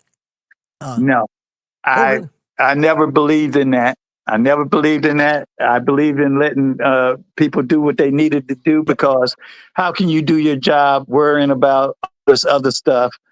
As long as you could get the work done and you make it up, I really didn't care. I really didn't care. And to be honest, in Korea, we didn't have a big deal with that because we all got along so well. We kind of like, hey, do you need something from the BX? Or, hey, I'm going to the Class 6, right? Right. I'm going here, going there. Do you need anything? Yeah. And as long as the work flowed, that was just fine. If you needed a day for personal time, no, you didn't have to take leave or do nothing like that. You just go and come back. You know what I'm saying? But that was my philosophy. But you had people like that. Yep. It just felt like, well, if I can't do it, you can't do it. And it's like, that's childish. Mm-hmm. But yeah, it was that control, that unnecessary control that they felt they had to have, that just made no sense. I'm gonna give you a good example of that. Okay, we had this chief master sergeant come down and lay down the law from the commander of what do you call it, combat camera and all that stuff, over in Frankfurt, Germany. And he came in and said, okay, what we're going to do is we're going to give 24-hour turnaround on every work order that comes in. It's going to be, yeah. And he said 24 hours. That's you got every work order that comes in here is going to be done within 24 hours. And I said, hey, John, what do you think I said? I can't think of the exact words, but something like this. You're out of your fucking mind. No, I said that in my mind, but out of my mouth came, okay. Right? Does that sound like me? Okay. You know what? Yes, it does. Okay. Now I'm thinking that's impossible. That's not even realistic. And like you said, you're out of your fucking mind, right? Okay. Now, so what I told everybody was this. Okay. We have always provided excellent customer service. So if somebody comes in here and they say, we need this done in 24 hours, then we will try our best to do it. But if we ask that customer when he need it done, and he says a week from now, 2 days from now, then that's what we're going to do. Okay. So that's what we did. There was a few people who needed something right away or whatever. And we had, the you always had those expedited work orders. Right. Yeah. Which was fine. It was just business as usual for me. Well, this other guy at the other base, nearby base, he was getting reamed out by this chief, man. It's like, and he calls me, he says, James, are you, nobody called me Sergeant Chambers. They called me James. James, are you doing 24-hour turnaround? I said, I'm doing better than that. He said, what? I said, yeah, man. I say, sometimes we have a 30-minute turnaround. Sometimes we have an hour turnaround. Sometimes we have this. Did you put the work order in the same day? Did you finish it? Yeah, it's like, you know what I'm saying? If they want thermofax or, you know what I'm saying, they want some letters typed, that's less than 24 hours. And so he didn't understand what was going on. So the chief came and he asked me, he said, Sergeant Chambers, are you giving 24-hour turnaround? I said, yes, I am. I said, I'm doing better than that, Chief. I said, I give 30-minute turnaround, 15-minute turnaround. It's like an hour, 2 hours. It's like whatever they want. But I said, Chief, I'll be damned if a man come in here and say he don't want it done until next week if I'm going to stay in all night and do it. He said, Chambers, you got a point. You see? Yep. Even though he was a asshole, he couldn't argue with that reasoning. And that other guy was killing himself, making everybody miserable, trying to give these 24-hour turnarounds. That's about playing the game. It's like you have to be smarter than these idiots. The chief didn't even realize what he was saying. But once I explained that to him, that I was even doing better than that, he was satisfied. And he never said anything to me again. But he read that guy top to bottom, and he never could figure it out. But this guy outranked me. You know what I'm saying? He was like, a senior master sergeant, E8. Really? And here I am Doing work? Yeah. Wow. Yes. Doing well, I shouldn't say he was doing work, but he was making his airmen work and killing them. And he just couldn't figure out how I always got an excellent rating, from the chief. And he got unsatisfactory because he wasn't given 24-hour turnaround. But there you go. Play the system you can. You reminded me of another story, but to finish up the one. So through the conversation with her, I finally said, hey, look, go get the work order log. We kept those work order logs, right? Mm-hmm. And so we had to write down all our time, and we had 2-person monitoring on ours. So you couldn't scam time like, oh, I'm going to say this took me 5 hours to do when it took you a half hour. Like we had 2-person monitoring when it came to that. The only thing we could add on there was a half hour for intake and a half hour for the customer pickup because you were usually explaining it to them. But other than that, your times had to be accurate. Wow. So anyway, to get the work order log, and I knew that I'd done more work than anybody else because when I'm left to my own devices, they actually said this for my VTC stuff. Like if John's on his own island, that dude can get a lot of stuff done. It's when you're standing over his shoulder that he doesn't do the work well, right? Well, So I knew I'd done more than them, but I didn't know how much it was. They went through the work order log, found out I had done more work in terms of work order and time. And it wasn't just picking the easy work orders because sometimes Sergeant Fuller would write the name on there, John, this is yours. Didn't matter. I had more work done than all of the rest of the shop combined, working 3.5 hours a day for about 3.5 months. And you know what they said? Fucking bad. You're going to be working 7:15 to 4 like everybody else now. That's terrible. It's terrible. Because Christina cried. Yeah, it's terrible. And man, that had always been my philosophy. Let people do what they can do. If you can do that, do it. If you can't, then I'm not going to knock you, but it's like you're going to have to put in a little more time to get your stuff done. You know what I'm saying? That's just the way it is. Why am I going to knock you because you're an overachiever? Oh, you should have heard the words that I was saying to him when he's like, well, we're going to work late to get this wolf head done. I'm like, what? Yeah. Hey, but you think about it. That was a learning experience for both of us, man.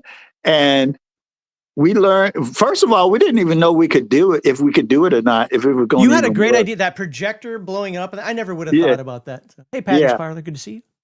Yeah, we blew it up, and then we painted it from the back. Yep. You know what I'm saying? And it was like, multicolored. And it came out excellent, man. We did an excellent job. The thing is you told them multiple times, number one, this should be metal, see sign shop. Or two, the plexiglass was only 1/4 of an inch. You got to go at least a 1/2 inch for that stuff. I remember you telling them, or at least talking about it. I don't know if you told them directly, but I'm sure you did if you told me. Yeah. And they did this 1/4 inch plexiglass, and I don't think that thing lasted a week. No, man, that thing, it's like the wind would catch it and it cracked. It would crack from where they bolted it in. But like I said, I wasn't of enough rank to be effective in their mind. I couldn't know as much as them because they outranked me. Mm-hmm. I'm a colonel. Right. I'm a colonel. You're just a sergeant. You can't know more than me. I'm not going to let you, And it's like, hey, did I ever say that to you about the computer? No. Why? Nope. Because that's stupid. How am I going to tell you I know more about a computer and I hadn't even touched the computer? You must have actually deflected even more than I thought, because to be honest, the primary reason I got out of the Air Force, there's actually 1,000 reasons why I got out. But I have a primary reason as to why I got out. I was sick and tired of people wanting shit for the sake of wanting. So on Andrews, they used to say this crap all the time. It's the president's base. No, the dude just lands here and drives off. It's not the president's base. Stop it. But there's president's base, and they want to put their thumbprint on everything. Yeah. And that leads me to an awesome story that you're going to appreciate. Imagine this. You're in the office, and one day this new master sergeant comes in. And he used to work for WACA, White House Communications Agency, for folks out there. He comes in, and he's the new master sergeant. He's going to be taking over. And day one, he says this, everything. And he meant that literally. Everything we do from now on must be done in Photoshop. We do slides, dude. I want slides done in Photoshop, too. Yeah. Now, how stupid is that? Very, and you know what? We got so to the point where we didn't listen to anything he ever said. He basically moved on. Yeah, they made it seem like it was his deal, and none of us got a talking to or in trouble or anything. It's just like we were all like, "This dude's nuts, and we're not going to listen to him." So you guys figure it out. And honestly, it worked. I don't know if it should have, but you can't come in there and just have these. I'm going to do it. Whatever. Hold on, I can do it from here. Whatever, I do what I want. Whatever, I do what I want. You know. Oh, yeah, I do what I want. You can't do that, and you know you have to see how the organization works, and that is actually the prime. Again, there are many other things going on. I wouldn't even say that was 50%, but if I put it on one thing, I was so sick and tired of people wanting shit for the sake of wanting. And not having any sort of common sense because they wanted an EPR bullet or wanted to look good or just wanted it their way, that I was like, F this, I'm out. Yeah. They open their mouth and remove all doubt that they're idiots. Oh my God, I forgot about that saying. Yeah. Yeah. Oh God, yeah. Open your mouth and remove all doubt. You know, It's like, we thought you were an idiot, but you just proved it by opening your mouth. Yeah.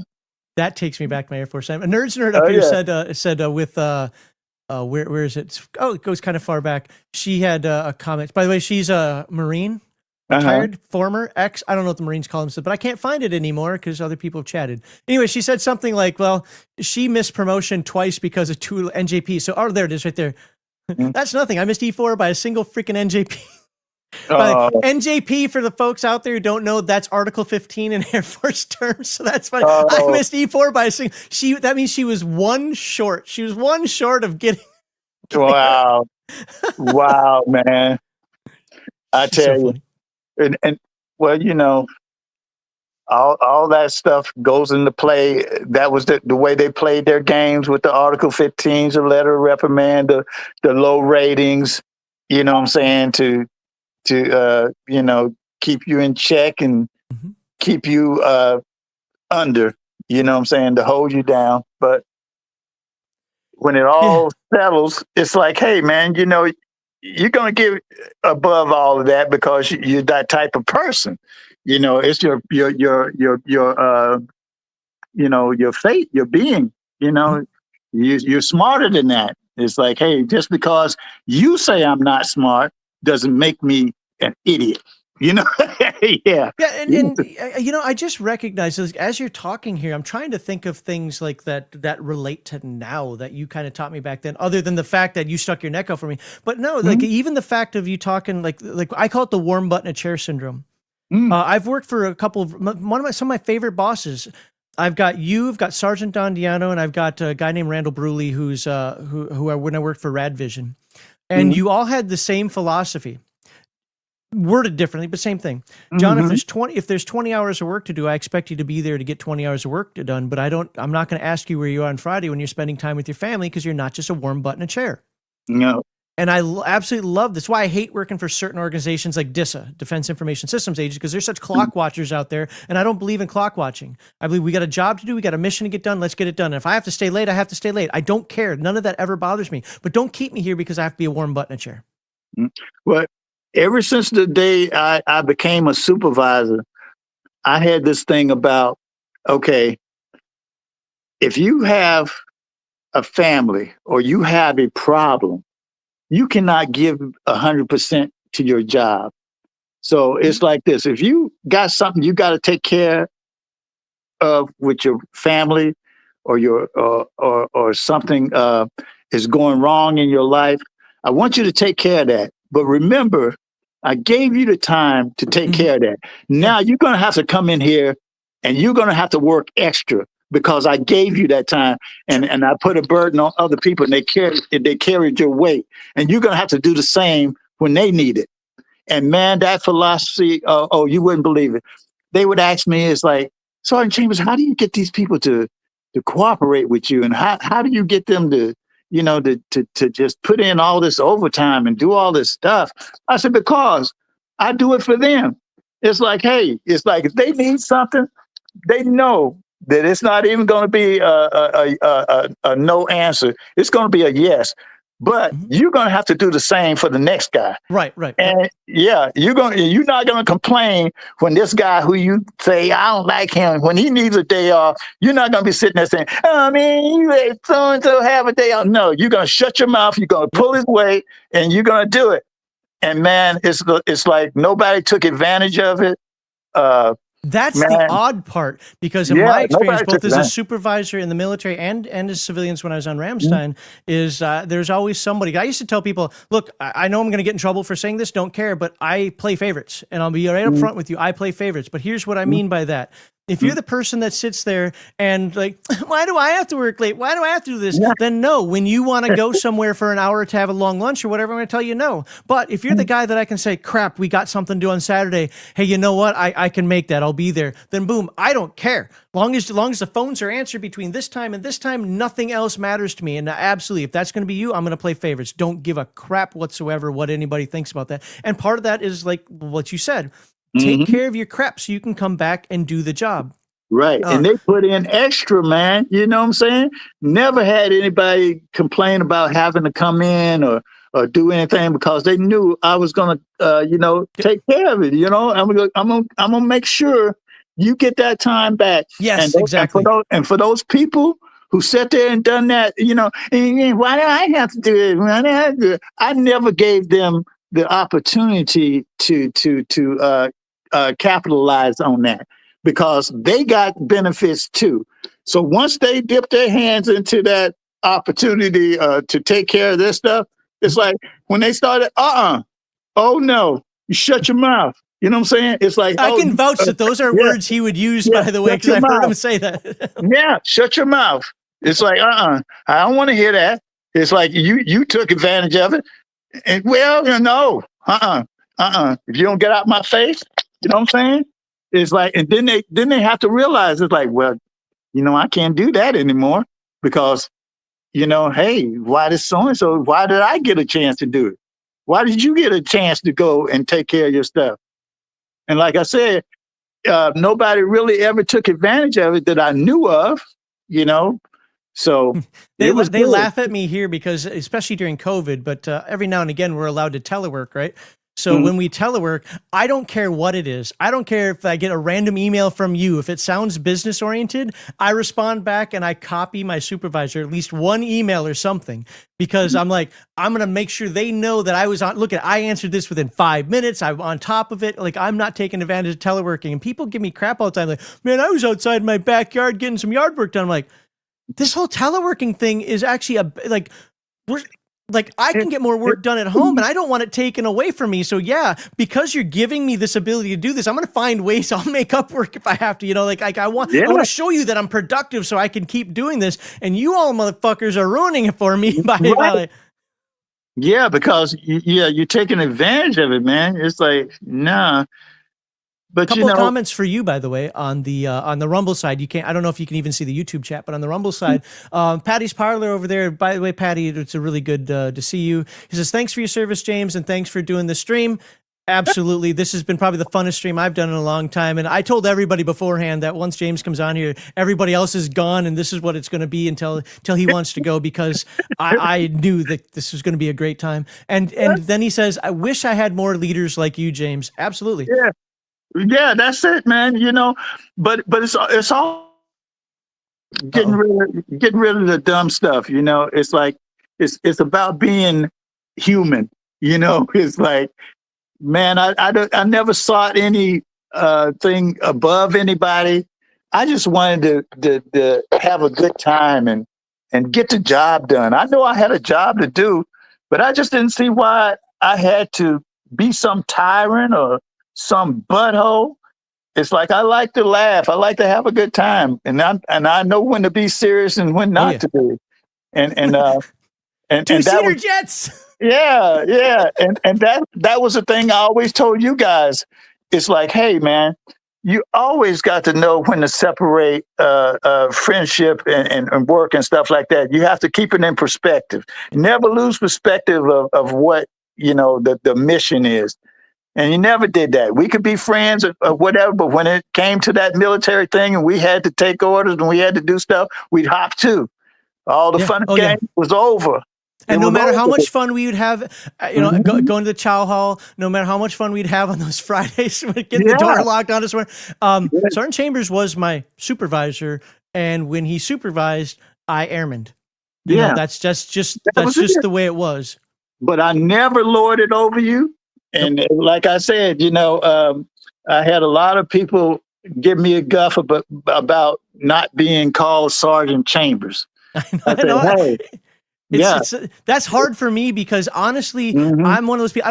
I honestly don't think about it when I talk about you at Sergeant Chambers, because that's where we had that I guess that bonding, right? And I have difficulty with change. I also still see it as a term of respect for you and Sergeant Don Diano, who I still see it as a term of respect. And I know you prefer to be called James, and I'm trying the best I can. That's fine. But for me, I understand that. But I'm just saying, it was never a requirement. It is something that I earned. I earned that from you. Yeah, you want to call me Sergeant Chambers, then that's fine. But I tried to put myself on the same level. I just had a different responsibility. I had more responsibility than you, and they were gonna get me before they got to you, and I was never wanting them to get to you. So and that's another thing right there. So when I had airmen, when I was an NCO and I finally had airmen, I'd always have that sit down conversation with them. And I don't remember it verbatim, but I know that certain things I told them. One of them was, I've got your back. Please don't test me on this, but I've got your back. With the caveat of this: if you do something that you know is going to get me in trouble as well, I will feed you to the wolves. But what that means is I've already talked to you about it, or you already know, because it's just common decency, But if you do something dumb, I did a bunch of dumb things, and you know what? If there's one thing I can say about people who get in trouble in the military, they tend to learn from that, and they can one, spot it a mile away, and two, they know what it's like to be in that position. So I got your back as long as you don't throw me under the bus. And I did. And I learned that from, again, you sticking your head, you joke about the chicken heads every now and again, but you sticking your head out for me on multiple occasions, but particularly that one is something that will go with me to my grave. Is like, hey, sometimes as a leader, as a supervisor, you put me in this position, but I got to show you. I know I'm about to lose half my asshole here, but here we go, Yeah. But you better learn from that, because if you don't, then it's like, I won't be doing it again. Yeah, right? Because I won't have another asshole feeding from you. Probably wouldn't have another opportunity. You know how that goes. It's like, hey, but it's all about people, man. Treat people like you want to be treated. You know what I'm saying? Be honest. That was another thing I always felt, man. It's like I didn't like lying because I couldn't remember. You know what I'm saying? I wasn't good at it. It showed on my face, man. You know what I'm saying? It's like, so, hey, I didn't offer all the information all the time, but it's like, hey, I wasn't about all that lying. I had to have that trust, You never If treated I us said- that I remember. You never treated us as the whole, I don't have to tell you why I just do it. I know you and I got into a couple no. arguments over that, but it wasn't Mhm. because of what you were telling us to do. I remember one of them specifically is I just thought it was a stupid concept. And you're like, no, come on, Shlo, that's just not the way it's always going to work. Sometimes people are going to have to just say, you got to get it done and you don't have to know why. And I'm like, nope, if you don't tell me why, it doesn't need to get done. And Yeah, I'm still kind of like that. But the idea being is I can't think of a time when you ever did that to us. No, As in like, I don't have to tell you. what I told you, you might not remember this, but what I told you is there's sometimes that I need you to just go ahead and do it, and I'll explain it to you later. Right. And it's like, and I would do that. I say, I'm gonna have to explain that to you later, but I need you to do what I'm asking you to do because it needs to get done. And then once I explained it to you, you was like, oh, okay. But I couldn't do it at that time because it was a time sensitive thing. But if I had time to explain it, I always explain. I never had a problem explaining why I made a decision or why we were doing something because I wanted to know. And I think that you really respected that too, because you always said that. Why are we doing this? Yeah, I'm a why person. I've always been my entire life. But my parents, growing up, would say, because I told you to, I would actually take punishment over doing that work. Like I knew with my stepdad or whatever, because if you can't tell me what it is, it's obviously not important. And I always would tell you too, you're doing this for me. You're doing this for me. Do you remember that? And it made me feel guilty too, asshole. yeah, of course. But you were, because if it didn't get done, then it was going to be me. Right. And you know that whole thing where it's like when people, by the way, there's some really good comments going on over there on Rumble. I will get to those in a moment. There's that thing. It's like, well, I don't do this for me. I do this for the team and all this other stuff. I'm not going to say I really ever felt like that because it's just not my nature. But with that said, I didn't want to, especially once we had a quick turnaround from this is what I do to, oh, hell no, you don't. To, hey, now productive airman and respected NCO. It was a pretty quick turnaround, but it did take a moment. But ever since that time happened when that respect definitely was there, yeah, I trust you. And I didn't want you to get in trouble because I always thought of, look, if I burn this bridge, and this has kind of been me my entire life as well, he's done me no wrong. I don't want to burn this bridge. If he was somebody I didn't know or somebody treated me like crap or whatever, I don't care at all. Be me is all mad you want. Write me up all you want, like at Kirtland. But no, you did the good things. And it's almost like, I'm not angry with you. I'm disappointed, right? I didn't want that. I didn't want any of that. Yeah. I know. And you never let me down.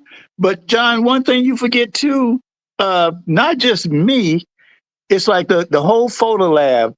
All the other people we came in contact would come in and not just talk to me, they would talk to you too. And then if there was something that, you felt that I needed to talk to them about, it's like, well, Sergeant Chamberlain explained it better than me why you should, be on time, or especially with McCarran. McCarran talked to you and you tried to get him on the right track, but that's when you turn him over to me. But when we were forced to become roommates, things went south between him and I. Yeah. You should not be roommates with somebody you work with. Yeah. And I can understand that. We definitely had, we'll just say we had different views on life. Well, McCarran had mental issues. Well, you had to deal with him at Langley, didn't you? Yeah. Oh, I forgot about that. He had mental health issues, and I don't know if you remember. It's like he was going through some. He should have been seeing a therapist, really. Yeah, but back then, that would have been a career killer. It was frowned upon. Yes, but that's why he got along with me so well, is because I would sit there and listen to what he was saying, and I was like, where is that coming from? Well, this and that and other thing happened, and I'm like, dude, look at here. You know what? You kind of damaged. You kind of damaged. I say, the world don't work like that. And he felt like he was just such a goody two shoes, and you was just such a prodigy, and because I really did put a lot of responsibility on you because you could handle it and you wanted it. You didn't want to be told what to do all the time. You just did. You just took stuff and did it. I didn't recognize it at that time, but I honestly, I work best under the pressure of this. Slow, this needs to get done. Mm-hmm. I don't know how to do it. Well, you've got a week. Well, crap. Now, the more you tell me, the more I push back. The more you tell, but if it's just like, this has got to get done, and I have no clue how to do it, or maybe go start that book over there will get you started. I hate it. I'm not going to lie. I hate it, but I somehow work better in that environment. And because you didn't direct me, like my first base they basically, this is how you're going to do the work. This is when you're going to do it. This is how you're going to stand up. This is how you're going to sit down. This is how, you know what I'm saying? Like all that. I don't do well. That's why I could never have been a Marine. Fuck that Marine stuff, being told what to do constantly all the time. But when you're like, well, that's a different job, John. Yeah. That's a different job. They have to do that because if they don't do it a certain way, people get killed.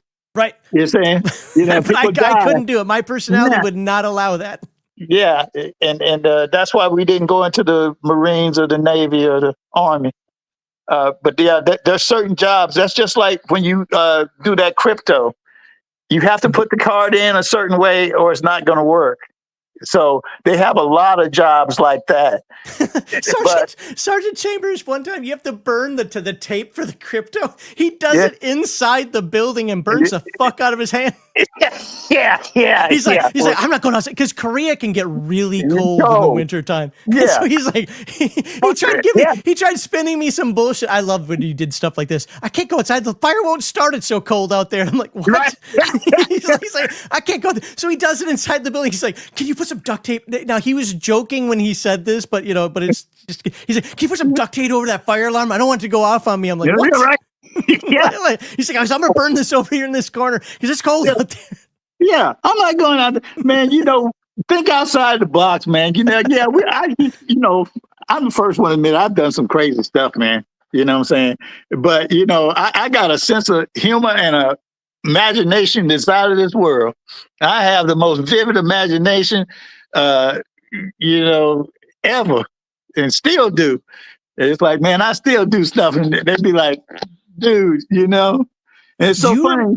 Do you remember escorting me to the first sergeant's office for a conversation? Remember when, so I used to play the role-playing games, right? With a couple groups out there. The Dungeons and Dragons and stuff like that.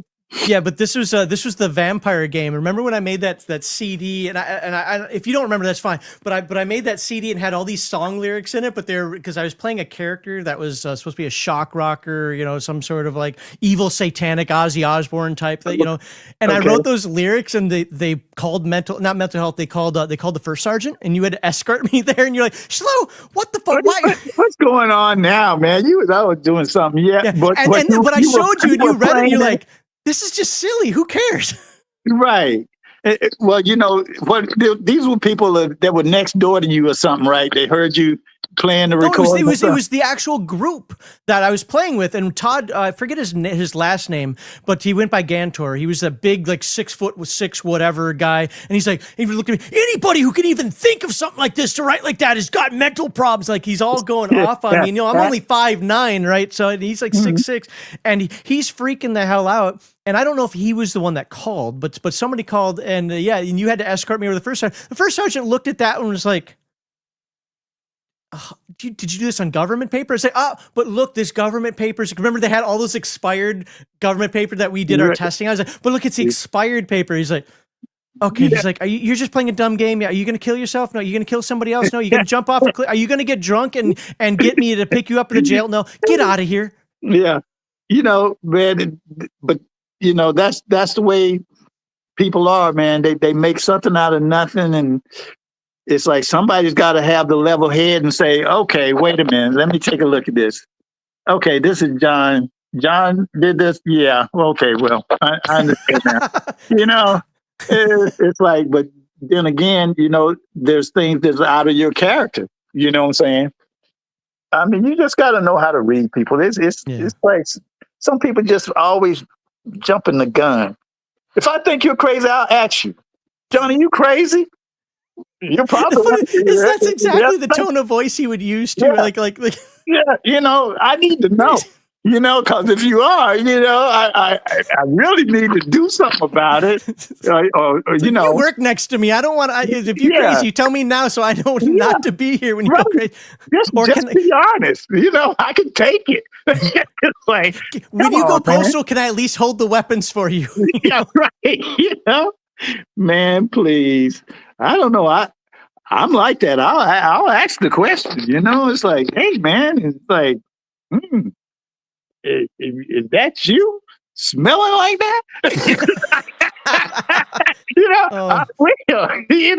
The funniest comment you said, and I know this is mean, but it's still the funniest comment you said that stuck with me. He's like, yeah, he was supposed to take his mid-tour leave, and he's not doing it because he said his wife told him, no, just it's okay to stay over there. And your comment was, well, yeah, of course she told him to stay over here. She finally got some fresh air. Yeah, Taylor. Yeah. I was like, dude. Yeah, she don't want him to come back. Come on. I understand it.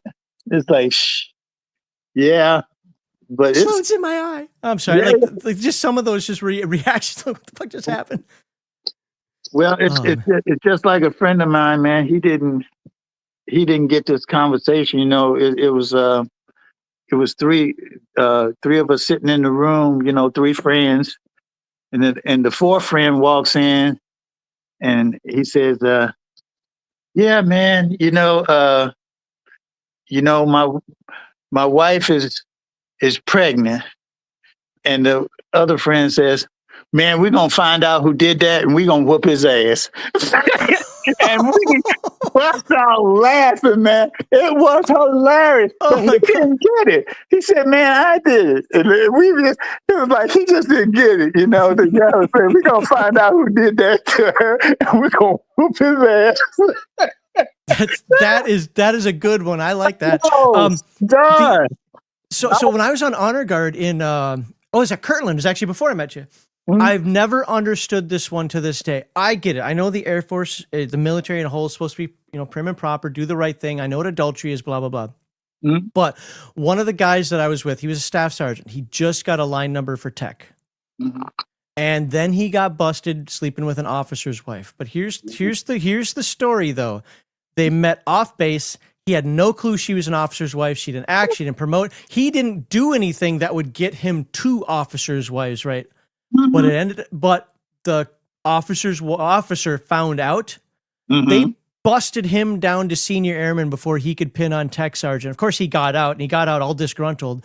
And I'm just like, now that's some BS, man. I could get it. If he was one of those, players, so to speak, where he's like, yeah, this officer's wife liked me. Okay, then you know what? You make your bed, you lie in it. But when you're just minding your own business, and this is downtown in the city, this isn't on base or anything like that, and she doesn't tell you, how the hell are you supposed to know? This is before Facebook and whatever else. Like this is just you meet somebody, right? Man, I could never believe that one. Well, you know how that happened, John?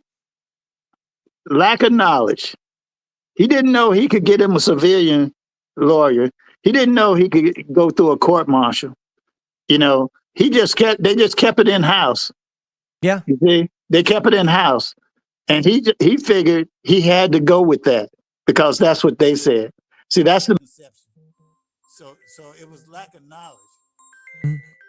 Well, you know me. Before I met you, I had a lot of experience with the Area Defense Councils. The Area Defense Council. She was hot too in Kirtland. We were I wouldn't say on a first name basis because she was an officer, but we were friendly with each other because she saw me so often there. God, I can't believe the nonsense I did. As my first duty station. What's this? How do I say that? Roy Rat Live over on Rumble. A lot of comments here. I am reading them, folks. By the way, I am reading them. Just having a good conversation here. So, yeah, as far as things like the privacy, we're just talking about somebody we know. I'm sure Sergeant Chambers wasn't in his medical records to know everything that was on there. No. These are just experiences that we had. This is also how we talk about stuff back then.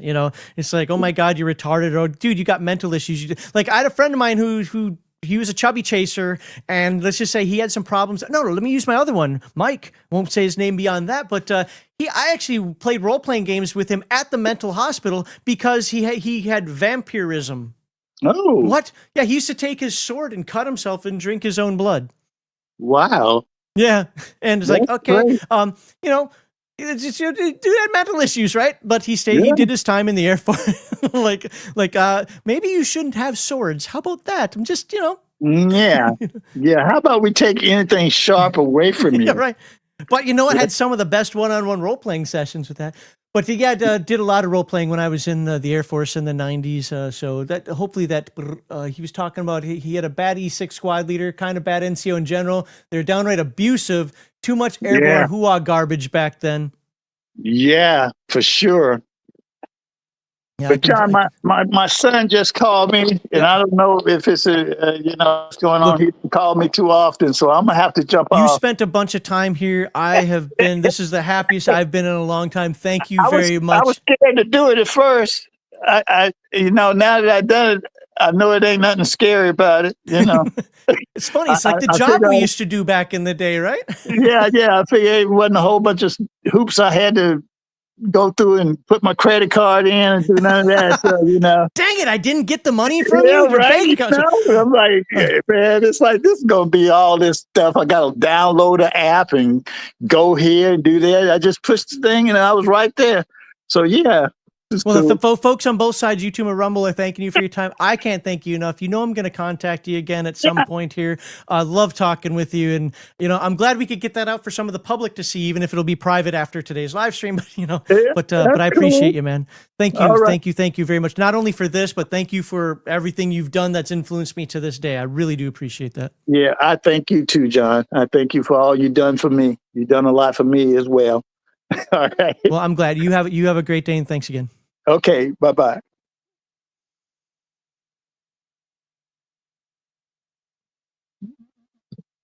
As soon as he figures out the hang up button. There we go. All right, folks. That was fun for me, and I'm going to be completely honest with you. I don't give a damn if that was fun for you or not. That was fun for me. I actually have not seen him in terms of like a picture like that probably since I was in the Air Force. We've talked on the phone. We've had emails back and forth, but that was honestly, I say this like that dude, probably more than he can know. And to be fair, as he was saying, probably more than I can understand with the influence on him. He saved my Air Force career, which in a way you could say kind of saved my life, because if I would have got kicked out of the Air Force, I don't know what I would have done. Like, yes, I got out on my own a few years later. I did 9 years in the Air Force. But I've now worked for DOD for 32, 33 years, whatever it is. So like, and I learned so much from him. That was absolutely fantastic. Now, some of the folks out there, I don't know if they're still watching. Bear, Victor, Brian, I don't care who you are. If you know how to get in, if you want to pop back in, come on back in. Was that guy who got married himself? Because then, yeah, you get him on adultery.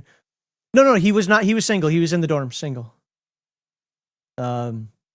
But yeah, it was just one of those things. And I remember that guy, and this is not James that said this. This is that other dude. He's like, man, they busted me for fucking. Just the way he said it, just like, what? Like, that always kind of stuck with me. But yeah, unfortunately, there are also some stories that James could have told that would have broken some YouTube TOS that were just as hilarious. But the fact that the dude, after all these years, and even through the thick and thin that we went through there, I can still laugh at the same old stupid jokes that nobody else could make me laugh at. Like that was good. Your viewers are getting attacked by a flying chicken more than the rest of the population. Yeah. Oh yeah. I got to check. I forgot I had a poll up there. Have you been attacked by flying chickens? 57% of the people said yes. Okay, there you go. We so did not believe him. We gave him so much crap over that. We did not believe him at all. And he's like, it's real. I don't want to talk too much about his personal stuff, but let's just say that, how do I want to do this? In one of his divorces, he's like, this is how they fuck you, Shlo. This is how they fuck you. Now, by the way, he does not curse now like he did then. He's, a lot of life changes and so forth, and I actually appreciate that. But back then, he said, out of his divorce, he got a blender. Lost everything else, but he got to keep a blender. What the hell? like, oh man. Yeah, but it was really good times, and I think it was because of his positive nature. It was because of the fact that he kept us laughing that allowed some of that just nonsense to roll off our backs a little bit. Because when I say that, I was sitting there and I was like, dude, you're being a kiss ass. Picture 20-year-old me. Let me see. Let me get my Facebook stuff up here again. And those pictures zoom by. I wasn't the one scrolling them. They scroll on their own. But I mean, I'll even let you see exactly which ones were me in Korea. That first one, that black and white one. Oh, there's somebody I was stationed with at Andrews. So there's my page. Pop this back up here. That first black and white one, that's me in Korea. Imagine me looking like that, yelling at him. That's Discord, that's StreamYard. Where the hell is... There it is right there. Boom. Can I click on that one, get it on the screen? Oops, that's clicking the wrong spot. There we go. Oh, it's... Why? I don't know. I guess it picks like a random picture in here. By the way, this was us in Korea. That was Major Quinn that we were talking about. That's me re-enlisting back in 1994, 95. There's Sergeant Don Diano that I was talking about. There's Sergeant Chambers and that's Mr. Sock. That's young Mr. Sock. There for my... Where's that black and white picture? Because that one was for sure me in Korea. Nope. There we go. That right there. Imagine me telling him, you're just a kiss ass. Like, that's all you did. You didn't have the balls to tell him no. You know? What? Oh no, look, I don't have language barriers, Roy Rat live chat. I'm just gonna call you Roy. I don't have, I mean, just don't break TOS. That's all I care about. Other than that, I curse like a sailor. I just try to have respect when, and I would like more people to, kind of watch what's going on here, right? And maybe donate. By the way, I did see a donation come in for the Wounded Warrior Project. Let me scroll back to that. Joe Center donated $20 to the Wounded Warrior Project. I do want to remind folks that every donation is appreciated. Please do not take this the wrong way. Literally every donation is appreciated. However you want to do it, that's absolutely amazing. But with that said, if you can use that QR code right there or the link in the description, that actually goes to the Tiltify page. If we don't make our goal, I get like a little black mark, that I have to like donate all my money, which I don't have because I'm a furloughed government employee right now, to submit that. But yeah, so I prefer that method, but I'm not going to obviously say no to the YouTube super chat kind of thing that's going on as well. The Wounded Warrior Project can take the money however they can get it. It's very helpful for folks. It's just, like I said, if you use the QR code or the Tiltify link, that is more beneficial for me for purposes of like, oh my God, please don't think I'm a poo-poo face that can't meet his goals. So, I'm guessing most of the folks out there either are doing other things. Some people are probably still coming home from work or whatever. In about 40 minutes, Heath and Dog's going to be starting his. So here's how it's going to work. I don't know if Heath and Dog's going to pop in here and chat with me for a little bit first, but he's going to start setting up for his stream. This stream, at least on YouTube, I'm sorry it's not going to do it on Rumble, but at least on YouTube, is going to automatically forward you to his stream. All you have to do is hang out when I hit end stream, and it's going to forward you to his, and you're going to see a one shot of him running a Delta Green. And then I'm going to take a bit of a break because I've been doing this for almost 10 hours, eat some food, maybe take a nap, but I doubt it. I actually still have a lot of energy, and just take care of a couple things, and then I will be back to close this out to see if we can get to our goal. So... if there's anything you guys want to talk about in chat, go ahead, unless somebody else wants to pop. By the way, if you've got access, for the folks who have access to the Friday after show, I put the link out there. If you know me, and I know you, if you want the link, go ahead. I still want to have some good conversations here that are going on. But yeah. And remember, the Wounded Warrior Project does help people in terms of mental illness, which is a big deal in the military now, because for so many years we kind of laughed at, like we were talking about when we were in the military. It's one of the things that's hurting me right now is when I was in the military. If you wasn't for marriage counseling, if you did anything mental health that was bad for your career, you may as well. And for some of it, you may as well just walk out the door, right? And nobody cared. So Well, in some aspects, I think they may have gone a little bit too far the other way. The pendulum swing. I think that is still more beneficial than just laughing at folks about it. But mental health, especially for folks that saw war, combat related PTSD, you don't know how that affects people. If I were to tell some of the stories that I've had, that I saw that aren't even war related, I've had people go, "Oh my God, you did that!" Like, for example, I mentioned earlier, at least I think I did. I got to be a photographer to go see a body that was hacked up. I sat through a sex crimes conference that was so disturbing that my coworker refused to have anything to do with it at that point, and she was higher ranking than me. And so I got to see some things on there that how can I say this without breaking TOS? I saw two guys going at it. One guy finds out that camera's on, gets all angry and says, "Turn that camera off," walks off the screen, goes into the kitchen. The guy pretends to turn the camera off, goes back down. They start going at it. The other dude who comes out of the kitchen has a knife in his butthole and then just starts stabbing the guy. What just happened? Yeah. Even describing that for some of you can be like, really, did you have to do that? But I'm just saying, like, that you don't know what people have seen or gone through. I saw a dude do something wrong to a chicken. Use your imagination on that.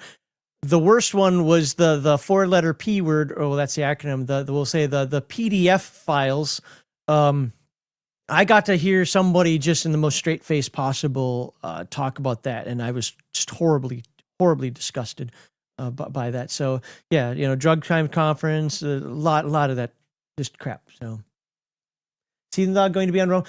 He should be. Yeah, it should stream to both Rumble and here. If not, I'll make sure it does. I'll make sure it goes to Rumble as well. So if he starts a little late, what he won't do is read chat. He doesn't normally read chat anyway when he's running his game. I'm going to talk to him about that beforehand, but I don't know if he probably will not read the Rumble chat. So I apologize for that. When I come back, I can catch up on it though. Hopefully.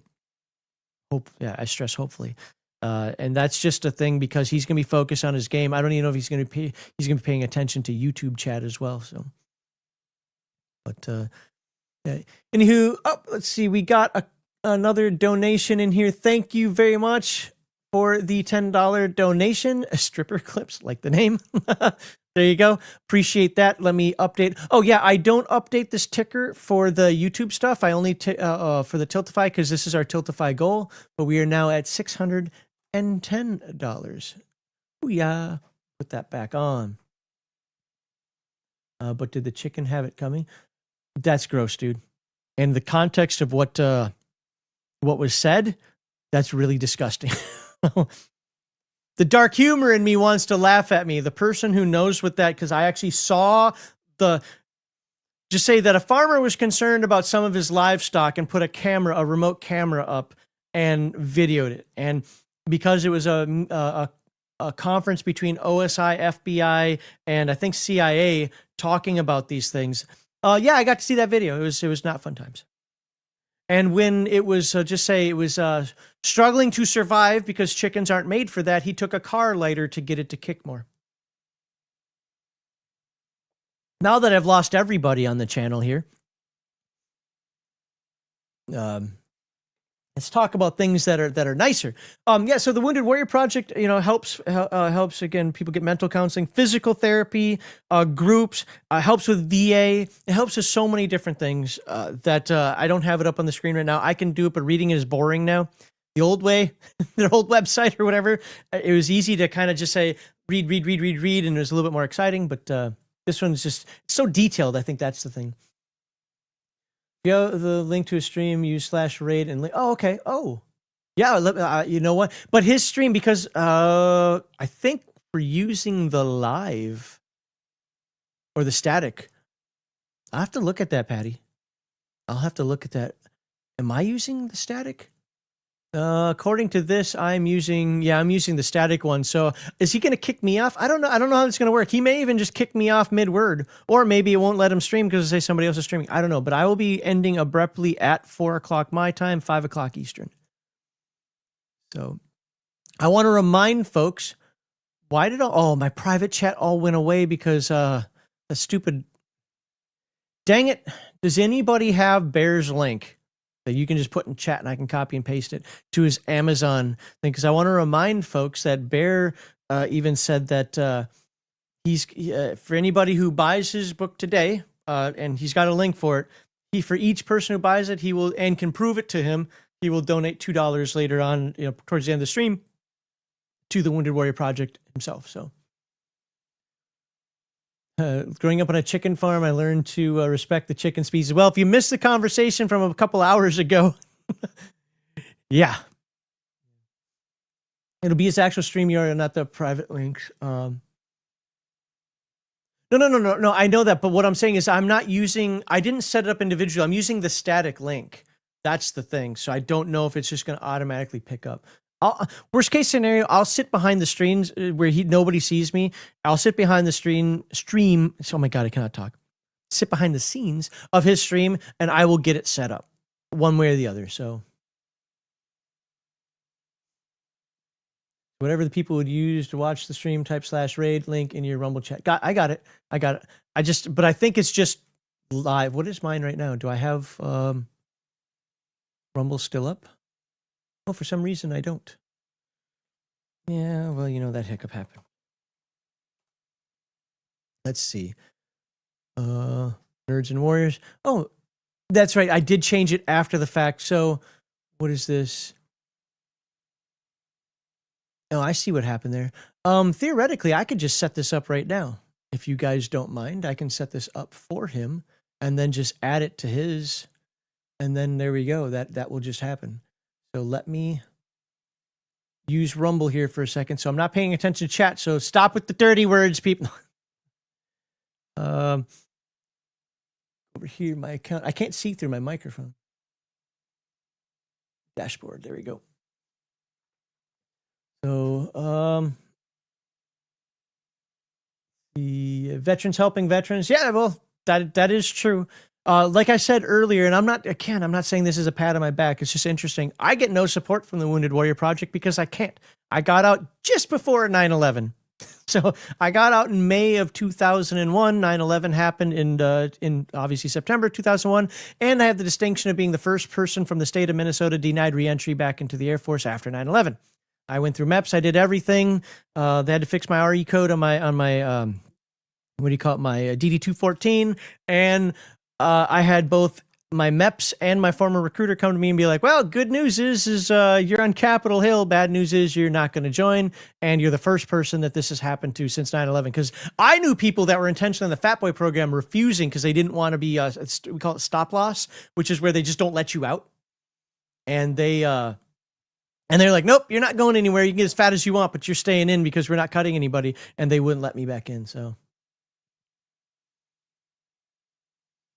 get that pre 9/11 benefits gap thing. I didn't get anything like that. But did you? So my question: did you retire though, or did you just get out? Because I got nothing. I looked into everything I could, and there were some things I could do, but it was even too late for my GI Bill at that point because I was on the Montgomery version and they wouldn't convert it over. Blah blah blah. So, bot or dirty words? Yeah, kind of.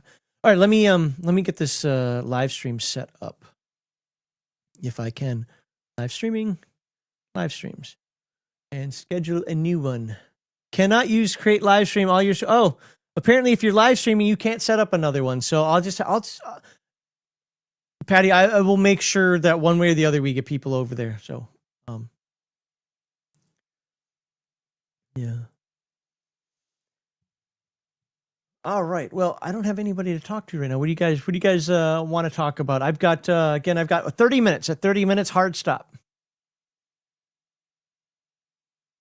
Hopefully Heathen Dog's getting ready for his game. I did hope that he stopped in here, but he might be still prepping his stuff. I don't know who he's talking to behind the scenes to get his stuff ready to go. So, happy Veterans Day from a squid. Hey, you know what? We need swimmers too. There you go. Got an honorable, went to work for Department of Army Police Alaska. Oh, wow. Okay. How many moose did you have to attack? One of my friends from Korea, we haven't talked since. I did try to reach out to him a couple times, but I just don't know if it was him. He taught me a lot about Alaska that I don't think I wanted to know, like nuggets. I never, ever wanted to know about nuggets, and I will never, ever be able to remove what nuggets are from my brain. And that's scary. Oh, wow. Look at that. Talking about Heathen Dog, he just raised it up. He raised the bar for everybody. And if he didn't want to be named, he should have done it anonymously. So let me go into the banner here, and he's just trying to make it easier on him so he can make the goal and say, ha ha ha, I made the goal. And you didn't. Let me go in here and edit this. Look at that. We are now up to $710. Remember, I cannot tell you how he's going to do it because I don't want to speak for him and find out that this is wrong, but he has agreed that Super Chats, Rumble Rants, yeah, he's not going to be, I got to get him to see Rumble Rants. Oh, you just get your streamer. So Heathen Dog, just so you know, can you do me a favor or somehow I've got to get you to be able to read the Rumble chat as well, somehow, some way. Because unfortunately, StreamYard, even if you use the direct link now, that's why I went back to using the direct link for a little bit and making the streams individual, won't read Rumble, and it's weird. I don't know how to get it to see because you used to be able, you wouldn't see the Rumble rants, but you at least see the Rumble regular chat, and you can't even see that anymore. But if somebody Rumble rants you, I'd like to have them have the same, possibility if possible to influence the game. But he did say he will let the donations. Oh, you know what? We don't want Rumble rants. We want the donations to the what do you call it? So Heathen Dog, I don't know how to do this because I don't know if you have access. Oh, you can see the donations from the front page, can't you? Yeah, right here. So you just keep that front page open where you did your donation, and it shows how much is raised so far, and you can kind of stay on top of it there. So Rumble's pop-out. Yes. No, I do the Rumble pop-out chat window. The thing is he doesn't have 17 monitors like I do. So that's the problem. So I can work with him on that. But, the favorite edition of Dungeons and Dragons, second by far. I like all TSR versions. I want to be very clear about that. I don't know enough about Chainmail or White Box to say, so the 0E, I don't know enough about it, so I won't talk to that. But I don't care if it's BX, Holmes, I don't care if it's Beck Me, although that Beck Me is my favorite. Rule Cyclopedia, first edition, second edition, but second edition is my favorite. So, moose are just borderline stupid because they're lack of natural predators. Wolves are about it, and they usually, yeah, we have wolves in Minnesota again finally, so yeah, that's good. So, yeah, so this is what I'd say for the Heathen Dog portion. So the Delta Green portion is don't count on responses necessarily from the Rumble side. It's just that's more of a me thing than a him thing. And right now with his lack of monitors and he's got to focus on the game and whatnot, just yeah, he should see YouTube chat though, because YouTube chat is the only way to know that we got a donation. And Heathen Dog, if you're still listening, it does not show up in StreamYard. I think you might remember this because you've seen the chat for it. Only shows up in the YouTube chat. So somehow, some way, have a little access to that so you can at least see when people super chat or do that access. With that said, please use the QR code and please use the link, the Tiltify link in the description. That is by far the best way to get us to our goal. Everything else is just on top of that, we'll call it so. But he had a moose that would come right up to his porch, eat, hand out waffles. That's cool.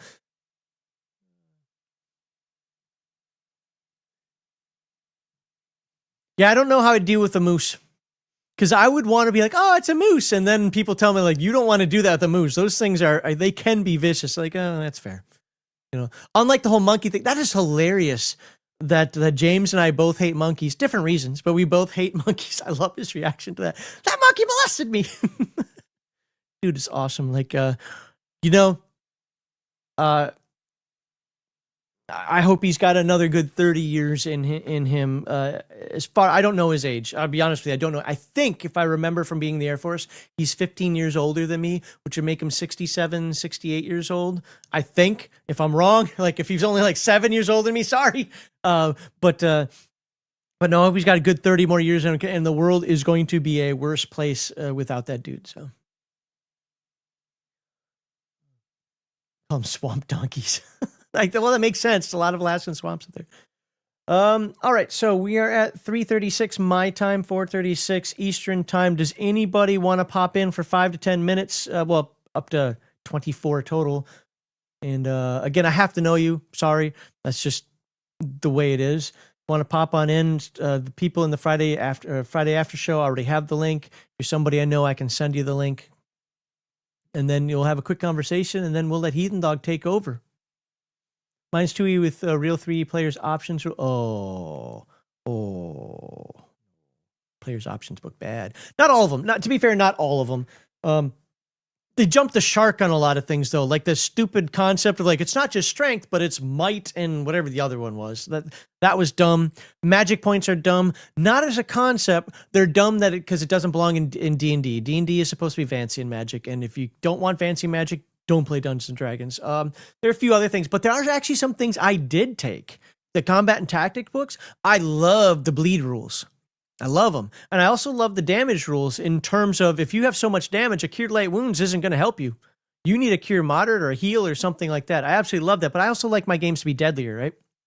So, yeah. All right. Hey, Roy, thank you for stopping by. Pleasure having you there. And yes, go say hello to all the veterans. Let them know that that Legion Myth is thinking about them as well. And, hope to see you again. We stream on Sundays right now and soon to be Sundays and Fridays. So thank you for being here. Really do appreciate that. So, yeah. Yeah, there's one of the books I don't have. I think there are 4. Maybe there are 5. I have 3 of those black books. I kind of have them behind that flag that's we'll just say it's sitting up there. I don't want to move it because it might fall. Hell-no moose are not to be trusted, right? There's brain parasite that they get that makes them extra belligerent. Well, I mean, they could just be rutting too, you know? Like the biggest, meanest drunk at the bar. There you go. Well, I appreciate all you guys hanging out with me. I'm sorry, at this point, I'm a little boring. It's hard to come up with a topic to think about that's only going to be 20 minutes that I can't ramble on. Also, we did talk, if you missed it earlier, Sean Robertson was on here from Palladium Books. Bear and Victor were in here. Brian, Gaming with ADHD, was in here. If you guys have not had the opportunity to check out Gaming with ADHD's YouTube channel and our Mech Warrior First Edition antics, I think those are fun. I really, really, really wish I had Bear's link right now so that I could help promote his Valorous book. I think it was Valorous. I don't think it was Heroic. I think it was Valorous, where he said that anybody who buys his book and proves it to him effectively, then send him like a Discord message or a DM, or I don't know how he wants to. Just can prove to him that they got the book. He's going to donate to the Wounded Warrior Project as well. But when my browser acted stupid and I closed it out accidentally, well, you know what? I lost it. So, do I want to talk Kung Fu stuff again? I mean, I'm not a Kung Fu expert, and I don't want anybody thinking that all of a sudden, like, well, I could take Max. Yeah, you're probably right. Like, I'm 52. I took Kung Fu when I was in my 1928, when I was a youngster. I took Northern Shaolin, which was a combination. It was mostly kicks with a bunch of China. The fun part for me right now is that I'm dusting. My wife brought him in here earlier, but I pulled out my Sai for the first time in like 30 some years, and I'm like, you know what? I should relearn how to use these things.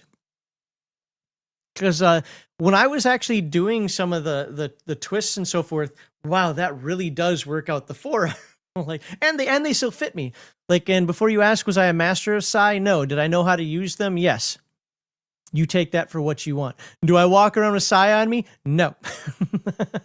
And yes, I will be completely honest. Why was Sai my favorite weapon? Because I loved Raphael as the Ninja Turtle. Not gonna lie, that is why I picked the weapon. Nowadays, now that I actually know how to use them and know that almost every way that Raphael uses them in the comics and in the cartoon and so forth is not right at all, it is still the reason why I picked it up. Talk about my favorite desk gun. Well, that's easy, Patty Potter. My favorite desk gun is a 45 ACP. So I don't care. I show it off on YouTube all the time. What I don't do is I don't show you how to chamber a round or put in a magazine, because apparently that's the no-no stuff. The MechWarrior streams with ADHD are fun. I'm enjoying them. Good. Yeah, Heathen Dog and I couldn't have a show like that because it would turn our live stream into like 6 hours. because all the side conversations that we're having. Oh, thank you, Law Dog. Let me open that up. Booyah. Okay, for you folks out there, that's awesome, Law Dog. I appreciate that. Bear, the Gen X GM, says that anybody who buys his book that I'm putting into the chat right now, and I will give you his. I'll give you his email, his Zenith email. I do have that in the private chat. If you prove to him, I guess to this email link that you bought the game, show a receipt or something. I don't know how that's done. This over here, he will add $2 more to the giveaway. And if you're like, this is just $2, hey, $2 is awesome. And understand that Bear, like many of us, is not made of money. I'm a furloughed federal government employee. I'm not getting paid. I've already tapped into my investments in order to, yeah, you got 41 days off of work. And while we're probably going to get back pay, I'm not getting paid right now. And here's a little secret for you on back pay. When you get back pay, they tax the crap out of it because they treat it like bonus. So I'm still not getting paid what I would have. No, and unfortunately, the bills don't go away just because the government decides not to, do its job. So I am not going to complain about $2. I want my $2. No. By the way, and after Heathen Dog is done streaming his Delta Green game, I will be taking over for him on that same link. So just stay there, and we will finish up the show going until midnight my time, 1 a.m. Eastern, and hopefully we get all the donations by then. So that would be awesome. What else is going on here? 38 Snubby. I have the 45 here, and then I have a 9mm elsewhere and another 9mm elsewhere. So what I found is, even though I stacked up my 9mm with the light and with the red dot and all that other stuff, I carry my 45 way more than I do my what do you call it? My 9mm. ACP is automatic. Is that what it means? Automatic Colt pistol? I didn't know that. Okay. Mine's a Springfield, but yeah. I mean, let's be fair, a lot of people make 1911s, right? So, all right, anything else in chat that I missed that people want to talk about? Let's push this let's get it. We got 16 minutes before I have to release this to Heathen Dog. I might even release it a minute early just to make sure that he's got the time to do that. I think he's listening to this, so he'll know when I log out. At least I think he is. I don't know if he for sure is. He was commenting earlier, but I know he's got a lot of back and scene. Let's have 16 more minutes worth of conversation here. What do you guys want to talk about? Because I've already dropped to 24 people, and we were over 30 a bit ago, so that means people are getting bored.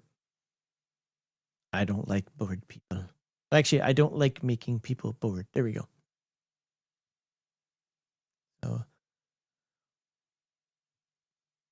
other than that, I can't. We could talk more gaming stuff, but that could go on for a while. Nope, can't even say that. Let's see here. What were we talking about? When we were talking about, is there anything we could add on to the gaming server? Now that they're not here, I can say, well, my gaming way is right. Oh, you know what I will talk about? I will talk about Game Master Insight. So, guys, if you know about Game Master Insight, it is coming back in January. I'm going to start focusing on that after this live stream's done. Maybe not tomorrow necessarily, but it'll be my next push for Things of Legion of Myth to bring back Game Master Insight, get that all tooled back up and ready to go. It's got a kind of a new-ish concept, same panel idea, but newish concept, and like how I'm going to handle it so that it's not 4 hours long anymore. It's a little bit more on point, but we still have 3 panelists that get their points out there. That's the plan. That's the easy way. But yeah, I'm looking forward to bringing that back. Having some great conversations with people to talk about tabletop RPGs. Would love to know what topics you guys want to talk about. It's got to be something that we can do in 3 segments. So make it a generic topic, like, theater of the mind versus miniatures. And then what I'd like to have is somebody who's pure theater of the mind, somebody's pure miniatures, and somebody's like, I do a little both. I technically I lean towards theater of the mind, but I'm technically a little bit of both. I just don't like battle maps. I like abstract maps. Umbra Operator says, how about why Palladium would dominate the world with better layout and editing? Well, man, I cannot wait till you see TMNT and Other Strangeness Redux Edition. You're either going to love it or hate it. I don't know. But we'll leave it there. Waiting, hopefully books get into people's hands soon.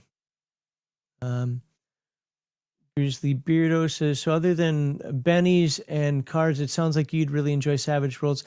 I've ever played? No, I have not played it. I do have Savage Worlds. I have Suede Adventure Edition. I thought about covering it, but I think Heathen Dog does have like a flu-like aversion to it, so might not want me to. I don't have any real issues with Savage Worlds. The problem with me is I have also no desire for it though either, if that makes sense. So would I play in a Savage Worlds game? Sure. What I have found for me in Savage Worlds is I like their own unique settings more than I like the settings that they've taken over. Like, I'm not going to play Battlelord Savage Edition. I'm not going to play Rift Savage Edition. I'm not going to play Earthdawn Savage Editions. No. But the ones that are tied solely to them, like, I forget the name of their games that they've got. I should know because I was just on the site a few days ago. But those I have much more interest in checking out. So. You ran Suede Rifts on Foundry. Hot mess. The actors aren't set up properly. Okay. I don't use VTT, so that's not a big deal. But if I were to use a VTT, it would be Foundry. That is my favorite one. But that's good to note. Squirrel Hermit, I use both. More miniatures for tactical rules, less for theater. Yeah, you know what? That's not a bad way to do it. But see, I just don't generally like games that require battle maps as much. It's just not my thing. If I want to play battle map game, I'll play Warhammer or BattleTech or oh my god. Heavy Gear. There we go. Something like that. Something like I just play a tactical war game. That's my taste. Okay, if I'm playing a role playing game, I want it to be more theater of the mind. I want it to be more, as I like to say, acting without a script. But that's the thing. A lot of you guys spent a lot of money on miniatures. I've played BattleTech, since it was Battle Droids. I have 12 BattleTech miniatures, and you can thank Brian Gaming with ADHD for 50% of them because he sent them to me a few months ago. Other than that, I had 8, and I had them all since high school. I am 52 years old. I've had all of them since high school because I just proxy the crap out of stuff. Or, what do I have on my desk that I could use? Well, that die is too dark. But we'd take things like dice and just say, the 12 is forward, things like that. Maybe it's that whole growing up poor thing, but I've never felt the need to have to have the miniature on there. It has to be painted. It has to look, whatever. Just get your mech out there. And as long as I know what it is, like, okay, that's a Battle Master. So the piece of lint that you have in that is the Battle Master. Good. We're good to go.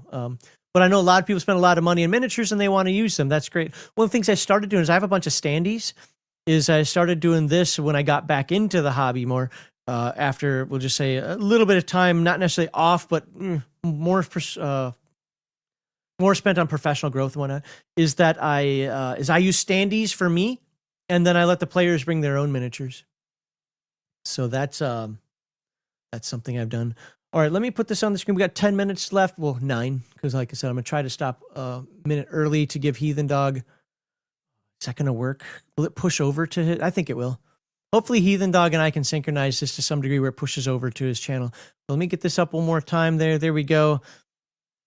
Appreciate every single donation, whether on the YouTube side or on the Tiltify side, which is that, and in the link in the description. Thank you. You guys are awesome. Now, if only I could get this much money in super chats every Sunday. Played Manowar, used Mouse Skull as proxy for Black Ark of Nagaroth. Okay. I don't know Manowar. I don't know it at all. Only 10 minutes of freedom for yes, Nora, you only have 10 minutes left for freedom. What's the conspiracy with Delta Green High? Hey, you'll have to find that out when he runs the game. Deadlands is great. I've always wanted to play Savage World. Flash Gordon, that's one of them that that just, I don't know. I'm not really interested in the genre, but I think that would be a good I think that Savage Worlds is a decent system. It's just not tailored towards me specifically. I probably because I know too many other systems and I already have some favorites, but I will not poo-poo Savage Worlds. I will not do it. I think it is an overall good system. And maybe at some point we will cover it. I don't know. He doesn't do YouTube videos like that anymore. And I don't know if he changed his channel name to Phoenix Rising, but it used to be called, I think just GM Dave. I would have to find it again, but he had some really great intros. If you go to my Discord and just find the user Phoenix Rising, it's him. He had some really great introductory videos that I was sending out to people for a long time on Savage Worlds. I thought he did a great job. Yeah, I mean, there's so many other things. Obviously, and we can cover topics more than once as well. Like, we'll go back to vetting players. We'll go back to disruptive players. We'll go back to how to run horror games. There's so many things that we can cover. I would rather not double up too much, but yeah, that's another thing for folks. Like, I've had some people like, oh man, I missed that show. I'd love to have been on that panel. Well, great. Find me 2 other people and we'll run it again. Or at some point in the future, I'll get 2 other people on there and we'll just do it again. I have no problem running the same topic more than once. There's a lot of debate shows out there, flat earth debate shows. And you know what? They have flat earth debates more than once, so, we can have those conversations. Like I was saying earlier today, though, the one thing I won't put up with is I'm not going to try to pay attention to who likes whom. I'm going to put it out there. This is why I'm not reaching out to, I'm going to reach out to some folks and say, hey, would love it if you could come on a show at some point. But I'm not going to reach out to folks and be like, is the 25th good for you? Or what would you like? No, here's the Discord. If you're interested, either sign up for one or come up with an idea and I'll help make it happen, whatever. But I'm not going to sit there and be like, oh, I'm sorry, I can't host that for you because such and such is on that day. That's going to be something you guys all have to figure out. I'm just not going to do it. So, and I'm not going to deal with like, hey, I think this would be a great topic for you. Well, is Max on the show? Well, yeah, I have to be on the show. It's my show. Well, I'm not going to be there. So. But, all right, what time are we at here? We got 6 minutes left. We can do this. Oh, and we got another donation in on the Tiltify side from somebody who's been lurking in the shadows for a long, long time, who actually enjoyed talking to you. Dude, when I was doing video game streaming, this dude was so much fun giving me shit. But thank you, Baldahar, for the $50 over there. Let me update the ticker. That is awesome. And I'm glad you're on. I hope you hang around for Heathen Dog's game when the channel automatically raids you forward. And I will do my best to get it to happen on the Rumble side as well. I make no promises. But look, Rumble folks, just hear me out. Hear me out. I like Rumble. It definitely has a better web interface than YouTube does in terms of the recording. But you have to understand the vast majority of my audience is on YouTube, and I have to play to that. I would love to switch over and I'd love to have just one platform. I really would. Rumble has some work to do, and I will support it as best I can. But our people are on YouTube. Just like now we all know that Gilded is shutting down, right? But I thought Gilded was much better than Discord, but I, for the life of me, could not get people to go over there.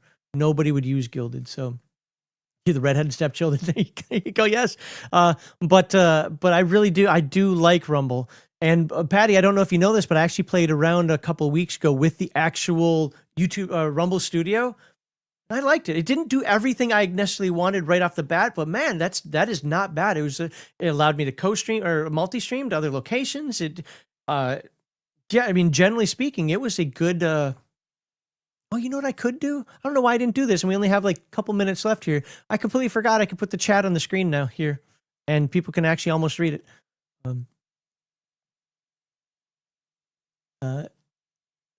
Yeah, I do like Rumble. It's just, again, the audience is on YouTube, and I haven't been kicked off of it yet.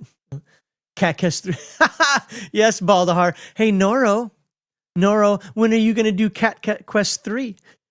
And it will work on your Linux box. Hey, Cody, good to see you. We were talking about you earlier. Codex Albana stuff. And Cody, I'm going to be ending my stream here in just like a couple of minutes. But when I come back on around, I think you're Central Time like me, around 9 p.m. Central-ish, if you want to pop back in and hang out with us, if that's not too late for you, I understand tomorrow's a work day for most people. By all means, come on in. It'd be fun to talk to you again. But F cat, yeah, my wife has an aversion to cats right now, so. But let's see, old. No, but you're an old Asian lady, so nobody can tell that you're old. So, all right, how are we doing here on time? All right, I got a couple minutes left.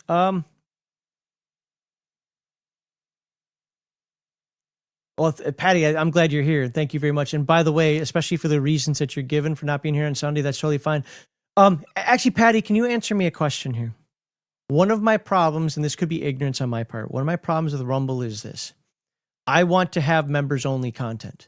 What I mean is I have like our Sunday streams, only the video stuff, only our game content goes public. All the behind the scenes stuff, sometimes it's only 5 minutes, other times it's damn near an hour that we talk about stays members only, because I just clip out the actual game segments. I want to be able to do something like that on Rumble, but I don't understand how Rumble Premium works.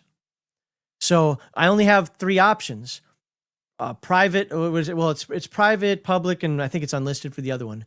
How do I do some, because I have members. I actually have members on Rumble, and I have to manually add them to the giveaway every week. But how do I make like a members only content for people on Rumble? If I can learn that secret, then absolutely there will be a lot more content for Rumble. So, and if you can't answer now, that's fine. If there isn't enough time, because I'm going to be hanging this up because I don't want to be late for Heathen Dog here, that's perfectly fine. Shoot me a message, talk to me some other time in the future. If you've got to go now and don't want to even answer, that's again, totally fine. Folks who are watching on YouTube, again, just stand by. It's automatically going to raid you over. I'm going to do my best to raid it over. It might take a moment on Rumble. Probably faster just for you to refresh the page and see the new stream, but I'll do the best I can on that one. But I'll probably jump into Heathen Dog stream, but just stay behind the scenes so that I can do some of the StreamYard work for him. I know through the stream you can hit member during the stream. Okay. Yeah, I wonder. Yeah. So that's what I'm talking about, Umber Operator. That's exactly what I'm talking about. I know it's tied to my Locals account, but I never use that, and I think Locals is garbage. So. And you're right. I know Tim Pool does it as well, and I'm not a big Tim Pool fan, but that's where I saw it. So I know it can be done. I just need to figure out how. Maybe I have to have more subscribers or something. I don't know. All right. Well, we're at 3:59 my time, and I don't. So Heathen Dog, if you're listening, I'm about to end this right now. So everybody, thank you for your donations. I will be back. It will be on the same one that Heathen Dog is doing. But thank you all for being here. I have no Minnesota goodbye because I have to end this, so I'm going to end the stream now. But please jump on over to Heathen Dog, and I will see you guys again in about 5 hours. Thank you, thank you, thank you.